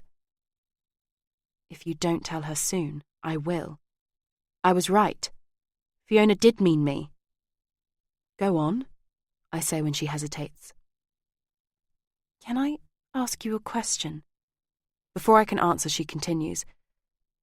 You see, I heard from Charlotte that you and Mark were trying for a baby. Is that still the case? I have it on the tip of my tongue to say it's none of her bloody business, but I warn myself not to be prickly. If she has brought this up, she must have good reason. I'm not about to drop my guard and confide in her, though. I don't want her to know I'm pregnant. Besides, I don't think Mark would appreciate me announcing to his ex-wife that we're going to have a baby. Yes it is. Why? But instead of answering my question, Fiona asks me another one. Has Mark ever mentioned to you that he was ill? Ill? No. When was this? When, he was married to me. Fiona is clearly choosing her words carefully. Whatever it is she has to say, she's trying to break it to me gently. I've begged him to tell you. I called him and sent him text messages, but he appears to have blocked me from his contacts, so I wrote him a letter. I thought it was only fair you should know. I told him it would be better if you heard it from him, but that I would tell you if he didn't. I was going to contact you through your website. You can't keep that sort of thing secret. I can't, anyway. It's not right. I hear her take a deep breath and know she's about to chuck a metaphorical grenade at me after this lengthy introduction. Something that will explode and upend my life completely. Perhaps Mark has some hereditary disease that he could pass on to our children. That might explain why he and Fiona split up. Mark told me Fiona didn't want kids, but maybe she just didn't want his kids. Instinctively, I put my free hand around my belly, even though there's no trace of a bump there yet. Look, Catherine, there's no easy way to say this. So here's the thing. Mark can't have children. What? Mark can't father any children. He's sterile. I burst out laughing. I think it's a nervous reaction, as I certainly don't find this funny. I have physical evidence. I am the living proof that this is not true. I nearly blurt out that I'm pregnant, but Fiona hasn't finished. He had testicular cancer. He could have had some sperm frozen before his treatment, but he refused to do it. He said he didn't want to tempt fate. That sounds like Mark, I think, but I don't say it. Are you sure? My mind grapples for a rational explanation. Is it possible his treatment just reduced his chances of conceiving? You know, could it have lowered his sperm count or something? I can't believe I've asked Mark's ex-wife that. My face flames. She must think I'm desperately clutching at straws. And in a way, I am, although not for the reason she must imagine. I'm sorry, Catherine, Fiona says. Mark had both radiation therapy and chemo. He had tests afterwards, when we... She leaves her sentence unfinished. I can fill in the blanks myself. The doctor said that with the sort of treatment he'd had, for most men, infertility was only temporary. But in Mark's case, the damage was extensive and irreversible. I should end the call, leave it there. Charlotte and Rupert knew Mark before I did. They'd know if he'd been ill. Charlotte would have told me. Rupert was headhunted by RP Pharma, as I'm sure you know. He'd left Campbell and Coyle by then. Mark didn't tell Rupert. Mark was very secretive about the whole thing anyway, with both his colleagues and his mates. I think he was ashamed. There's a stigma attached to testicular cancer. He didn't even tell me immediately when he found the swelling, much less seek medical help. He left it too late. I'm still struggling to believe a word of this, but my disbelief is directed more at Mark than Fiona. How could he not have told me? Why did he keep me in the dark? But it's obvious. He lost one wife because he couldn't give her children. I might not have married him if I'd known. He didn't want to take that risk. I understand why you might think I'd want to stir up trouble, Fiona continues, but I think I've caused enough trouble between you and Mark. I'd never make something like this up. I thought you might find it hard to believe what I wanted to tell you. So when Charlotte said you wanted my mobile number, I dug out some documents from the hospital. What sort of documents? Some emails and letters confirming Mark's appointments with both the urologist and the medical oncologist at the Royal Marsden in Chelsea. I've also got the results of some of Mark's blood tests. He has abnormal levels of... well, you can Google. None of this will prove Mark's sterile, but it does show he had treatment for testicular cancer. I'll send all that through now, shall I? Yes. Yes, please. You can call me back if you need to. At any time. I can't bring myself to thank Fiona, but I do my best to end the call politely. I'm sure Fiona can tell that her news has hurled me into a state of shock and confusion. And although this is understandable, she won't guess the extent of my distress. I look down and see my hand still cradling my stomach. Does this mean I'm not pregnant? A nasty, nauseating suspicion tries to voice itself in my muddled mind, something that has never made sense to me, but I'm not ready to listen to it yet. I need to start with something simpler, something that's more easily verifiable. I bring up the photo of the pregnancy test on my phone. Although one of them is faint, there are definitely 2 lines. This is my physical evidence that I'm pregnant, unless it was a false positive test. Is there any way the hormones from my recent ovulation might have affected the result of the test? I have a load more pregnancy tests in the bathroom. It will take me less than 5 minutes to check. My hand shakes so much as I hold the stick under my urine flow that I end up peeing all over both the stick and my hand. I put the test beside the sink and close the lid of the loo so I can sit down while I wait.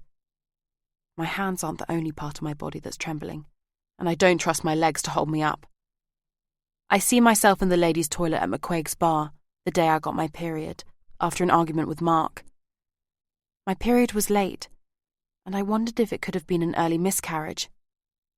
If Mark's sterile, then it was just a late period. I was only about a week late. But how late am I now?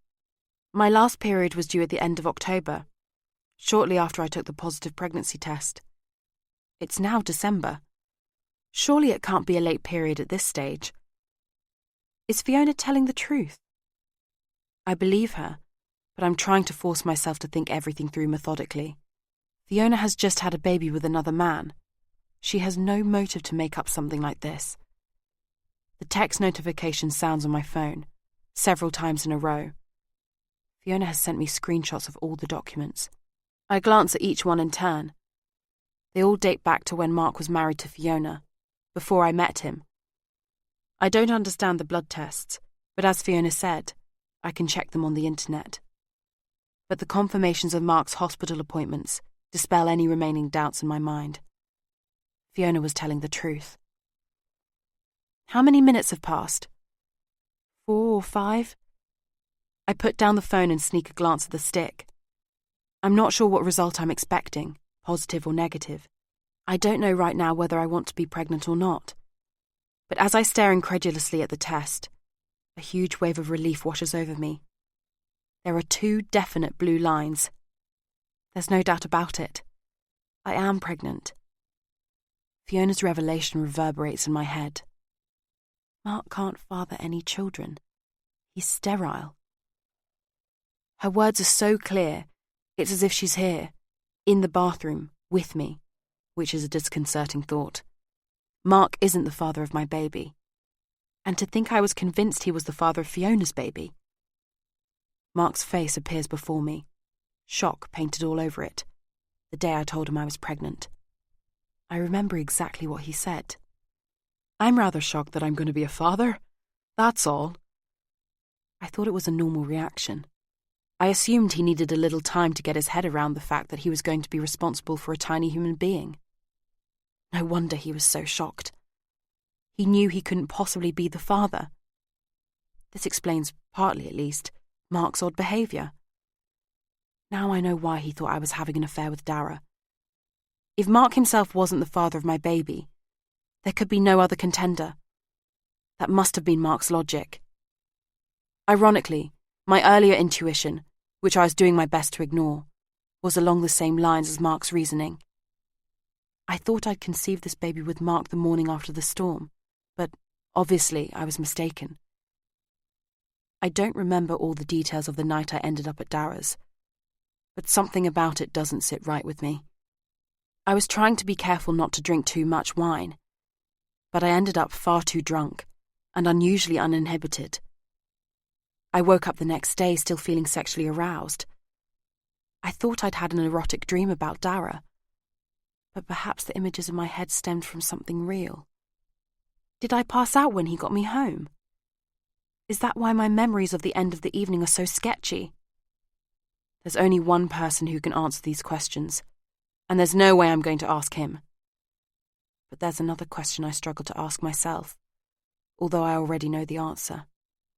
It's hard to formulate, even in my head. Did Dara rape me? Chapter 32. Sitting on the sofa in the living room, holding the pregnancy test in one hand and my phone in the other, I stare at the painting above the fireplace, as if there is a secret message hidden among Dara's brushstrokes that will confirm my suspicions. In my mind, I combed through everything I remember from the night of the storm, wondering if there's any way I could be mistaken. Wouldn't I have known if Dara had raped me? Perhaps not. I was really out of it by the end of the evening. I don't even remember getting into bed or putting on my pajamas, so I must have passed out. I got up during the night and drank some water. I probably went for a pee too. I was still groggy and only remembered getting up at all when I saw the glass of water I'd fetched from the bathroom on my bedside table the following morning. When Mark came home, he and I had sex. Given all this, it's entirely feasible I wouldn't have realised if I'd been raped. Why would Dara rape me? I mend that in my head. I mustn't doubt myself. Why did Dara rape me? I would have slept with him willingly. I would have had sex with him right there and then on his sofa. I was turned on. I wanted him. I'd pushed him away from me and put a stop to our kiss.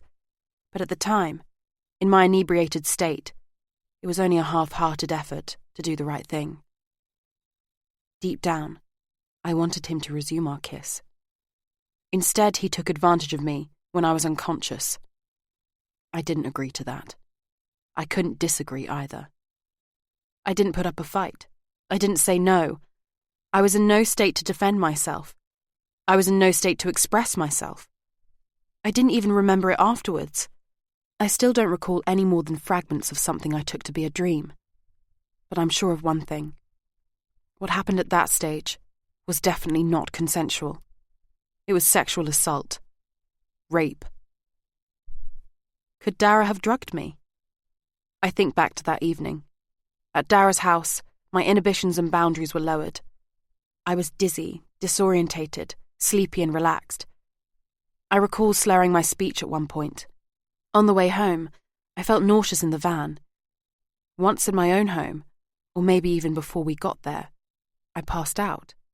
It's possible he spiked my drink, I suppose, but I don't think so. I doubt this was something he'd planned. I'm pretty sure that everything I felt that night was caused by my consuming far too much alcohol right after a strenuous run. I continued to stare at the painting, but suddenly I can't see the lighthouse or the sunrise. It's Dara's face I see. I close my eyes in an attempt to eclipse the vision, but not before I recapture the expression he had on his face that night. For a brief moment, when I rejected him, he looked like a petulant child, about to throw a tantrum because he didn't get his own way. He hid it quickly, but I saw it, even though he wouldn't look me in the eye. His unfinished sentence comes back to me too, as if he's standing next to me, whispering in my ear. You led me. I'm sure he was going to say that I'd led him on. Perhaps in some twisted way, Dara felt justified in doing what he did because I'd flirted with him, kissed him, in short, made sexual advances to him, but then failed to go through with it. I look down to see I'm still holding the pregnancy test in one hand and my phone in the other. I realise that if I hadn't got pregnant and discovered my husband was sterile, I might never have found out what Dara had done to me. I set the test on the coffee table and get up and pace the room. I feel hot, then cold. My breaths come in erratic gasps. I tap 999 into my phone, but then I hesitate. If I tell the police Dara raped me, he'll deny it. It'll be my word against his. I have no proof. Even the fact I'm carrying his baby doesn't prove a rape took place. I'm carrying his baby. That thought causes a strong surge of nausea to rise inside me. I stop pacing and stand still, ready to bolt to the loo if I'm going to be sick. After a minute or two, the nausea abates slightly. A text notification sounds from my mobile, which I'm still holding in my hand. I almost welcome the intrusion. Glancing at the screen, I see the text is from my mum. She booked a return flight from Bristol to Dublin back in September, when I was in Devon. We'd planned to spend a couple of days in the run-up to Christmas, sightseeing in Dublin, and then a day in Belfast, just the two of us, before I brought her to Rathlin for the rest of her stay. She's due to arrive tomorrow afternoon and wants to finalise arrangements. I'm suddenly overcome with such desperation to see her that tears spring to my eyes, but her visit couldn't come at a worse time. I decide to ask her to cancel her trip altogether. I can't do that by text message. Only after several minutes do I feel calm enough to ring her. But before I can do it, I hear Mark's key in the front door. I resist the urge to run and bolt the door from the inside, to lock Mark out. I don't want to see him. I don't want to talk to him. I expect him to be beaten and bruised, a black eye, a broken nose, or a bandaged hand. When he enters the house, he looks even more bedraggled and unshaven than the last time I saw him, but he has no apparent injuries. I'm tempted to pummel his face with my fists myself. I was already enraged because of the argument between Mark and me, and the conversations I had with Jenny and Charlotte, but that practically pales into insignificance compared with the lies I now know Mark has told. Something inside me has stretched until it has finally snapped. Mark comes towards me. Although I flinch and keep my arms firmly by my sides, I don't push him away when he wraps me in his arms and holds me tight. Instead, I start crying into his chest. In seconds, I'm sobbing uncontrollably. I'm sorry I caused you so much upset. I'm so sorry, he says. There's something I need to tell you. I'm about to say that I've got something to tell him too. I want to blurt out that Dara raped me, but I can't catch my breath to speak. Something about Dara, Mark adds. My jaw tightens at the mention of his name. I feel sick again at the thought that Dara's baby is growing inside me. Mark leads me by the hand into the kitchen. I don't resist. He makes me sit at the table while he makes us both some tea. I can't even begin to find the words in my head that I need to say out loud. It's all I can do to hold it together. If I start talking, I'll lose it again. Placing my mug in front of me, Mark sits down opposite me.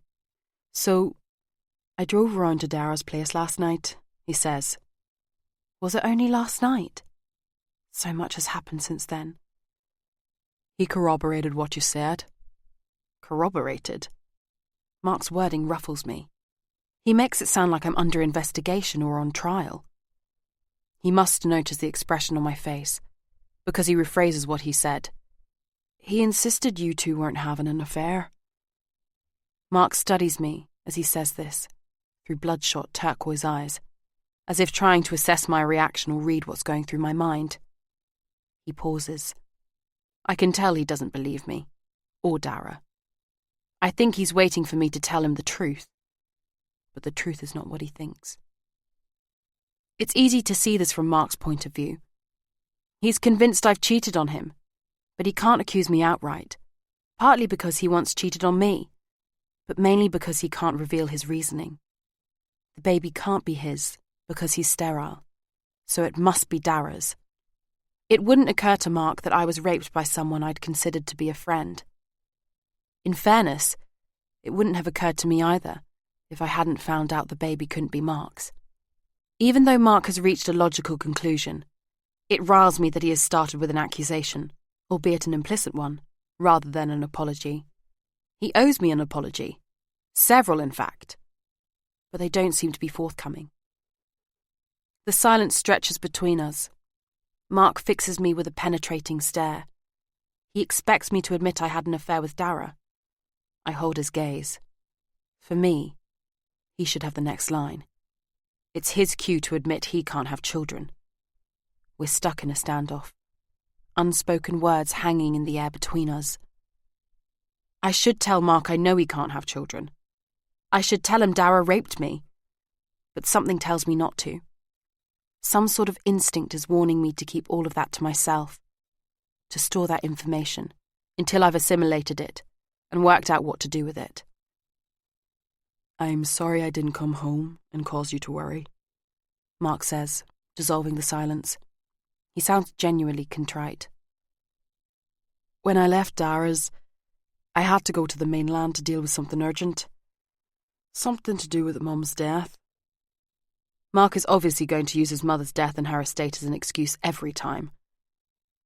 Nothing you need to concern yourself with, though. I missed the last ferry back, so I slept in my car at the harbour. Mark runs his hands through his thick hair. He needs a haircut, I notice, an incongruous thought. "Where's Dara?" I ask. It's the first thing I've said since Mark came home. Mark's eyes flash at the mention of his name. Or perhaps it's because he thinks I'm concerned about his welfare.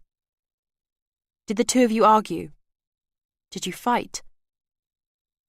"He was in one piece when I left his place last night," Mark says. "And no, I didn't beat him up, if that's what you're worried about." Mark knows as well as I do that he wouldn't have stood a chance in a fight against Dara, although I find myself wishing that Mark had beaten Dara to death and put the body in the boot of his car, as I'd imagined. "So what happened?" I ask. "He was morose." "Did you know he had a sister?" My heart skips a beat, and then another one. "What has Dara told him?" "No," I say. "Did he?" I feel the blood drain from my face. I've used the past tense, but Mark doesn't seem to notice my mistake. "Apparently it would have been her birthday yesterday. Anyway, he was paralytic and not making a lot of sense when I got there. He didn't have any fight in him. He denied the two of you were having an affair when I asked. I had a whiskey with him and then left. It was all amicable and gentlemanly, more or less." "So Dara probably was at home earlier. He was probably sleeping off his hangover." Knowing what I do now, I'm glad he didn't answer the door. I'm about to ask Mark to explain the note he left for me, asking me to stay in the cottage and lock myself in. But Mark gets there first. "Kat, listen." His tone is suddenly very grave. "We need to stay away from him. I think he might be dangerous. I think he might do something bad." Mark studies the table, either lost in his thoughts or considering what to say next. This could be my last chance, to tell him that Dara must have raped me, because I'm definitely pregnant, and I know the baby can't be his. But I still can't get the words out. And shouldn't Mark tell me the baby can't be his? Shouldn't he have told me a long time ago that he can't have children? This is back to front. Right now, I'm nearly as angry with Mark as I am with Dara. "What makes you think Dara is dangerous?" I ask. My voice quavers, although I'm not scared. Pronouncing his name almost makes me retch. "He said things. He was so drunk that I don't think he even knew who I was. But I think he might have meant what he said." "What did he say?" "Nothing specific. He was ranting." I get the feeling Mark is backpedaling now. "Don't you think if he'd wanted to hurt you, he would have done it when you showed up on his doorstep?" "He was talking about you, Kat. Not me. Like I said, he wasn't making much sense.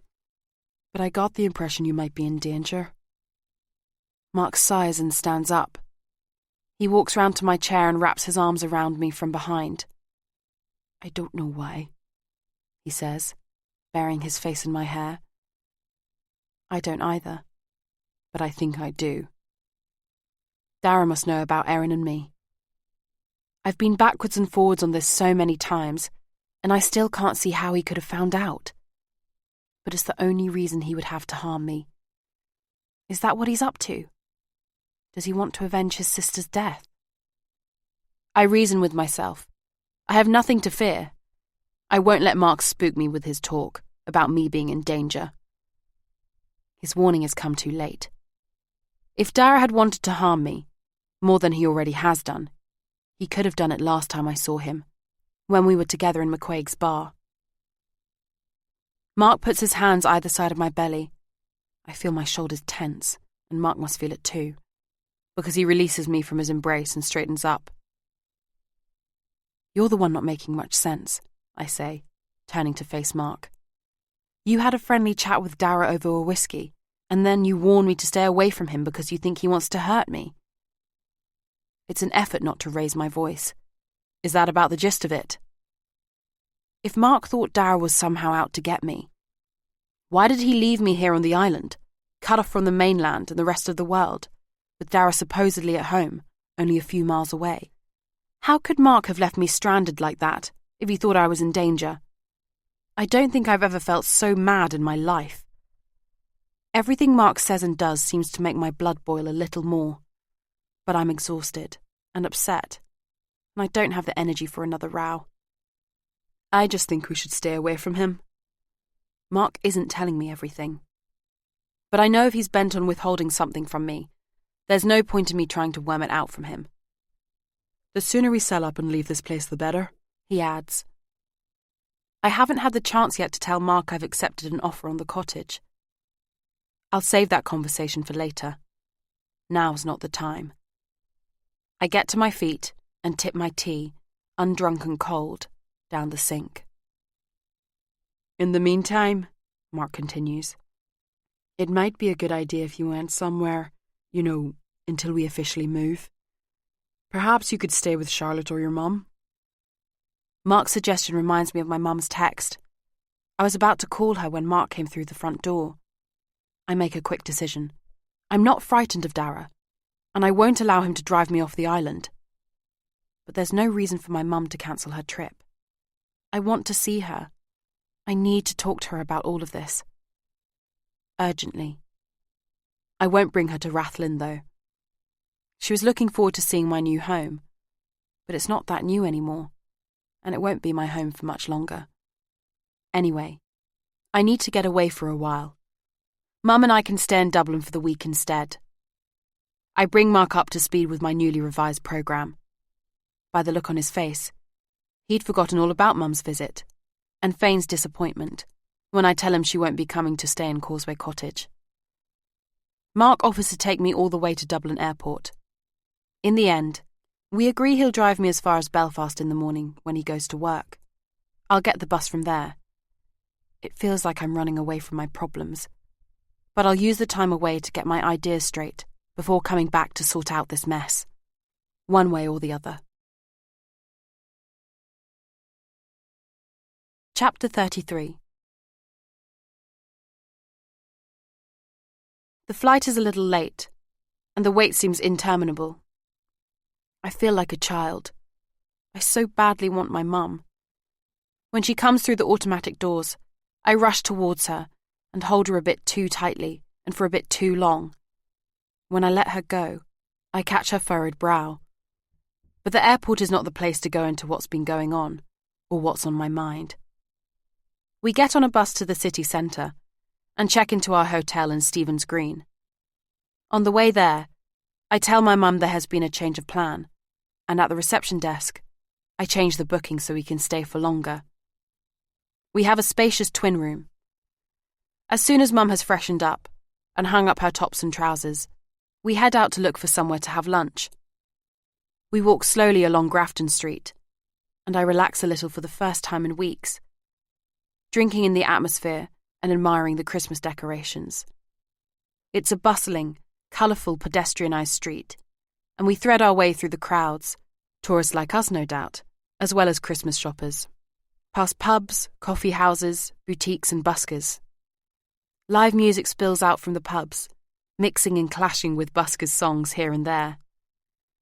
We make a detour to see the Molly Malone statue in Suffolk Street. Just as she does in the song, the fishwife is wheeling her barrow through the streets, plying her wares, cockles and mussels. I remember Dad singing that song to me when I was little, I say to my mum. I used to join in for the chorus. Alive, alive, oh. Your father could certainly carry a tune, my mum says, smiling. Memories of my dad come flooding back to me. Music was part of our lives. He sang, played the tin whistle, the guitar and the harmonica. A pang of regret at giving up the piano pierces me, and I vow to take it up again one day. I used to listen to music in the house all the time. Mark prefers the silence.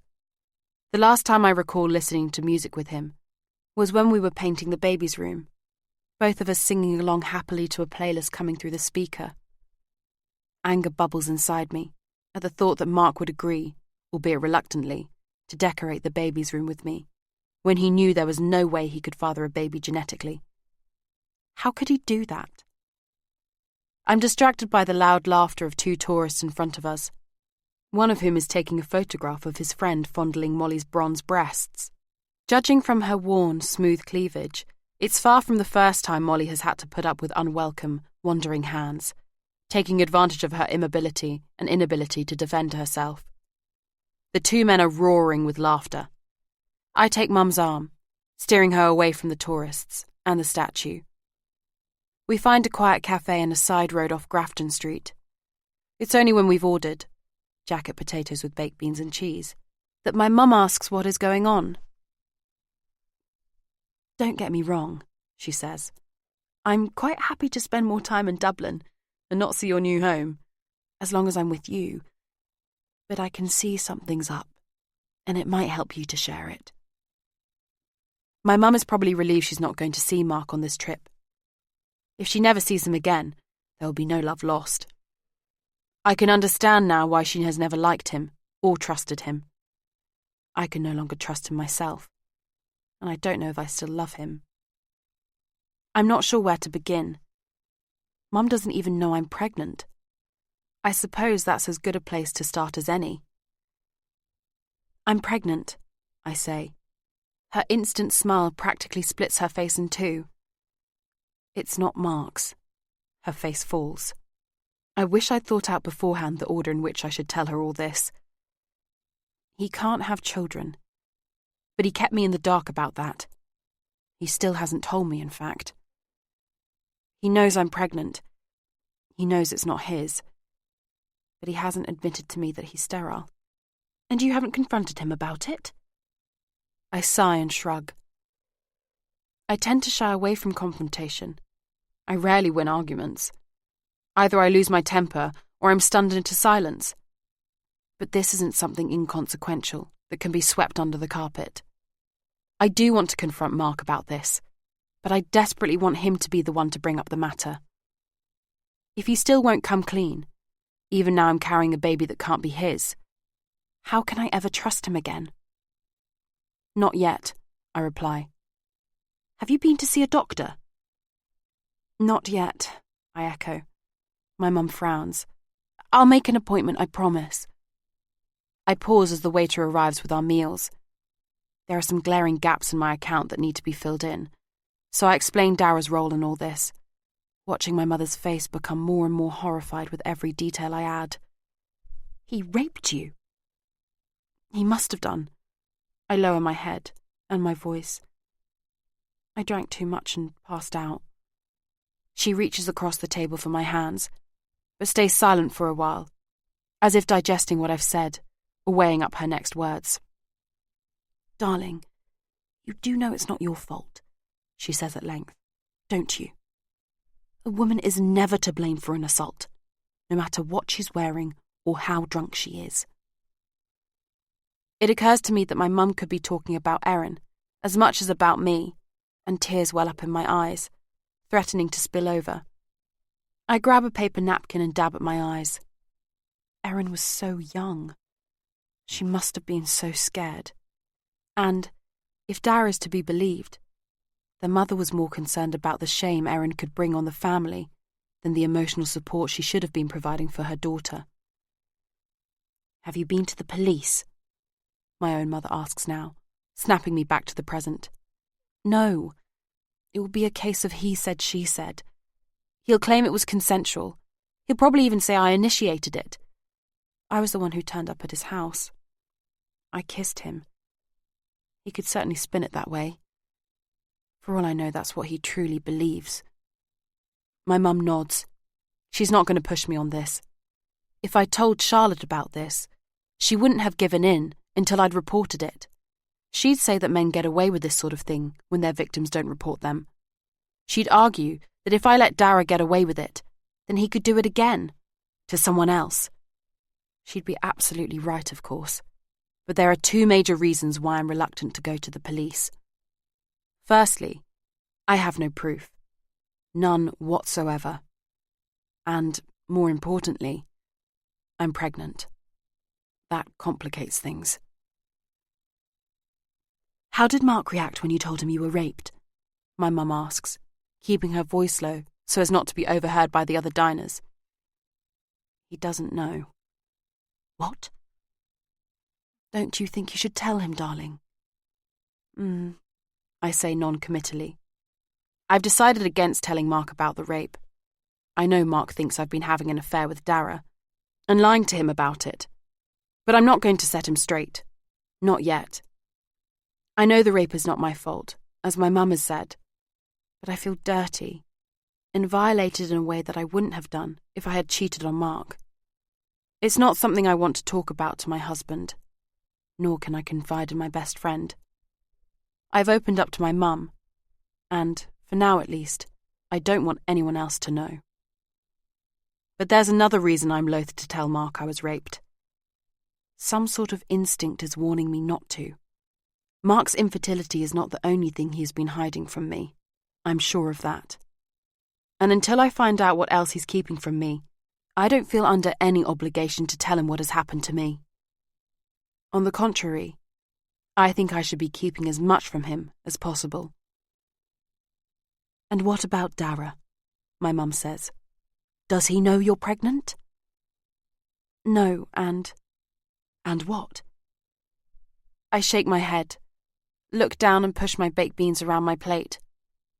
I told Dara that Mark and I were trying for a baby, but Dara can't possibly know I'm pregnant. Mark certainly wouldn't have said anything. He's the one who wanted it kept a secret, and Dara is the last person Mark would have told.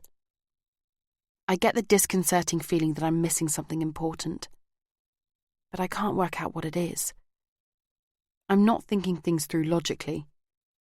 I need to put a few more pieces of the jigsaw puzzle into place to make out the full picture. "No," I repeat. Dara doesn't know. I don't tell my mum that Mark says Dara is dangerous and that he has threatened to hurt me. I certainly don't want my mum to worry any more than she's already worrying.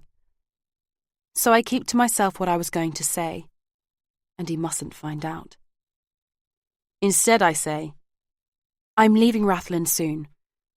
That way he'll never know about the baby." All of this is a lot for my mum to take in, and she hasn't touched her lunch either. We ask the waiter to heat up our meals, and I force myself to swallow some of mine, but I have no appetite, and it makes me feel sick. Neither of us has been to Dublin before, and we'd originally planned to kick off our sightseeing with the Book of Kells at Trinity College, although Mum asks if I'd rather do something else. I know how much she wanted to see the famous illuminated manuscript, so we wander back up Grafton Street, towards College Green. There's a long line of people waiting to get into the university's old library, and we take our place in the queue. I'm not dressed up warmly enough, and the cold seeps in through my coat, chilling me, but bringing with it a welcome numbing sensation, so that I can almost pretend that what happened over 150 miles away in Rathlin Island happened to someone else. The lavishly decorated gospel script is magnificent, and the exhibition is fascinating. To begin with, I struggled to concentrate, but after a while, I become immersed in the history and beauty of it all, absorbing the information avidly and welcoming the diversion from my trials and tribulations. But as I stand mesmerized in the library's long room, inhaling the leathery, musty smell of the thousands of old books, I glance at my mother next to me and see how pale and shaken she looks. I know she's thinking about what I told her earlier. None of this has taken her mind off my shocking revelations. She must sense my concern because she turns to me and forces a smile. It's not until we're back at the hotel that she asks the question she must have been itching to put to me all day. "Are you going to keep the baby?" This isn't something I've had to reflect on. It seemed obvious to me. It's not that I'm anti-abortion. In fact, I consider myself to be pro-choice. But this is me, and my baby. Even though I'm horrified beyond words that Dara raped me, and I was sickened to realise I was carrying his baby, having a termination or giving up my baby for adoption never entered my head. Anyway, I loved this baby before I found out I was raped, and that hasn't changed. "Yes, of course," I say. "Will you leave Mark?" I don't know. Maybe. Even if Mark was willing to bring up a baby that isn't his, which I'm beginning to think might actually be his intention, would I want to stay with him, knowing how deceitful he has been? I don't think I'll ever forgive Mark for not telling me he can't have children. It's bad enough that he kept such a monumental secret from me, but he has made it far worse by pretending to go along with our plans to start a family and consoling me every month I got my period. Fury flashes through my body every time I think about it. I used to tell myself I put up with your father's infidelity for your sake, my mum says, sitting next to me on my hotel bed and placing her hand over mine. He was a lousy husband, but he was a good father. The real reason I didn't throw him out sooner was simply because I loved him. I forgave him time and time again because I loved him. I don't know if I still love Mark, but I don't say this out loud. Women bring up babies themselves these days all the time, my mum continues. If that's what you decide to do, or have to do, you won't be on your own, darling. I'm here. And with that, she gives my hand a pat, gets up and goes to the bathroom to take a shower before bed. I wonder if my mother would leave my father sooner if she could go back in time. Is that what I should do? Leave my husband? Or would Mark be a good father, even though he hasn't been the best husband, and even if the baby isn't genetically his? Maybe Mum didn't mean for her experience of marital life to have any bearing on mine, but I think there are more parallels than she knows. Mark cheated on me too, even if it was only once, with his ex-wife. My thoughts turn to Fiona, and then it comes to me, the feeling I had earlier that I was overlooking something. I think I know now what it is I should have grasped. I take my phone out of my handbag, and sitting cross-legged on my single bed, I type a text to Fiona, asking her what she wrote in her letter to Mark. I only managed to fish stained pieces out of the bin, and I couldn't put any of them together to make isolated words, let alone complete sentences. I need to know exactly what she said. Did she send a cryptic message, like the text I intercepted? Or did she go into more detail? It takes her a few minutes to get back to me. Hi, Catherine. I can't remember the exact words. Something like, Dear Mark, you have to tell Kat about your cancer. She needs to know you can't have children. It's not fair on her. This is your last chance to tell her. Otherwise, I will. Hope that helps. Fiona. It's what I expected, but her words have the effect of a sudden icy draft billowing into the hotel room, and I shiver. Images unravel, unbidden before my eyes, even as I try to shut them out. The spare key I used to keep on the kitchen windowsill, the positive pregnancy test that I found, smashed under the bed, Fiona's letter that Mark accused me of steaming open and reading. I can almost smell the odour I detected the day Mark and I came home with the paint cans that made me think someone had been in the house. It was a clean smell. A minty smell, I realise now. Minty like the shower gel in Dara's bathroom. Dara. He has been in my house several times, probably invading my privacy. Another violation. He must have broken in the day I found out I was pregnant. When I went to photograph the hairs, I picture him rummaging through my things before picking up the pregnancy test from my bedside table and examining it. Did he wonder then if the baby might be his? Did that upset him? Did he feel any remorse? Perhaps he threw the test to the floor and stamped on it, crushing it before kicking it under the bed, as if destroying a positive pregnancy test could erase what he'd done. He must have come into my house the day Fiona's letter arrived too. I imagine him looking through the post, boiling the kettle in my kitchen, and using the steam to peel open the envelope. How did he react when he read the letter and found out Mark was sterile? Dara would have known then, without a shadow of a doubt, that the baby was his. I desperately needed to keep all this from Dara. The fact I'm pregnant, the fact he's the baby's father. But he has found out everything. He has found me out. Chapter 34. His text arrives the day I leave Dublin. My mum has taken a taxi to the airport, and I'm in the bus on the way to Belfast. There's less than an hour of the journey left if we arrive at Europa bus station in Belfast on schedule.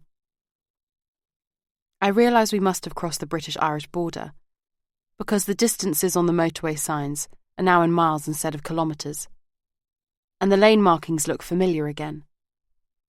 There was no sign to say we were leaving the Republic of Ireland, and we're now in the United Kingdom. When my phone sounds with the notification, I assume it's Mark, texting to confirm he'll be there to pick me up, or to say he's running late. But then I see the sender. Dara. My heart pounds in trepidation, and I remember with shame that my heart used to beat faster for him for a different reason. For a second or two, I wonder if Dara somehow knows I've been away and that I'm coming back today. If he has driven or run by the cottage, he might have realised I'm away. But he can't possibly know when or even if I'm coming back. And I'm sure he has better things to do than surveil my house. This last thought resuscitates a memory. One night, shortly after Mark and I first moved into Causeway Cottage, when I was having difficulty getting to sleep, I got up to open the window. I thought I saw someone outside, looking up at our bedroom window. At the time, I put it down to a trick of the light and my imagination. But now I'm not so sure. Has Dara been watching the cottage all along? If, as I believe, he has let himself into the house on occasion, he'd hardly balk at staking it out. I hesitate before opening his message.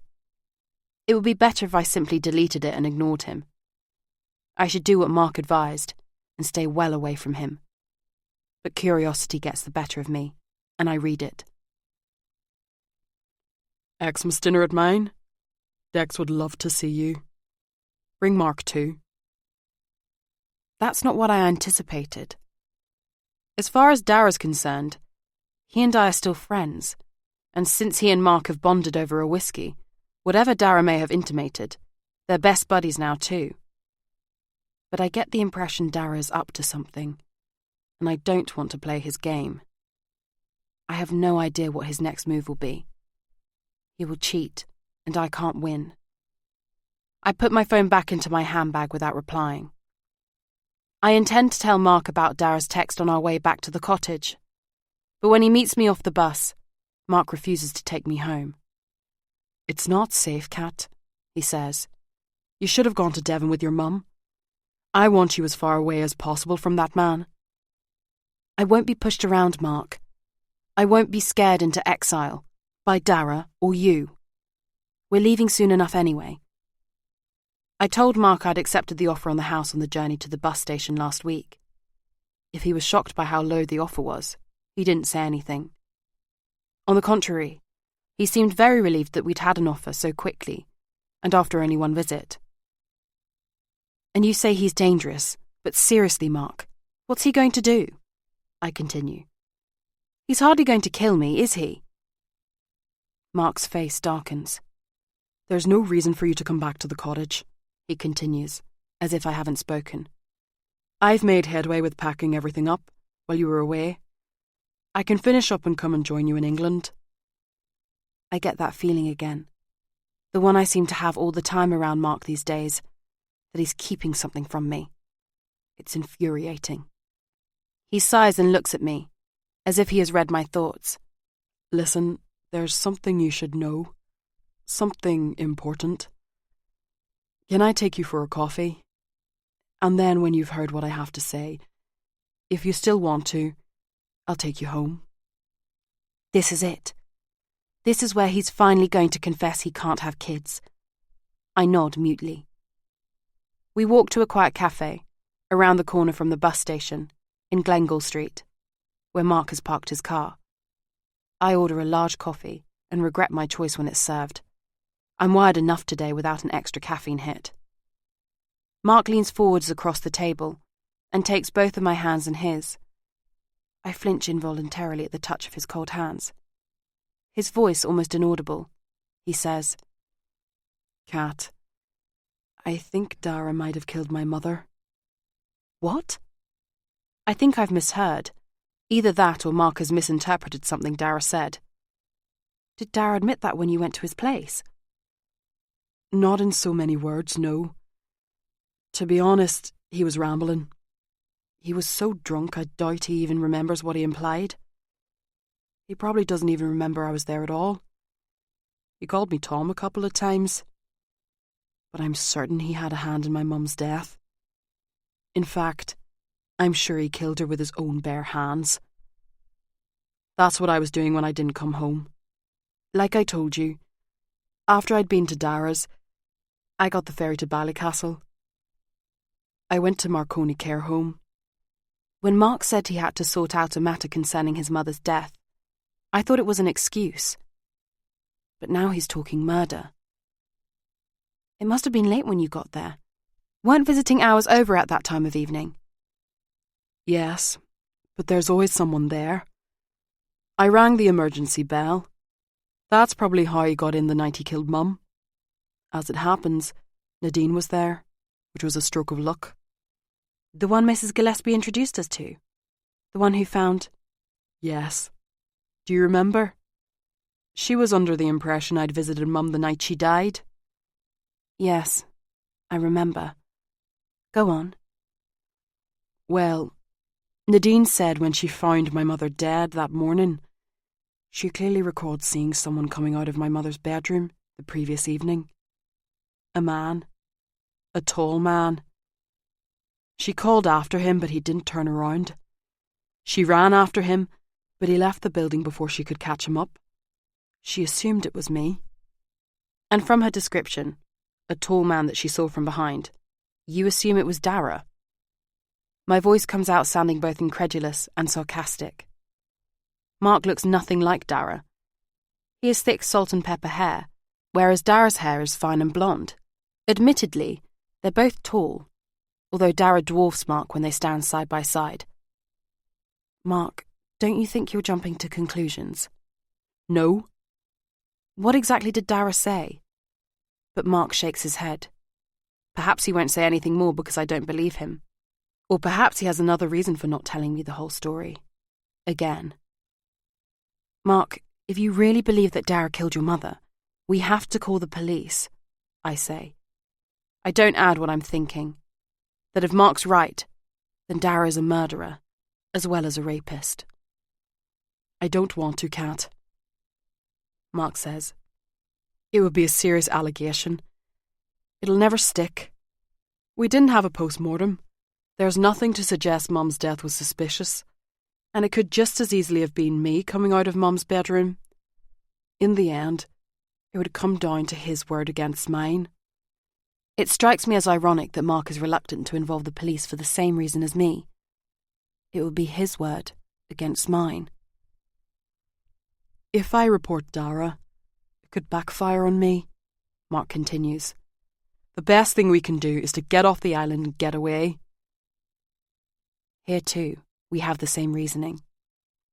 Mark sips at his coffee. He scans the room, apparently checking no one has eavesdropped on our conversation, but the cafe is almost empty. I observe Mark as he studiously avoids meeting my eye. If Mark really suspects Dara murdered his mother, why does he want to run away from Rathlin without doing anything about it? What possible motive could Dara have for murdering your mother? I ask. I don't get it. Mark looks at me now, through panicky blue eyes, and I know I've pinpointed the crux of the matter. No, I don't get it either, Mark says. He's still skittish. It was something Dara suggested rather than said explicitly. A passing remark that made me think, Mark, when you're ready to tell me what's going on, then we'll talk, I say sternly. I resist the temptation to slam my hand on the table for emphasis. I'd like you to take me home now. On the way to Ballycastle to get the ferry, an awkward silence descends over us, and Mark steals glances at me from time to time, as if trying to read what I'm thinking. But I don't know what to think myself. I'd more or less come to the conclusion that Dara was trying to make me pay for Erin's death. But it makes no sense for him to have killed Mark's mum. What possible motive could he have? I didn't even like my mother-in-law. Oh God. Unless Dara intends to hurt everyone I'm close to. My mother-in-law could be some sort of prelude or warning. Is my own mum in danger? But I dismiss that idea. I'm being ridiculous, letting my imagination go berserk. Could Mark have concocted the whole story? I wouldn't put it past him. He's been so deceitful I no longer trust anything he says. This seems a far more likely explanation to me. But why would he make up something like that? Mark makes an attempt to strike up a conversation. He asks about my trip to Dublin. His questions and voice sound over-formal, as if he's addressing someone he barely knows. I respond as briefly as possible. I resent the intrusion on my thoughts, and I don't want to talk to him. I feel a twinge of nostalgia for a simpler time, when we would tell each other everything, or so I believed, and stay awake, talking long into the night about our plans for the future. Those plans are scuppered now. I switch on the radio to deter Mark from talking any more. Radio Ulster, a station I've never listened to before. I don't listen to it now, not attentively. I just welcome the background noise of the presenter's voice, with his broad Northern Irish accent, rising intonations at the ends of sentences, and the distinctive vowel sounds. The first thing I fell in love with when I met Mark was his accent, the same as my father's. I think about what my mum said. She stayed with my father because she loved him, even though he hurt her by cheating on her. Some music comes on, and I recognise the opening bars. But before I can identify the song, Mark turns off the radio. I glare at him, and then turn away and look out of the car window. I don't love him anymore. In fact, I feel an aversion to him. Mark knows I'm not carrying his baby, and although he can't possibly be sure that I am aware of that, I don't think he intends to set me straight. In fact, I think he wants me to believe this baby is his. Perhaps that explains why he's making Dara out to be so dangerous, and why he's so keen to sell up and move away. Mark has his own motives for keeping my pregnancy a secret from Dara. If Mark had told me about his cancer treatment, and offered to be a father to this baby even though it's not his, things might have been different, and perhaps there would have been a way forward for us. But now it's too late. I can't trust my husband anymore. I'll think this through some more before I ask Mark for a divorce, but it's clear to me that our marriage is over, and we won't be leaving this island together to start a new life somewhere else, as Mark has planned. It's not until I'm at home, unpacking my suitcase in the bedroom, paradoxically surrounded by packed boxes, that I remember. My phone pings with a message from my mum to say she has got home safely, and that's what reminds me. Dara's text. Mark! I go down the stairs to the living room, where Mark is packing books into a cardboard box. Mark! I got a text from Dara this morning. I'd forgotten all about it until now. He's invited us to dinner at his place. I watch his eyes widen in anger or disbelief. I can't tell which. Can you make up some excuse? He says. Or ignore it? I have every intention of avoiding Dara until we leave, and absolutely no desire to see him ever again. I regret coming back to Rathlin now, and wish I'd listened to Mark, and gone to stay with my mum or Charlotte. I only came back here out of stubbornness, out of some misguided notion that I shouldn't allow myself to be driven off the island. That and the need to settle things with Mark before we move away. But I suddenly wonder if I can use this invitation to find out what Mark is being so deceitful about. I've already accepted it, I lie. I sent him a text in the bus on our behalf. It was before I knew you thought he was responsible for your mother's death. I can't believe you accepted an invitation without consulting me. Well, I'm not going. And you can't go on your own. You can either cancel or we won't show up. We'll steer clear of him until we leave this place. I can go by myself, and I will if you refuse to accompany me, I say. I strive to stay poker-faced as I call Mark's bluff. The last thing I want to do before leaving this island is spend an evening with the man who raped me, and the very thought of being in that man's presence, let alone of eating Christmas dinner with him, makes my stomach churn. Cat, sit down. Mark waves the tape dispenser gun at me. I do as I'm told, and perch on the end of the sofa. Mark has turned pale. You have to believe me, Kat. Dara killed my mum. I can't prove it, but I know he did it. Mark, Dara has been a true friend to me. I almost choke on my own lie. Dara, Jenny and Tom are the only people who have made us welcome here. And you have upset Jenny and Tom and been hostile to Dara. And now you're lying about him. I don't believe a word of your cock and bull story about him killing your mother. I can't see what possible motive he could have. Kat, you have to trust me on this, I snort. With the way you've been behaving and all the lies you've told recently, how can you ask me to trust you? How can I believe a word you say? I've gone too far. I expect Mark to throw my supposed affair in my face at this point. I know he thinks I've been lying to him. I'm not at all prepared for what he does say. I know. I'm sorry. But you have to believe me, Kat. Dara killed my mum. And if we don't keep away from him, he'll kill you too. My blood freezes as Mark says that. It takes me a while to recover. Beads of sweat have broken out on Mark's forehead, and he looks as if he might faint. But I fix him with a stern, compassionless expression.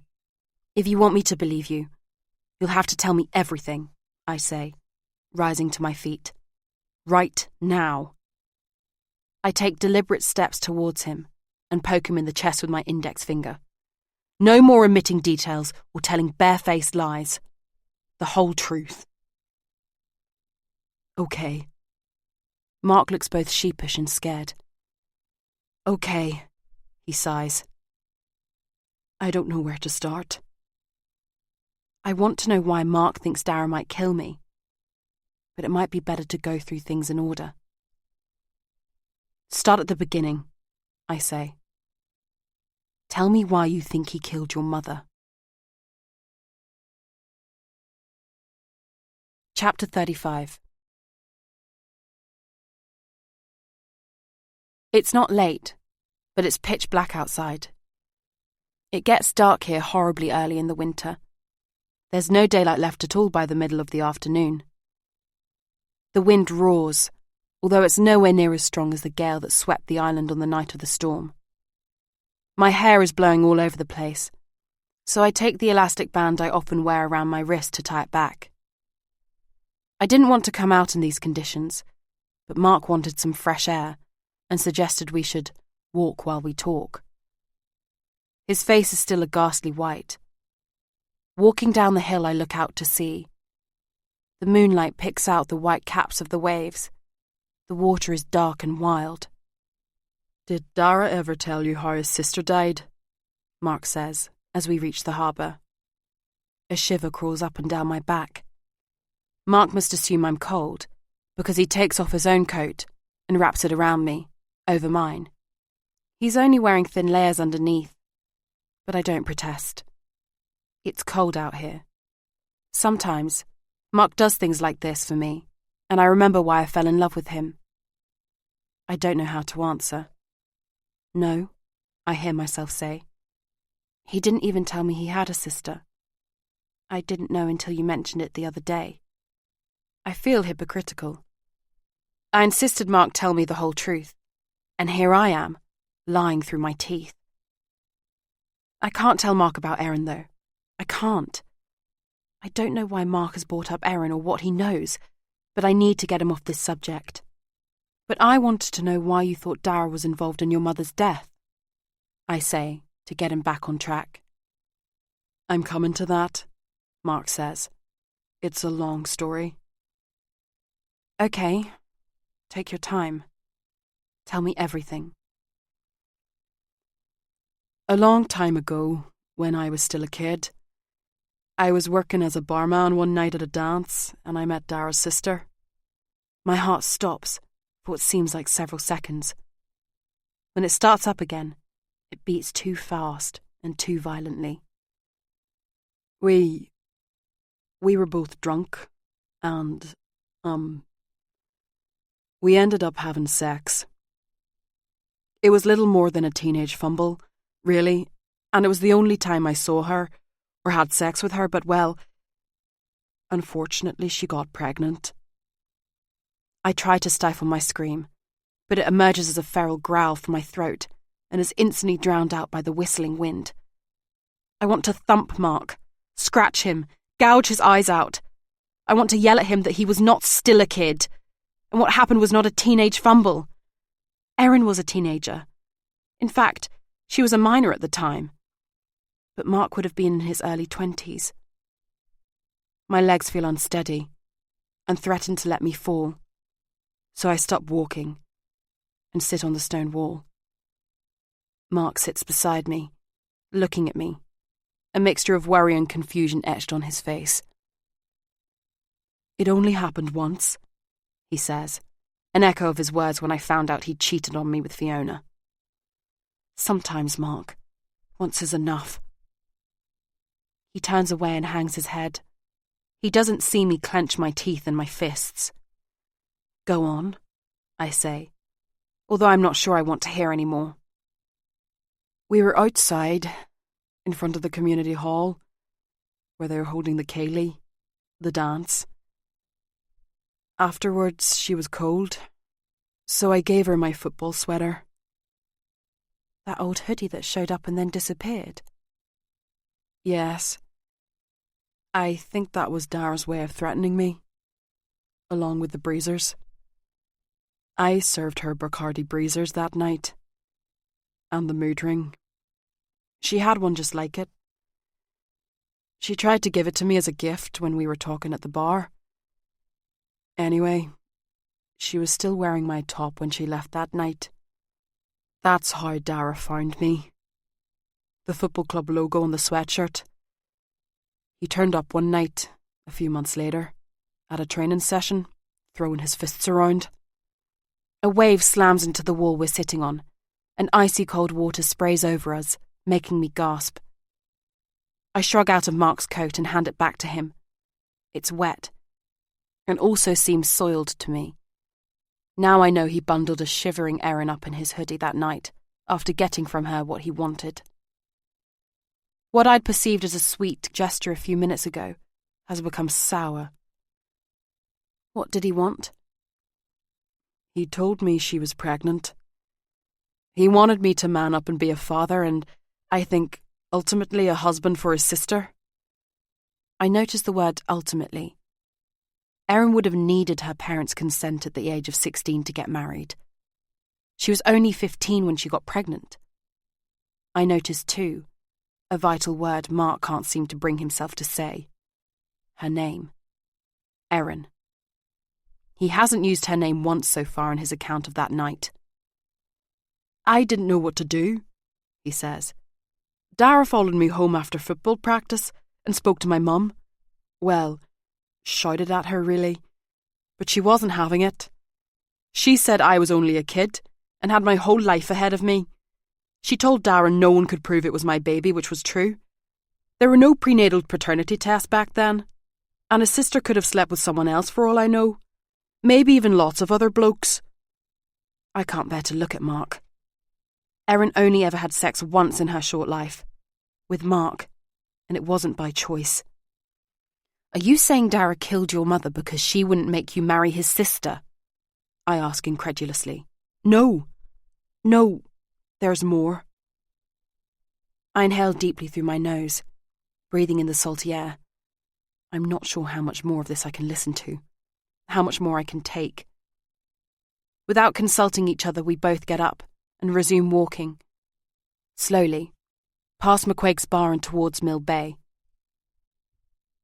It requires physical and mental effort for me to put one foot in front of the other. Gradually, the buildings become scattered and the house lights and Christmas lights run out, leaving the moon and stars to light the coastal path. The moon is almost full and has a strange reddish tinge to it, like a blood moon. While Mark no doubt drafts the rest of his monologue in his head, I try to digest the first part of it in mine, but it's impossible to take in. Mark raped Erin. My husband raped my friend. I can hardly breathe. A few months later, I heard she'd died in a car crash, Mark says, continuing from where he left off. No one mentioned a baby, so I assumed it had died too. I didn't know how far along she was when the car crash was meant to have happened. How soon after, you know. I bet Mark hoped the car crash took place shortly after his encounter with Dara. He must have been relieved.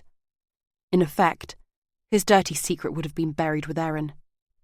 Rage smoulders within me, and I try not to let it consume me. It wasn't until the other night, at Dara's place, that I found out the truth, Mark says. I know this part, but I can't interrupt. I can hardly breathe.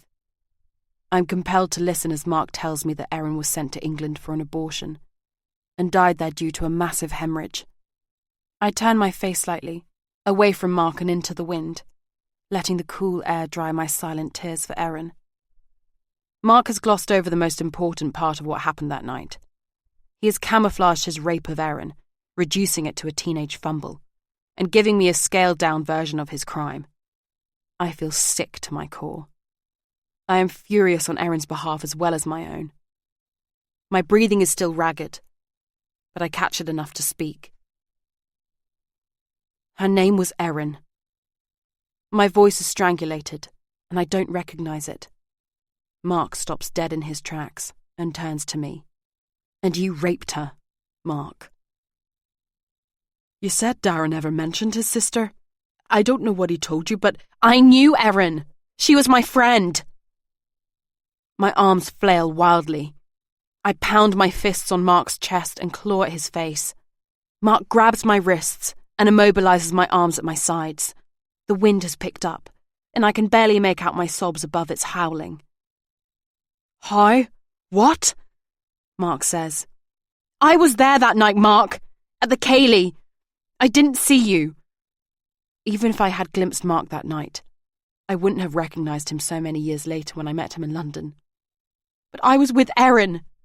What you did, it was rape. She changed her mind at the last minute, he says. She only cried rape when she realised she was pregnant. She said no, Mark. It doesn't matter at what point she said it. She didn't consent to have sex with you. It doesn't matter if she wanted to have sex with you to begin with and then changed her mind. You raped her. Dara's face swims briefly into focus, and it seems as if part of my fury is directed at him. I could be spitting more or less the same words into his face about what he did to me. Dara used that word too, but it wasn't like that. Mark says this so quietly I can barely hear him above the noise of the wind and sea. I was gentle. I wasn't violent. He's still gripping my wrists. He's hurting me. He's also preventing me from hurting him. Let go of me, I hiss. When he does, I turn around and head back the way we came. I walk fast, but Mark stays by my side. I don't want him there. Neither of us says another word all the way home, but I'm screaming inside. Her name was Erin. It was rape. Over and over in my head. It's not until we reach the cottage that I realise Mark hasn't told me why he thinks Dara is capable of murder. I still don't see what this has to do with your mother, I say. I can't look at him. It's part of Dara's revenge, Mark says, opening the front door and standing back to let me in first. He wasn't very coherent that night. He was so drunk he could hardly stand up. He talked about his sister. Dara said what happened caused not only his sister's death, but also his mother's death. Mark still can't say her name. He bends down to take off his shoes. When he straightens up, he says, "That's why you're in danger, Kat." Dara said he would avenge his sister's death, tit for tat. He lost the two women he cared about most. He said he'd do the same thing to the person he held responsible. He said he'd get the fecker who killed his sister and mother back, tit for tat. That's how he phrased it. You. Yes. He didn't directly accuse me. As I said, I'm pretty sure he didn't even realise he was talking to me. The fact he included me in that bloody invitation seems to prove that. But yes, he intends to do the same to me. The two women who matter most to me. Well, my mother and my wife. That's how I know he killed my mother. And he means to harm you next. I'm certain of that. I kick off my own shoes and take off my jacket. Dara wasn't out to get revenge on me. He was taking revenge on Mark. Have I been collateral damage all along? I trusted Mark, and I trusted Dara, and they've both lied to me and let me down. They've both used me and betrayed me. I feel absolutely murderous towards the pair of them. Tit for tat. Yes, that's what he said. Mark runs his hands through his hair as he walks away from me into the living room. I remain standing in the doorway, feeling numb and shocked to the core. There are parallels between what happened to Erin and what happened to me, and it's only now I consider these similarities that I realise that I'm not responsible for Erin's rape. I'm no more accountable for what happened to Erin than Erin herself. She wasn't raped because I encouraged her to put on makeup and wear a short skirt. Nor was she raped because I allowed her to get drunk. It didn't happen because I left Erin to flirt with the barman, while I kissed a boy in the cloakroom. Erin was raped because Mark didn't stop when she said no. I've been blaming myself for years, harbouring a guilty secret that has festered inside me. But Mark is the only guilty party here. Does Dara blame me, though? Dara knew his sister was raped. Mark has confirmed that. And yet, he raped me. How could he? Did he think it was somehow fitting to do to me what he believed I allowed to happen to his sister? If so, he has two reasons to kill me. Two motives. To get revenge on Mark, and to get revenge on me. But Dara has had ample opportunity to kill me. So why hasn't he? I'm not so arrogant as to believe it might be because he likes me. He befriended me with an agenda. If he hasn't killed me yet, it can only be because the baby wasn't part of his plan. What will he do now I'm expecting his baby? Somehow, I think Dara's probably asking himself the same question. Chapter 36. This is a bad idea. I don't know what we're doing here. I should have thought this through. I should have talked this through with Mark. I'm convinced we're walking, maybe even rushing headlong into a trap. Mark, it's not too late, I say, grabbing his hand and pulling him back towards the car, which Mark has parked in the driveway. Let's go home. He throws me a look I can't read, a mixture of sadness and regret, perhaps. It might be because I've barely spoken to him since the other night, when I found out he was Erin's rapist, and I certainly haven't physically touched him until now. Or maybe it's because I used the word home. Causeway Cottage will only be our home for a few more days. I've made Mark sleep on the sofa, and I'm sure he knows our marriage is over. I haven't told him in so many words, but I've packed my stuff separately from his, and I'll be going home to Devon, without Mark, when we leave this place. I don't know why Dara has invited us tonight, I insist. I know he thinks everything is fine between us, and doesn't know we found him out. But he must have an agenda, Mark. And you said yourself that he's dangerous. Trust me, Mark says. I have a plan. It's foolproof. It'll work out for the best. For both of us. And the baby. Mark has already told me he has a plan. He tried to talk me into scheming with him to beat Dara at his own game, but I wouldn't discuss it with him. I regret that now. I thought I knew what he was up to, though. I'm sure he's motivated more by what is at stake for him. than by protecting me or the baby. I assumed he would warn Dara to stay away from us, perhaps relying on some form of blackmail or intimidation. If you come near us, we'll go to the police. That sort of thing. But Dara will realise as well as I do that had Mark wanted to go to the police, he would already have done so. There was no post-mortem, and there's nothing to prove Mark's mother died of anything other than natural causes. Mark can't prove Dara killed his mum. Dara can't prove Mark raped Erin either. But if he accused Mark of rape, even without evidence, it would damage Mark's reputation irrevocably. Especially if women like Jenny and Mark's colleague came forward to say that they were sexually assaulted by him too. Mark would lose his job, as well as his wife, not to mention the baby he's pretending is his. It wasn't until just before we set out for Dara's house that I began to suspect that Mark's plan extended beyond blackmail. I saw him slip a little packet of pills into his coat pocket. Mark's a registered pharmacist. He used to work as a chemist before he got his PhD and pursued a career with Campbell and Coyle. And he has easy access to drugs, maybe even poison. Now my imagination is oscillating between two scenarios. Either Mark will slip a drug into Dara's drink and throw him unconscious into the Atlantic Ocean, or he'll poison him and leave his body for someone else to discover. Of course, this is all conjecture on my part, and it's entirely possible that my imagination has run wild, but I'm sure Mark will do something, anything, to silence Dara as well as avenge my mother-in-law's death.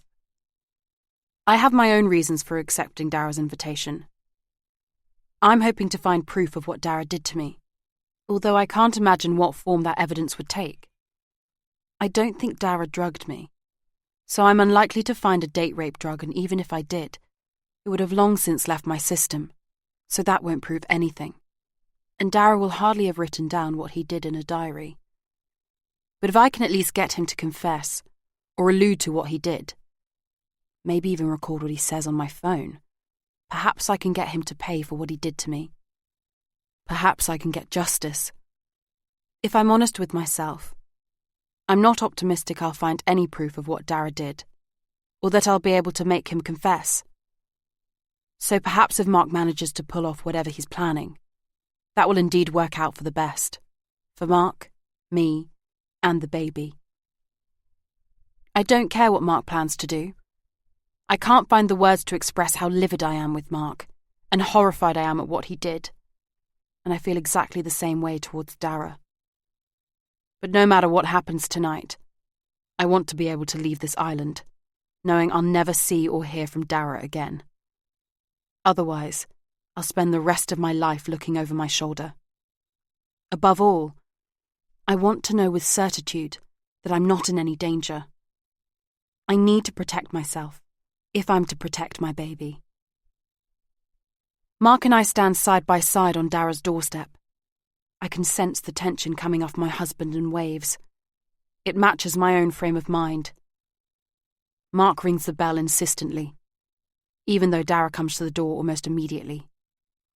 The smell of cooking hits me as soon as we enter the house, making my mouth water in a way that seems treacherous. As we cross the threshold and step into the warm hallway, it feels as if we're passing the point of no return. I'm so glad the two of you could come, Dara says.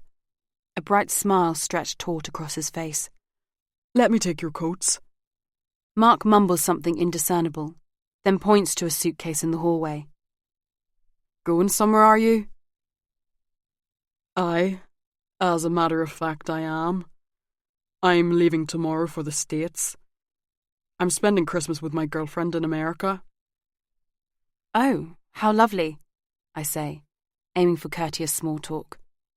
Where exactly did you say she lives? I continue in the same forced jovial tone, despite the scowl on Mark's face. I don't think I told you. She lives near Boston, Massachusetts. Dara hangs our coats on pegs inside the cupboard under the stairs.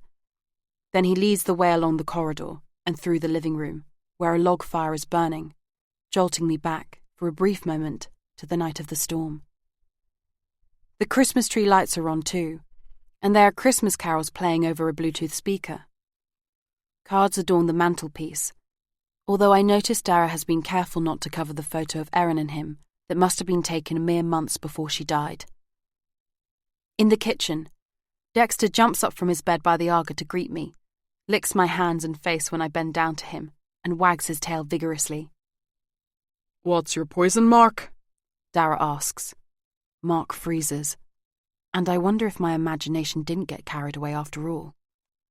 Does Mark really plan to poison Dara? What's your poison?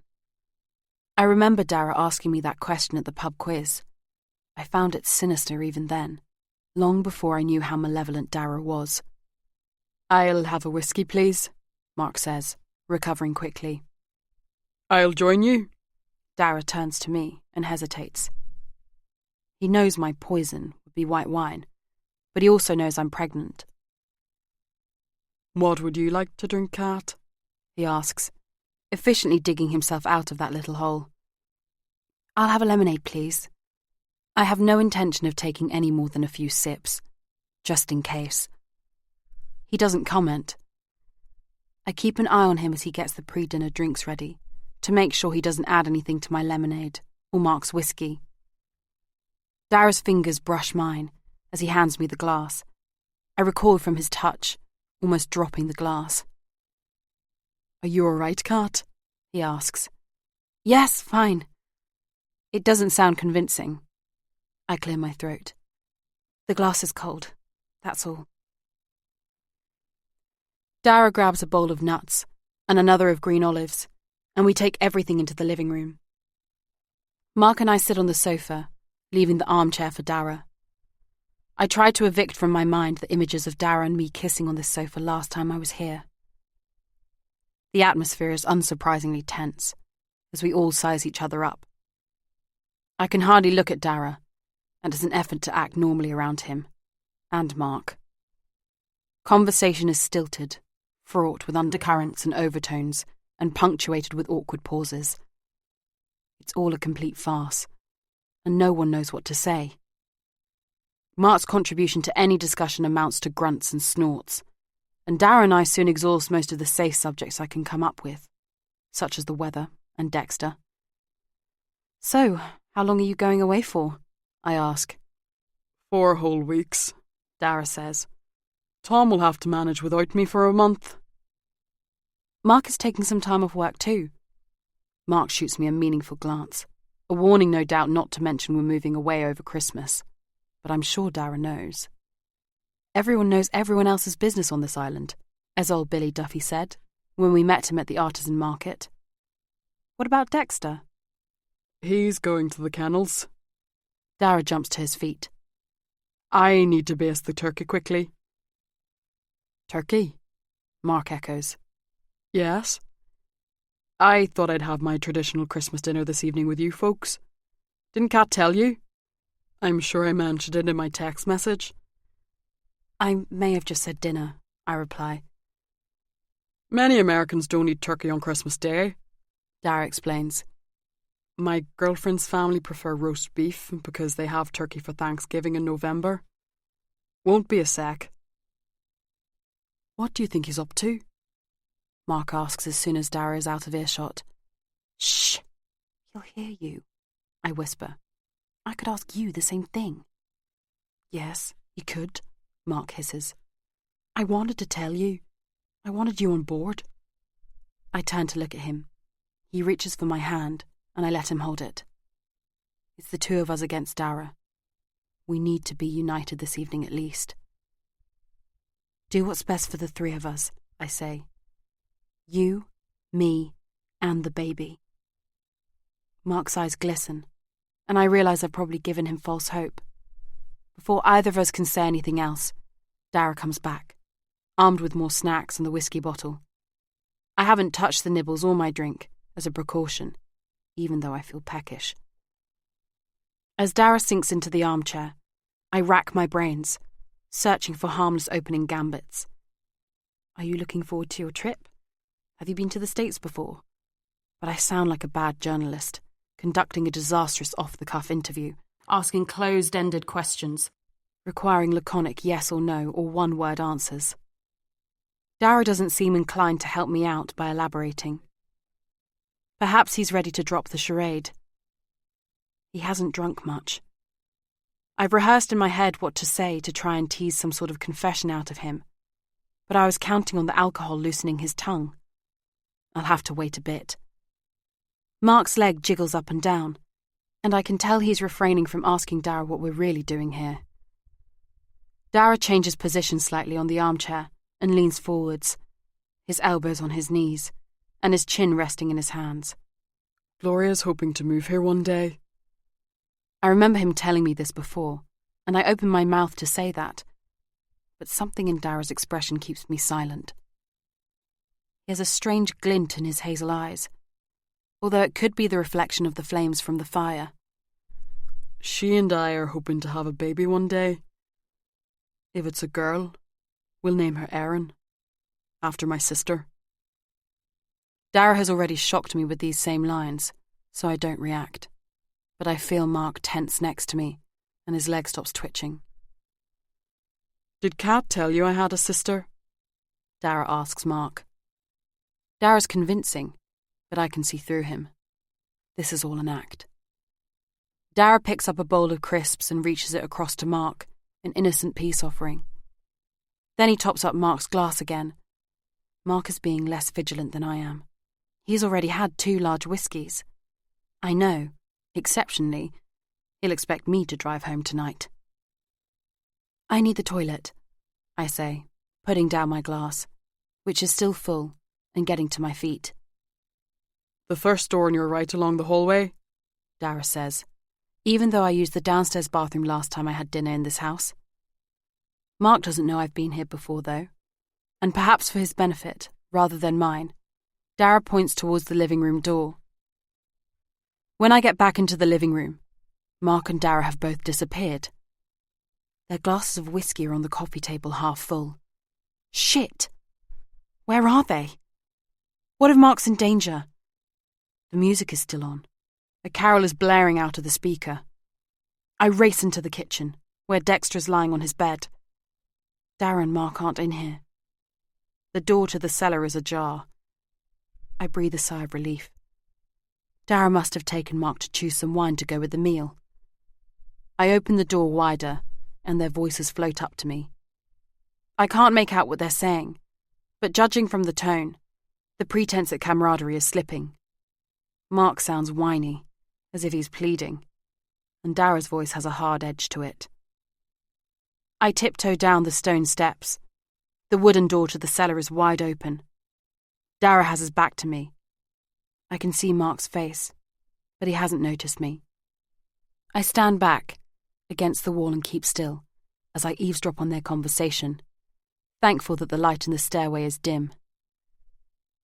I told you earlier about my girlfriend Gloria, Dara's saying.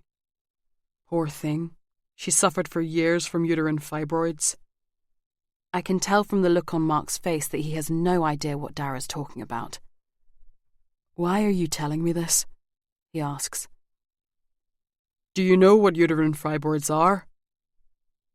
Dara proceeds to explain his girlfriend's condition in some detail to Mark. Non-cancerous growths.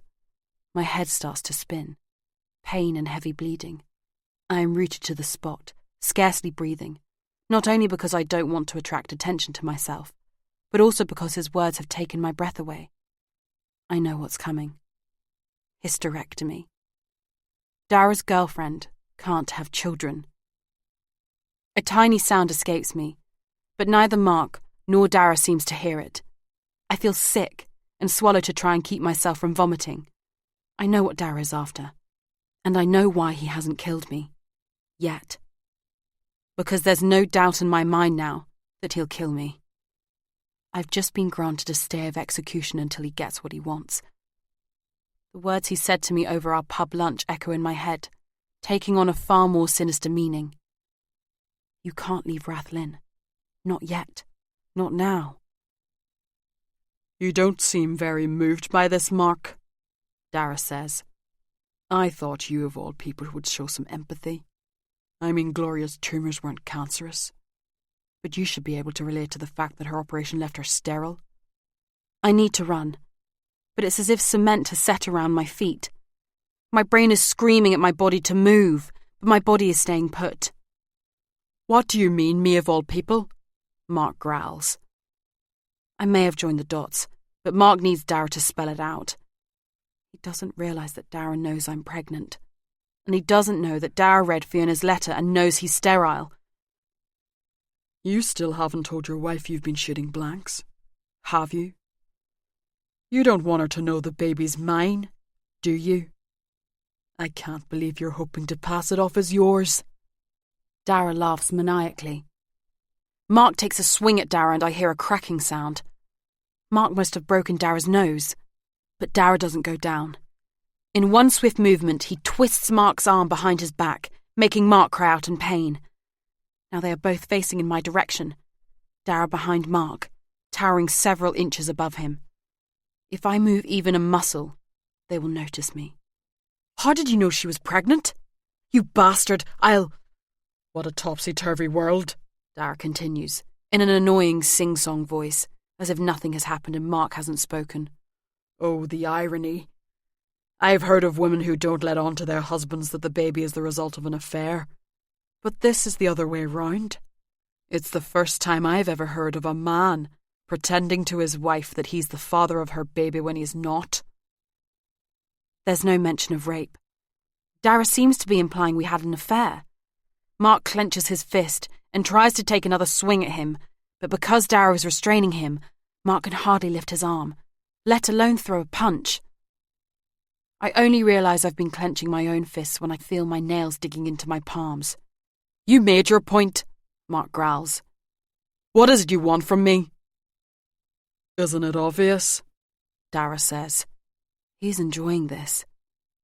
To begin with, as you know, I wanted revenge. Tit for tat. You killed my sister and my mother. 2 deaths. The 2 women I loved most in the world. That's what I owed you. Payback. But circumstances have changed. Now I want what's mine. And you're gonna help me get it. I watch as Dara's lips brush Mark's ear. I want the baby. For a second or two, they're both silent and still while Dara waits for Mark to say something. My mouth drops open. Will Mark agree to this? Will he give Dara my baby to save his own skin? Mark cranes his neck to the side, twisting away from Dara's face, and that's when he spots me. Cat! Mark has given me away. Dara looks up sharply, an expression of surprise mingled with disdain on his bloody face. My instinct is to turn and run back up the steps and as far away from here as possible. But I know without taking the time to think it through that I wouldn't get far. Instead, I take a step towards the cellar. My hands shake as I reach for the door. Dara seems to sense my intentions before I register them myself. He drops Mark's arm and bolts for the door. I scream as he runs towards me. It's as if everything is happening at an accelerated pace. As if I've accidentally pressed the fast-forward button on the remote control while watching a film. And yet, I can only move painfully slowly. My arms feel heavy, my hands are sweaty, and slip on the key. Despite that, Dara is not fast enough. I close the door a split second before he reaches it, and turn the key in the lock. I picture the 2 of them suddenly united in their fear and desperation, on the other side of the heavy wooden door, pounding on it and screaming for mercy, or maybe for help. But if that's what they're doing in there, I can't hear them. Just as Dara told me, the cellar is completely soundproofed. I strain my ears, but there's no noise at all. Pocketing the old rusty key, I turn and walk back up towards the light emanating from the kitchen at the top of the stone steps. As I step into the kitchen, I can make out the lyrics of the Christmas carol playing over the speaker in the living room. All is calm. All is bright. Chapter 37. Something is ringing as I step into the kitchen, and I panic. What is it? Some sort of alarm? A siren? It seems to get louder, and I want to cover my ears and scream. I'm so disorientated, it takes me a while to identify the sound. The timer on the shelf next to the Aga is signalling the dinner is ready. Dexter seems unperturbed and remains curled up on his mat, barely raising his head as I fumble around, trying to work out how to turn off the timer and the Aga. Without thinking about what I'm doing, I take the baking dishes out of the oven and set them on metal trivet stands, then drain the vegetables, tipping them back into the saucepans. I'm in a daze, almost incapable of making a conscious decision. I feel an urgent need to get out of here, to run away from this place, but at the same time, I'm aware that I need to carefully map out my next moves in my head. I sit down at Dara's kitchen table, visualizing Mark and Dara downstairs, my husband and the father of my baby, locked in the cellar beneath me. I imagine their fear at being trapped. I recall my own claustrophobia at the escape game on Charlotte's Head night. I'd wondered how long the 7 of us could survive, if we were left forgotten in that confined space, with only the bottle of tequila we'd sneaked in as sustenance. How long can Mark and Dara survive with wine as their only nourishment? Or will they kill each other before they starve to death? Guilt engulfs me, and getting to my feet, I slide the key out of my pocket and head for the door leading to the cellar. I can't leave them in there to die. But this isn't like time out on a naughty step. If I let them out, they won't be contrite and docile. They won't have come to their senses. They'll be enraged, bloodthirsty, homicidal. Maybe I can ring Jenny in a few days' time and have Tom let them out. I could leave the key for him somewhere, but even as I contemplate that, I know I won't do it. Even if Mark forgives me, Dara will find me, take my baby, and then kill me. All right. I can't let them out. As I reach this conclusion, the hairs on the back of my neck prickle. There's someone behind me. They've escaped. I whirl round, expecting to find myself face to face with Mark and Dara. But it's Dexter. I'm sure he can sense something is wrong. I caress his soft ears and it seems to soothe him. He trots back to his bed and plops down with a sigh. Stroking him has calmed me down a little too, enough to start thinking straight. I'm on the brink of committing a crime. I have to cover my tracks. I need to make it look, at least on the surface, as though Dara has left for America. I need to check there's nothing in the house that incriminates me if anyone should report Dara missing. I decide to do this methodically, room by room. I go into the living room and turn off the Christmas tree lights and music. I see Dara's phone on his armchair. To my surprise, it's unlocked. I delete all the text messages he and I have exchanged since I've known him, and then delete myself from his contacts. Then I scroll through his photos, starting with the most recent and working backwards. He has mainly taken photos of his dog in the sea. One photo stands out from the rest, and a wave of nausea rushes over me. I stare in disbelief at the screen. It's a photo of me, lying on my own bed, unconscious and naked. Dara must have taken it on the night of the storm, on the night he raped me. Judging from the angle, he was kneeling between my legs when he took this shot. My hands fly to my mouth and I drop the phone. I race to the bathroom and throw up in the toilet. When there's nothing left to come up, I flush the loo and rinse my mouth at the tap. Dexter is waiting for me when I open the bathroom door. He licks my hand. "Good dog," I say. "It's okay. I'm okay." I'm not, and I think the dog knows that. He follows me back into the living room. I pick up Dara's phone, but can't bring myself to look at the picture again. Would this be enough proof that Dara raped me? I could call the police and have him arrested now. My hand closes around my own phone, in my back pocket, but then I hesitate. If I have Dara arrested, I'll have to face a trial. I'll have to face him. I heave a long sigh.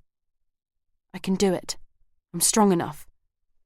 I take my mobile out of my pocket, but then another thought occurs to me. What if the photo isn't enough? What if Dara says the sex was consensual and the jury believes him? If he's found not guilty, he might even be able to claim custody of my baby. And even if I win, one day my child will find out its father is a rapist. I can't allow that to happen. I can't report Dara to the police. I have to protect my baby, no matter what. I put my mobile back into my pocket and delete the picture from Dara's phone. My hands shake as I continue to look through his mobile. Photos, messages, contacts. I find nothing else of note, except for the numerous texts that Dara and his girlfriend Gloria exchanged. Until now, they've written to each other nearly every day, sometimes several times a day. I suppose they phone on the days when they don't send each other messages. I contemplate sending her a text message, purportedly from Dara, saying that he can't find his passport or that it's expired and promising he'll get back to her as soon as he sorts out the problem. But I decide against it. I don't want to lie to Gloria, but I can't tell her the truth, so I'd rather say nothing at all. I turn off the phone and carry it out to the hallway. In a dish on the console in the hall, I locate the keys to Dara's van and his house keys. His passport and the printout of the boarding pass are under the dish. There's a pair of leather driving gloves in the console drawer, and I pull them on as a precaution. My fingerprints will be all over Dara's house, and while in some rooms that is perfectly normal, it would be harder to explain on things like his passport, suitcase, and van. I wheel his suitcase outside and hoist it into the back of the van. Then I open the garage door and park the van inside. Now, not only is the suitcase out of sight if anyone should peer inside through the frosted glass of the front door, but the van is also invisible. I leave Dara's passport, boarding pass, and mobile phone in the glove box, lock the van, and close and lock the garage door. I still have work to do in the kitchen. I can't leave food lying around. I wrap the turkey in tinfoil and find empty ice cream tubs and Tupperware dishes with lids to put the potatoes and vegetables in. I remember Dara telling me he always made big meals and froze some of it for another day, so I leave out enough for me to heat up and eat tonight when I get home, and tomorrow before I leave. I put the rest of it into Dara's freezer. I fetch the glasses and bowls from the living room and do all the washing up, then tidy everything away. I don't know where it all goes, but that doesn't matter. Looking for space for the glasses, I open various cupboards, but they're all full. I carry the glasses to the living room, remembering a sideboard in there, and tidy them away in one of its cupboards. On impulse, I open the sideboard drawers to see what Dara keeps in there. I'm not expecting to find anything out of the ordinary, so when I stumble on the letter, it comes as a complete shock. I recognise the stationery. It's the last letter I ever wrote to Erin. I know without opening it the gist of what I wrote. I apologised, profusely, for not coming to Erin's aid on the night of the Kaylee. I told her that if I'd been less selfish, I could have prevented what happened to her. I clutched the letter to my chest. As I'd suspected, Dara has known about my role in his sister's rape all along. In his warped mind, would he have felt justified in raping me, stealing my baby and killing me? He was wreaking vengeance on Mark, but I wasn't merely collateral damage. Dara clearly planned to serve me my just desserts too. He has been toying with me from the start and has treated me with unspeakable cruelty. I walk over to the log burner and throw my last letter to Erin onto the fire. I watch mesmerised as the edges of the envelope turn yellow and curl upwards before a flame flares up and consumes the whole letter. Gone in a puff of smoke. "I'm so sorry, Erin," I whisper. Half blinded by tears, I take one last look around the ground floor of Dara's house. I'm nearly finished. I take the rubbish out to the big wheelie bin, which I leave at the end of the drive. It's rubbish collection day tomorrow. In the cupboard under the stairs, I find Mark's coat and go through the pockets. His phone isn't there, so he must have it on him. My heart thuds for a couple of beats, until I remind myself that there's no reception in the cellar. If Mark and Dara had the means to escape, A phone with a signal, a spare key to the cellar. Surely they would have got out by now. I realised, too, that the pills I saw Mark put into his coat pocket earlier are also missing. I can't help wondering if he'll think about using them for Dara, or even for himself, given their current predicament. Thankfully, the digital key to Mark's BMW is in his jacket pocket. I take Mark's coat out to the car, then I load my Christmas dinner into the boot. I also load up the huge bag of dog food I found in one of the cupboards and Dexter's bowls and bed. I turn off all the lights and check I haven't forgotten anything. I don't know if I can get away with this, but Dara's due to go on holiday tomorrow, so no one will miss him for a few weeks, if I'm lucky. His suitcase isn't in the hallway. His van's not in the driveway. It's not immediately obvious that something is wrong. His girlfriend Gloria will think it's weird when he doesn't come, but she probably doesn't have phone numbers for his friends in Rathlin or his father in Derry. She might end up thinking he has dumped her and is ghosting her. Or she may call the police, but they might not bother over Christmas about a grown man not taking the plane to see his girlfriend in the States. Perhaps Tom will report him missing when he doesn't show up at work in the new year. If Tom doesn't have a spare key to Dara's house, he'll have to break in to search it. And even if he finds the van in the garage and realises something is up, he probably won't think of breaking down the cellar door straight away. I doubt it can easily be broken down anyway. But I expect someone will eventually find Dara. Then they'll come for me. Because they'll find him in the cellar with my husband. The game will be up. Or the rules will change. I'll still play to win. Come on, Dex, I say to the dog, who follows me out of the house. I turn off the light in the hallway and lock the front door. Then Dexter and I get into Mark's car. Thinking Mark would be horrified if he knew Dara's dog was sitting in the passenger seat of his prized BMW. I make a half-hearted effort to get Dexter to sit in the footwell. But Dex is having none of it, so I lower the window for him to stick his head out, as he used to do in Dara's van. We make a detour on the way home and drive out to Oldcarry Head, the point where I first met Dara. I park the car as close as I can get. Dexter and I walk the rest of the way, using the torch on my phone and the dim light from the moon and stars to see the way. Standing on the edge of the sheer cliff, I throw the rusty cellar keys, as well as the keys to Dara's house and van, as far as I can.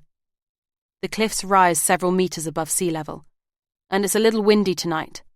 But, despite that, I think I hear 2 soft splashes as the keys land in the sea. I get up long before daybreak. I start by packing Mark's clothes into bin bags. One of his shirts smells so strongly of him, it nearly breaks me, and I have to force myself to keep going and forbid myself to cry. But then, at the bottom of a pile of clothes on the shelf in the wardrobe, I find the football hoodie he lent to Erin the night he raped her, the one that Dara planted in the house to taunt and threaten him.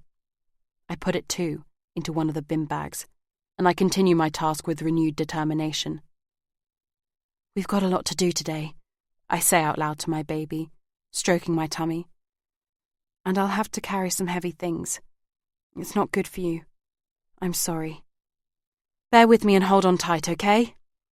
I promise it won't happen again. I load up the car in time for the first ferry of the morning. It takes me 3 round trips to take over everything I need to recycle or get rid of. Mark's clothes mainly, which I take to a clothing bank, but also our tableware, pots and pans, and some of the smaller pieces of furniture, which I take to a charity shop in Ballycastle. Fortunately, Mark has done most of the packing for me, so it's a question of lifting it into the car and getting rid of it. A couple of the ferry operator crew recognise me on the second crossing, and for once I don't have to lie.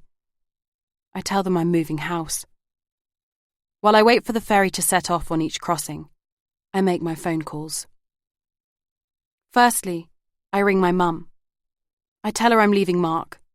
It's the truth, in more ways than one. She's not surprised, and tries to adopt a solemn tone when she commiserates with me.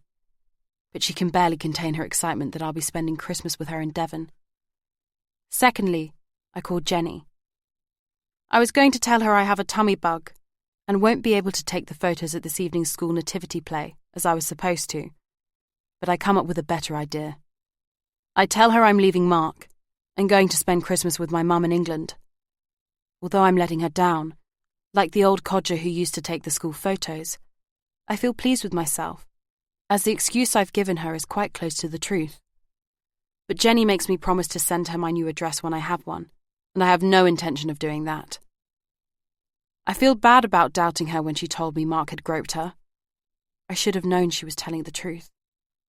After all, there's no smoke without fire. But I can't stay in touch. I'm leaving this island and need to leave everyone on it behind.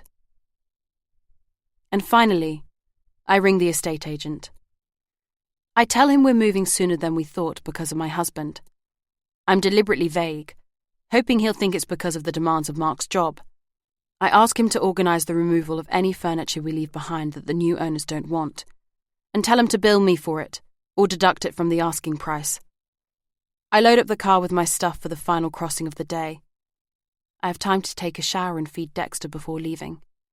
I wolf down a turkey and cranberry sauce sandwich. I lock the house and leave my key and Mark's key, which was in his coat pocket, behind the gnome on the kitchen window ledge, as I told the estate agent I would. He'll come round first thing tomorrow morning. I walk up the drive, Dexter at my heels, and close the front gate behind me. With my fingers, I trace the lettering on the rotting wooden sign that we never did get round to replacing. Causeway Cottage. I take one last look at the cottage, the bare canes of the climbing rose bush clinging to the white walls, the upstairs windows like eyes glaring at me, and the ugly ceramic gnome leering at me from the kitchen windowsill, where it occupies pride of place. I open the passenger door of Mark's car for Dexter before going round to the driver's side. "You'll have to hide on the boat," I say to the dog, who has jumped onto the passenger seat again. "Someone might recognise you." I pat Dexter's head as I drive away, down the hill, towards the harbour, to take the Spirit of Rathlin to the mainland. The last ferry of the day, and the first leg of my journey to a new life. Epilogue. Dexter gets up and comes over to my armchair, wagging his tail. He knows it's time for his last walkies of the day. It's part of our routine. After Erin is born, she's due any day now, I'll be able to take up running again. In the meantime, Dexter and I walk miles every morning, along the southwest coast path or the Tarka Trail. And every evening, our route takes us down the steep hill from the bed and breakfast towards Tunnel's beaches, then along Ilfracombe seafront, as far as the pier and back. I say goodnight to my mum, who will be in bed by the time we get back, and promise to help her with the breakfast in the morning. Then I put on my trainers in the hallway, and grab Dexter's lead and my keys from the hooks behind the front door. This week, the 1st in July, the weather has been wonderful. Even though it's getting late, it's still light outside. In the summer months, tourists flock to this seaside town in their droves and mill around late into the evenings, strolling along the promenade, spilling into the parks and gardens or onto the beaches. Schools don't break up for another fortnight, but already the town is filling up with people. I can't believe I've been here for 7 months. Every time my phone rings or the doorbell goes, I expect to be interrogated or arrested, but no one has come for me. Some days I wonder if I got away with my crime. Other days, I live with a sort of Damocles hanging over my head, thinking it's a question of time before it descends on me and I'm caught. The only time I've had to deal with the police was when Mark's BMW, which I deliberately left near Lower Slade housing estate with a digital key in view on the dashboard, turned up near the Itchen Bridge in Southampton.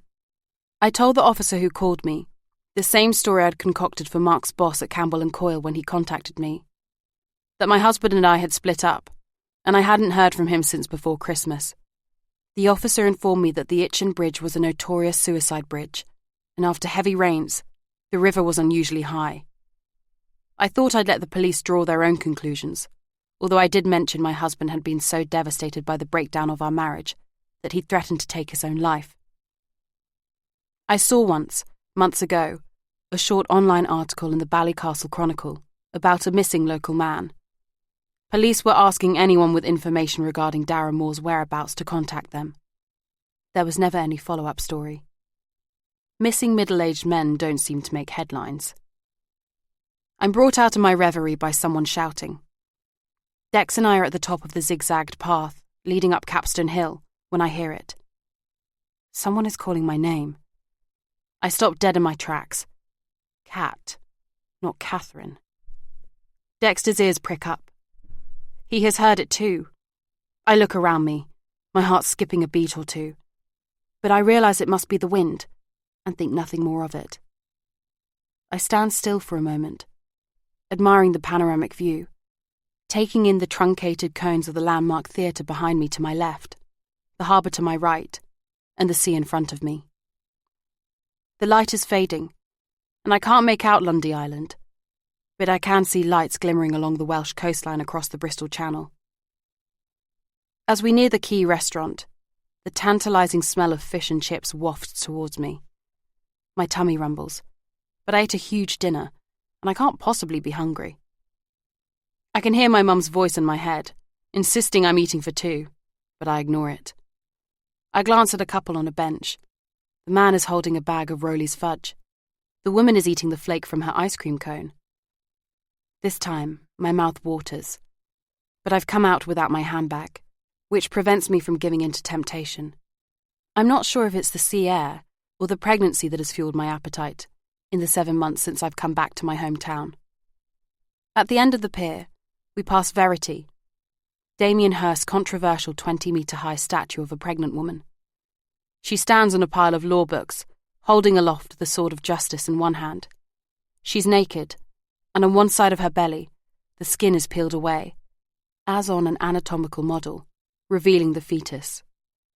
As a few people surround her, snapping photos with their cameras, I cradle my own rounded tummy protectively. I don't look up at Verity as I walk past her, thinking not for the first time that I could avoid coming out to the pier and head back at the harbour instead.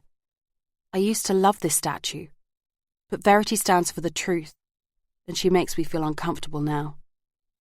But she also serves as a necessary reminder of all the lies I've told and all the stories I've concocted. To Mark, to Dara, to Jenny, to my mum, to Charlotte, even to myself. We invariably stop at Wildersmouth Beach on the way home for Dexter to have a swim, but he takes a nightly dip here too, bolting down the slipway from the pier and throwing himself into the water with gusto. This evening is no exception. As I watch Dexter swimming around, the hairs on the back of my neck bristle, as if, in turn, someone is watching me. I whirl round, but there's no one I recognise, and no one looking my way. When Dexter finally gets out, he shakes himself all over me as usual. Gently, he takes his lead from my hand to carry it in his mouth. I never go on walks without the lead, but I hardly ever clip it onto his collar, except if we're near sheep. I haven't forgotten the stunt he pulled just over a year ago. Dexter and I walk round to the other side of the harbour. This is the last part of our walk before we turn back. Standing by the low stone wall, I look out across the harbour, at the moored boats, some of them sitting on the sandy beach, waiting for the tide to come in. I feel the weak warmth of the rays of the setting sun on my face. Beside me, Dexter lifts his head and sniffs, as if he's taking in the salty air. But then he turns to me and gives a little whine. "What is it, Dex?" I say, patting him on the head. "What did you smell?" The man next to me points something out to his friends, and they all turn to look. I follow their gazes. At first, I'm distracted by the people paddling in the sea, kicking water over each other and squealing. Then I see what everyone else is staring at. It's a sand sculpture, right at the water's edge. The artist has carved a dramatic coastline into a large, upright semicircle of sand. Perhaps it depicts Ilfracombe's rugged coast, but it could be anywhere. It's clever and beautiful. I wonder how long it took to make. It won't be there for much longer. The tide is coming in, and the water is already lapping at the base of the sculpture. As I stare at it, a realization hits me, and panic stretches its cold hands around my throat and squeezes so tightly that I can't catch my breath. I look all around me, and then back at the sculpture, my eyes widening in disbelief. The most eye-catching element is to the right of the sculpture, and I focus on it, squinting in a useless attempt to zoom in. The artist has coloured the sand to create a tall black and white lighthouse with red railings around its gallery.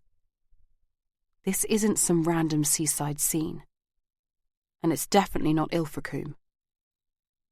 This is Altacary Head, where I first met Dara and Dexter, the view Dara painted for me just after my arrival on Rathlin Island.